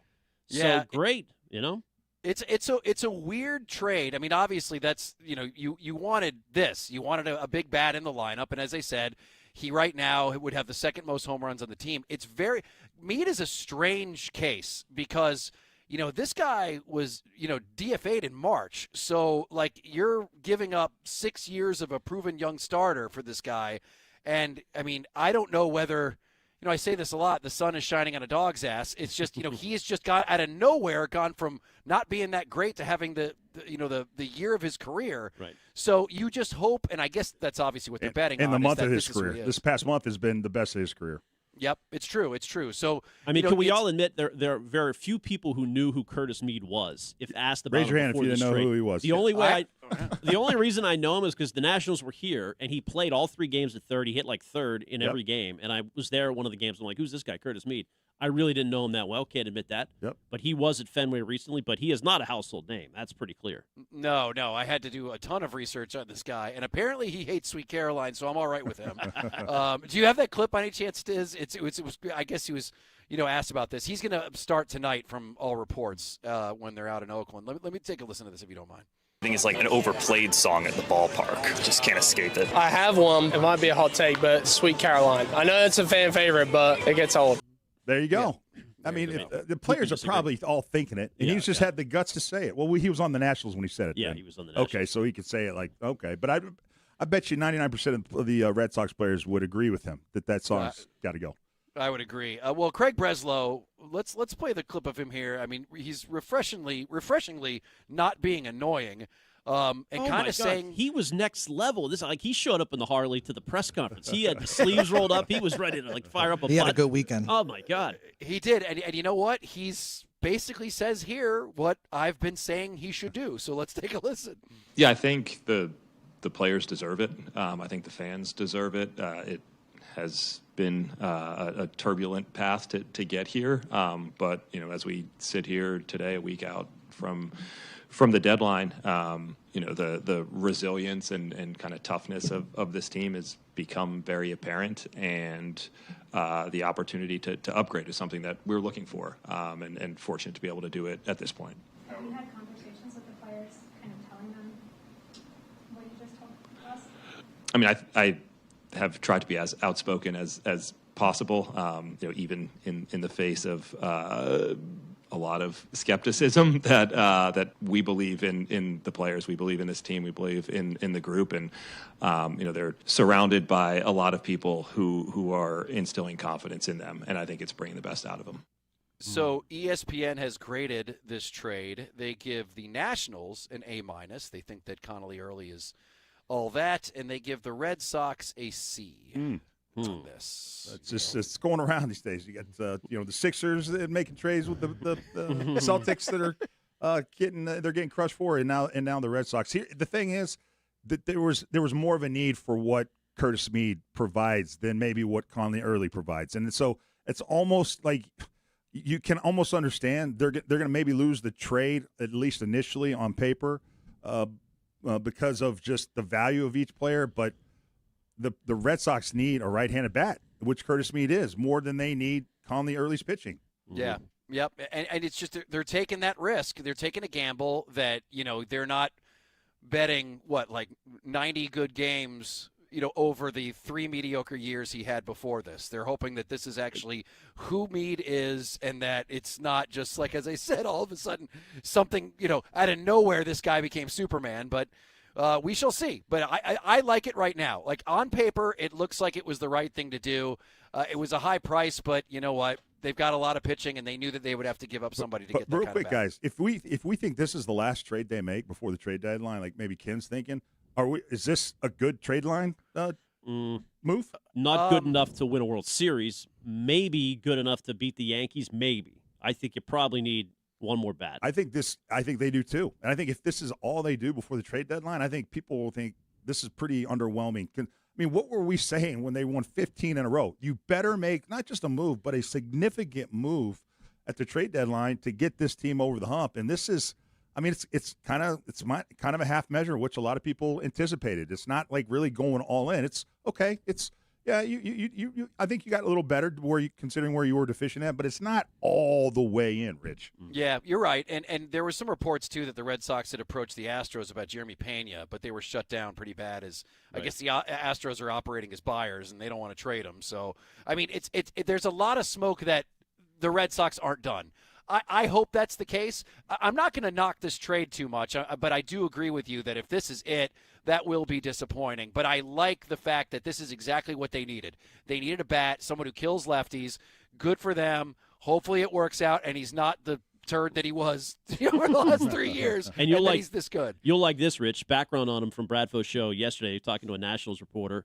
He plays for walk-up music, Australian music, but music that is current, like techno and EDM from the down under scene. Oh, I like that. So some kind of I don't know if it's any good. Aussie EDM. That's got to be interesting. And he vehemently defends Vegemite. So is Rufus the Soul from Australia? No, good question. That's your band. I thought they might be, but I could be wrong. All right. 617-779-7937. There you go. There's your Chad Sox continue to roll. Let's get to some Patriot stuff. There was a meeting with the press and Robert Kraft this weekend involving contract negotiations with Christian Gonzalez. And this is and Ted, I know you're going to have a lot to say about this. This was surprising. You know what? It was surprising, but then again, the more I thought about it, the more I'm starting to kind of figure out what's going on behind the scenes here. Let's get to that right after this. 2 minutes. We'll be right back. Hi, it's Tom Karen, trusted voice.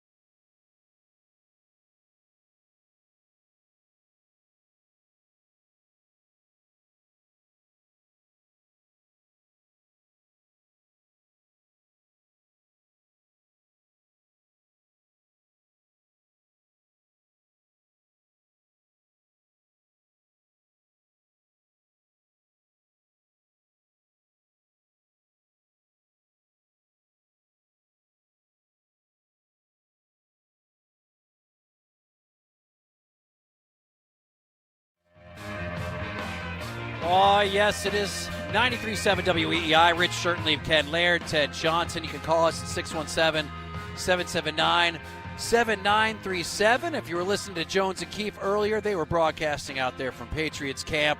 And I heard Ken and Curtis out there this weekend. Thank you. Getting completely because when you guys freaked out, I was like, hell yeah, we got an AJ Brown moment, and I actually got even more excited when you said it was Kayshon Boutte. I'm like, all right, really? We know AJ Brown's going to be great. Well, you love Boutte. Well, I would love it if they could figure out a way to keep this. Well, everyone loves some Boutte. Everybody loves the Booty. So, Stephen A. Smith, he loves big booty. but I do believe that if you rock it everywhere. Mm-hmm. Thank you, Bubba Sparks. So I gotta think that this team, real quick with Kayshon Boutte, Ted, I gotta think that there's no downside to keeping him, right? I mean, they haven't been able to trade him. It sounds like things are kind of at an impasse. What are you feeling about him remaining a member of this team? You know what? He's forcing me to forget maybe what all my previous feelings about him, which is I thought there was redundancy with him and AJ Brown. And I just feel like there's he's a good player. I feel like he's a little bit of a one-trick pony. But if that one trick is getting deep and beating guys on 9 routes, then shoot. I mean, that's the best kind of one trick you can have. So it's kind of like if we got to get rid of Kayshon Boutte to keep X or XYZ receiver, who do we just have to have if we're going to get rid of Kayshon Boutte? And I don't love any of the other fringy receivers. Well, Jones and Keefe were saying today Kyle Williams was the odd man out. He was the number 7 guy. He was like left on a side field at one point when the top 6 went, and he had a couple big plays for you last year. Yeah, right? oh yeah. I mean I thought the best throw Drake May made all season was in that Tampa game, which went to Kyle Williams. But so look, if Kyle Williams, who was caught 10 passes last year and it was basically a non-factor, if he's the reason him and Efton Chisholm are released because they want to keep Kayshon Boutte, then fine, then do it. So then I'm all for it. It's just hard to kind of cut a guy that all he does is deliver and make plays. And I know they tried to trade him, and I wasn't surprised that in this past offseason the teams weren't that interested. I just don't think. Again, there's not a dynamic piece to his game. You kind of look at it, you go, oh, yeah, he makes a lot of plays deep, but it's – I mean, if we just would have, defended that better or maybe had a different coverage, he's not making that play. So, I think for this team, the way he's proven himself, the way he continues to make plays and basically overcomes these trade rumors says a hell of a lot about his mental makeup. And why would you ever not want to have a guy like that on your team? Dumb question. Can you have 2 X receivers on the field a lot? Like, can you just have 2 guys that specialize in going deep and make that your MO? It's not ideal. No. You're really – what you're trying to do is you're trying to break it up in 3 levels, short, intermediate, and deep. So if you have 2 guys that their best thing is to go deep, defenses know that. And so they plan for that. It's going to be a lot of cover too, so you better be able to run the football. So – but I don't think it's ideal, Ken. I mean, can you have these 2 on the same field? I mean, they're not always going to run just X routes. They can do other things, but they're just not as good at it. And these guys have been playing together in first string. I've been told a lot in training camp already. So they're maybe thinking that way already, Ken. I also love the fact that he's saying all the right things, and he comes across in the way he plays and the way he acts as being very hungry. And you want that. You want a guy who wants to be on this team, wants to prove everybody wrong, wants to make a bigger name for himself. He's just got that right makeup. It's like, the Patriots for years have had the scrappy, guy who's trying to come up and make a name for themselves. It's been very, very successful doing that. Even guys like Edelman, I love the fact that Kayshon Boutte seems to have that type of makeup. So I'm rooting for him. If Peyton Pritchard's the next Brunson, what's Boutte? Randy Moss. Yeah. What is the next? Yeah, that's a good one. I have to think about that. But it's what you have to also consider is there's value in the fact that Drake May has been with Kayshon for 2 years. Yeah. They have worked together for 2 years. That is, that's a lot of time. That's a lot of reps. That's a lot of kind of just working together. There's trust there that they built up, and sometimes it takes a long time to build that trust with your quarterback, and they've already done that. So there's a lot of value in keeping him in just because of the relationship he has with Drake May, and Drake May was loving him up again this past weekend. That's his guy. So there's value in that, Rich. Is just the fact that they've been together for 2 years. It's nice to have an escape hatch when you're trying to break a new guy in. Somebody who's reliable and you can go to them if you need to, and you've got that chemistry already while you're trying to create something great with a guy like A.J. Brown. I just, as I said, you said it best. It's like I'm running out of reasons not to want this guy on the team. Right. So, yep, I root for him. So there you go, Ken. You cheer your ass off when you see him out there. As I said, even if I thought he was A.J. Brown. I was more excited when you ended up saying it was Keishon Boutte. I'm like, all right, good for him. What a fail. I mean, I embarrassed myself in Ken versus everyone Friday. And then that Saturday morning, like right off the hop, I'm misidentifying receivers. What is happening? You're a million miles away from where the I had my binoculars. That's no excuse. Yes. You were like a man at the opera. Can I just one more point I want to make is if it's not like A.J. Brown only runs deep routes. So at the end of the day, to have them both out there isn't the end of the world. A.J. can do all of your intermediate routes. That's fine, and just Keishon is your deep guy. Again, it's not ideal, but can they manage and get by with it? Yes, absolutely. And by the way, Karen Garegian writing that maybe Matt Collins is a tight end, like a backup tight end. Is that BS or she's just big. Well, he will function at times as a tight end would, meaning he'll be a little bit displaced from the line of scrimmage. He'll be close to the line of scrimmage, but displaced still nonetheless, and be your kind of perimeter blocker. Where tight ends, the tight ends they have, no disrespect to Hunter, but man, they're not very good at blocking the edge. And the other, Jillian Hill, the tight end they brought in the offseason who got hurt, who's on IR for the rest of the season, he was going to be your blocking tight end. So their third tight end is Tanner Arkin right now, and he's supposed to be basically just a glorified blocking tight end. Yeah. Okay. Yeah, it's interesting because you're not even hearing like at camp when you were out there, Ken. Like who else was a standout? Because you're right, Drake and A.J. Brown. You didn't really hear a lot about. It wasn't very. I know that Gonzalez broke up a couple of shots. I don't know if there's really any other big highlights. Well, honestly, I mean they don't have pads until Thursday. But the biggest shock was just seeing Gonzalez out there covering A.J. Brown one-on-one. I heard he did awesome. Yeah, I mean I thought maybe it was a stunt. Like just for the first, but the whole practice that I saw, he was not only moving, he was doing everything. Do you want to give some audio here, Rich? Throw to some audio that might tell you why he was out there. You know what? Let's do that in just a moment. When we come back, Robert Kraft ends up saying something, which this was a very strange kind of out of nowhere comment, and I'm glad he did it because it gets you kind of an idea of what might be going on behind the scenes. Robert Kraft speaks about the Gonzalez contract, which once again we have been told he wants to be the highest paid, not only at his position but possibly as a defensive player. So we'll find out how that's going right after this.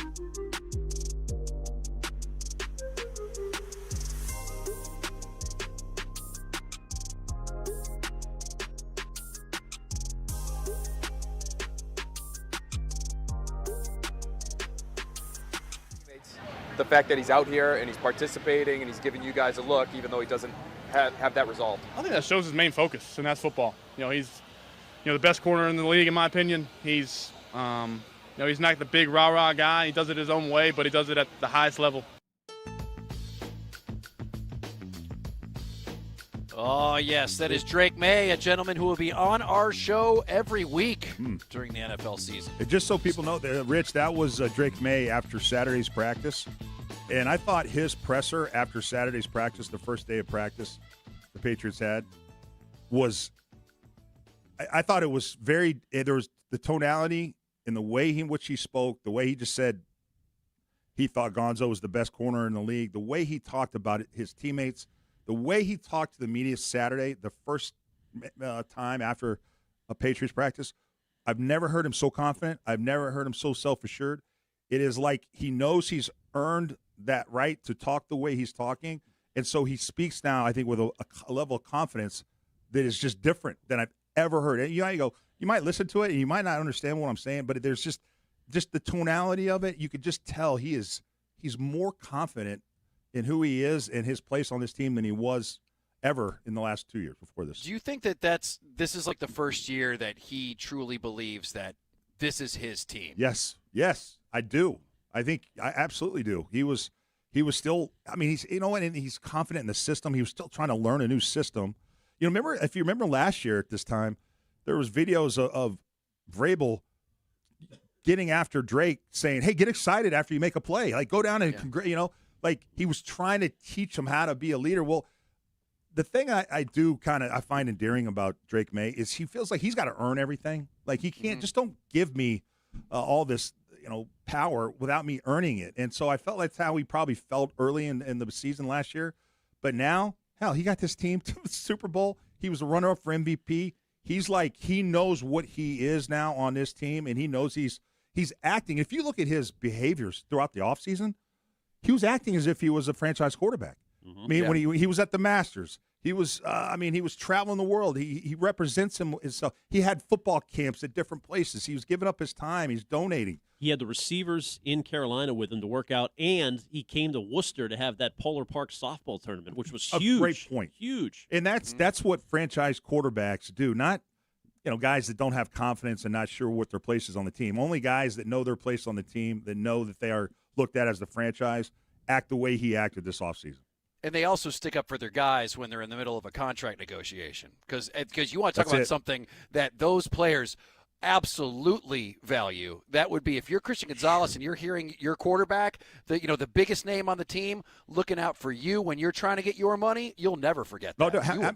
Just think of Joe Burrow with his guys, his receivers there. All he did was talk up his two best receivers, right, in Cincinnati. And what did they get? They both got long-term mega deals. So, and that goes a long way. And that's a defensive player, but still, they're both, basically going to grow old together with the Patriots. And so he's not surprising he'd have, Christian's back. And Rich picked up the bar tab when we shot pool down the street at Broken Records. Stiz was very appreciative of that. Is that right? That's a leader. Similar, yeah. That's a looking out for my guys, Ted. Looking out for my guys. Smart, man. That's a leadership move right Little there. did you know, Jackson went back and ordered 8 more beers before we left. I thought I saw that on my tab. All right, so but you were saying these are two guys that are going to hopefully grow up together with the Patriots, but we don't know that, and that the reason is because we still aren't 100% sure what his status is with the Patriots and whether or not he's going to get paid the kind of money that he's demanding. So Robert Kraft went out to camp and spoke to the reporters this past weekend, and he was asked about that, and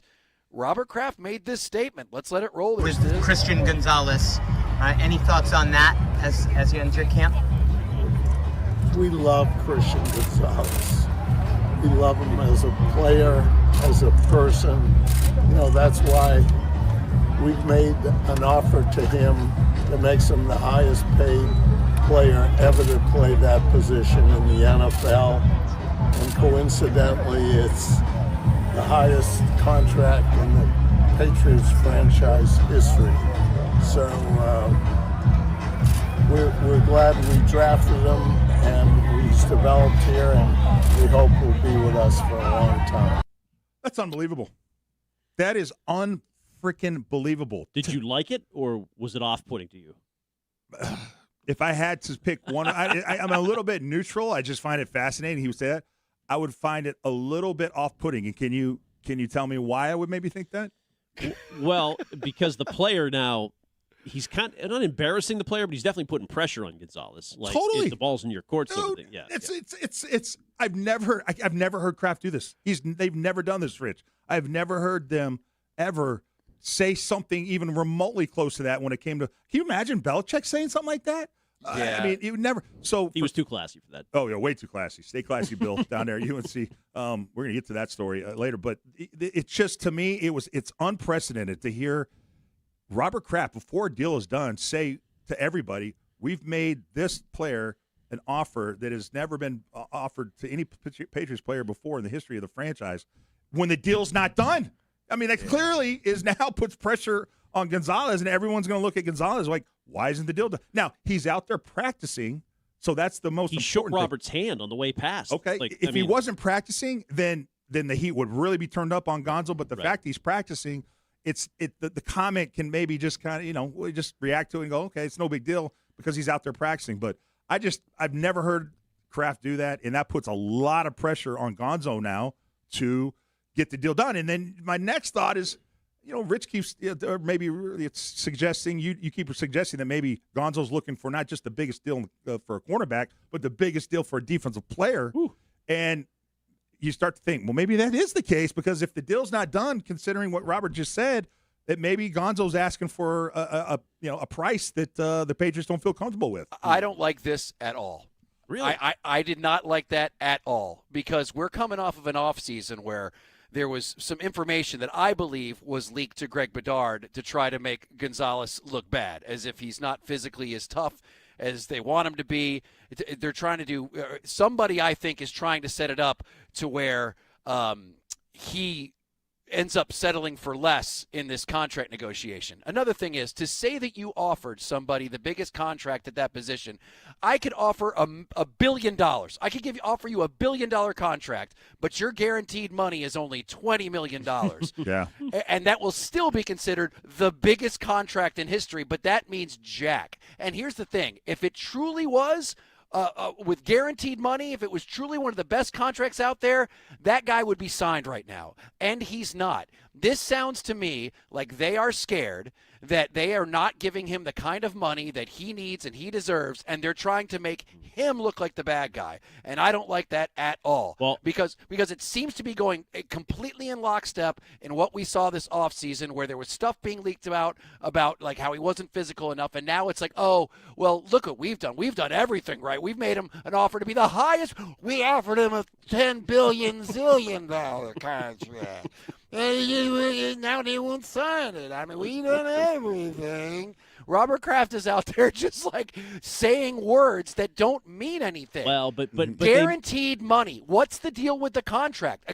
One contract isn't exactly the same as the other one if it's got the same value at the end of it. Guaranteed money is what matters. Years is what matters. We don't know enough about this contract. I do not like the fact, though, that he's trying to put all the pressure on Christian Gonzalez, because if it was indeed a good contract, he would have signed it by now. Okay, mostly you're right, and you're on a heater right now ever since LeBron with the Phillies, so I'm hesitant to argue with you. But I think the deal is mostly done. Actions speak louder than words. The fact that Gonzalez is out there participating fully and high-fiving Robert Kraft after he says these things, and the agents have been totally silent since Saturday. Rich, if you're right and they offered him like $20 million guaranteed, the agents would have been out by now, making that clear, or leaking it somewhere, right? And Christian might not be practicing, right? Right. Oh, totally. Yeah. So I think they just don't want to announce it until Witherspoon's deal is done, and then they're going to adjust it slightly to make it larger or whatever it is. To Rich's point, though, the Kraft saying this is the biggest deal we've ever done. There's so many things the Patriots do. I mean, how does they can manipulate when he says that? He might be right, but then it might come out just. I mean, they don't give a lot of guaranteed money. They do. There's a lot of like kind of hidden door things in these contracts where they it looks like it's better than what it really is. So, and that's the Patriots are notorious for that. So, but then why is Gonzo practicing? Yeah. I mean, Rich, answer that. Because they're close. They're close. They're just not there.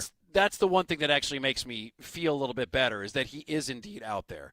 But I don't like him throwing that in Gonzo's face. I think that is not. He's also 85, and you can get away with more at 85. That's just a fact. I mean, you can just say anything, and it's fine. Right? I mean, true? No, it was like George Bush Sr. Yeah, he would always, do some awkward things. Like, he's an old guy. I mean, I love it. Just don't be mad when we pick it apart and we analyze it. Well, to that's death. what I mean. If they lowballed him somehow, and there's trapdoors like you're talking about, and the agents haven't responded yet, then he should fire the agents. I mean, you cannot just let this go and sit out there for 2 days if it's untrue. Yeah. Yeah. It just when I heard that, I'm like, all right, man. Saying you offered someone that amount of money doesn't mean you really offered them a good contract. It could be completely those funny numbers that are thrown out there. We've seen who was the guy who got the quarterback who got like a $200 million contract deal and only got 1 year out of it and got like $15 million. I forget who it was. Oh, really? Oh God, it was like oh, damn. It just happened recently, too. It wasn't Kirk Cousins. It wasn't. No, it wasn't Cousins. It was someone, because Cousins has made like Who was the most insane amount of money. The guy that made all the money who did not earn it. Sam Bradford. Thank you. Yes. Thank Bradford. Sam Okay. Bradford. That was the last before they put in the cap. Of Yes, the rookie it salary. was Sam Bradford. Oh my, you son of a bee, man! you are a multi-gazillionaire and did nothing to earn that. Thank you, Ken. He was like the guy who rode the roller coasters on the last day before they shut down the amusement park. Because after that, it was just like everyone. Oh, see, you can't give that kind of money to a guy like that. That's right. That's right. Yep, that was ridiculous. All right, well, there you go. Let's listen. I hope you guys are right. I hope they're going to get him signed because God knows he's apparently looked good here in the first couple of days against A.J. Brown, and that is saying something. All right, 617-779-7937. The Red Sox got a brand-new guy on their team, and they still seem to be on a heater. We're going to talk to J.P. Ricciardi. He's going to join us next. He did a good job calling some of the games over the past weekend. We will talk to him and get his take on this trade right after this.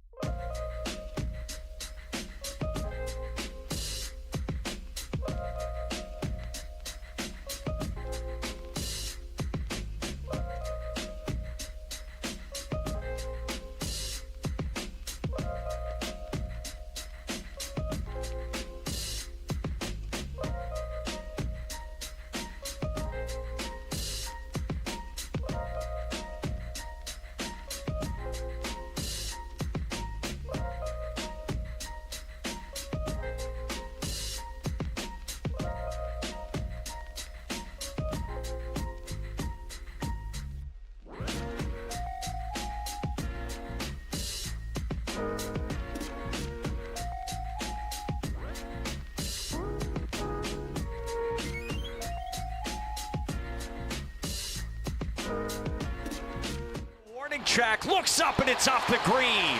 Karams down as Abreu coasts into second, scoring Jones with an RBI double. 6-0 Red Sox in the 7th. Man, Red Sox playing some smart baseball this weekend. No, it's 3-sack bunts in a game. Are you kidding me? Awesome. I mean, that's the trend. What I like is that they came out of that 15-game winning streak and won the next series against the divisional rival. Huge. And won a rubber match. It never happens. You're right. Yeah. Not before this. And they did it all in front of the world's tiniest catcher, who's 245 pounds. That Alejandro Kirk just cracks me up. It's like his proportions are all over the place. Yeah. But, man, he was good. He was really good. It is Rich, Ken, and Ted Johnson on 93.7 WEEI. You can call us at 617-779-7937. And if you were watching NESN this weekend, then you saw our next guest, Mr. J.P. Ricciardi, who was doing some of the post-game over there on the old NESN. And JP, thanks for joining us. We really appreciate it. What a ride it's been, man, these last couple of weeks. Yeah, basically tale of two cities, right? I mean, you went from the outhouse to the penthouse. Well, I mean, and you have a unique perspective on all this because, Craig Breslow, I mean, really, he has just had the most insane Jekyll and Hyde year, from like a smear campaign in the Boston Globe, people saying he needed a translator, calling for his firing, to being the guy that brought in some of the most important pieces of this turnaround. And, JP, as being a front office guy, what do you think it was like to be him and be on the other side of the fan wrath and criticism to what's going on now? I can't believe it was a lot of fun. I mean, he probably had to go out and eat incognito. It's a tough town. It's just a really tough town, and they're tough jobs. And, it's a lot of things have gone well for them. I don't think they were as bad as they played in April, May, and half of June, and they're probably not as good as they're playing right now. So, the water does seek its level. I think the great thing they got going for them is the American League is not very good, and I don't see anybody behind them. Really, maybe Seattle if they ever get their act together because they really have good pitching. But outside of that, there isn't anybody behind them that really, really scares me. So I think they're in a really good spot, and I'd be surprised if they did not make the playoffs at this point. Hey, JP, did our Rob Bradford quote you correctly? He says one of your famous quotes is, don't worry about who you're giving up in a trade, worry about who you're getting. Is that the way you feel? Yeah, it's kind of a funny story because Billy Beane and I were minor league teammates in the Mets organization, and we worked together in Oakland for a lot of years. And so I was Billy's basically right-hand man with the evaluations along with Sandy Alderson. And, we'd always get to the trading deadline. And, in his early part of his general manager career, he would always be like, you think this is the right move and this and that. And I finally said to him one day, Billy, here's how we got to look at this. We can't worry about what we're giving up. We got to be more worried about what we're getting. If we're happy what we're getting, who cares what we're giving up? Let's hope it's good so both teams are happy with it. But in the end, these are the people we want. We know what we got to give up, and that's what you got to stay focused on. And I think, that for me, that would always – I carried that mantra with me from my time in Oakland, my time in Toronto, and my time in New York. And I think it's just the best way to stay focused. You're not going to win every trade. And if you go into it thinking you're going to win every trade, you're not going to make a lot of friends because no one's going to want to deal with you. So with that in mind, what do you think of the Curtis Mead acquisition? I like it a lot. I like it. I think they got a guy who's on the upswing, a guy who's got power, a right-handed bat, which is what they need. I like Connolly early. I don't love him. I think in the end, he's a fourth starter on a major league team, which is fine. You need those guys, and he's cheap. But you also got a young player at 25 that you control for a while. He's going to be able to pencil him in. The only downside is he's probably going to have to play second base, and it's a little redundant. Romy Gonzalez is kind of the same defensive player. So, defense isn't the thing that you get excited about with this guy, but the bat you really do. And I like the fact that they're continuous adding offense to this team that needs offense, and I thought it was a really good trade. JP, Breslo's made deals with a couple of teams over and over again. That it feels like because he's familiar with Chaim Bloom, he's made a couple of deals with the Cardinals, and now the familiarity with the general manager there at the Nationals, he's made a couple of deals. Is that pretty commonplace, and is that a good thing or is that a bad thing that you kind of go back to the same well? I think it's a good thing because when you first get a job, the only players and the only people is the organization you left. And if someone's willing to make trades with you because of the familiarity, it makes the trades a lot easier because sometimes it's like pulling teeth trying to make trades with some of these other guys. And I think once you kind of get the training wheels off with making a few trades, you can start expanding it out a little bit more. But the familiarity, obviously those guys in Washington know Connolly early and they wanted him. So it really – it made for a good trade. And then, on the other side, they got Bennett from those guys, too. So I think they've been good trades that they've been involved with. So JP, as somebody who would analyze talent and try to figure out whether it's a good trade or a bad trade for your organization, how do you look at a guy like Curtis and figure out, he's had 3 years before this of being like wildly mediocre. He was DFA'd, and all of a sudden, out of nowhere this year, he just absolutely blows up. 17 home runs and just turns into a completely different player. How do you analyze that and try to figure whether or not he's what he was the past 3 seasons or what he is now? Yeah, really good question. I think it comes down to who your evaluators are and what their track record is in breaking down players.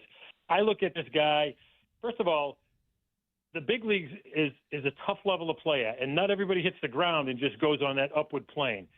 It's different than the other sports. You can get to the big leagues and still not be a developed player. You could go back to the minor leagues. It takes a while sometimes to really get established, and you got to figure some things out. And I like the fact that this kid has figured some things out. We traded for Jose Bautista in Toronto. I didn't think he was going to hit 350 home runs for us in Toronto, but he did. And he started to get better as he got more playing time. So maybe there's a couple of things that have clicked with this guy. I don't know if he's made some swing adjustments. I watch his swing on tape. It's really good. He stays through the middle of the field. He's a little bit more pull crazy, which is going to play in Fenway. But guys do get better. People forget that. They improve. And all you got to do is look at Durbin. He was terrible in April and May, and now he's starting to get back to the player he was. So sometimes players just get it at different times in their career. JP, there's been some smoke in the media that the Sox are still in on a shortstop or a catcher. Which of those two do you think is a higher priority? I think a catcher would be really, really good for them. I think, they've got a really good staff. I think Wong does a really good job defensively, and Navarez does too. But they get zero offense out of those guys. And, if the lineup 1 through 8 is really proficient, you could carry that 9-hole guy with very little offense. But the more offense you could put, the deeper you're going to go in the playoffs. And I would like to see them try to add behind the plate. I think they can get by with what they got at shortstop right now.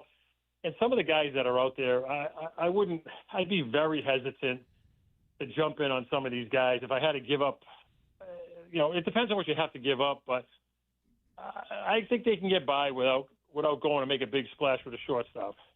JP, thoughts on the impact of Chad Tracy? It's maybe it's hard to kind of look and see exactly where his imprint is, but he's clearly having an impact. Just your thoughts on him and the difference he's made.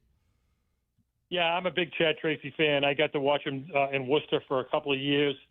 I said last night on the show that I really don't understand why the Red Sox do not remove the interim tag and name this guy not only their manager for the rest of the year, but give him a 2-year contract and let him be the manager. I mean, he's proven that he could. I mean, you couldn't have come in a more volatile situation, and he's really steadied the ship. The older guys like playing for him.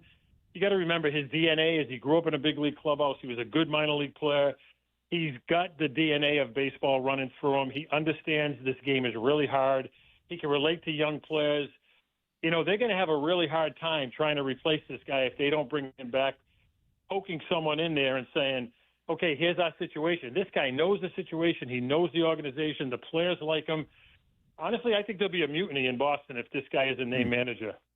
Yeah, no question. And I've been saying, ever since this streak ended, is that it's his job to lose now. And I don't know when they would offer him the gig. You would think, I'd like to think that, or not like to think, but I'm thinking it's probably after the regular season is done. I guess because they don't have to do it right now. But if they did offer him the job, when do you think it would be? Well, they don't have to offer it to him, but when you get to the trading deadline and you walk in that clubhouse as a general manager and say, hey, we traded for this guy, we traded for this guy, the cavalry's coming, I think you'd get the same response if you walked in there and say, Chad Tracy's going to be the manager here for the next few years. I think those guys would really feel like we like playing for this guy. And, it just sends a consistency through the organization. It's a comfort level for the players, and it takes that interim tag away. I just think that would be as big a jolt as if you made a trade. All right, so J.P. Ricciardi, finally, you're friends with Billy Beane. Is he the luckiest man on the planet? Like, is there a better moment for your ego than when someone tells you that the story of your life is going to be played by Brad Pitt? That's a whole other story that we could do a show on one day. But the realistic thing is, I know the true story. So I can tell you the lies that Hollywood spread out. Awesome. I'll tell you this though, Brad Pitt depicted Billy Beane to a T. All his eating, the way he walked, everything. Not being able to watch the games, JP. He had to sit in the weight room. He just couldn't stand watching the games. He had to listen to it on the radio. Yeah. He'd get a little jacked up, and I used to say, Billy, this is the most fun between 7 and 10. It's the only time we get to watch the game. But no, he did a great. I worked for a lot of good guys in baseball, and obviously having a history with Billy, one of the best guys I ever worked with. Just a great guy to work for. Real aggressive, liked to make trades, wanted to always make the team better. And, we didn't have many resources in Oakland at the time, so we had to make, chicken salad out of what. Yeah. So it was fun. Right. But anyway. You see, if it was my movie, they would come to me and say, like, hey, Jonah Hill is going to play your part. And I don't think I would have the same luck. But, all right, J.P. Ricciardi, great stuff. Thanks for coming on with us, and good job on Nesson. I appreciate it.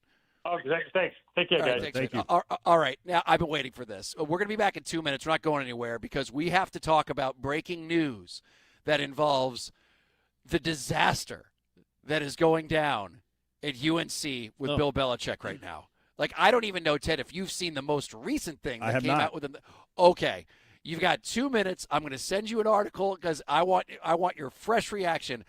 It is going down. If you thought last year in North Carolina was a disaster, this could be even worse. We'll get to that 2 minutes. Boston knows a good decision.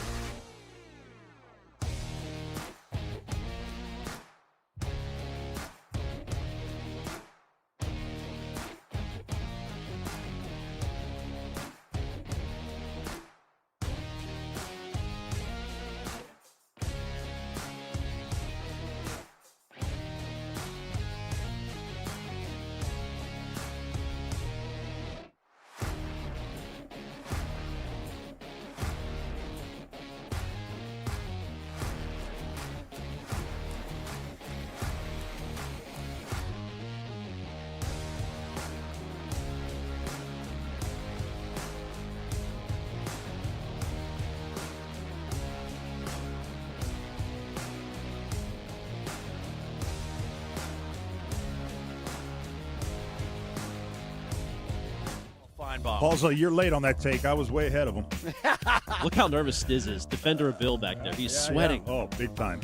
Ted is the OG when it comes to calling things out on how things turned out with Bill Belichick down in UNC. It is Rich Shirtley, Ken Laird, Ted Johnson on 93.7 WEEI. I'd love to take your call, 617-779-7937. Also, you can go to the Odyssey app, listen to the show, record a message for us. We play it in the 5 o'clock hour as we launch our Take Grenades. Okay, so we all are very familiar with how badly things went down in UNC last year after he called it the 33rd. Actually, it wasn't him. It was an assistant we'll get to in a moment. The 33rd NFL team. He finished 4-8, 2-6 in the ACC. I mean, it couldn't have been any worse. But then there was the Jordan Hudson circus, his girlfriend. Jordan, please. Jordan, that's right, 24 years old, former cheerleader. So apparently the first thing that you knew was going to be off with this is that The Athletic reported that UNC's Hard Knocks negotiations collapsed after she was put in the middle of the negotiations. And it went to the toilet after that. Then, also in March of 2025, It was reporting that Belichick asked the UNC staff to copy Jordan Hudson on all of his emails. His defense was later that he had no help at the time and no sports information guy. After they gave him basically endless resources down there. Sure, we believe that. In April, The Athletic published leaked emails detailing how deep her involvement in the program went. And, of course, we all remember that CBS moment when he was doing his interview where Hudson interjected off the camera, which is just the greatest. We will not be answering that question. How did you two meet, I think was what it was. Things couldn't got any worse. And not then Pablo talking about this.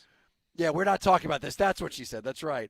And then in May, Pablo Torre reported that Jordan had been banned from the football building and the field. UNC pushed back on that. So in October, of course, there was this report that she was delivering a pep talk to Belichick on the sideline mid-season. Wow. I mean, it just couldn't have gone any worse, and it was all his doing. So it was weird. I just had this discussion with my wife yesterday. I was saying, it has been a very quiet Bill Belichick, Jordan Hudson offseason, because usually around this time of year or before it, there's pictures of him riding bikes with her and flopping his man boobs on his boat. Yeah. That's boobs right. out. But you have heard absolutely nothing from either one of them, and there was part of me that was thinking, you know what? I bet Bill looked at this past year and said, I really just didn't take this as seriously as I should have. Maybe I really need to just get down. I want to go back in the NFL. I want to get the wins record. And the only way to do that is to show everybody that I'm taking this serious and I can build this North Carolina program up to be something. I can see you laughing. And then we get the report this morning. Multiple reports this morning. As the day went on, things just got worse and worse. First, the news broke that the general manager of UNC, Bill's old buddy Mike Lombardi, and long collaborator with him, had been placed on administrative leave. And nobody really knew what was going on. They just put out a statement that he was on paid administrative leave effective immediately. And then they said, as it is standard procedure with personnel matters, leadership staff, and student athletes are prohibited from addressing this topic further. So no more questions. But then, of course, ESPN followed up with a report that decision to place Lombardi was from a complaint that was filed by a former UNC front office employee. That's never good. When it's an HR thing, you can only use your imagination for what that might be. But then comes the hammer. And this just broke a couple of hours, maybe an hour ago. Pablo Torre, who somehow finds out all this stuff, broke the news that the entire UNC football program has been placed under investigation by the College Sports Commission. It says, quote, in addition to the Mike Lombardi HR matter, UNC is also being investigated by the College Sports Commission, the entity which handles compliance and enforcement of NCAA and NIL rules. Ted, what the F is going on with Bill Belichick right now at UNC? We're not talking about this. Jordan, we're gonna talk about this. It's our job. We got to talk about this. I'm not that surprised, to be honest with you. And it was interesting. Belichick was on, I forget, a podcast about a week ago talking about the program, and he rarely talks about the program. He's always talking about Lawrence Taylor and Tom Brady. So for him to talk about the program was a little bit interesting. But he was pumping up the fact that they had the 15th ranked recruiting class in college football. So I'm like, wow, that's interesting. I mean, some people have them at 13, some people have them at 17, and I looked at the profiles recruiting class, and it was mostly freshmen.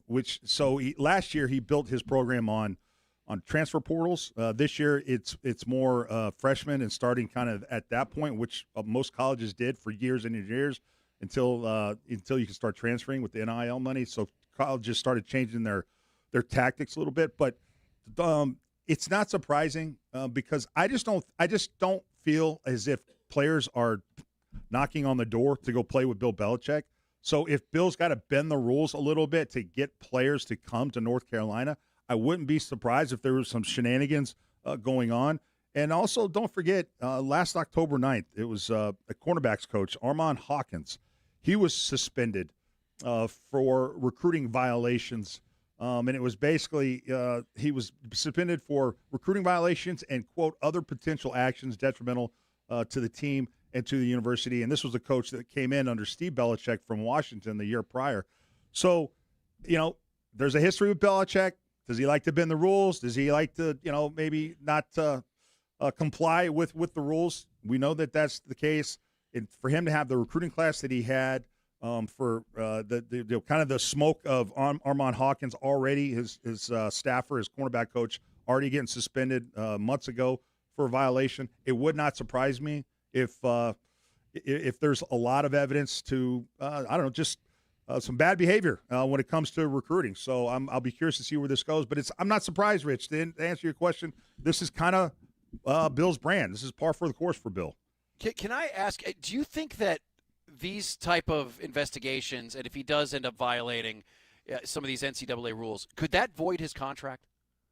Oh, I would think it has to, right? Because you got to wonder if maybe there's some people inside the organization or inside the school. Oh, there is. Who know it's a disaster, yeah, and are trying to do everything they can to get out of this massive contract that they gave him, and like have an extra incentive to try to tattle on their own guy in order to get him out of there. Do you think maybe, just maybe, that might be what we're looking at, Ted?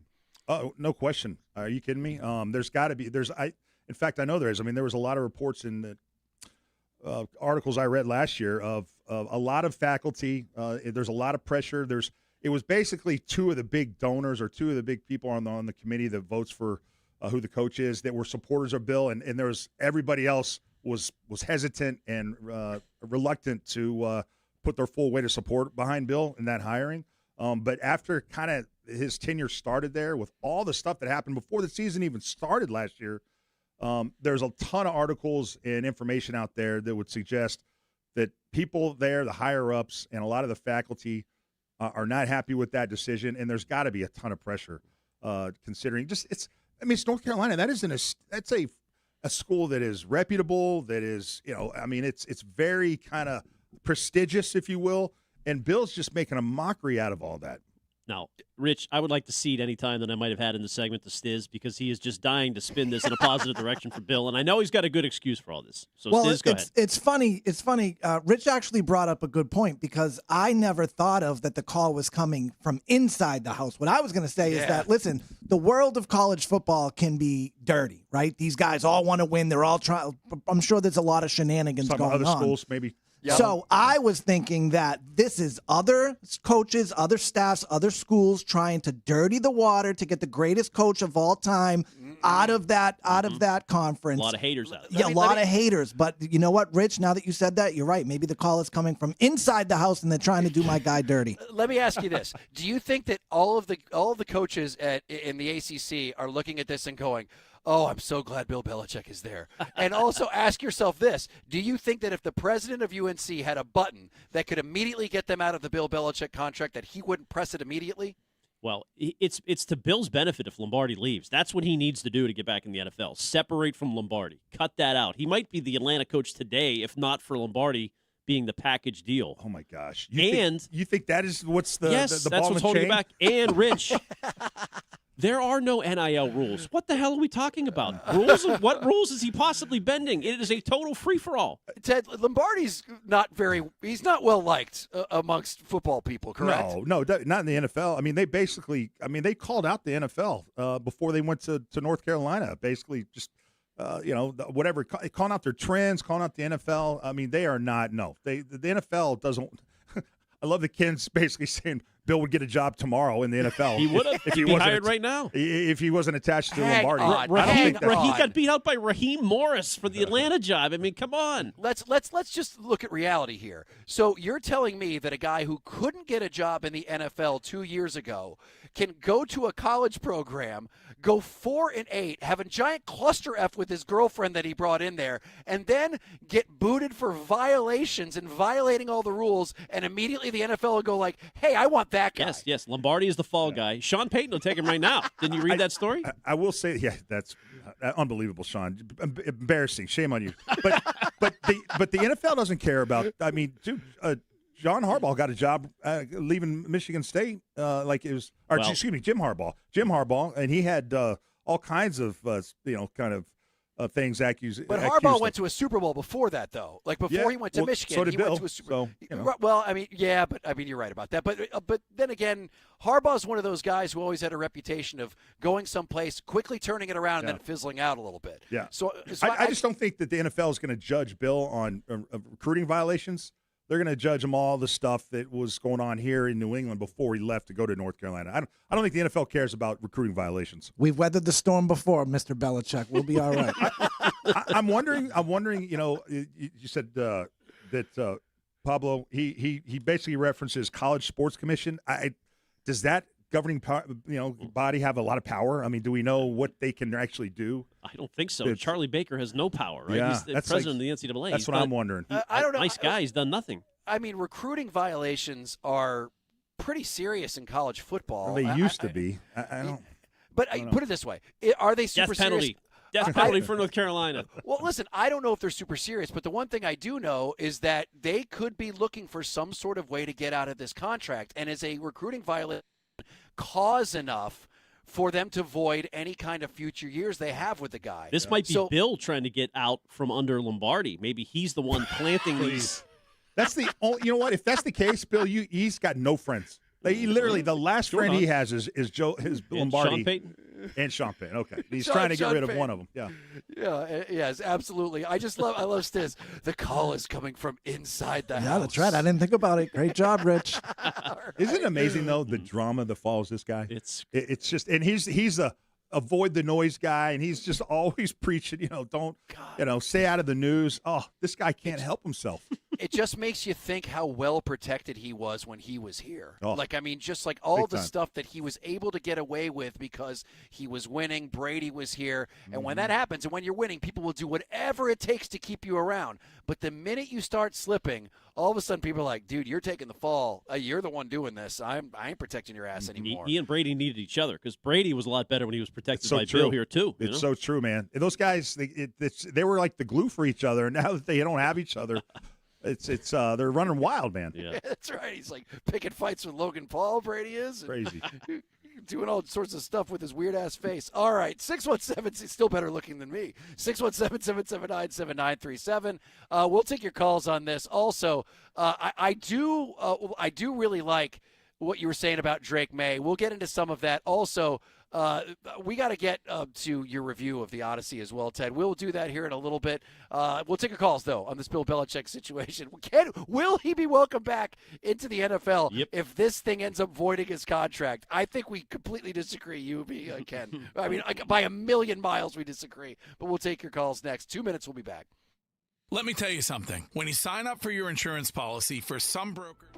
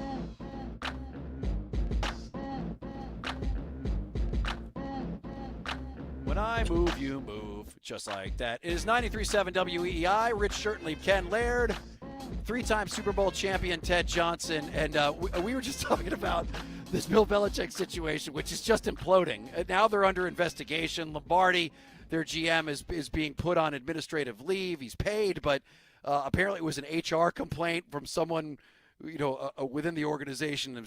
It really does seem like, in my opinion, that more than likely there's someone on the inside trying to get out of this contract. They're trying to find something to where he can be fired for cause, because it's an absurd amount of money, and it has been nothing but a disaster. Ken, you said that there was some text that came in. Elite text from 508. Hear me out on this. Take the over on North Carolina wins.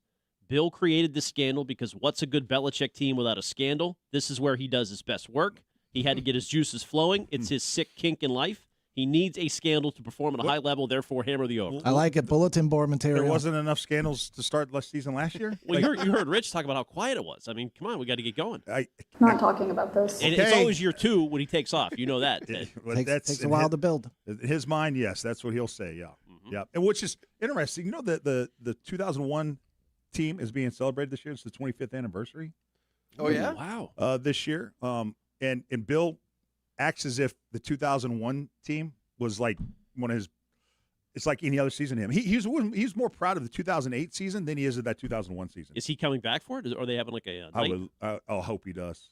Bill, come on back. Do you know what night it is that they're I believe it's October 10th against the Raiders. That game. Have they talked to you about it? Are you going to be part of it? No, I was told that by one of my former teammates, and I thought, maybe they didn't get my email. They don't have my email. I got to see.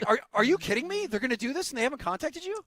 I'm sure it's in my email, and I haven't seen it yet. It's got to be. They know you're around. They can get you late notice. I didn't even know this was a thing until I saw an old friend over the weekend. He's like, yeah, they're bringing back the 2001 team.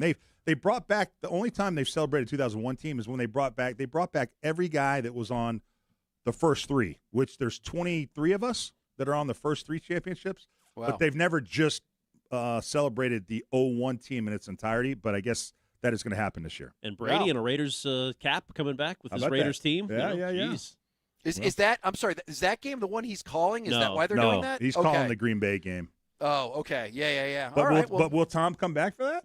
No. No. He's not coming back unless he's assigned by his broadcast team or paid. He does not like New England. He said that straight up. He does not like it here.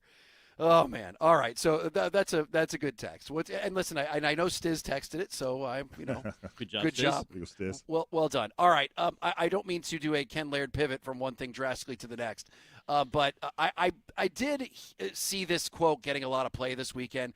So Jason Tatum was at a basketball camp, and he was talking about what it means to be a good leader. And let's just play you the clip first. This is him, talking to a bunch of kids. And here's what he has to say about leadership. Being a leader doesn't mean you know it all, right? I don't know it all. I'll be the first person to say that. Being a leader is being comfortable with raising your hand like, Miss Shelton, I don't know. Can you explain that to me? I don't know X, Y, and Z. I want to learn, right? Being around somebody that feel like they know it all, I don't want to be around that person, right? I don't want to be the smartest person in the room. I want to learn from somebody else. Okay. Now, who's he talking about? I want to be 100% honest. I saw that clip while I was on the can and the sound was down, and I read the description.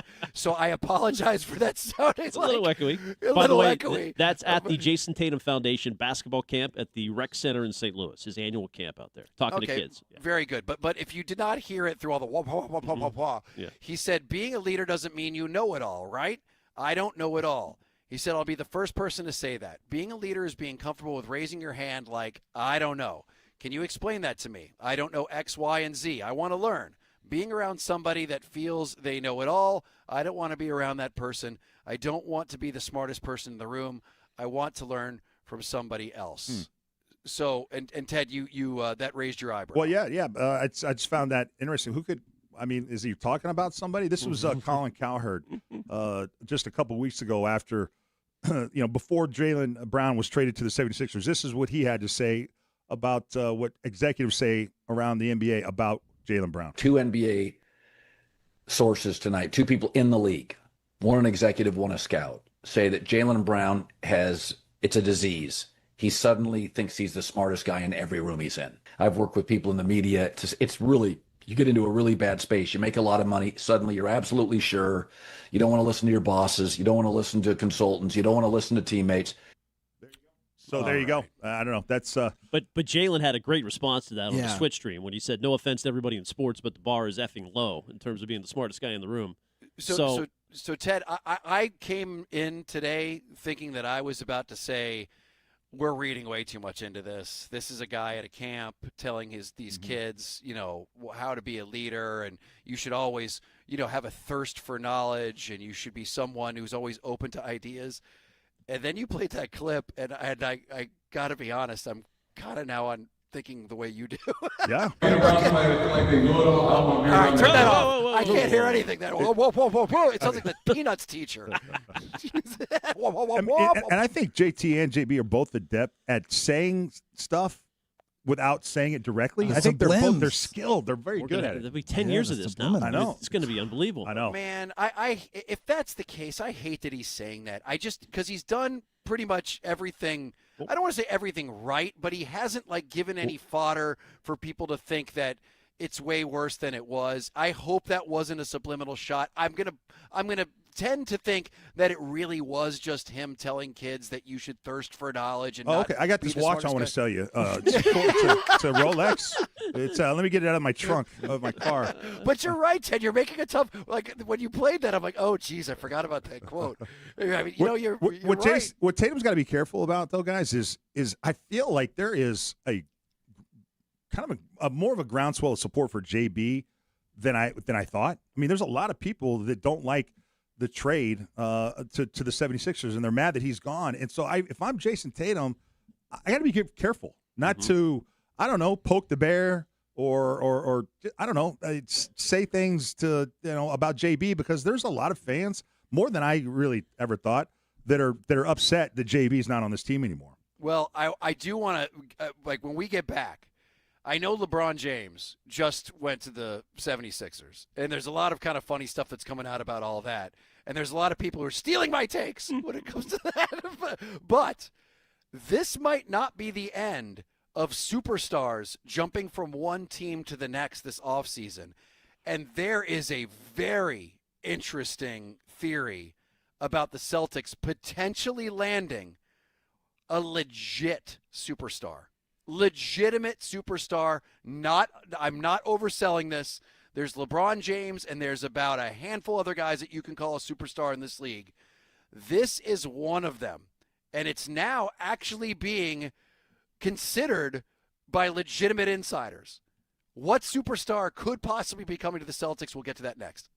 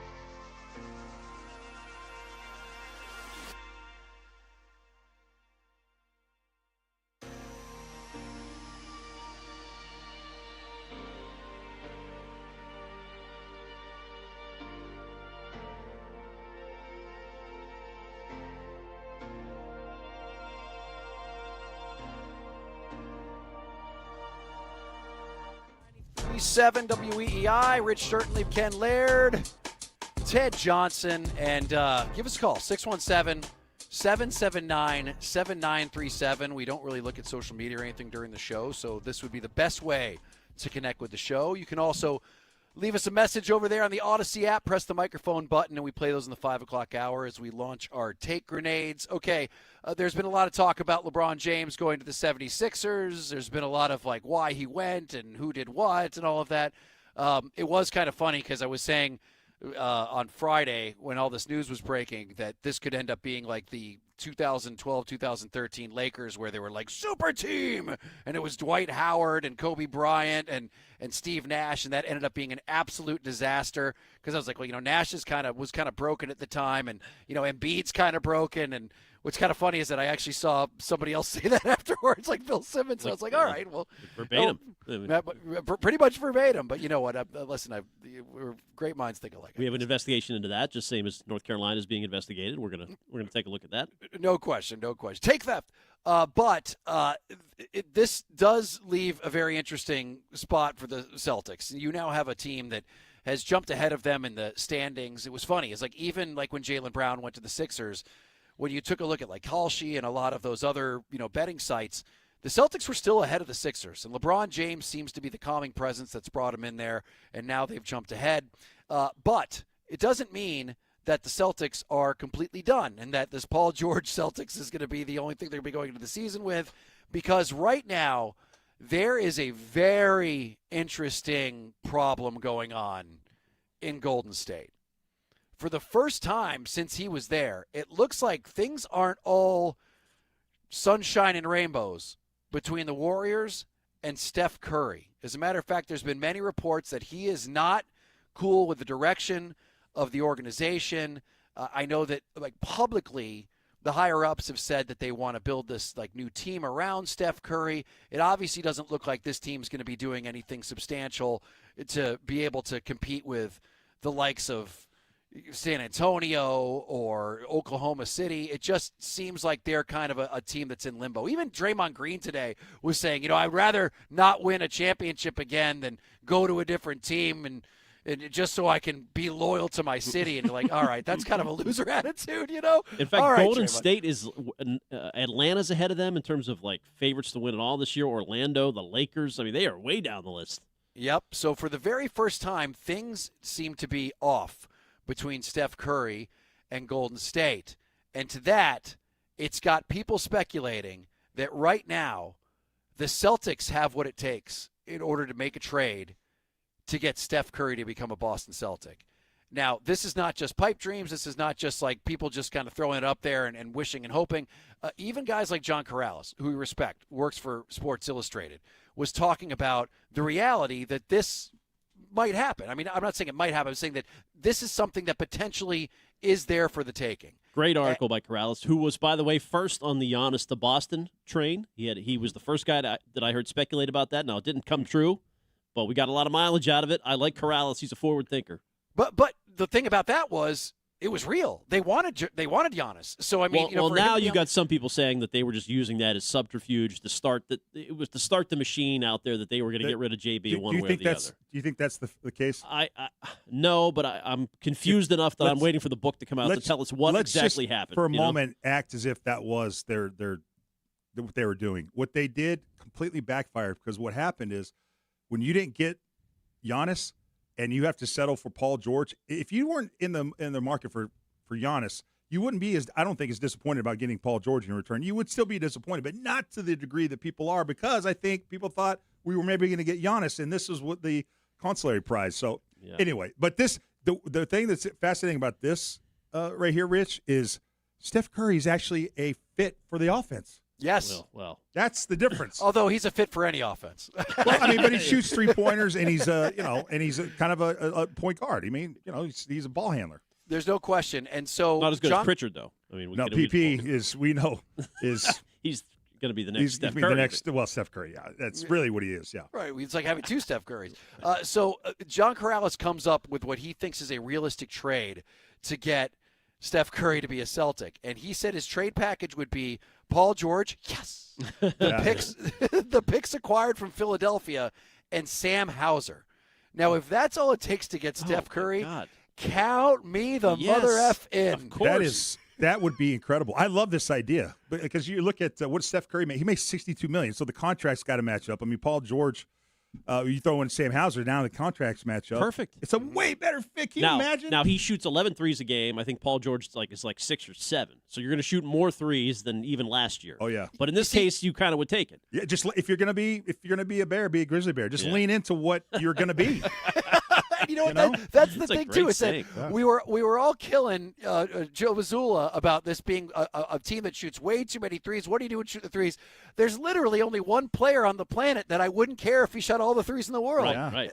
So might as well get that guy. Yeah. You might as well get that guy in here. And I don't think that that's all it would take. I mean, I believe that Golden State would probably ask for like Peyton Pritchard. I would think that instead of Hauser, they'd want a guy like Pritchard in there. Don't you? Like they would want a more valuable piece. The Paul George thing is obviously just to make the money match, but I just don't see that deal. And Corrales knows way more about like what the league is looking at and what they're like. That doesn't seem like enough for me. How untenable is it for? I mean, I haven't heard this. Steph Curry's relationship with the Warriors is now just at a point where it's broken. I think everybody knows they can't win, so they're looking around like, what do we do now? Gotcha. You know, he's 38 this year. So apparently, according to The Athletic, there was a writer named Marcus Thompson who suggested that Curry and the Warriors right now aren't aligned anymore. As a matter of fact, he said that Curry is, quote, probably a little tired of the star chasing by the Warriors and that Curry might prefer to be part of something different and potentially a team that has a chance to win. Now, if you had Steph Curry on this team, as currently constituted, and let's just imagine that Paul George is no longer on this team. As I said, whenever I think of next year's team, I don't even think Paul George is on it because I just don't think he's going to play. I think he's just broken. Oh, he's playing. If he's on the team, he's playing. You're probably right. So let's just imagine that trade happened, the one that I told you. Paul George is no longer on here, Sam Hauser is no longer here, and this team has Steph Curry. Where are they in the East? Ooh, boy. I think they're on – and to be honest, there are some things today that made me question the 76ers thing briefly a little bit. Yeah. I don't like what Windhorst is telling me. We can get to that later. But, yeah, I would think you're on par with the Knicks and the Sixers. Yeah. You pull that off. I would say they should be considered maybe the top team in the East or the top 2 teams in the East for sure. Dude, just think about the East. Oh, my God. Wow. I mean, the East is just like all the stars are here now. Let's go to Paulie on line 1. Paulie, I got to hear what you think about this. What's going on, Paulie? Hey, Paulie. I'll tell you, Steph Curry's one of the greatest guards of all time in the NBA, one of the greatest shooters. He would be on an all NBA team, forever. He's that good. Would he start? I'm not sure, but he would definitely be on the team. Would he start? Would he start? $62 million. Hell yeah, I am 1,000%, for Steph Curry. Is he still considered to be in his prime? Is he considered to be fading? That's the I would like to know. But man, that kid can play. If you try to come up on him, he can hit from downtown. And if you try to stop him shooting, he'll run right by you and take it to the hoop. Put it this way, Paulie. If it's essentially because you'd miss Hauser. Hauser's very good, but what you're basically doing is you're trading Paul George for Steph Curry. Count me the F in. And I know that Curry only played about half the games last year, so you're going to have to expect him to miss some games. But even with that, you would have to take that shot. You would absolutely have to do it because you know that if this guy still got it. What you're talking about him, Rich, it sounds like he still got it. And I'm sold. I'm in 1,000%. Give me Steph Curry. I love Steph Curry. I'd rather have Steph Curry than LeBron James. I would too. Good call. I would too. You know what? That's a great question. I would too, Paulie. I would too, man. Especially if LeBron's going to live in New York. So for this LeBron team. James is going to play for the Sixers and not live in Philadelphia. Of course That's what Windhorst said today.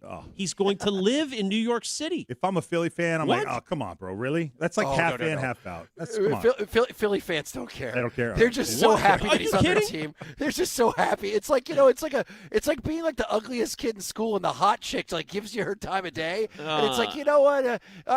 We're gonna go on a couple dates. I'll let you like go to first and second base, but not third. Like, you don't care? You're like, absolutely, this is great. He's going to helicopter in? I have no idea. I don't know how that's tenable. What? Yes, the report is that he's going to helicopter in from New York, which isn't that crazy. It's like, it's probably like a 45-minute helicopter ride to get from New York to there. So, yeah, if you want to do it, embarrassment for the city of Philadelphia. By the way, Steph Curry, our Rob Bradford's always all over this. Steph Curry had his bachelor party at Fenway Park in 2011. I don't know why. How lame. He was a Red Sox fan, but he took batting practice with all his buddies and was there talking to Daniel Bard. There's a whole article about this. Wow. So he's got a little Fenway, little Boston connection. Oh, interesting. They brought out John Henry to do a little pole dance for him. But what's the harder conference? If you're Steph Curry, I mean, it was the West last year. Now all of a sudden it feels like it might be the East, where the better teams are.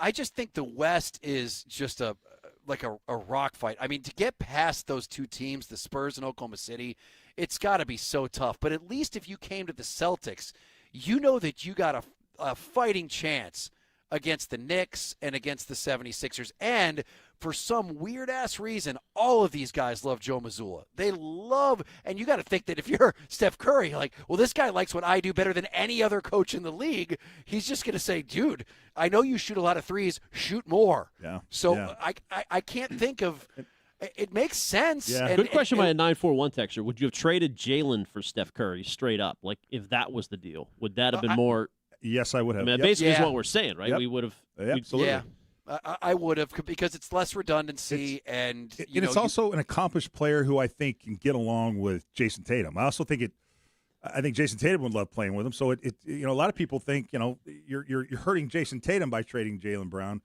because Paul George isn't going to be much of a factor. So you're wasting. But Tatum loves Paul George. So would Tatum be upset if they pull this deal off? And by the way, they have to wait 60 days to make a trade with Paul George, because it's got to any trade has to last for 60 days before you blow it up. Okay. I don't know why, but so if he cares about winning, see you, Paul. It was nice. It was nice hanging out with you for a couple months. I mean, there's nothing. It's a way to go, because that would make so much sense if the fact that the Warriors are really looking to get rid of Steph Curry, man. Oh, but they would not for that deal for 2 firsts and Sam Hauser. How would they sell that to their fan base? Yeah. Well, I just think that the picks could be pretty good, because they could use them to rebuild. I mean, they're going to have to make some sort of move where they can get younger players and just start from the bottom up, because they're screwed. The old without bite at the apple. That's what Rad was saying. We got 2 bites at the apple in 2028. Okay, great. So listen, as I he said, did say that, didn't he? He did. It is interesting, because now you have legitimate writers. Like, they're entertaining it and going, yeah, I mean, this doesn't – matter of fact, this is kind of starting the way that whole Giannis thing started, where you've got a few people going, I could see this happening. And so we'll keep an eye on it. It's going to be interesting, because right now, Warriors ain't winning nothing over there in the West. All right, we'll take your calls next. 617-779-7937. We'll be right back.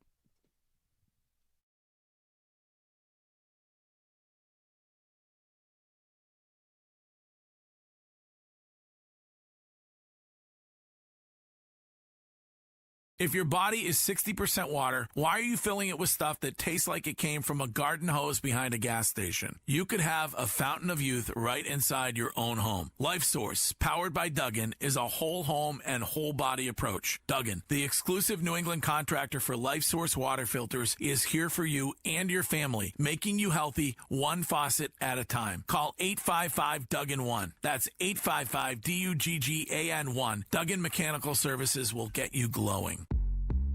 All new drinks are now at McDonald's, with refreshers like the Strawberry Watermelon Refresher and the Mango Pineapple Refresher with popping boba, to crafted sodas like the Sprite Berry Blast with berry flavors and cold foam. Who knew ice-cold drinks could be so fire? 6 all-new drinks are here, now at McDonald's. Refreshers contain caffeine. Fanatic Sportsbook makes every baseball game day this season hit harder. Swing for the fences with long ball jackpots. Just pick the player who hits the longest homer of the day to win a share of $50K in fan cash. Every day brings a new shot to win. Customers also get baseball profit boosts every game day. And your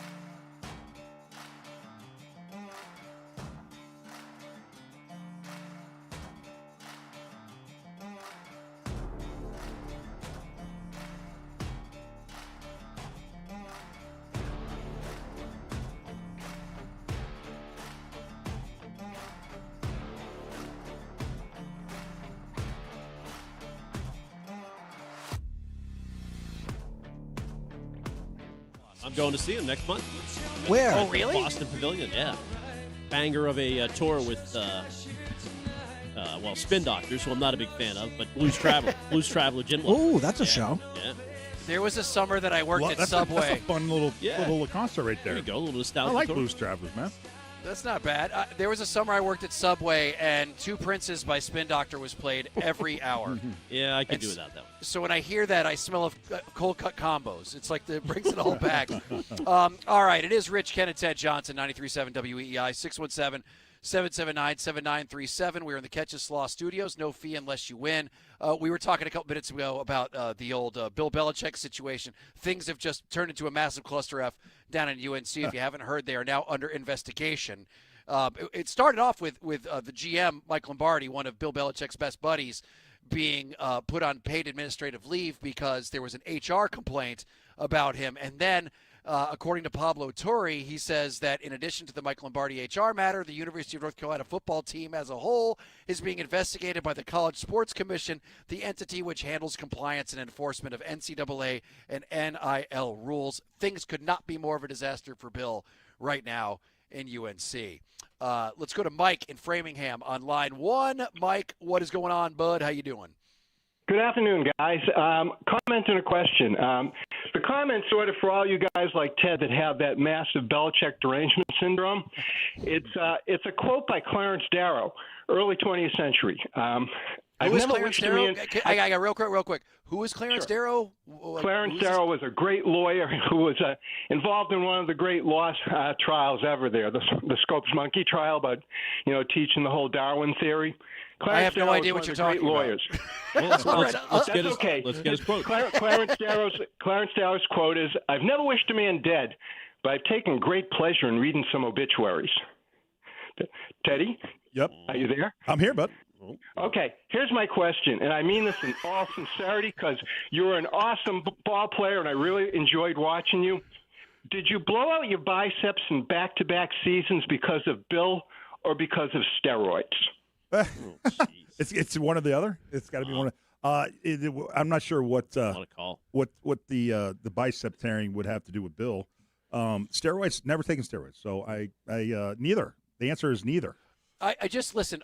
Just know that when someone comes with a Clarence Darrow quote, that you're about to get roasted. What a setup and a roast! Is that what he's trying to do? Was he trying to? Did you roast follow the Scopes trial of 1870? It's hard. I get it. It's hard for people to hear me say anything negative about, but not for every fan. But you think after all these years, jeez. I'm talking about the person through my experience. Not everybody had the exact same experience with Bill, so mine's a little different. I don't know why it's so hard to hear a different take on maybe how Bill is. I don't get it. But people get sensitive. Like the great Philander C. Knox once said, "Up your nose with a rubber hose." Now that I think about it, all my problems are because of Bill. Yeah, Every really single problem I've ever had in my life is because of Bill Belichick. Why is now that I Coward think hated about him? it. Coward's out to get him now, too. And Feinbaum. Feinbaum, Feinbaum's going after him. Here's the facts, okay? The facts are he's under investigation right now. Like, that's not made up. Like, there is some sort of violation that UNC has had. Lombardi. Right. The team now, the entire team is now under investigation. Lombardi first, and now the entire team is. The second part of it is they went 4-8 last year. The third part of it is Jordan Hudson is a problem. Like, we've heard this. Like, we know what she's done down there. It's a cluster F. And the fourth part of this, and the part that I say over and over again, is that anybody who can say to Ted Johnson, a guy who has played, knows Bill Belichick more than any of you calling, to say that you have no idea what you're talking about when it comes to Bill Belichick.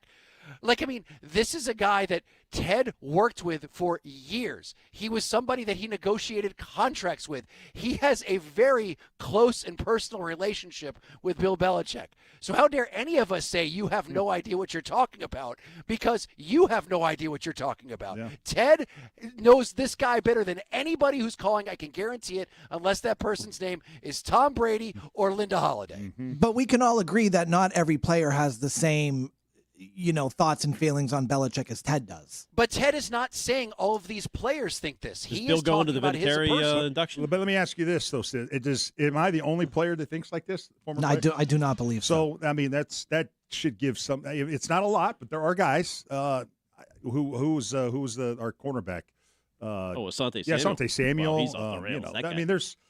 There's a lot of guys that think that way. You don't hear from them that much because they don't want to hear from fans like that last caller. It's not worth it to them. So it'll be I have a challenged on my job is to 1800s talk trivia. about Bill. So I got to talk about the guy. If I didn't have a radio job, you don't see me on Twitter gratuitously going after Bill or just for sport going after Bill. It's when I'm asked about him. I got to comment on him. But there's a lot of guys that feel like I do. You'd never hear that because they don't have platforms to give their opinions on. And they've also realized giving their opinion on Bill is probably not the best thing because people aren't going to, they're not going to hear it. Well, one thing about this, too, and I'm mostly a Bill defender, but, Rich, if this is cheating and it's linked to Bill and his organization directly, and it does bring back, like Ted is saying, the Belichick and the former scandals that he's had or been lumped in with, that does impact the legacy more than you thought anything in North Carolina would, even more so than the wins and losses. Like, if he goes there and is gratuitously cheating, which seems impossible in the NCAA because everybody cheats. It's just he'll be labeled that again the way he was in the mid-2000s. Mm-hmm. I can't get over the fact that I think that this is coming from the inside. And Stiz said it best, the call is coming from inside the house. I believe that they are right now trying to do everything they can at UNC to get out of this and trying to find some sort of clause in his contract. Now, that might mean they have to pay him for a couple of years, which I think he's making $10 million a year, I believe. Yes. Yep. So, they'll probably have to pay him out through this year. There's got to be some sort of thing in there, but they won't stay locked in, and then they can move on. Listen, this is not something that it's just a guy who went in and lost a couple of games. He seemed to really make some enemies down there, and a lot of it had to do with the way Jordan Hudson was there. Lombardi, I mean, you want to talk about setting yourself up for fail. To fail, Michael Lombardi, before the season, said that UNC was going to be the 33rd NFL team. That was before last year, yeah. Before in year two, didn't he? Is that what he meant? No, yes, of course. But I mean, how can you, you're doing everything wrong down there and doing everything to so, I mean, this is not a hot take that things aren't going well in UNC. They're under investigation. The Patriots are doing everything wrong here under Bill's leadership in the last few years. I mean, he had Matt Patricia as the offensive coordinator. Right. I mean, it's not like all of a sudden he goes to UNC and it's like there's evidence that he's lost it. I mean, he lost it long before he ever left the Patriots. Oh, Ted, did you happen to catch the clip of the Edelman's podcast, Games with Names, and he was talking about the Miracle in Miami and how that went down and how Bill, for some reason, took out McCourty? They were like, dude, that was always McCourty's play, always. And for some reason, Gronk in there? they put Gronk in there. To outsmart everybody. Looked ridiculous. Yeah. Well, yep.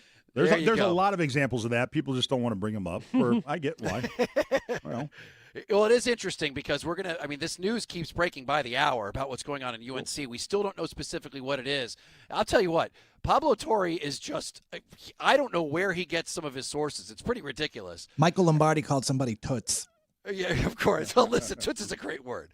Toots is a great word. He shouldn't be right. He shouldn't be punished for that, right, Rich? That's right. Hey, toots. Hey, man, come on. Toots. All right, 617-779-7937. We will get to some of this Red Sox, this big trade that just went through, and why you should or should not be scared about it. Also, I do want to talk to you a little bit about this Gonzalez-Robert Kraft contract situation because he just started speaking about it. And does it make you nervous? Or does it make you say, all right, things are going in the right direction? We'll take your calls, 617-779-7937. Back in 2. What if you could...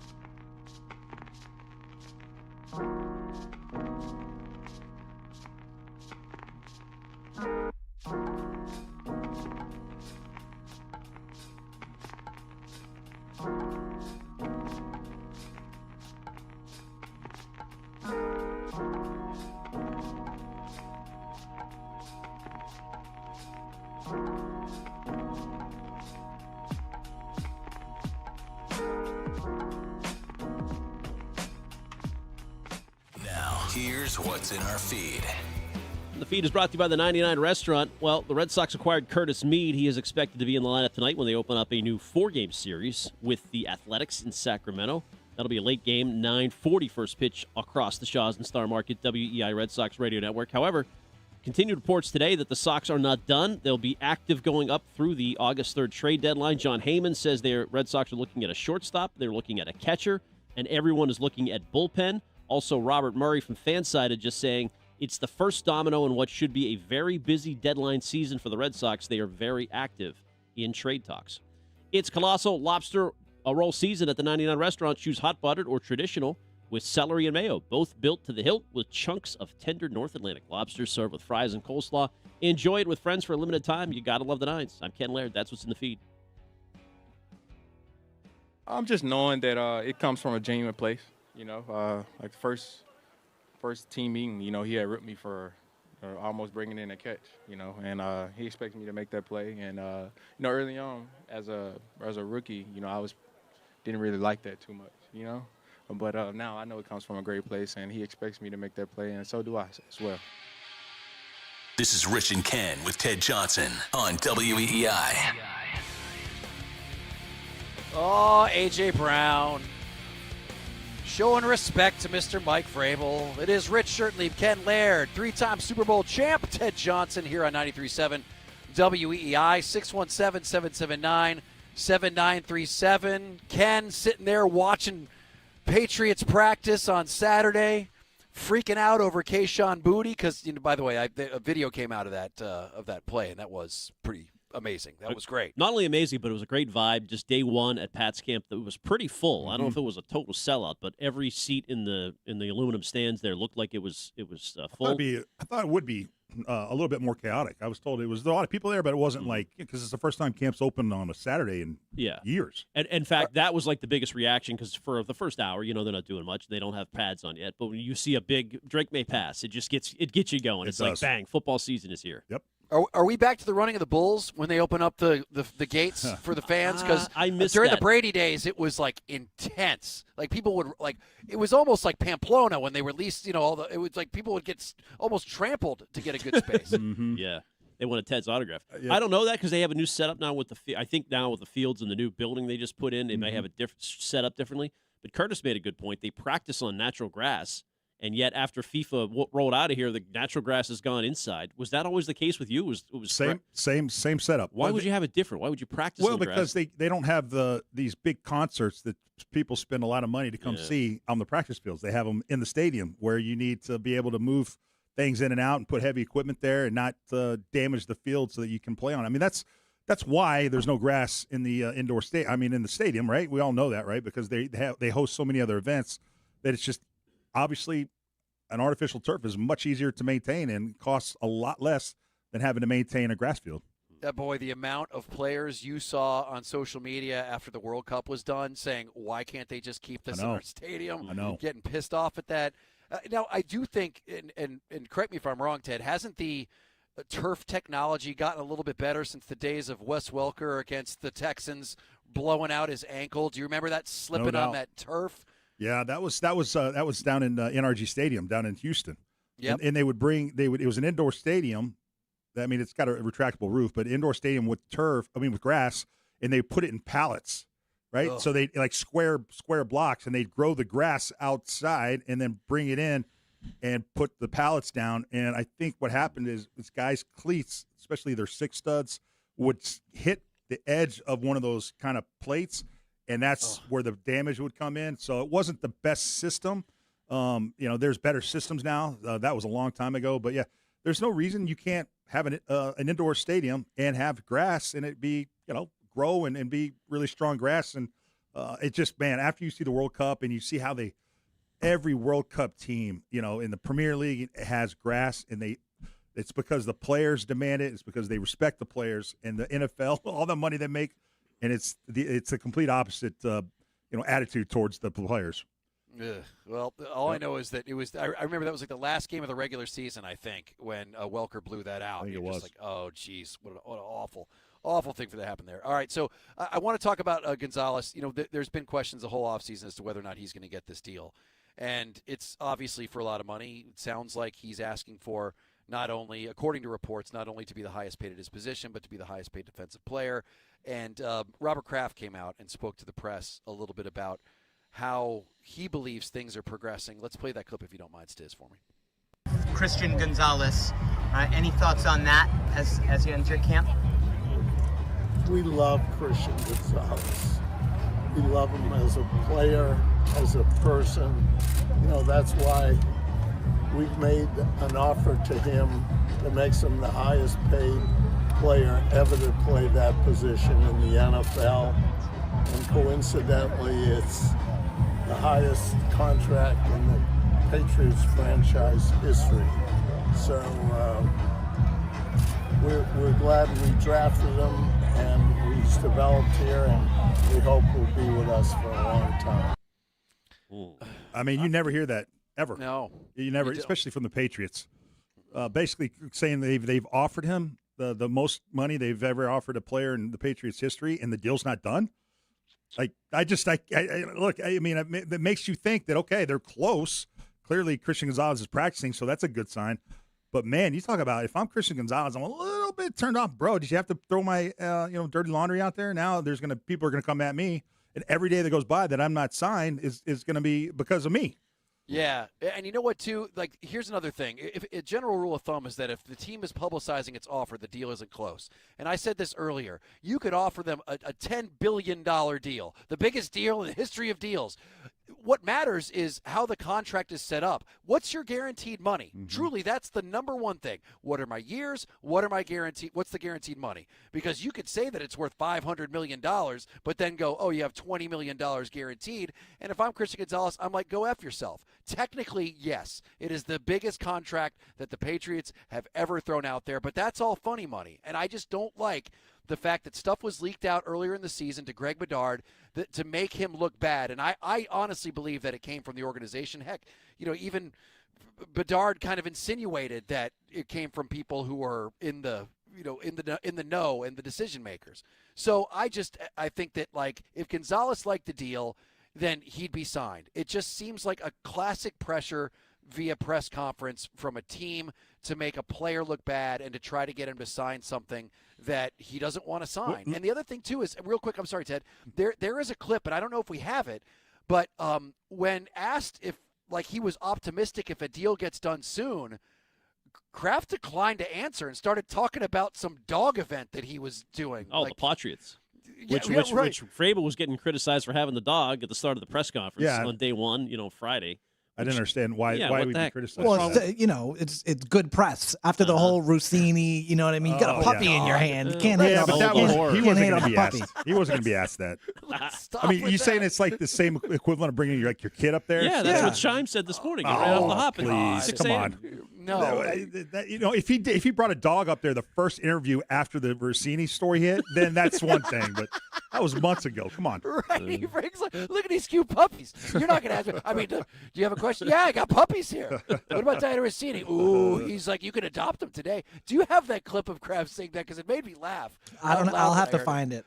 Okay, all right, because it's great. Because they're like, hey, how optimistic are you? Because that's actually a good follow-up question to him saying we offered him this huge contract. It's like, all right, that's nice.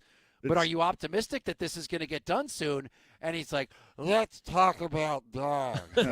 But so, Rich, do you think that it's not getting done? Because I got to say, I love drama and sports talk radio as much as the next guy. But being there Saturday and hearing that crowd and seeing Gonzalez practice every snap and going one-on-one with A.J. Brown and him dapping up Robert Kraft, I couldn't bring it to myself to say this isn't getting done. It's definitely weird. You guys are right that he would mention this. But it just seems like all signs point to they're going to get this deal done. Are you optimistic? Last question, guys. Last question. Are you optimistic to get a deal done? Well, we're here to talk about the Patriots. I'm glad that 50 dogs are going to be, who were homeless, are going to have a nice home after this. And you know how much I love dogs. You ever had a nice hot dog grilled, sliced? You like it, right? Hey, Rich, the interesting thing was that question probably wasn't previewed before Kraft, before the interviews, it was right? off script. It was off script. Are you optimistic? Last question, guys. Last question. Are you optimistic to get a deal done? No, Is that who Rochi? asked the first question? Who asked the first That might question? be Mike Rochi. Reese. What voice was that? Reese asked the first one. Oh, is he Reese, also known as the sixth son? Is that the sixth Kraft son? The sixth Kraft son? Whoa. Don't you dare say that about my mosh pit friend, Mr. Mike Reese, who I took to the Gojira Mastodon show and brought him to the pit. He will forever be a pit brother to me. RKKs, you might as well have just said, well, I'm glad you asked that question, Michael.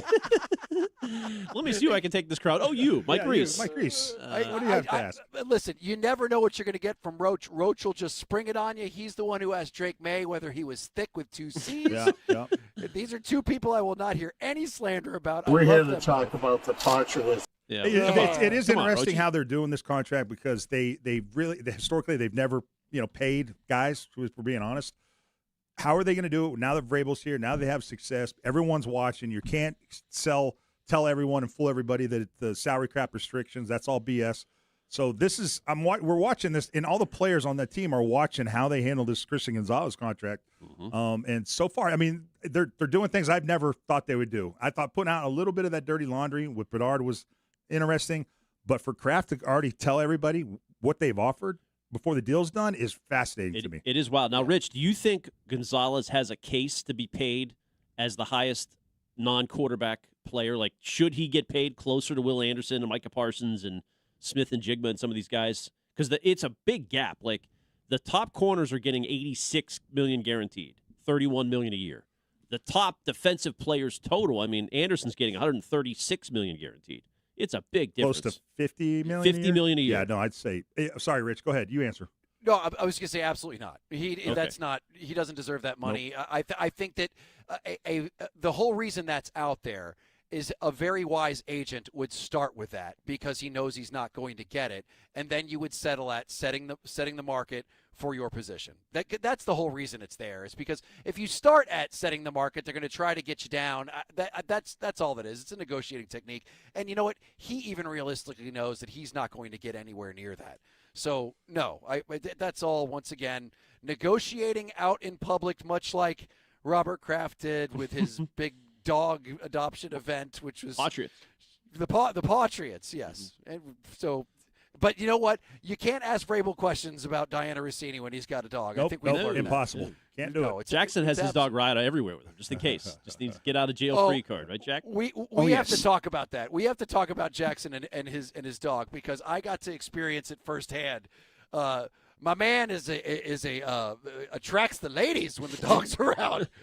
I'm telling you, that's the reason why I guess you see in like these single dudes like profile photos, them like holding a little puppy. Oh, it sends them running. You can, I don't matter who you are. Women love a dog, and then you can start that. If you got the skills, you start the conversation, and next thing you know, you're in it. All right, 617-779-7937. We'll be back in 2 minutes.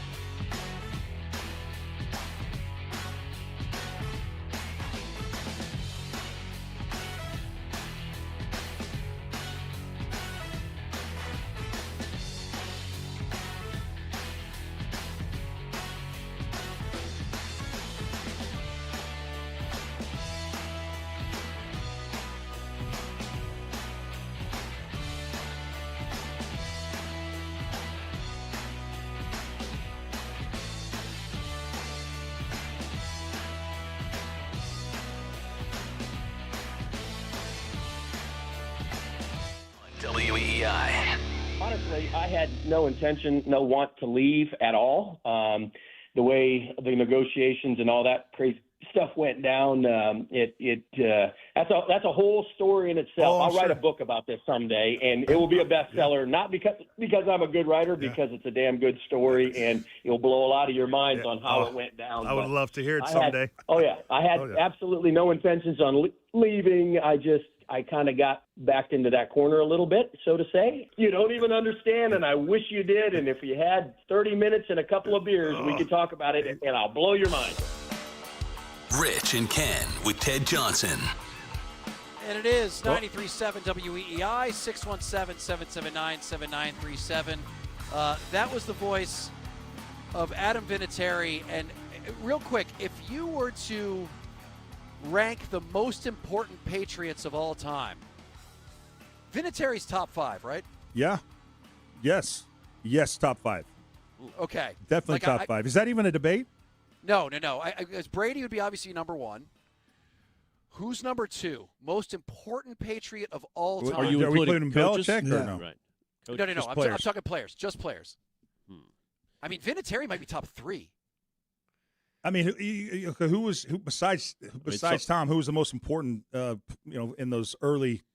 Right, like Ty Law's in the Hall of Fame, so he's certainly in consideration. Rodney, Gronk in the second part, but I mean, Vinatieri is the reason we got to the Super Bowl in 2001. Those kicks, and he won the Super Bowl with his kick. So I feel like he's maybe top 3. Will Fork spans the dynasty. He played on both of the dynasty teams. Yep. He played. He was a rookie in 2004. Yeah. I think that he could be top 3, Ted, and you would be a better judge of that than I would. But I'll still to this day, I've never been more perplexed than when Adam Vinatieri came back to Gillette Stadium and got booed. I thought that was like the craziest, most tone deaf. I don't know why it happened, because as we heard in that clip right there, it's apparent that he got offered more money to go play for the Colts. And sure enough, he goes to the Colts. And he didn't want to go there. He told you he did not want to go there. But they made it basically the Patriots, it was disrespect. I mean, Belichick has said that Adam Vinatieri was our best player on that 2001 team. He franchised him a couple of times. So his words and his actions would suggest that Adam was a very important person and on this team, at least in Bill's eyes, or else you don't franchise him twice and say he's the most important player on your team when you are loaded with really great players. He told Wiggy that too, and then he cut him though. So you got to watch. Oh, did he really? He told Wiggy that? Yeah, he said you're the best player that of the team. takes everything back. I take everything back. But I mean, he was. Let's see. Adam Vinatieri is on the Patriots All Dynasty team, but he's also on the Patriots 50th anniversary team. He's also on the Patriots All 2000s team. He's also on the Patriots All 1990s team. So I mean, what else does he got to do to be considered one of the best players in the history of the franchise? Without a question. And I know that you're very close to Adam Vinatieri, and it's a very cool moment coming up where he has been elected to the Pro Football Hall of Fame. When is the induction? When it's like August 8th. Right? Okay. Yeah. So like I know that like you obviously speak to him a lot. Other than the fact that I'm sure you've said to him 1,000 times lately that, dude, you are now jacked.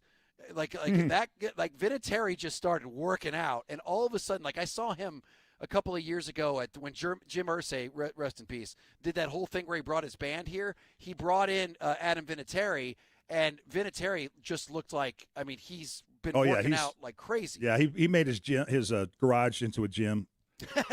Oh yeah, no, Adams is a man of many talents. Man, dude, he's an interesting guy. One of the you will not believe this, but to see him shoot a gun with the clay pigeons, he's an expert. He's an absolute expert with shooter. He has a lot of fundraisers around that sport. But watch him, and they do clay pigeons. I didn't realize they do some on the ground as rabbits, and then some in the air as whatever, the birds. And he boom. I mean, he shoots them all out of the air and on the ground. It's crazy. Jeez, man. Jeez. He's got a lot of talent, that guy. So what? Have you been in contact with him about like the Hall of Fame and everything? And well, I mean, I've heard. So it's obviously he played 10 years with the Patriots, and then 14 years with the Colts. And I told you I got an email a couple months ago from the Colts asking about the Hall of Fame enshrinement and if I wanted to go and be part of the blah blah blah. And I thought, well, that's interesting. It's not a joint thing with the Patriots, and nope, sure enough. But what I've been told is that the Patriots, when the Colts approached them, were basically like, we'll participate and we'll pay and we'll help fund some of the events if it's here in Foxborough. The Patriots didn't really have any interest in going to Canton, Ohio, where the Hall of Fame is, and participating in the events with Adam, unless it was held here and it was going to be here and not in Canton. So. How would they do it here, though? When? Like, this is like a week before? Yeah, I don't know, buddy. I don't know. I don't know the details of what the Patriots are actually thinking, but they if they were going to honor Adam, it's got to be here, and obviously they can sell tickets here and make it beneficial to them here, which is weird. Why? You're going to get I don't know, some publicity out of going out there, I think, and throwing a good party for him out there as well. Right. But they don't see it that way, and I found it very interesting who Adam picked as his presenter. You guys saw this, right? I have no. So who's going to present him? You want to take a guess? I think I did see this. So I'll let yeah. Rich guess. You want to take a guess, Rich? Who the presenter would be for Adam Vinatieri? Peyton Manning. Yeah, it's not a bad guess. It's the owner of the Colts, Carly Ursay Gordon, is going to be the Hall of Fame presenter. Sideline Ursay. Yeah. It's not. I don't know, Robert Kraft, but I mean, he played 4 more years with Indy than he did, but he made his name here in New England, right? I mean, he's got amazing, kind of records. What's interesting is if you had to guess who had more. You're going to know obviously because I'm asking, but who played more games, regular season, postseason games? Tom Brady or Adam Vinatieri? It's Adam Vinatieri. Wow. Adam Vinatieri. Tom Brady, 363 games. Adam Vinatieri, he's played in 397 regular and postseason games. That's a record. Nobody's played in more games than Adam Vinatieri. I find that really weird because, I mean, that just sounds to me if the only way that the Patriots would be involved is if it's here, is that it just sounds like they're trying to make a buck off of them. Like they're trying to make it about them instead of about Adam Vinatieri. Now, just that's shocking. Well, you should have a day here. I mean, that would be shocking. great if they did like a Vinatieri night, some home game this year, and honored him for his Hall of Fame induction, like separately from what's going on in Canton. I'd be in for that. I mean, that'd be cool. And also be involved in Canton. Well, yeah, that'd be good too. I mean, wouldn't that be nice? I mean, if you're Adam Vinatieri, the team that drafted you, right, and that you played for, and won 3 Super Bowls with, wouldn't it be nice if they actually wanted to be a part of your induction into the Hall of Fame in Canton, Ohio? That would be. Is there anything that he has said since then that would piss off the organization, or was it just, hey, I'm not going to take less money to stay here? Is that it? Like, I don't. Yeah, I'm it doesn't take much. It doesn't take much, man. It doesn't take much. That's wild. To upset those folks over there, Let me go to Jim on line 3. Jim, what's happening, man? How you doing? Hey, Jim. How we doing, guys? Vinatieri getting booed when he came back as a member of the Colts. It's an identical situation to Johnny Damon coming back as a Yankee. It wasn't. They weren't really booing the player as much as the team he was now playing for.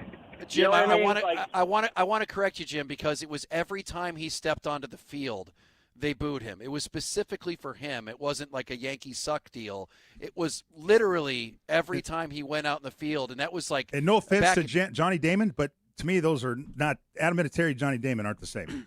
What's interesting is Tom Curran put a list. This a couple years ago. He did his top 20 Patriots under Belichick. He's got Vinatieri 15th on this list. That's way too low. Here's his list: Brady 1, Wilfork 2, Brewski 3, Edelman 4, Troy Brown 5, Gronk, Matt Light, Richard Seymour, Devin McCourty, then Vrabel 10th. No way. And then then Ty Law, McGinnis, Hightower, Rodney Harrison, and Vinatieri. No 15th. way. No. I disagree. And listen, I love Tommy Curran. As a matter of fact, when we have him on Thursday, we can ask him, why he did that. But that's interesting, Ted. I don't know why they're doing that. I actually don't even know how they do things in Canton. Like when there are players who have played for a couple teams, is there usually like a celebration that is split by the? Not sure how that works. Not sure. It just felt weird that I got an email from the Colts and not a joint, nothing from the Patriots. No acknowledgement at all from the Patriots about Adam Vinatieri going into the Hall of Fame. And that Very just is weird to me because he cut his teeth in the NFL. I mean, with the Patriots. He made himself known with the Patriots, not with the Colts. That's the ironic thing. Yeah, well, good on him, man. I mean, he obviously deserves this honor, which is fantastic. I am surprised. You asked me if I was surprised. Yes, I am surprised. That does surprise me. And disappointed. I'm disappointed and surprised. So that's too bad. Well, they got time to fix it. I mean, it's still a little while till it happens. We got like 2 weeks.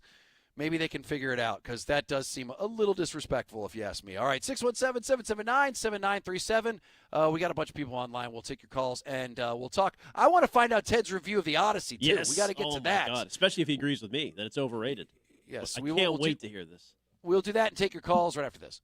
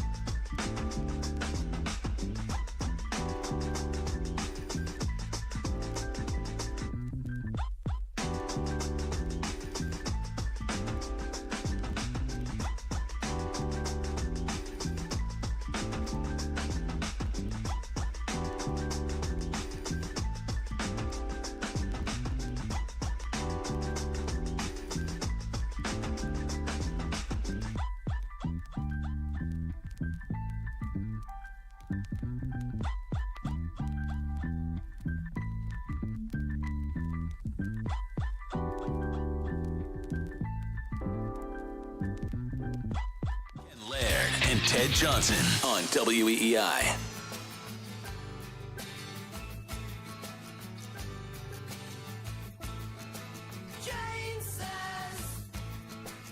I'm done with Sergio. It is 93.7 WEEI. Rich Shirtleaf, Ken Laird, Ted Johnson, and Perry Farrell. One of the weirdest, best voices in rock. Also from your Cold Cuts era, I bet. For what's that? From you said your Cold Cuts era when the Spin Doctors were coming around. That's Oh, about yes, the same yeah. era, right? It's about the same era, but they weren't played on the same top 40 radio station. It was that song, and it was the oh blah dee, or the she's homeless, ba da dee, ba da da, ba da dee, ba da da. I forget who that was. Yes, that was a bad era in pop music. But it is Rich, Ken, and Ted Johnson, and you can call us at 617-779-7937. If you saw a very large man on a very large Harley this weekend heading to a movie theater, that would, of course, be our own Ted Johnson. He was taking the streets. Beautiful weekend for driving a motorcycle, or avoiding driving a motorcycle like me because it would terrify the snot out of me. I don't know how you can just go in traffic and have the wind hitting you in the face as hard as it is and not have a panic attack. But once again, I'm not built for that, Ted. You seem to be. I want to ask you about your trip to go see The Odyssey, because Stiz has seen it. He has glowed about it like most people. And then you've got Ken here, who is just the only person I've ever met, or the only person I've even heard a comment for or read anything about, who saw The Odyssey and went, it's okay. Mm-hmm. So what is your take on The Odyssey? You know what? The old expression is genius walks alone. Oh, no, me, right? Yeah, you're not walking alone with your thoughts on the movie, though, are you, Stiz? It's that would be one Ken Laird. Is basically kind of an outlier. And I told Ken before I saw the movie, I'm like, I have a feeling I'm going to side with you maybe more than you realize. And I found this movie. I was so excited to see this movie because the only person that had any negative commentary about it was Ken. And I thought, well, maybe what is Ken? Maybe Ken doesn't know anything about movies. And I couldn't disagree more with that sentiment. At the end of the day, I was not really that impressed with the movie. Let me just. Wow! I will tell you this. Thank you. It is way, way, way overhyped. And I felt it was interesting because Ken was reluctant to say it because he was the only person saying it. Correct. But I'm going to go out on that limb with you, Ken. So you and I are standing out on that limb. I feel so vindicated. It is a overrated. It's such an overhyped movie. I can't believe it. And if I can just go through some of the highlights of it real quick, right? Some of the things that I found interesting. And I was always told this by a very famous author one time when she brag. Yep, little brag. I didn't tell you who the author is. Romance author? She told me, yes, she was. But she always said, your book is as good as your antagonist. And movies are the same way. And you think about, what were the antagonists in this movie? I mean, was it Robert Pattinson's character? I mean, that's kind of a weak-ass antagonist. So you disagree? Hold on. Wait, Rich, did you see it?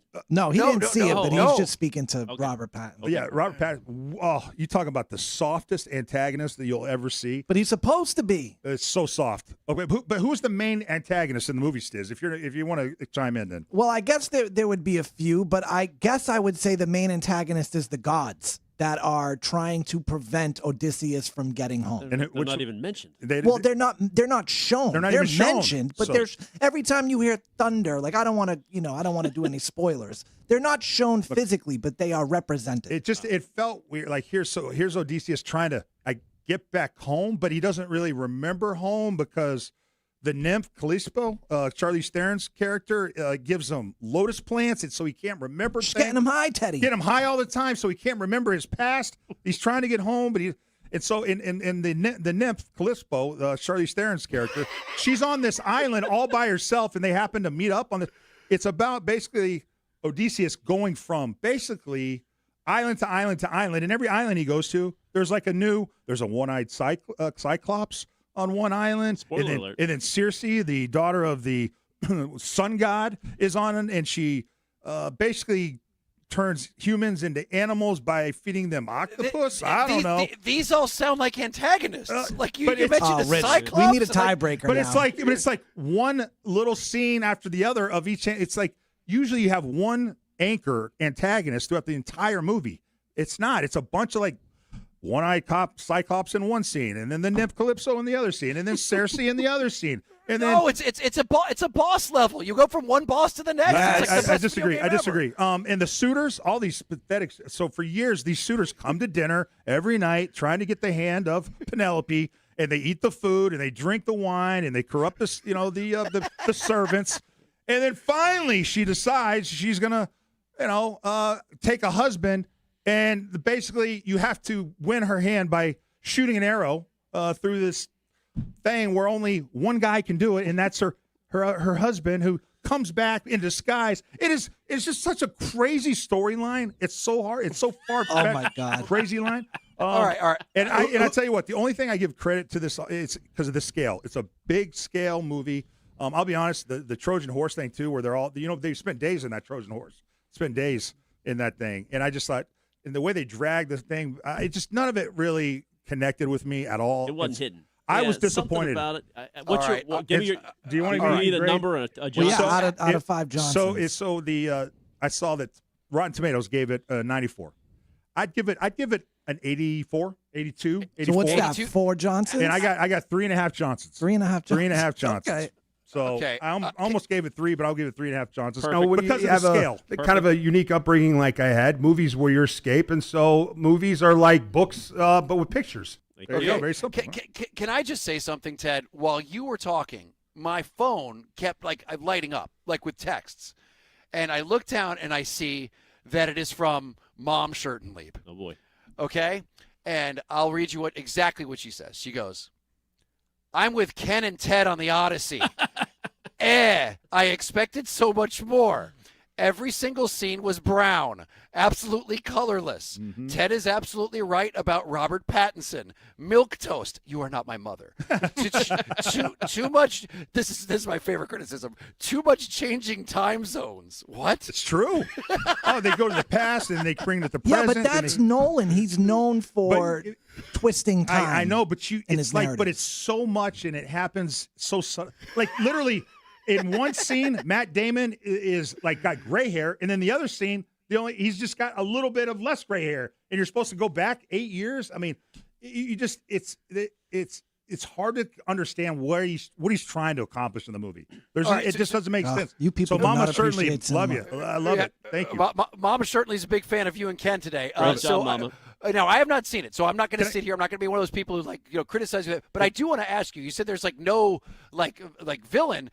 No, there is, but they're weak, and there's not, and it's just there's a bunch of them as opposed to one anchor that just kind of anchors the whole movie. The Cyclops was weak, or the Giants? The Cyclops was so dumb. Who's the anchor villain in Goodfellas? You don't have to have an anchor villain. You can just have tons of conflict. Henry Hill's the hero, and the guy's trying to whack him. It's of course what's his name? It's the guy that shot. Joe Pesci. Joe Pesci's character No, is the but there's multiple villains. But he's his buddy in the movie. There's the cops. They're kind of one of the villains. All right. So what about the villain in Seven? He's a pretty good villain, isn't he? Oh, great villain. Okay, so I'm just, and that was a great Hans movie. Gruber. Yeah. And can I one more thing I got to put in there real quick. Matt Damon as a badass. He doesn't. It's just Matt Damon to me isn't a badass. He's a great actor, but not in that role. He doesn't. Correct. He doesn't do well to me in those. I mean, Jason Bourne, okay, maybe, but that's about it. I mean, this role to me was not fitted for him. Oh, I love this. I do. Because I've heard nothing but great things, and to hear both of you and my mom just be out there, it's like, yeah, this movie's not very good. And one more thing, last thing, I thought the soundtrack. Jake, you ripping into shreds. I thought the soundtrack sucked. I thought the music sucked. I thought the sounds sucked. Well, they were playing instruments with animal skin it and was weird. It was Bronze just Age. It didn't fit. You don't like this? Yeah, this doesn't get you going, huh? Oh, you know what this is? This is love making music. Oh. This you turn this on. Put me to sleep right here, man. You bust out the lava lamp and the Signs of the Zodiac poster, and you put this in your love layer. Oh man, I stand with Ken. People are afraid to say what they really think in this movie. I walked out Weird. and I was like, okay, it was just overhyped, overrated. It was not close to a 10 or with the love it's being given. I Not agree. close. Not even close. Ma Shirtenlieb just says Ted is absolutely right. Thank you, I think Mom. the actors worked really hard. Well, I'm good. They did. They I'll tried. tell them that. But it wasn't optimized after editing. So, I mean, listen, at least they tried. Well, that's all you heard about is how hard it was to make this movie, and it was all real. And so you give them credit for that, just the scale of the movie and how hard it was. And it was all filmed in that one, type of film that they use. It's IMAX? 70 millimeter. That's rare now, right? So you can appreciate that. But I just thought the storyline was all over the place. It wasn't succinct and tied really that well together. So I was disappointed in the movie. I give it 3.5 Johnsons. All right, Rich, we need you to see it so you can be like the tiebreaker. I think Thursday I'm gonna go see it on Thursday, so I will be the tiebreaker. I think Thursday's the last day I can see it on a good screen because I think the Spider-Man movie comes out, and now all of a sudden you're fighting to see it on like a postage stamp size screen. All right, well listen, Ted, you and I usually agree on a lot of movies, so I'm very interested in seeing this now, and I am of my mother's loins, and she did not like it at all. So we shall see. Hottest take on the show in a long time had nothing to do with sports. It's that 2 out of the 3 of us absolutely did not like the Odyssey. So interesting. All right. 617-779-7937 if you want to yell at Ted and Ken, or if you want to just agree with them, which like my mom did. So I'm sure she's calling right now. All right. We will be back in just a moment.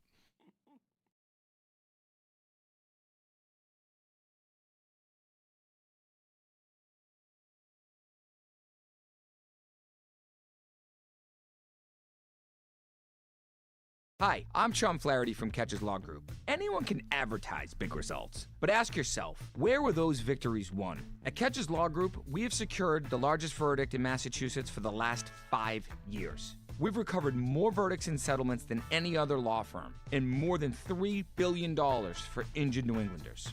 When your future is on the line, choose the team that's been delivering results right here at home. Visit catcheslaw.com today. There's no fee unless we win. The one and only Monster Jam. The world's best drivers tear up the dirt in your favorite Monster Jam trucks like Gravedigger and more.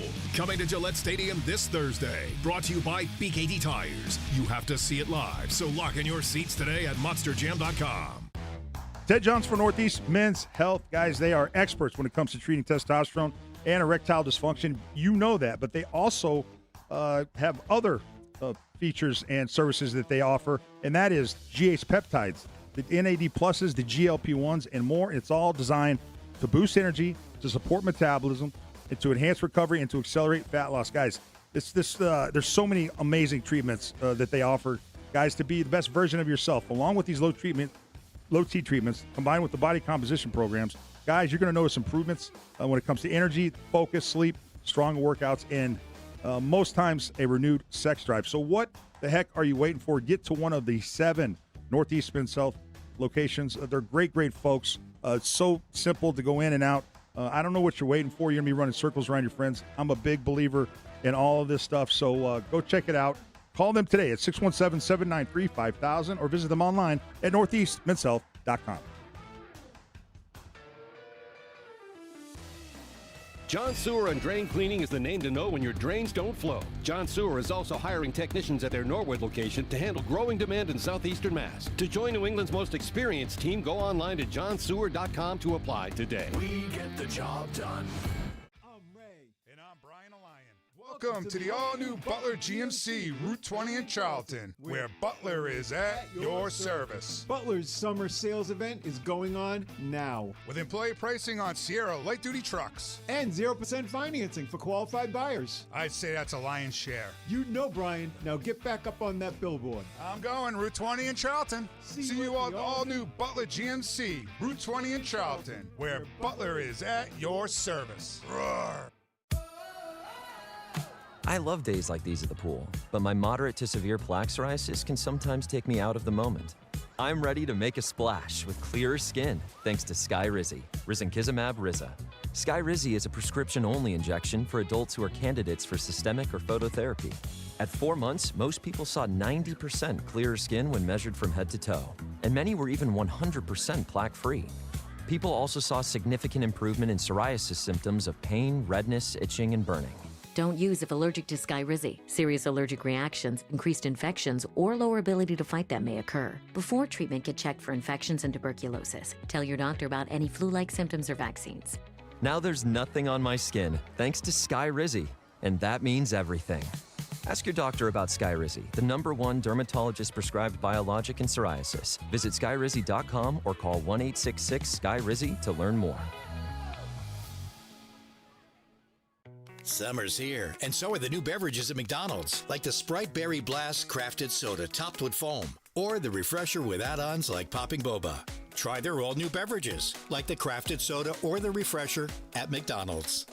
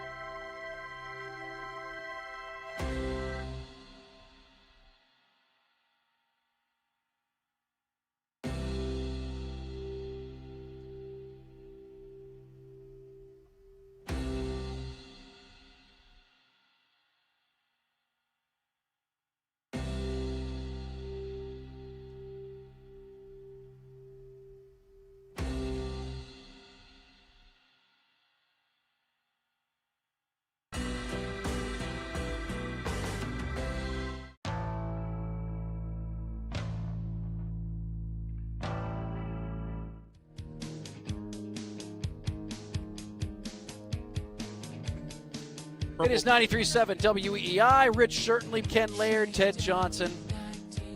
And you can give us a call at 617-779-7937. You got a few more minutes to get in your message over there in the Odyssey app. Press the little microphone button, and we'll launch those take grenades in the 5 o'clock hour. What are you shushing about? I'm just like, I can't believe how many people are lying about this movie.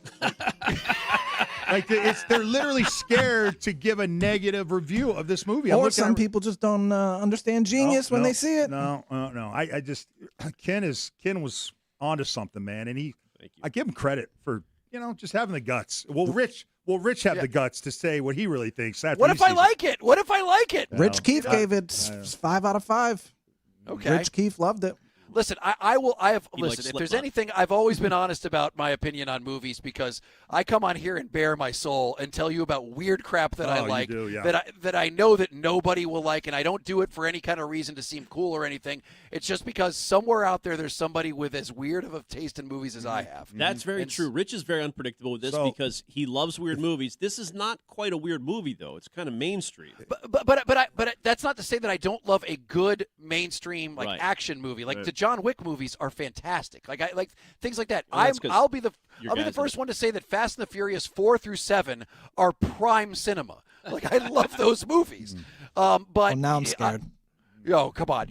When The Rock showed up in the Fast and Furious franchise, that went next level. You didn't like the OG Fast and the Furious? No, I loved the first Fast and Furious. All right. No, I'm just saying that there was a streak there. 2 stunk. Yeah. 3 when they went to Tokyo, even though it had the kid from Sling Blade, was okay. But when The Rock showed up, like 4 through 7, it was just perfect. It was perfection. And then they got way, way, way bloated. They went to space at one point. I was like, all right, I don't think we need to be doing this. I was embarrassed. I brought my wife to go see it, the one where they went to space, because I think that might have been the 8th one or something. And I'm like, you know what? You're going to laugh, but these movies are a lot of fun. They're really ridiculous. And I remember we sat there, and I'm like, oh, God, this one sucks, and she's going to hate me. Almost ruined it. Almost ruined it. Yep. So there you go. Ted, 3.5 Johnsons out of 5 for the Odyssey. And I feel better. I was anticipating you feel better. some God, backlash. Stiz for the last week was shaming me for not loving No, it. he was texting me last week. You're gonna love it. You're gonna love it, bro. You're gonna love it. And I was like, you're not woke enough. And Why I'm like, don't you like it? I'm gonna come in and I'm gonna disappoint Stiz. Stiz is gonna be so disappointed in me. But I can't lie, man. I gotta tell the truth.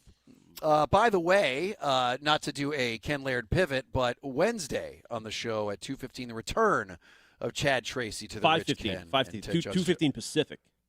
Oh, so we got a Pacific on here. Yeah, because he's Pacific. yeah, okay, West Coast so trip.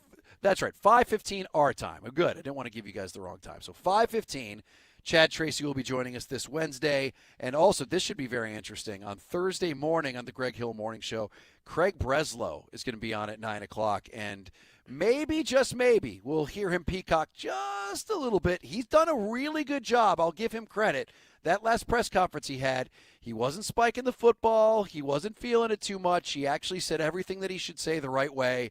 So give him credit where credit is due. He just seemed relaxed. Like Ted had said this about Drake May. He's right about that. They both are just in a good place right now. Breslow, Drake May. Let's go to Jim on line 2. Jim, what do you got, buddy? Hey, Jim. Listen, you know what? I just turned on the radio, just got in the car, dropped my wife off at Kohl's. So now I'm killing time listening to you guys. And all I heard was somebody needs to give an honest review. And I wasn't even sure what movie you were talking about. And I called them up and I asked them, I said, are they talking about The Odyssey? Because it sucked. My wife and I went last week. And I got to tell you, that movie sucked. It was boring. It was slow. They got a bunch of big names in it, so nobody wants to say that this movie sucked, but it did. It was nothing good about it. You put a Lord of the Rings movie up against that or a Marvel movie, they blow them away. That, you know what? I know it's the biggest selling book of all time, and yeah, he did it. He didn't use special effects and this and that. Well, no, great. For cinematography and all that, I'm sure it's going to win all sorts of awards. But I want mindless entertainment and something I can enjoy, and that movie sucked. Yes. Thank you, Jim. Great job. Go, Jim. Wow. Rack You 'em. know what? All great things have a backlash. Love it. You know what? I have a feeling that so many people are saying so many great things. It's just the natural progression. I'm telling you. It's like what Christopher Nolan said it in The Dark Knight. He wrote it. He said you could either live long enough you're either die the hero or live long enough to be the villain. And apparently it only took 2 weeks for the Odyssey to become the villain. You might die watching Like this movie. compared to Oppenheimer, I loved Oppenheimer. Right. Oppenheimer was so much better. And than by this the way, movie. did you get out of the movie when the movie ends? I'm in a full theater. First night, it's out Thursday night.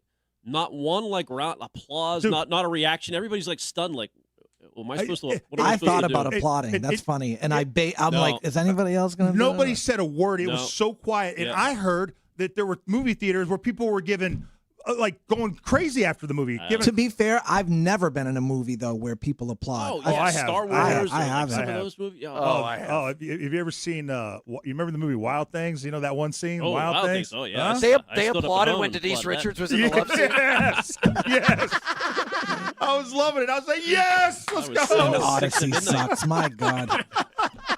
It was I was like, this is the best movie I've Next, ever you're going to been. be telling me Showgirls is better than Odyssey. Odyssey app much better than Odyssey the movie. I'll tell you that much. Jeez, man. Well, okay, that's a weird pivot. That is a strange. I just love that there was a love. He's doing it again. It's the Ken Laird Pivot. I'm telling you, that scene in Swordfish where all of a sudden Halle Berry was totally nude. Right? Oh, I just stood up and applauded. Like, yes, thank God it's happened. Dude, I wanted to clap, and everyone else wanted to clap, so we all did. We clapped. Oh, that's too Denise funny. Richards, and what was the other actress's name? Nev Campbell. Nev Campbell. Nev Campbell. There you go. Yeah, there that's you go. Cinema that's history. so funny. All right. Well, listen, that's the standard. That's the standard. Maybe there should have been more three-way love scenes. There you go. In the Odyssey. That would have done it. That would have been. It would have been the Cyclops and Matt Damon and the Elliot Page Calypso. and Yeah. Elliot Page. Yeah, there you go. And there you go. It would have been the sexiest love scene of all time. All right. But God, that made me laugh. All right, so 617-779-7937. Obviously, everybody's very mad at Ken for his take. It's time for him to take him on. This Ken thinks he knows everything about everything, and he does. So if you want to show that Friday, I got stomped Friday. You got stomped. You did it. It's redemption time for you, Ken. Right. So if you want to take on Ken, as I said, this is just for the glory, for bragging rights, no prize, just so you can come on WEEI and say, I am better than Ken Laird for a day.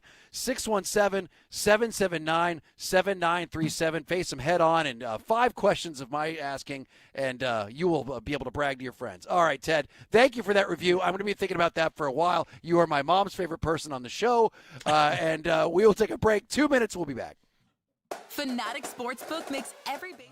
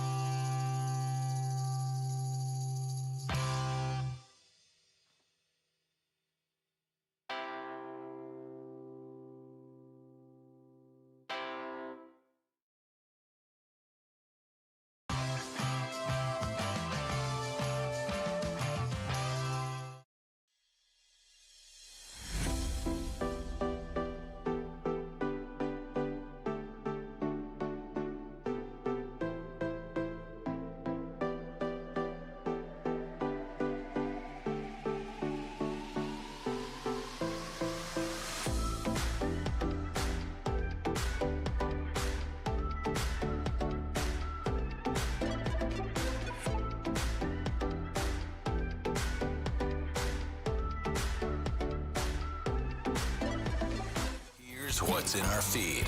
And the feed brought to you by Awaken 180 Weight Loss. Red Sox won their first rubber match game since late May, 6-1 over the Toronto Blue Jays at Fenway yesterday. 17 of 19 in the win column. West Coast trip starts tonight. Get ready for some late games. Next four. 9:40 Eastern, 8:40 pre-games across the Shaws and Star Market. WEEI Red Sox Radio Network. Will Fleming and Lenny DiNardo on the trip and on the call. Shaws, proud to be local since 1860, a Peyton Tolley night. And summer is the easiest season for weight loss. Warm weather, lighter meals, being outside, your body is primed to succeed. And Awaken 180 has your game plan. Reach your goal this summer with Awaken 180, the official weight loss program of summer. I'm Ken Laird, and that's what's in the feed at WEEI. Rich and Ken with Ted Johnson. Boston Sports Original, WEEI. Oh, yes, it is 93.7 WEEI. Rich, Ken, Ted Johnson. And you. And your calls. You can call us at 617-779-7937. But right now, you know, Ken Laird is a gentleman who knows a lot about a lot of things. The man is just kind of keyed into all sorts of pop culture, sports, all this stuff. But he's looking for a bounce back because he got his ass kicked last week. It was fairly embarrassing. Stuck so with let's me all do. weekend. I'm sure it did. So let's do another edition of Ken versus everybody. Here's how it works. Ken goes into the other room. We get our first caller. Let's go to Dan from Waltham. Dan, how is it going, my man? How you doing? Hey, guys. Going well. How you guys doing? Hey, doing good, Dan. All right. Are you feeling up? Are you feeling spry? Are you ready to take on the master himself, Ken Laird? I am ready. Okay. Now, he's coming back with a vengeance. The guy got absolutely just pantsed on the radio and last week when he got really, I mean, it was a brutal beatdown. I think the caller got all 5 and he only got like 2. So Let's see if we can keep this up. All right, so Dan, I'm going to give you a category and then ask you 5 questions. You have 5 seconds to answer each one, and if you get more than Ken, then you, sir, get the bragging rights. You ready? I'm ready. All right, your category is This Ain't Disneyland. These are all New England amusement parks. I will describe them. You give me the name of the New England amusement park. You ready? Yep. All right, let's go. Not only does this theme park have badass coasters like Untamed, but if you love seeing fake Taylor Swift or tribute bands with names like Aeromyth, then this New Hampshire haven is your paradise.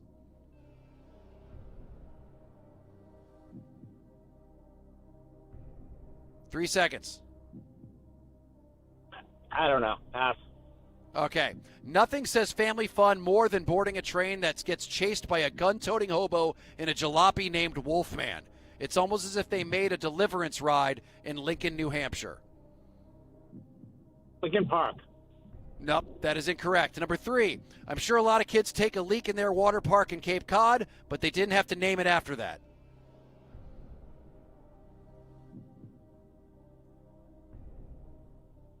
Three seconds. Water Park on Cape Cod. I don't know. All right, number 4.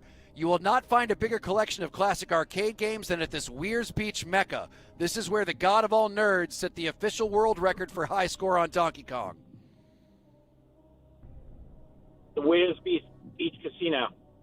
That is incorrect. And finally, number 5, let's face it, this place kicks Storyland's ass all day, every day, and despite it being themed on a religious holiday, non-Christians are indeed allowed.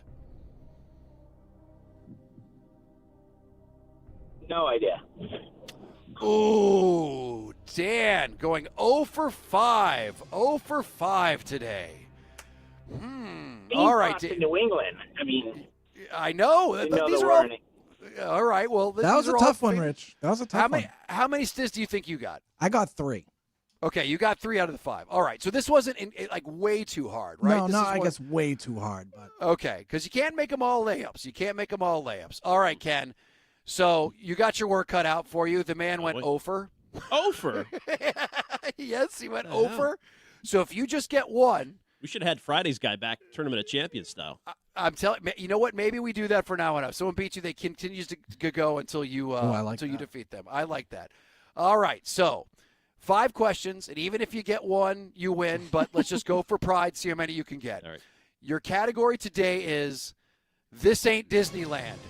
These are all New England amusement parks. Oh, boy. Amusement parks in New England. Are you ready? I'm ready. This is not a strength of mine, though, not being a native. But I've been here for a while. Let's see. Okay, let's see how it goes. All right. Number 1. Not only does this theme park have badass coasters like Untamed, but if you love seeing fake Taylor Swift or tribute bands with names like Aeromyth, then this New Hampshire haven is your paradise.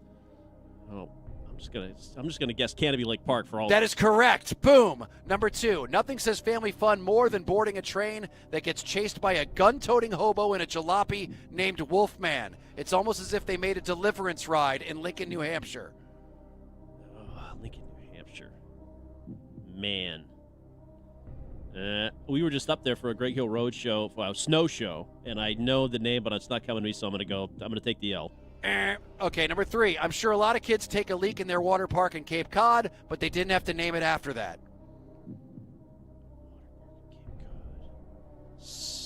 Oh, this one's famous, man. It's been in movies. Yeah. So, no. You will not find a bigger collection of classic arcade games than this Weirs Beach Mecca. This is where the god of all nerds set the official world record for high score on Donkey Kong. Nope.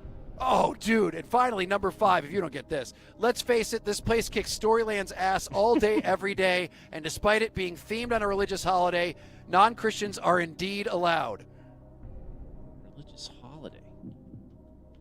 God. Give me a 1 for 5. Just. Oh! I don't kidding get that. me? Should that be obvious? Oh, that man. These You are got tough. 1 for 5. 1 out of 5. Is it Thomas the Train Park? No, it is not Edaville. That is the Thomas the Train, which is not. It's not there anymore. It's now the home of the Renaissance Fair, whatever that's called. Oh, is it really? Yes. King James. King Richard's. King Richard's Fair. Yes. This was the hardest one yet Very for hard. me. Yeah. Rich. All right. Yeah. Okay. Oh, So and Stiz, you grew up here, so. Yeah. Okay, so do you know this one? The nothing says family fun more than boarding a train that gets chased by a gun-toting hobo and a jalopy named the Wolfman. See, this one I should have known. Oh, dude, that is Clark's Trading Post. Clark's Bears. No, that is the weirdest one of all of them. You get on a Maybe train and this guy just starts like shooting a gun and comes out of nowhere. Really? It's like, you're all under my control. And they tell you to yell "Scram, you old coot!" And he goes, "Ah!" And he jumps off the train. Well, Yes, I'll check it out. I stopped there one time, like a couple years ago, just randomly because I had to go to the bathroom. They have like bear shows there and stuff. It is super bizarre. You like throw marshmallows at bears, I think. It's like very strange. It's summer only, obviously. I'm going to head up before the summer's over.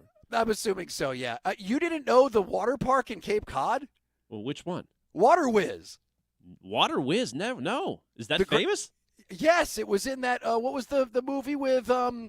Oh God, there was a movie that was filmed there. Well, I know that Grown Ups 2 was filmed there, and there was another movie. Yeah, it's a big water park down there. Only water park I know, Water Country. Yeah, Water Country. I would. Yeah, that's what I was trying to think of. But okay. That had the famous commercial. Oh, Yep. the Cape. Okay. And then the place with the classic arcade games, where the Donkey Kong high score was set. That movie, The King of Kong, Fun Spot. Fun Spot. I've been to Fun Spot, so I should have known that one. That one I've been in. And then, let's face it, this place kicks Storyland's ass all day, every day. And despite it being themed on a religious holiday, non-Christians are allowed. Santa's Village. We remember that. Come on. Santa's Village. I honestly, Rich, this one I don't regret so much because Friday was embarrassing. Today, dude, you've got. But I mean, just if you've lived in New England, you know these. You don't even have to have kids. If you Stiz grew up here, he doesn't know a lot of these. Now, maybe because I was a poor, I don't know, maybe, but. I don't think these are like I don't think Fun Spot is a place where the Sultans of Brunei go. So for arcades, it was always Hampton Beach Arcade for me, like the strip of Hampton Beach. Yeah. Now, a few texters are saying Water Whiz is not on the Cape. Is that true? Water Whiz is on the Cape. It was definitely on the Cape. Okay. Yeah, Water Whiz is on the Cape. Sure, of course it is. Okay. No, I'm just telling you. Some people saying it's Wareham, not the Cape. Oh, so it's Wareham, which is technically not over the bridge. It's not over the bridge, but it's still part of the Cape. It's called disputing that. I think it's called Water Whiz of Cape Cod. It is. Yeah, it is. That's Whoever the lives name in Wareham says they live in the Cape. No, look, if you click on the thing, it says Water Whiz, Cape Cod, Massachusetts. Literally, the website, waterwiz.com. Taking you to the woodshed for this one. This seems like Rich lost this today. Well, I'm going to say I'm right because literally, waterwiz.com, it says Water Whiz, Cape Cod, Massachusetts. Okay. So they can stuff it, baby. But if you've ever been to Clark's Trading Post, it's hysterical. It's like they made a terrifying Deliverance-esque ride. It's just this guy who looks like he's diseased comes up. He's got like no teeth. He's like, yeah, I'm the what is he called? The Wolfman. Yeah, and he shoots a gun and stuff. It's like fairly traumatic. And then you just yell at him, and he just like disappears into nothingness. But he comes out of there with his like jalopy and tries to scare the snot out of you. Is it like Captain Spaulding's in House with a Thousand Corpses? It kind of is, much. dude. It's like weird. It's like a backyard theme park. Now I should have known Fun Spot because they have great arcade pinball. They have a whole pinball like alley there, which is very impressive. You can't find pinball games these days. Oh, big pinball guy. Yeah. Well, tell me you've seen The King of Kong. It's one of the best documentaries I've ever seen. Not. Oh, you will love it. Okay. I've always wanted to see it, but never got around to it. Dude, it is the best. It's about this guy who just is kind of he's never really found his lot in life, and all of a sudden one day he just discovers that he's un-effing believable at Donkey Kong. So he's like, well, you know what? I'm going to go try to set the world record. And the place you do it is at this place called Fun Spot. But the problem is the guy that holds the world record, like, set it in 1983 and thinks he's King S. He is the best villain in almost since Drago from Rocky IV. He is the best villain in any movie because him and his minion of nerds try to do everything to destroy this guy who just wants to get a record in Donkey Kong. It is it's so great because at one point he wears this tie that's got the American flag on it, and he's like, everyone asks me all the time, what my handle is when I get a high score. And he goes, you know what a handle is? It's the 3 letters you put up there. And he goes, you want to guess? He goes, look at me. Look at me. And he points at his tie and goes, USA. I do it for America. And he's being 1,000,000% serious.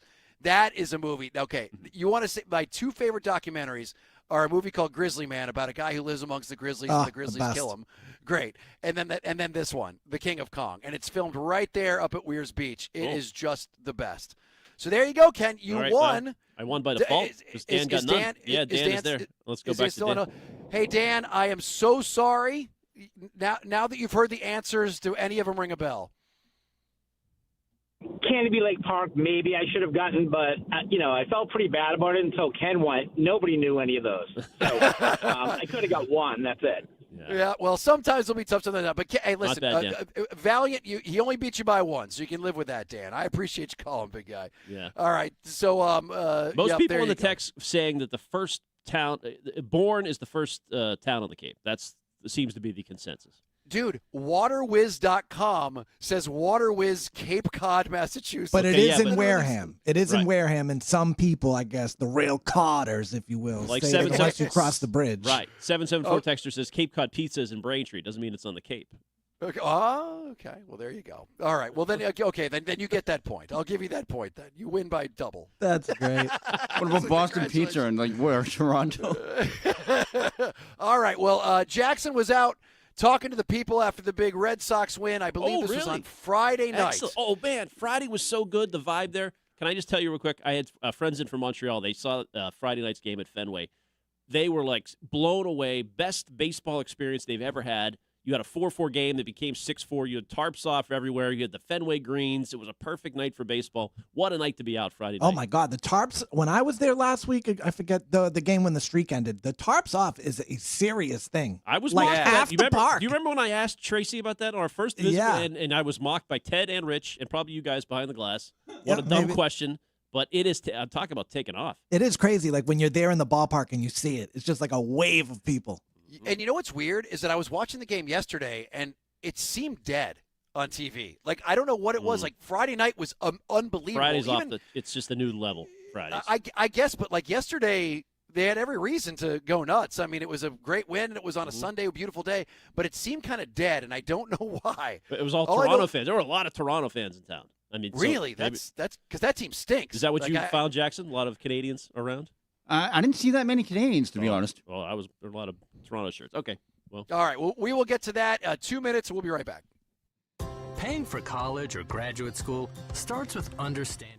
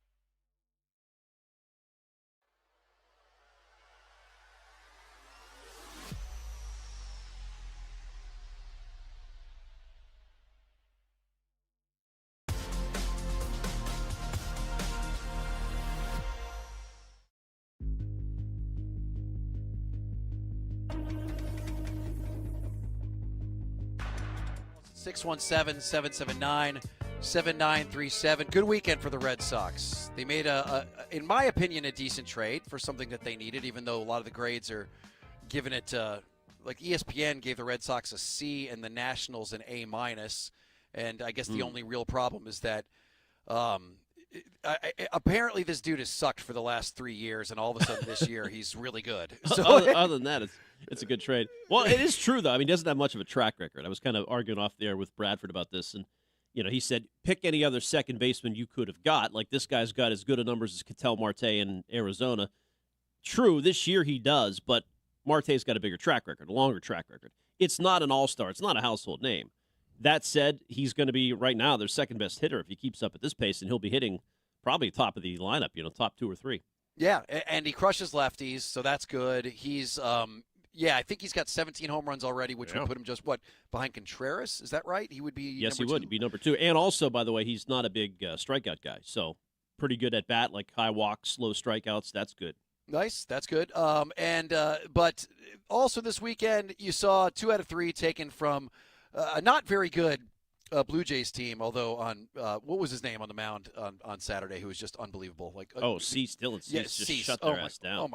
Cease was great. I mean, I think just sometimes you face a guy where you're just like, all right. One hit, my God. Talk about, that would have been a boring year to go to. Nice weather, but geez. Just The best was like at the end when they were trying to give him the complete game, and then just kept going and going. And I was like, he threw like 120 pitches or something like that, the most he's ever thrown in a game. So I hope his arm isn't too thrashed.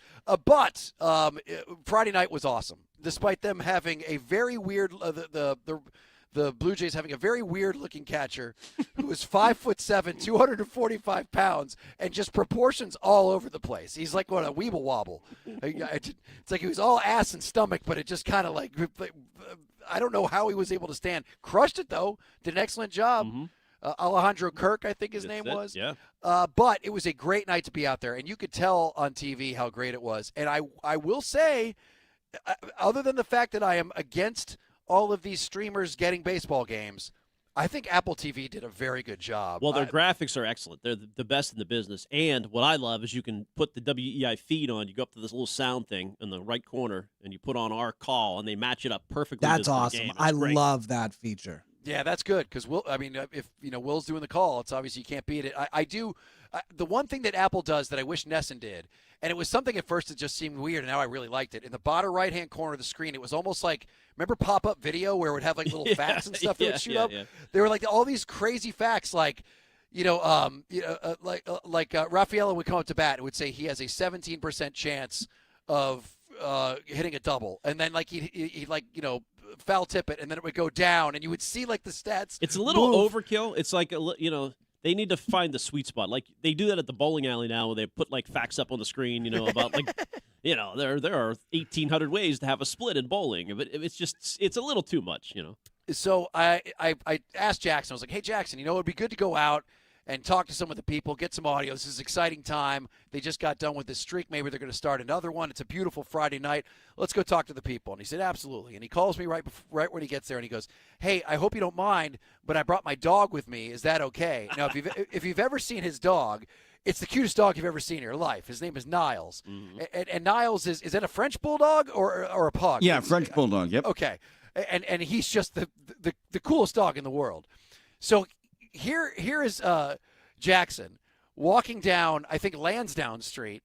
He's got Niles, and it occurred to me pretty quick, it would almost be like going and doing interviews holding a unicorn balloon. What's going to happen when you do an interview holding a unicorn balloon?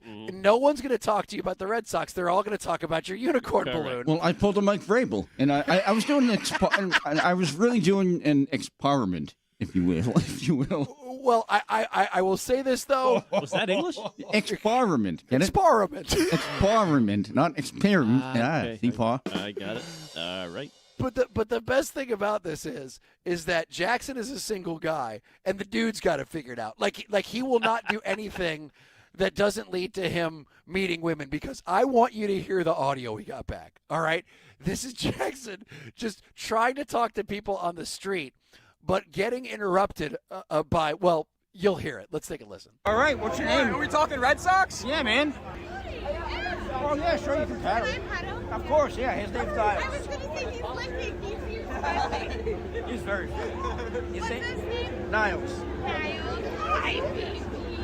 Hi, baby. He loves the ladies. Okay, stop.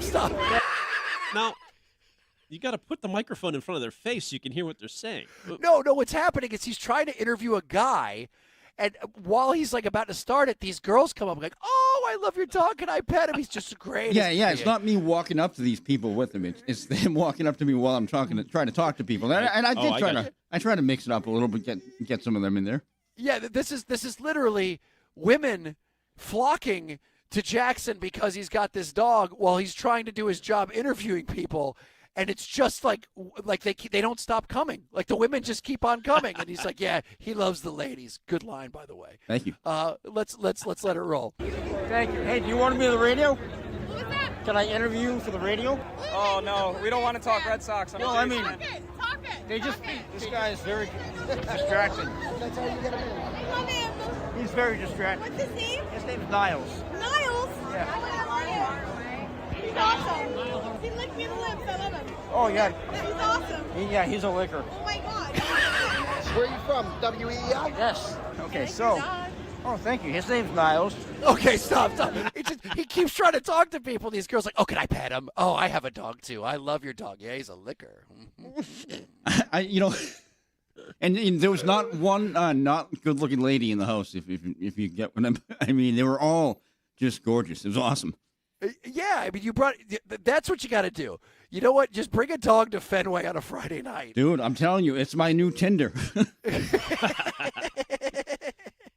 I mean, it's just, I'm not kidding you. It was just he sent me 7 cuts of like people he interviewed. And in almost every single one, when he was trying to talk to a guy, a girl just came in and was just like, "Oh, I love your dog." And he's like, "Oh, yeah, you do." Yeah, I kind of went off the rails a little bit. I did try to get the good questions in, but I mean, he was the star of the show. And I have to figure out a way to mix him in. Like Ken said about the graphics. I need a sweet spot. All right, let's let it roll. He's so cute. He loves ladies. Smart man. He's the best. Also, you're watching the game through the WEEI studio. As close as we can get, you know? Pretty badass. All right, if you could say anything to pump the team up for this new season that we have, because it's a new season now. New season? What would you? Yes. It's a whole new Red Sox. The middle of the. No, we're a whole new season. The 15-game win streak. Okay. Keep it going. Keep it going. Keep it going. All right. Keep it. That's a good one actually. Don't stop until you win it all. Like Michael Jackson. Yeah, exactly. What? Don't stop believing. Don't stop till you get enough? Yes. Don't stop till you win it all. Yeah. Don't stop till you win it all. Come on. And at that point, we were standing outside of the WEEI studios, and Arcand just saw me walk back and forth with the dog, and he kept going, "Ladies and gentlemen, if you want to be in the radio, talk to the guy with the beautiful dog."